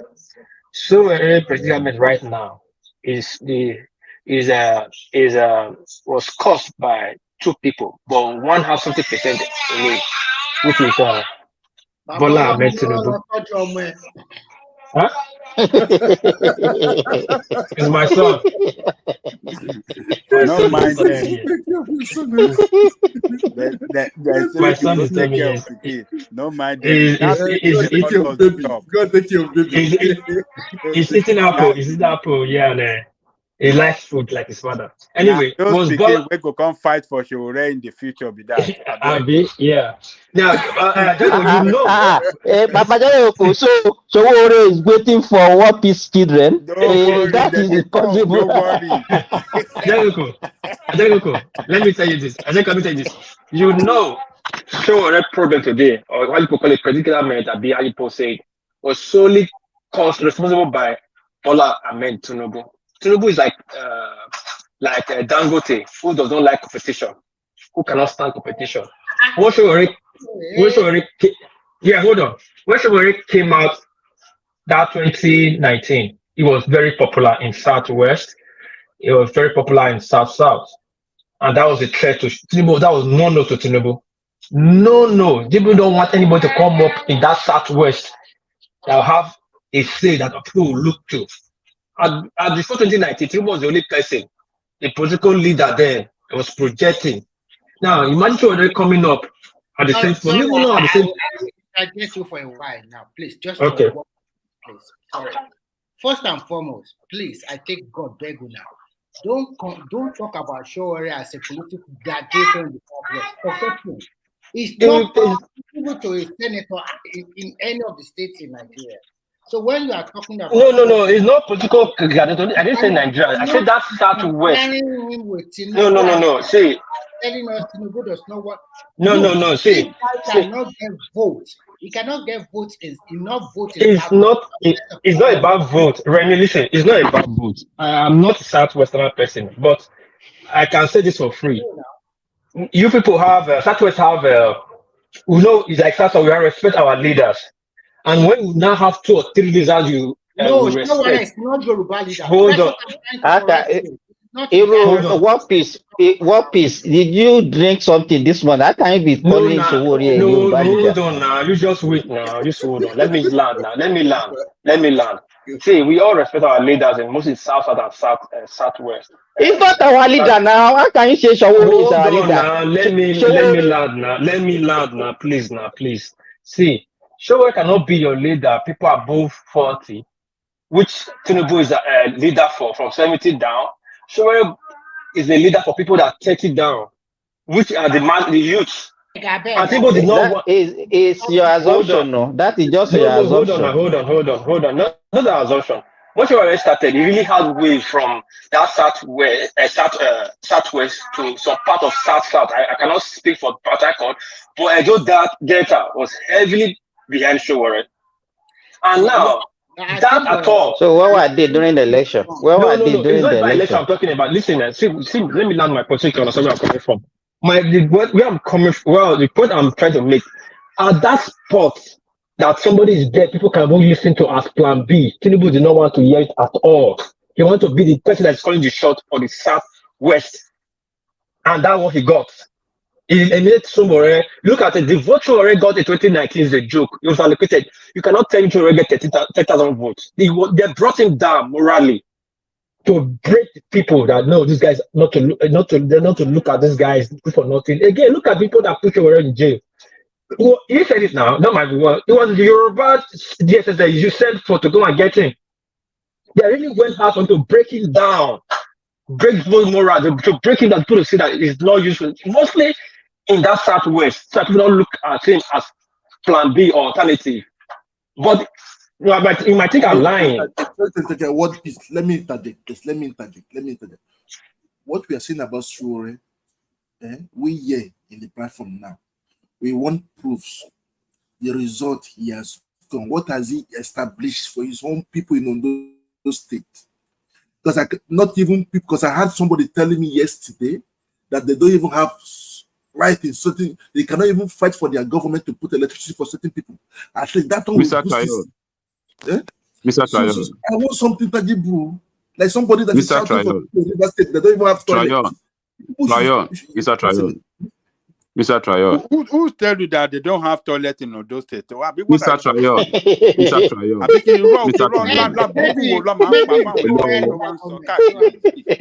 Hello, Mr. Trayon. Mr. Trayon. I'm listening. Yeah, please. Before, you know me, actually, I didn't know Sowore before. 2018, when he was campaigning for 2019 election, that was when I got to know about him. And I did my findings about this guy. I check his history. I check where he's coming from. I check his antecedents. And I check his kind of person. And people don't know this about Sowore. That if Sowore wants to be a Nigerian politician, he really wants to be a politician in Nigeria, there is nothing will stop him not to be part of all these people. Because these people are actually looking for him. They want him to join them so that they can swallow him, so that they can silence him. Let me put it that way. Okay? Please let me land. Please let me land. Wait, Mr. Remy. Please let me land. This Sowore of a thing we're all talking about.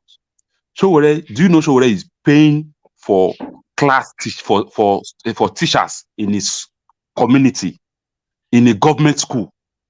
Yeah, no, I have 2 teachers I'm paying for in my former private secondary school, so that is not a big deal. It's part of it. That means you are doing good. That means you are doing good. That means you are doing good. That means you are doing good. If someone can look, and I'm paying for 2 every month. Wait, Remy or try. What's it called? Please continue. If you as a person, sorry, please wait. Sorry, if you as a person can look at your community and pay for teacher in your community, that tells you that you have an art somewhere. Okay, and that art must not be brought down. Either would like it or not, it's a good intention. Somebody that have good art can only do that.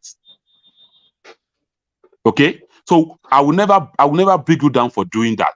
It's part of it. It's supposed to have with your what's it called, your value.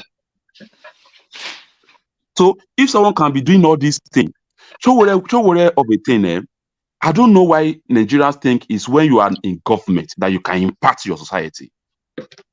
This guy did not believe in he has never believed in being in government before he can impact. He has been doing the best he can do in his own space. But he noticed that we have been doing this, we are not seeing results.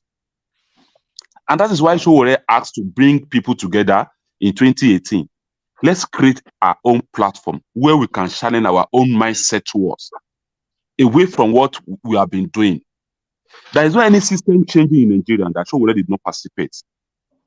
There is no any government that have changed in this country since Sowore has been coming to this limelight of Nigerian active citizen that is not participating in it.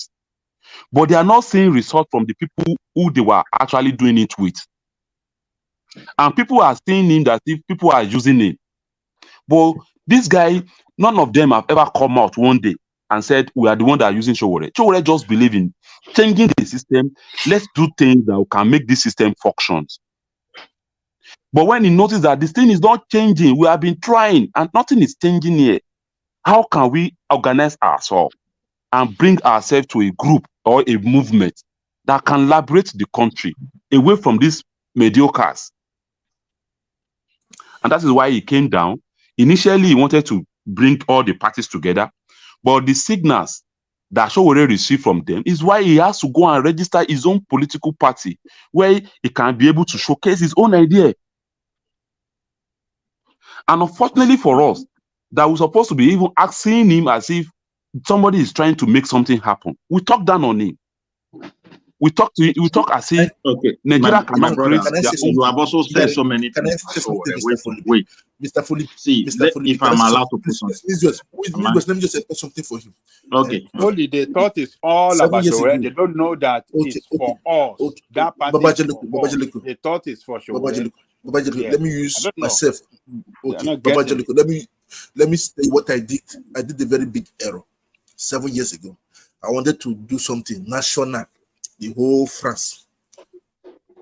I fuck up within 5 months. Sorry to you, I messed up within 5 months. Then somebody told me, a consultant told me I should start from my local government. Now the service I'm giving in now, I'm taking the whole, let me say like the whole Lagos. Next year I'm going the whole, you understand? Because I did mistake. What is that? Is it in politics or business? What is that? In business now, in business. Hey, just using as an example now. He's using it as an example. Business. Because if I did no, let me say business and politics are still the same thing. No, they are not the same. Baba Jaleko. That's what you are trying to say. Let me ask Baba Jaleko this question. Let me just ask Baba Jaleko this question. Simple. I wanted to put something there before I round up. Look, sorry. Yeah, this guy has been talking about Sowore. The way I see Nigeria, we have reached a critical situation where we should not trust one man. When I mean one man, I'm not talking about the one that owns this platform. Any of our citizens. That sense of contribution for national building is gone. I don't trust Sowore. I don't trust Peter Obi. The only thing we have to do now is to support the current president by telling him, let him enact a law that will allow external auditor into the governor's office. If we start from there, we will start building Nigeria. I'm just telling you. All this one person is coming, this is who we trust. It's not going to help anybody. Nobody is better than Tinubu. Although I did not vote for him. Every other people you are mentioning their name, in Edo State, we were sending money to elect this governor. From here in Europe, everybody saw it. Not his own money. This Obaseki. Do you know the whole local government, like somebody said, not only local government, the entire council, they are all PDP. The only thing that the government left for their hand, you can see that your enemy is in your own house. So let us unite, mostly the diaspora. Let's take instead of criticizing. No, say na constitution give governor. See, there is too much power in the hands of the president. Let's unite and support him by building that trust, so we can put pressure on him to start auditing all this governor. Okay, what I want to ask, let me ask my question. Baba Jaleko. You know Tunji Braithwaite? Yes. You know, this National Advanced Party NAP. You know, it was like this Sowore that we are talking about, if you remember. How did he find out? I think Sowore should learn from people who have done this same that have passed through this same route in the past, and learn and devise another way of doing things. Would you suggest another way? Don't suggest let them go and find themselves. Because you guys don't see what is going on currently. You are thinking another way. So let him. I'm talking to him now. Let him answer. You see, conversation. Don't answer. Don't give him. Let him answer. Who is that? Don't tell Lara. Let them go and do the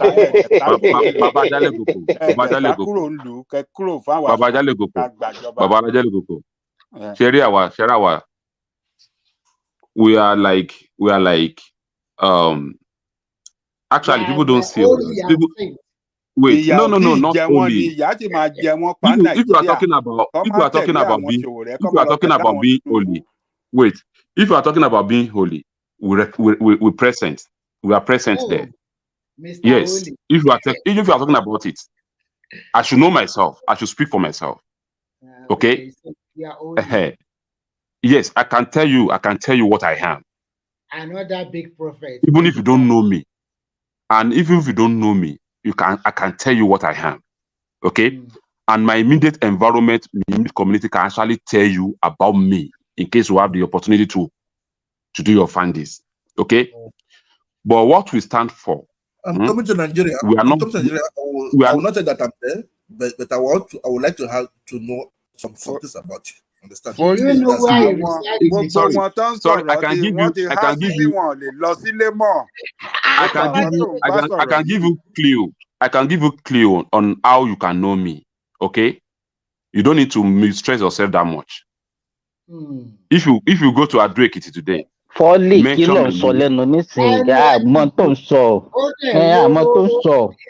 no, somebody is saying that he would like to know me. Somebody is saying he would like to know me. I'm just telling you what we are here for. I'm not here to be a politician. Okay, I only saw a movement that is actually speaking my mind towards what we need to think of and where I think we should shine our energy into. And I key into that system. Folly. Yes. And Baba Jaloko. What we are saying, we are not against Showore, but don't you people see that there is some sense in what we are trying to say? At least, you know what? I give you guys kudos. Okay, but the only area you are getting it wrong is you seeing Showore project as if it's his own project. No, we didn't see it. Let me tell you what we are doing. For us to even be talking about him, that means we know that at least this guy can offer something. And if you are not saying, okay, let us say, okay, let's start gradually and build this guy up so that we can have something tangible to project him forward. I bet you people are not. People are just. What are you building? Baba Jaleko. Let me tell you, Baba Jaleko. Me, I can speak for myself. Let him go to counselor. But we are telling you, sir, Baba Jaleko. But we are telling you that the space we want Showore to go and start from has been blocked. Who blocked it? The system. The Nigerian politicians have blocked it. For you, they blocked it. Foley, hold on. I want to ask you. Let me tell you. Okay. Foley, for you to come on this platform telling us that if people go to your local government or the area you are living, if they mention your name, people can talk about you. You are not a politician as you claim you are not, but you are claiming that you have impacted positively in your own immediate environment. So if I go to Ekiti now and I do my own investigation, then I will do, okay, Foley have done wonderfully. So that means you are starting from the base. Let me now tell you. Let me tell you where. Foley, let him finish. Let him finish, Foley. You have given us impression that you are well known in your environment, in your immediate local government or council. Give you the impression. Now, let's now assume that you want to contest for National Assembly or you want to call for rep or senator, or let's just say that's, or not then senator, let's say rep or National Assembly, because that is your immediate constituent. Because of what you have done in that particular place, it gives you an edge a little bit. Not only you are not the only one doing something like that. Several people are doing. Now, when you now go for a political position, for election, now people will now pick their choice. Now you let us understand you are doing something. Let your man that you really like, let him also go back. Let people talk about him, not you or Ajale Koko. Baba, no, I have an answer to that. I have an answer to that. I have an answer to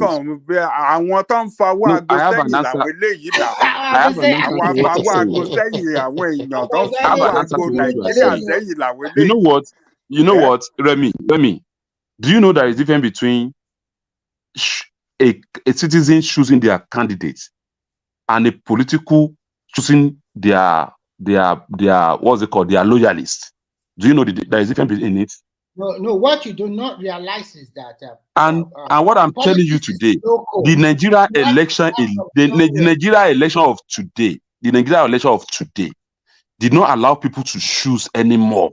So I will either you no. Me, I don't agree with that. Those state people choose where they did today. We are Nigerians. Just forget it. Baba Jale could stop talking that way. I made mention of that Labour guy that never campaign, never do nothing. Nobody even knows him. He contested under the platform of the movement on ground. They don't know him. He never campaigned. The movement on ground is what that guy actually. How did Alex OT won in Abia State? How did have been part of APC under Labour, right? Under Labour, right? Yes. Is it under Labour, right? Yes. Under Labour, right? And I will now tell you, you know what? After NSAS, either we like it or not, you may not, either you like it or not. They know that guys are actually angry, and they were looking for a platform where they can showcase their anger.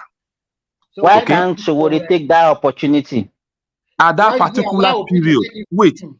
particular period, Showore was not free. He was locked to campaign. He was locked up in Abuja for 3.5 years. Because he also did something that was not good. And what is it that he did? For calling for protest. Okay, no. Okay, Folly, because you know one thing me I don't really like in life is for people to be giving excuses about everything. Yes, I don't like it too. I don't like it, believe me. What is it that you don't like? Because what I've noticed in you, I'm very sorry to say, what I've noticed in you particularly, every time you come, you always give. If you say this, no, it's not possible. If you say this, it's not possible. If you say this, it's not possible. Everything about it is not possible. What is possible to you? I always said something is not possible, or I believe Nigeria can be better. And you think I said it's not possible? I believe so much in Nigeria. I even believe in Nigeria. Every idea that we have been mentioning now, even when we say something about the idea you are mentioning, the idea you have been mentioning, we have seen it, that there is no how that system will give us that space. That is not how. People ask me to go and start from local government today. Wait. So is that why you are talking about? So the only solution that you think is the only platform you can use is revolution, because that is the only thing that you believe now. Revolution. Let me even tell you this. Do you know Obi make us to lose something after that election? I don't know about that one. I want the number that Obi has, and the movement and the readiness of the Nigerian citizen after that election will have led us to something better. I did mean we have a good person leading that movement. Like Showore, right? I'm telling you. Okay, now give me 1 minute. I want to that movement not go cross one street. I want to go no say counter movement. 2019. Is it 2019 or 2015? To me, 2019. Showore was quite popular. Everybody, some youth are following him all over the country. And after the whole election, can you tell me how many seats does AAC won in state?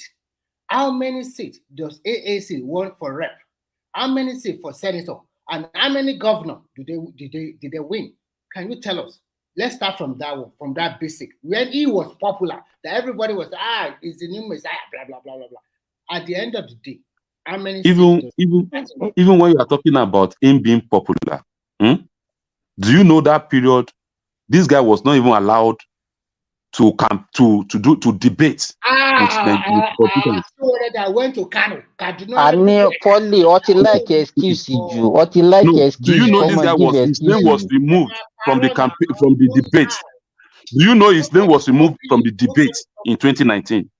Nobody stopped him. The question I asked Are you aware?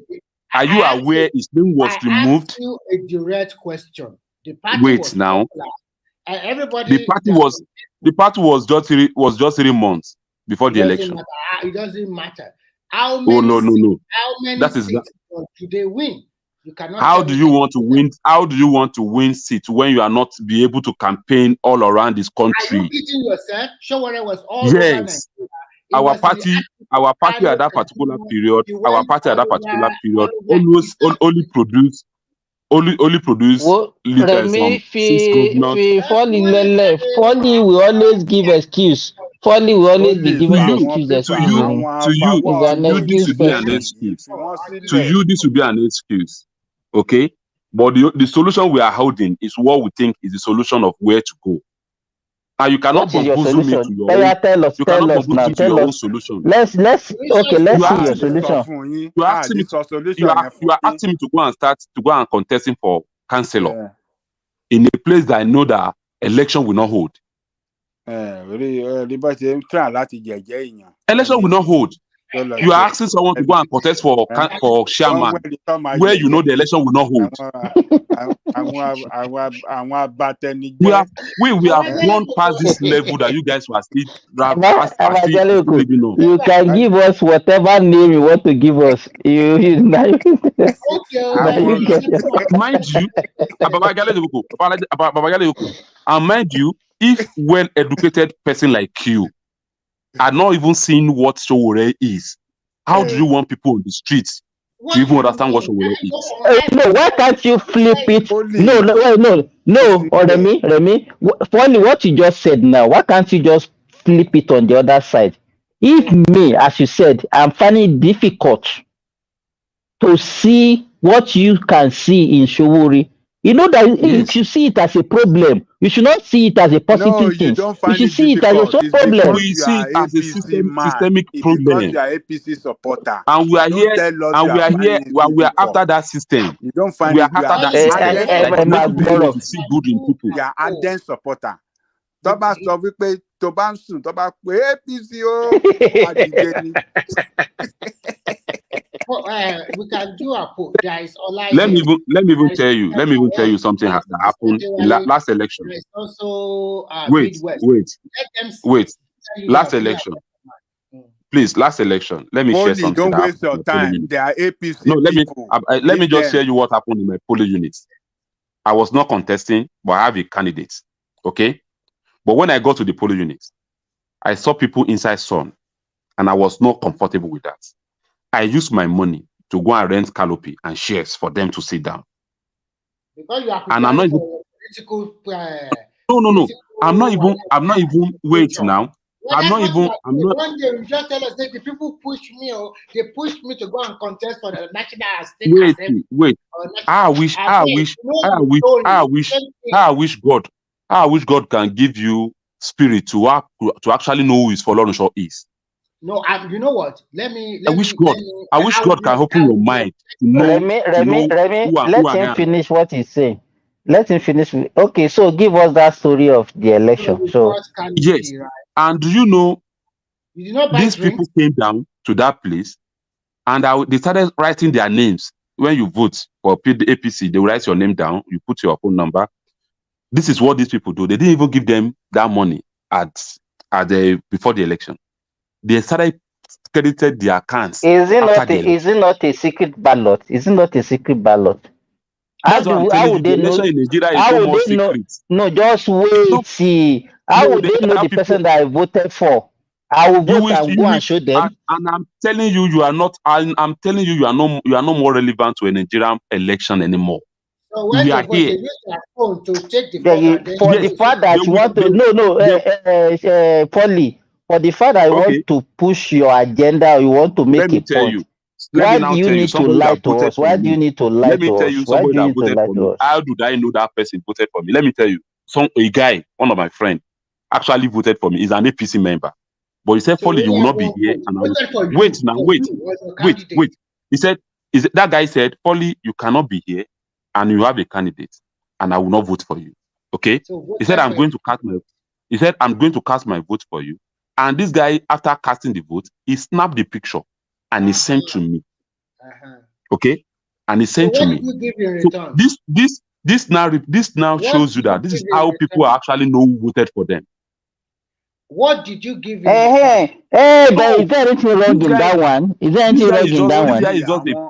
it's just a free mind person that understands the society. Ara àwọn Simba, àgbà Simba, ẹgbẹ́ APC ni wọ́n. Simba, they Wọ́n kàn ń gbé they ẹlẹ́nu know jó who they ni. vote for. They know that's why they feel they give money. You go vote for me and pay you. They happen. They know. This is where we find ourselves.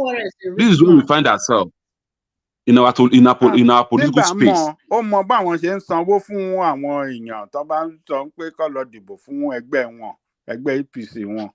Ó ń gbé ẹlẹ́nu jó ni. Timber has been doing he has been doing electoral fraud things now since he was in what's it called, NYC. Okay, no, it's not me, it's Remy. Okay, it's Remy. I don't know why people mix me and Remy. Because you guys, you have the same, what's it called? When Remy is saying something, you speak like Remy speak like you. Because both of them are the Ẹja lọ ṣẹ́ẹ̀kì DNA wọn bóyá bàbá kan ló jẹ ìdílé kan síbi kan tó because both of them na the butter the bean. I they miss out. Ìtorí ẹ̀ lọ ṣe ń gbé ẹ̀jẹ̀ lórùn, torí ẹ̀ lọ ṣe ń gbé tẹ́yìn ara wọn.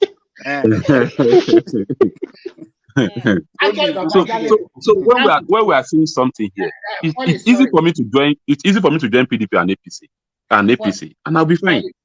Folly, please. I just want to say this: when Showore started that Sahara Reporter, I follow it very well. I kind of like what he was doing. It was very fantastic before Buhari became the president. It was very fantastic. If I were him, to be frank, I'm just being objective now. If I were him, I would first create a good impression in my own local government and my own state. If at that particular moment he sees that opportunity, let's be frank with ourselves here. There is no way with a mushroom party like AAC, Nigeria, all over the country. You have to look at the terrain of Nigeria, the political terrain. People based on ethnicity vote. People vote on tribal. People vote because of religion. Even the so-called... Can we do away with those? No, let me can we do away with those? Let me be quick. The so-called godfather, the so-called people that have a lot of money, is also not easy for them. If I were Showore, he would have banked on that momentum if he has pushed for like Ondo State governorship, for example. Because the reason why I say he can win that time is that I know Ondo people to be very, very highly principled people. And if he has used that momentum, even if he does not join the mainstream party, if he join another, no matter what, and he push out, No, please. Remy, are you saying this? No. At that particular moment,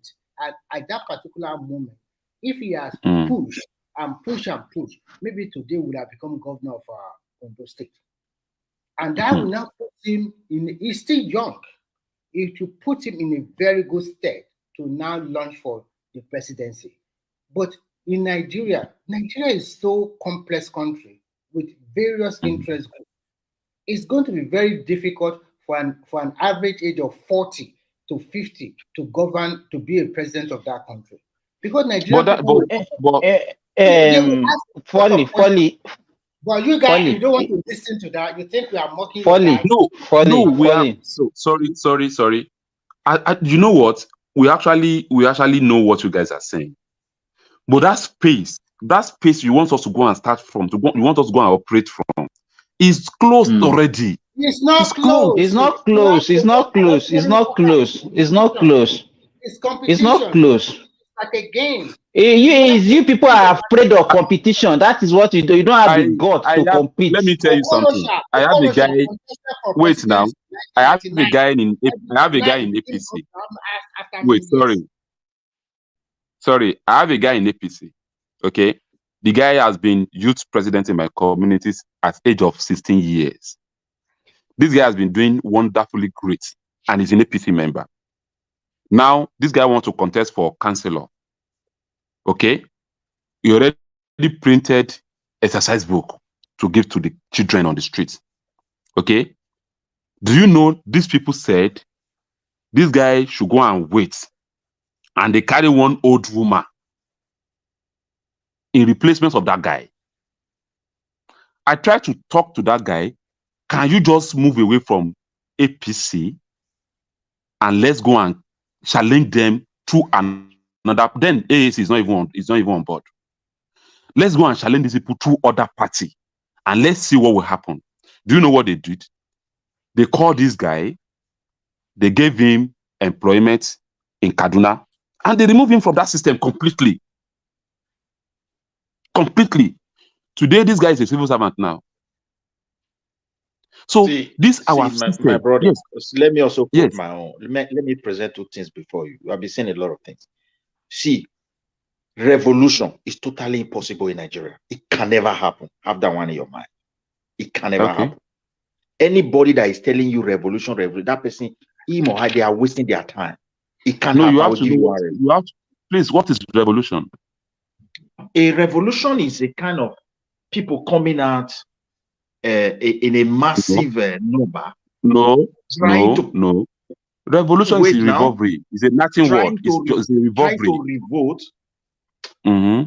I don't know. You can explain it in your own time. You know, revolution is when you are. It have to do with revolting. So it's turning around. Yes. So this turning around. But it involves people now. And it can be. We have been doing this election through this way, and it has not been leading us to anywhere. Can we just create another movement, another way of doing it, and turning around? That is revolution. Okay, let me tell you. Everybody here understand what revolution means. The one they are talking in Nigeria, it's like Tinubu did not win, so let's go out, to use another method, so that we will left with no choice. The country will be left no choice to put another person there. If Nigerians are to revolt in that era, it's not going to be because of Tinubu alone. It's going to be because of the people that are governing our system. Okay, let me just go straight to my point. Why I told you revolution is not possible. Now, today we have a government in Nigeria, and it's functioning, whether you like it or not. No, Tinubu is fine. People will tell you they want a revolution against that government. I keep on asking the question. Will the Western people fold their hands whereby you mobilize Nigeria against them to remove Tinubu? If I did not vote for Tinubu from Edo, I will not join that revolution. We will stand in our street and say no to it. I'm telling you the truth. Can you do that against the Northerners? I expect their youth to fold their hands. We should understand our country. The thing that will help Nigeria is to, congratulate Tinubu or the whole party. Mobilize everybody and look for somewhere to start governance. I think anybody can bear me witness. Here. If I've ever come to this platform to talk about Tinubu, because to talk about Tinubu is too early. Okay, let me say Peter Obi is ruling Nigeria. Wait, my brother, let us speak truth to fact. If Peter Obi is the president of this country today, and it happened that he's not doing the mode of Tinubu and the rest, you call them. I have not. I only pick his policy. Let's objective. I only pick his policy that is affecting us.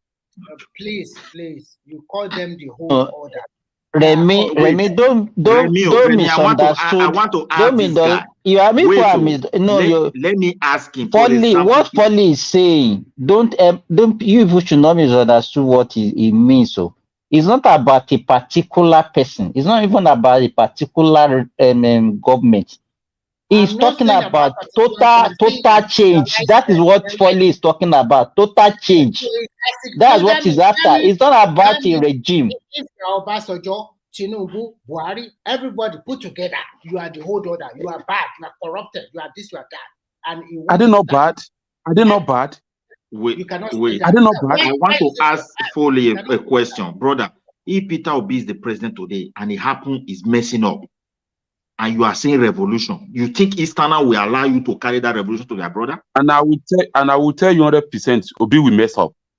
That's why I'm not supporting him. So okay, I just no. For example, I'm talking to a point. Let's forget whether he did well or he messed up. You think the Easterners will allow a revolution against their brother? See, we should understand And our because country. it's because we understand. wait, you know it. I think at this junction, we need to know ourselves better. It's because we are still putting ourselves in that era of my people, my person. What I need is a leader. See, the problem we have in Nigeria. The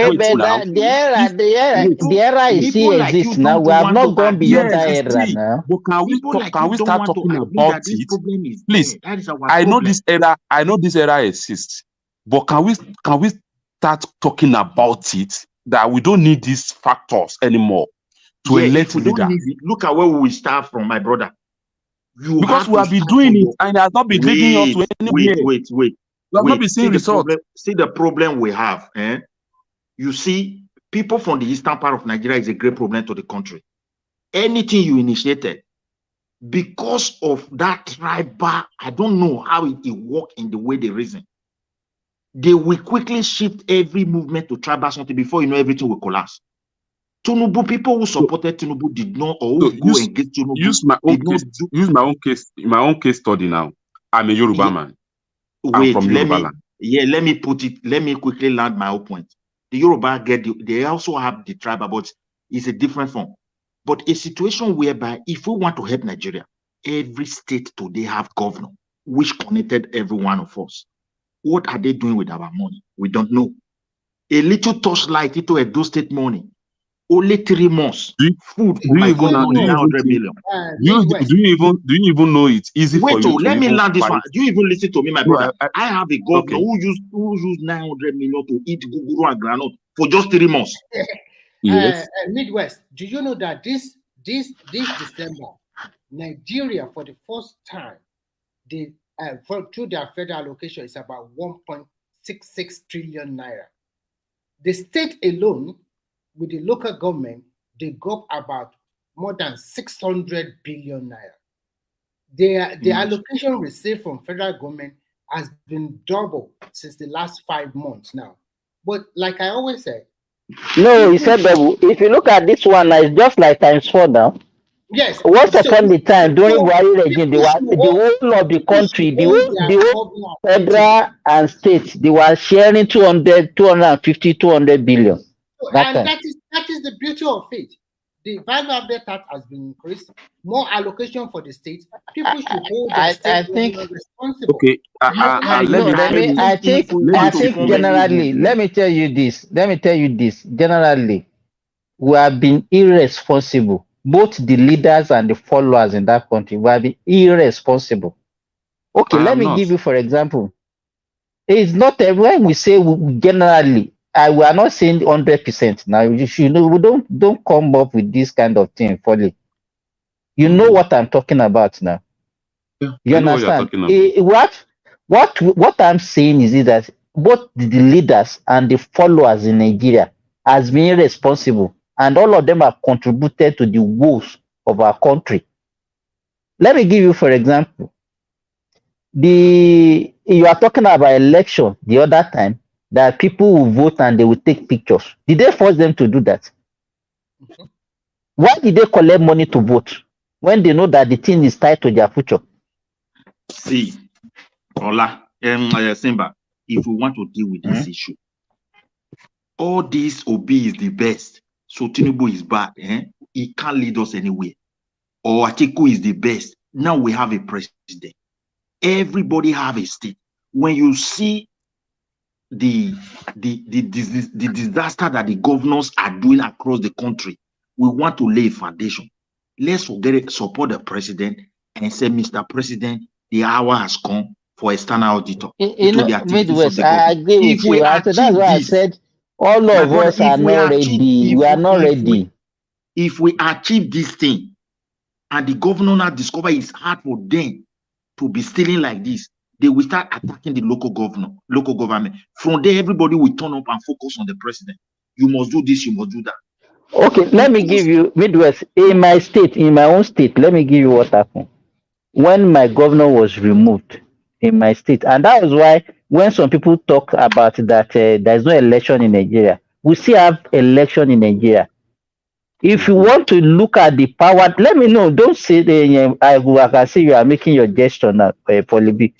In Osun State, when the, yes, when the citizen decided that no, they don't want to continue with APC, they look for an alternative and they voted for the candidate that they wanted. Though I don't know whether they enjoy the guy now or not. For the reason best known to them. To me, if I look at that reason why they said okay, they don't want APC, to me it's not a genuine reason. But they have done what they wanted to do. They voted for the candidate of their choice and they got it, and they can face whatever they are facing in the hands of their governor today. We still have election. If people can vote like that, that means we still have some credibility attached to our election. The one that brought my governor was also very, very exactly. So yes, for some people, but the one we are about to conduct, the next one, I don't know what's going to happen because it's going to be tough. You understand me?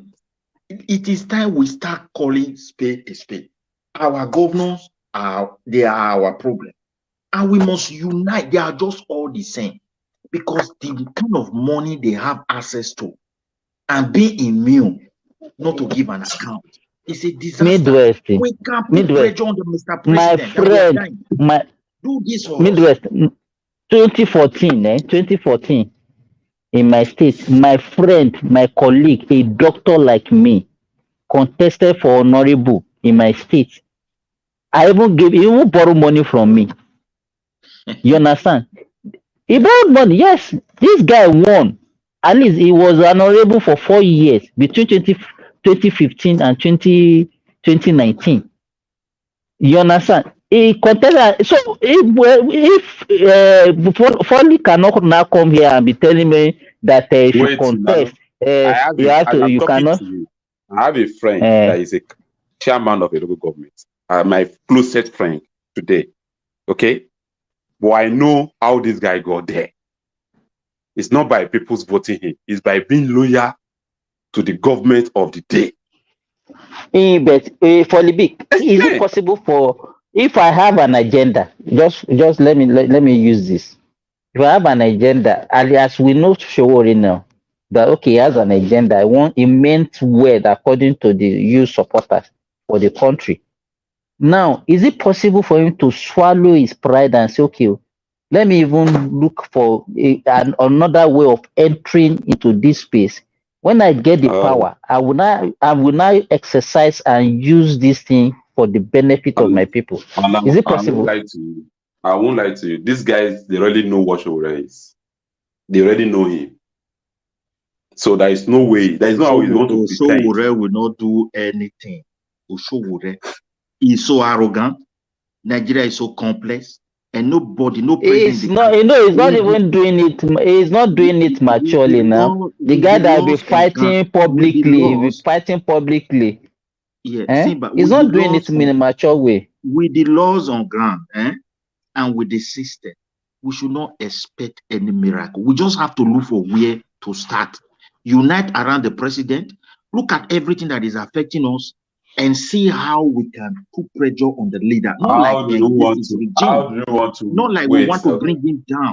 If you build this trust, we will achieve much. Nobody is bringing anybody's down.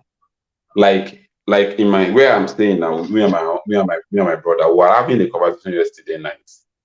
I was talking about a meeting that Tinubu has last week with the politicians, with all Nigerians. He was talking about changing our constitution. And I keyed him immediately because I know that's part of our own agenda. Our constitution is one of our problems. He was talking about uniting the country. I also keyed him immediately because if Nigeria can be that united today, our freedom is closed. There are factors that is actually putting us in this condition that we find ourselves. Okay, since he made this decision, let me ask you a question. I want to ask you a question now. Has Osowore ever congratulated him? As also already congratulated him for what? As he congratulated Tinubu for making that statement and say, I think we are heading towards better direction. If Tinubu can really put, what he have just said, if he can really work on it. Has he ever said that? And I will tell you, as even Obi me ever that said said, that? wait now, even me that said, I key into that system. Yeah. I still have my reservation about it. Nigerian politicians, they are actually good in making a good statement. But when it comes to carrying it out, that's where the problem always comes from. But I pray. By saying it, my brother, wait. Look at my point. What Midwest just said now. He's calling for when national somebody conference now. National conference now. Who is calling for it? Can I contribute? If Tinubu is calling for it. See, if Tinubu call for it, if Osowore is really a gifted leader, my brother, you can't just criticize somebody from day to night, try to take an advantage. A country that is totally paralyzed, like Nigeria. For a country to grow, we have to have engine room. We have to have people that will be criticizing government all the time. Yes. For a country to no. Midwest. What Midwest is saying, Foley, try and reason with Midwest now. He's saying if they do something that is wrong, criticize. If they do something that praise, that is it. That is the way things work. It's not all God. Even when they have good policy, you will still try and criticize the good policy that they have. I can see Tinubu making some good steps. And he's talking about when you praise politicians, too much, why are you attaching too much? Why are you attaching too much for it? You have not even done anyone. You are saying too much. You have not even praised them. You are saying too much. Either you like it or not. This country is our country. Nobody have it better than anybody. For Libby, can I say something about Do you know me? I can be here. Can anybody? Yes, it's not a politician. And we are all Nigerians as well. This country is our own, and we are all Nigerians. Yes. Hello, can anybody? Tinubu was not in Dubai when they said they don't want to see people. Please, we have been talking since. Let Ola put in his own submission. Yeah. You see, for Libby, the thing we are missing there is this: is either you are a politician or you are not a politician. Anybody that is not willing to reach a compromise, you are not a politician. You are dealing with the people. Among the people, you see the honest one, you see liars, and you see the serious people. So you have to reach a compromise because you want to balance, because it's a systemic thing. It's just like if you're in Canada now, you say, oh, because I'm SU, you will start wondering, how come that SU said this day now? I'm sorry to say this, they know how to doctor resume now. Test story on resume that normally the thing you won't be able to do in Nigeria, that say, oh, you will go to Ekpa. But if you don't do it, the application tracking system will just not pick your thing. So you have to doctor according to what they want you to doctor. It's not as if you don't know that thing, but they just they push you to a format. See, even Canada, United States, the politicians there, they are not clean as you think people think they are clean. No. Not be something they are not even clean at all. They are not clean at all. Exactly. It's just something lead to American Civil War. You know, get how American involved. No be American. No be the thing will happen for America. Make Canada get their own federalism that is a little bit different. Because people will not even know that Canadian federalism was tailored after the American one. The only thing is they keep the constitutional monarchy. They made the center strong so that what happened in the United States when everybody wanted to secede, especially the Southern America, when they wanted to go that time. So the thing is, politicians will always be politicians. As we speak now, politicians are still becoming politicians. Politicians will still behave mischievously. So no saints, no clean politicians. Sometimes. See, if you want to be clergy, be clergy. You can go and become a pastor if you want to be a pastor. Don't come to politics because you are not going to be clean when it's come to politics. But Ola, we should also praise them. Don't just describe them like our own. Now, the difference is that those people, they have How do I They mean have by a clean is they that have a system that put them on check, Sowore is not particularly when better it comes to the than finance. Hello. Sowore is not better than Buhari. Sowore is Hello. not better than Buhari. Hello. He's in Nigeria now. We can hear you. Do you know we can actually doing what we are doing now to have a movement that can checkmate politicians? Do you know that? If That's you want what we to do want. that, It's not. that's We what don't we want want. to. But we have look. And We if you have to. see, and if We you must see, start if, from and if you see somewhere, the way, and the and if you actual see the place way, we can start from.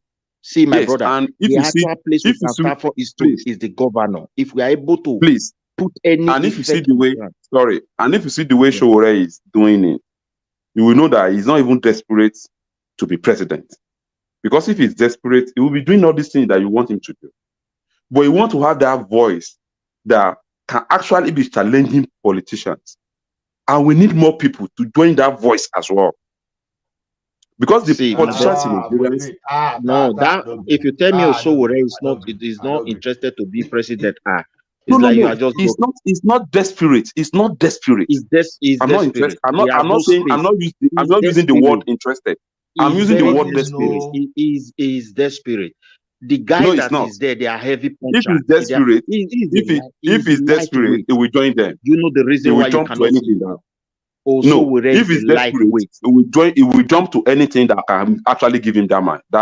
If he jump to any place, he's still a lightweight. He has no that heavy punch is not there. That's why you cannot see that desperation. I'm telling you. No. Sir, I would like you to get close to that guy. Sowore is just not a politician, whether an opposition or whatever. He's just an activist. Let's just face he's an activist. Thank you, my brother. He's not a politician. Yeah. The thing is this. Yes. When we are talking, the reason why he joined that space.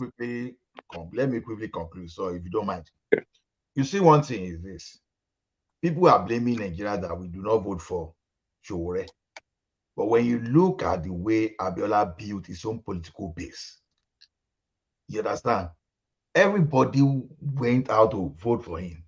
If Sowore is likely to lose an election in his local government today, if he has a strong opposition against him, then if people cannot have confidence in you, so Nigeria doesn't want to do it. No.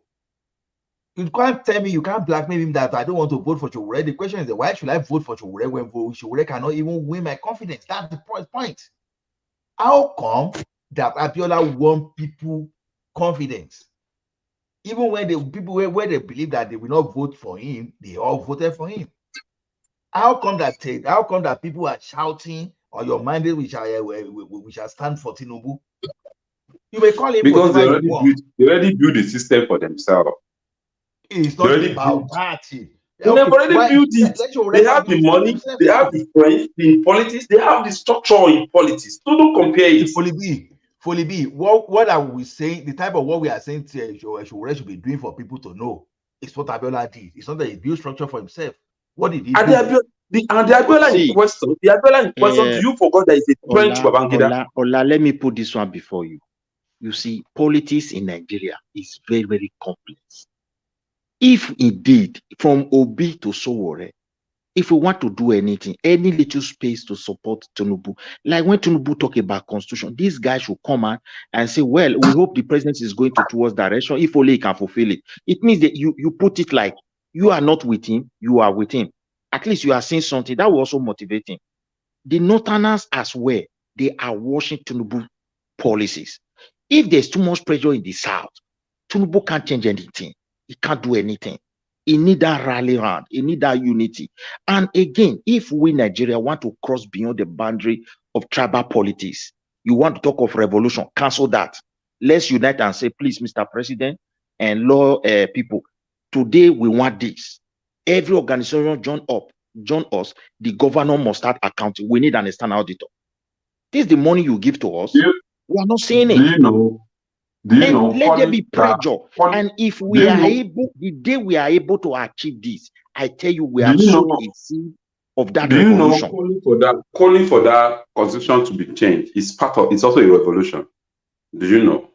But there are many people who are benefiting for this sort of stuff and who are going to oppose it. So the president needs our support. Because even Akpabio we can't continue to be insulting somebody. Hell out of him when we're campaigning. Even Akpabio make a statement that even there are laws in our constitution that's been governed, that it was colonial what's it called era that inserted in our constitution, and it's still relevant in our constitution today. Akpabio make mention of that, including our policing system. What's wrong with that one, Folibi? What's wrong with that one? No, I'm just telling you, these people are actually coming out and see where their problem is, and I'm not okay with that.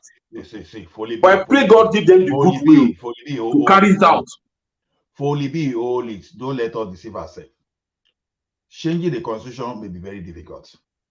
Advanced nations, United States, Canada, and some other countries, so some of the leaders sat in the past. It's not as if the people really sat, especially, let me talk of Canada, to the best of my knowledge. Someone can correct me later if they find it wrong. So the leaders of the people, they came together to have a constitution.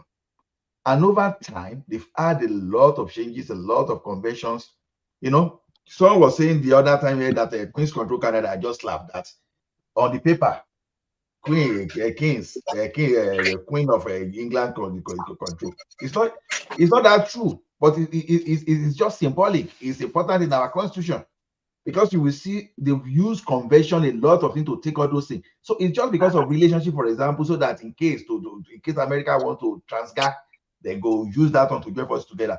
So what I'm saying is this: over time, what they don't like in that constitution, they manage to change it over time. Over time, we're talking about, it's not a matter of 5 years, 6 years, 7 years, 8 years, all those things. We are talking of several decades. They manage to change all those things to their favor.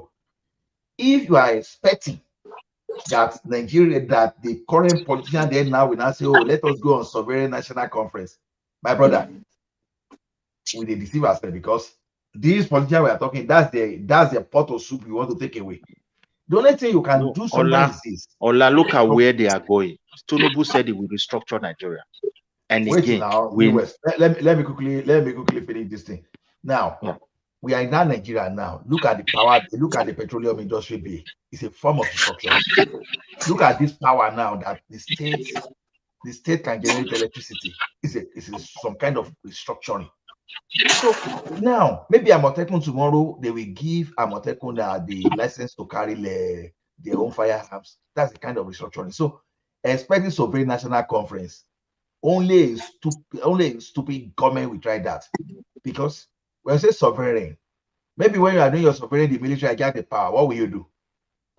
People are not stupid. See, sometimes we can throw grammar around, we can say whatever we like. The practicality of it is not achievable. Just come give me an example of a country that has done that. Yeah. Wait, Ola, Ola, the way you are saying it, look, my brother, if we know that restructuring is not possible, why is it that when the Northerners are leading, all the professors in law in the South, particular South, East, South, hey, let's restructure Nigeria. Let's restructure Nigeria. Now we have the power close to us. Meanwhile, restructuring, Buhari did restructuring already. Buhari said the state He did not. You can't impose those kind of things upon people. If you want to restructure, for example, now you just mentioned Amotekun. Have you ever pictured a scenario where a governor is controlling a police arm with AK-47 in his state? Now they don't have it. Look at the kind of things they are doing. My brother, if you want to restructure Nigeria, Midwest, it depends on what to call restructuring. Restructuring is a broad word. Although it means different to different people. What are the elements you want to restructure? Okay, we said this thing now. They brought electricity out of exclusive list. That's restructuring. The matter of railway, they brought it out of exclusive list. That is restructuring. I think what she's talking about state police. He's talking about state police. Is that what you are talking about, Midwest? My brother, the state police, it look good though. But by the time you give it to this governor, just look at our democracy. They're already using it. They're already using it and messing around it. Okay. By the time you now harm those people with AK-47 and you give it to a governor. Look, this restructuring is complex anyway, but it is something they must address so that people will know exactly where things are hanging. Nigeria don't know where things are hanging, my brother. But is it not the same reckless when you talk about restructuring? It's not the same reckless, useless governors that we have that you are now going to put all our resources in their hand. What would they do with it? Somebody that doesn't know how to spend small money. What would they do with the big one? See, no, you know why they are doing what they are doing. It's still the same thing. The actual thing they have to restructure is that, Mr. Governor, the money have come after 6 months. The external auditor is coming to check how far you have the expenditure and revenue accumulation of your state. The external auditor, are they going to import them Midwest? Are they going to come from America? External auditor is very complex because you don't know the one that is coming to you, and they have to give reports. We know the way we used to do our things, Midwest. No, my we brother, know the way you we see, do our things. external auditor is not good. If you put external auditor into something, it's like no, that's why none of them is celebrating it. They don't want it. Midwest, only if you audit the governor, so who is going to implement? And these police we are talking again. See why it is important for you to start with the governor. Wait, Ola.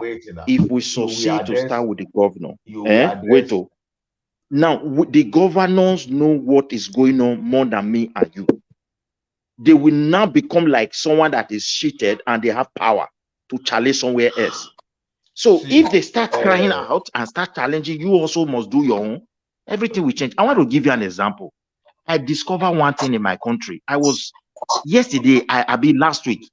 Which of your country? Which of your country? You have two Nigeria. countries. Which of your they country? Say we don't have dollar. We don't have dollar. Okay, the federal government will work hard, go and bring that foreign money, one way or the other. Through the central bank, they will give to commercial bank. The commercial bank will not give it to black market people. Guys, see you tomorrow. And black market mean what? Lack accountability. Imagine black market in charge of such volume of transaction for a country, and you want that country to progress. It's totally impossible. Okay, NAPC is selling crude oil. Even the president don't even know the total oil that is being sold. How will he move? A lot is going on. That is why I said people will tell you it's Peter Obi, is this and that, my dear. We need to look for a place to start where we will now have power that will now start pointing finger to other place. That is the only way we can change things. Because a lot is going on. The way people function, the way the institution function is a big problem to the leadership of the country and to the country itself. I just thought of all these things. We'll be talking of oil. Do you even know that the figure that they have been giving NAPC, the way the kind of power they give to those people to function, is something else entirely. Other institutions are there. The other they talk about education. They are generating money. I don't know. That one is there. Local government that we are even talking about, they still have a way of generating. We don't know where those money are going. Allocation will come from FENTRA. So all these things will come to the state and people are not progressing. So we don't even know which one the president is not doing right or which one our leader, our governor is not doing right. So we must start from the governor. If we are able to really checkmate on the governor, we are not going to get it right. I want to go now, but what I want to say is that at every stage of our leadership in Nigeria, right from home to get to the president, we have issues. And in as much as we don't focus on, and that was what this woman was trying to preach before she died during Obasanjo regime, Dora Akinyude. He said, change begins with me. The change that we are looking for in Nigeria is an individual change. Let everybody change. If everybody change and everybody is doing the right thing, that country will be better for all of us. If you're a custom officer, do your work diligently. If you're a school teacher, do your work diligently. If you're a businessman, you don't see society where people change by themselves. Guys, we have to go. It's 9 hours. What do you say? Okay. Good night. Good morning. So good morning, good night, good evening, wherever you are. Thomas aláìnígbàgbọ́. Thomas eléyìí ti gbàgbọ́. Okay, later now. Thank you, Folly. Yeah. Thank you, Remy. Thank you, Simba. Thank you, Adiwale, Mr. Triumph. Thank you. Yeah. Another day, another dollar. As one man say, yeah, we made it again. We make it happen again today. Oh, thank you, guys. Carry the conversation in the comment section. And I said, peace. Yeah, peace. Thank you, guys. God bless you all. Yeah. Have a nice weekend ahead of you. Thank you.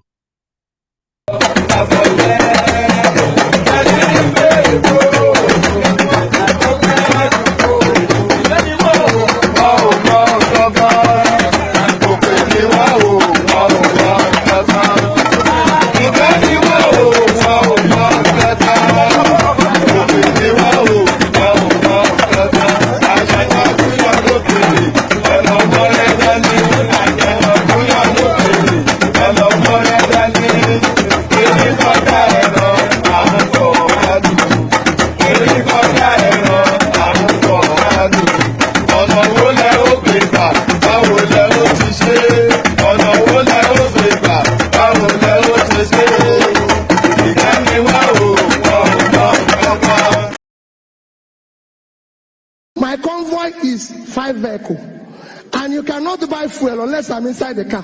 So I will pay them. No more. I know. The governor was paying for petrol himself for his convoy. When they get to a gas station, he will come out and bring out money and pay. In fact, at Oka government house, then when he was governor, forget about drinking champagne, what they are now doing there. Then he gave out old newspapers as substitute for toilet roll. If you are going to the toilet, he will just to save money. Yeah. He was going to run somewhere. He said he's going for interview for job. Peter, can't you give him a job? Peter, can't you do this? The boy doesn't even have. I said, none of my children have car. I was the only person who is governor and bank chairman, not to them. Isn't that mesmerizing? But I know that Peter B. I know that he's a smart man. You know? But the governor, that Obi, did he say anything about that 200 million from security vote that he was caught? His convoy was trying to smuggle out of the country. Did he say anything about that? No, he didn't. No, but he talked about that 72 billion he left behind for his handpicked successor. Because when you hear that Peter Obi left 75 billion, if anybody doubts it, call me. I know where the money is. I kept it. Did he talk about? Yeah, he did. Yeah, he did. I know the man that he's now fighting. You know, remember? Yes, now. I know. Of course. Did he talk about what is it called again? The liabilities he left behind. Did he talk about that? No. Like signed contracts that were not paid for. Did he talk about? No. Like thousands of workers that he hired during the last weeks of his administration without provision for their pay in the budget. Did he talk? No. But definitely he must have talked about the millions and millions he was dashing out to schools, churches, town hall, traditional. Yeah. At the end of the administration, he was just giving out money without appropriation. He talked about that, huh? Of course. Of course. Okay, one last thing. Did P2B finally explain how bodies of Biafran activists ended up floating on Anambra River when he was governor? Did he explain that? No, he didn't. Why? It must be an omission.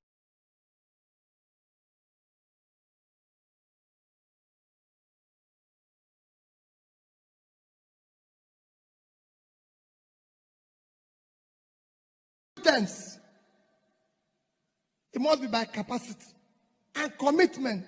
This is a job that requires physical and mental energy. And we must get it right. And that is what we're asking. The church must be at the forefront. Our children cannot continue like this. There's no offense they're committed by being Nigerians. Nigerians are the best you can get in the world. And we have the energy to change this world. All we lack is that we have criminals who have hijacked this country, stealing everything away, and we are keeping quiet. Please, the church, wake up, take back your country. God bless you. You can only see, but you can never get there. You can only see, but you can never get there. You can only see, but you can never get there.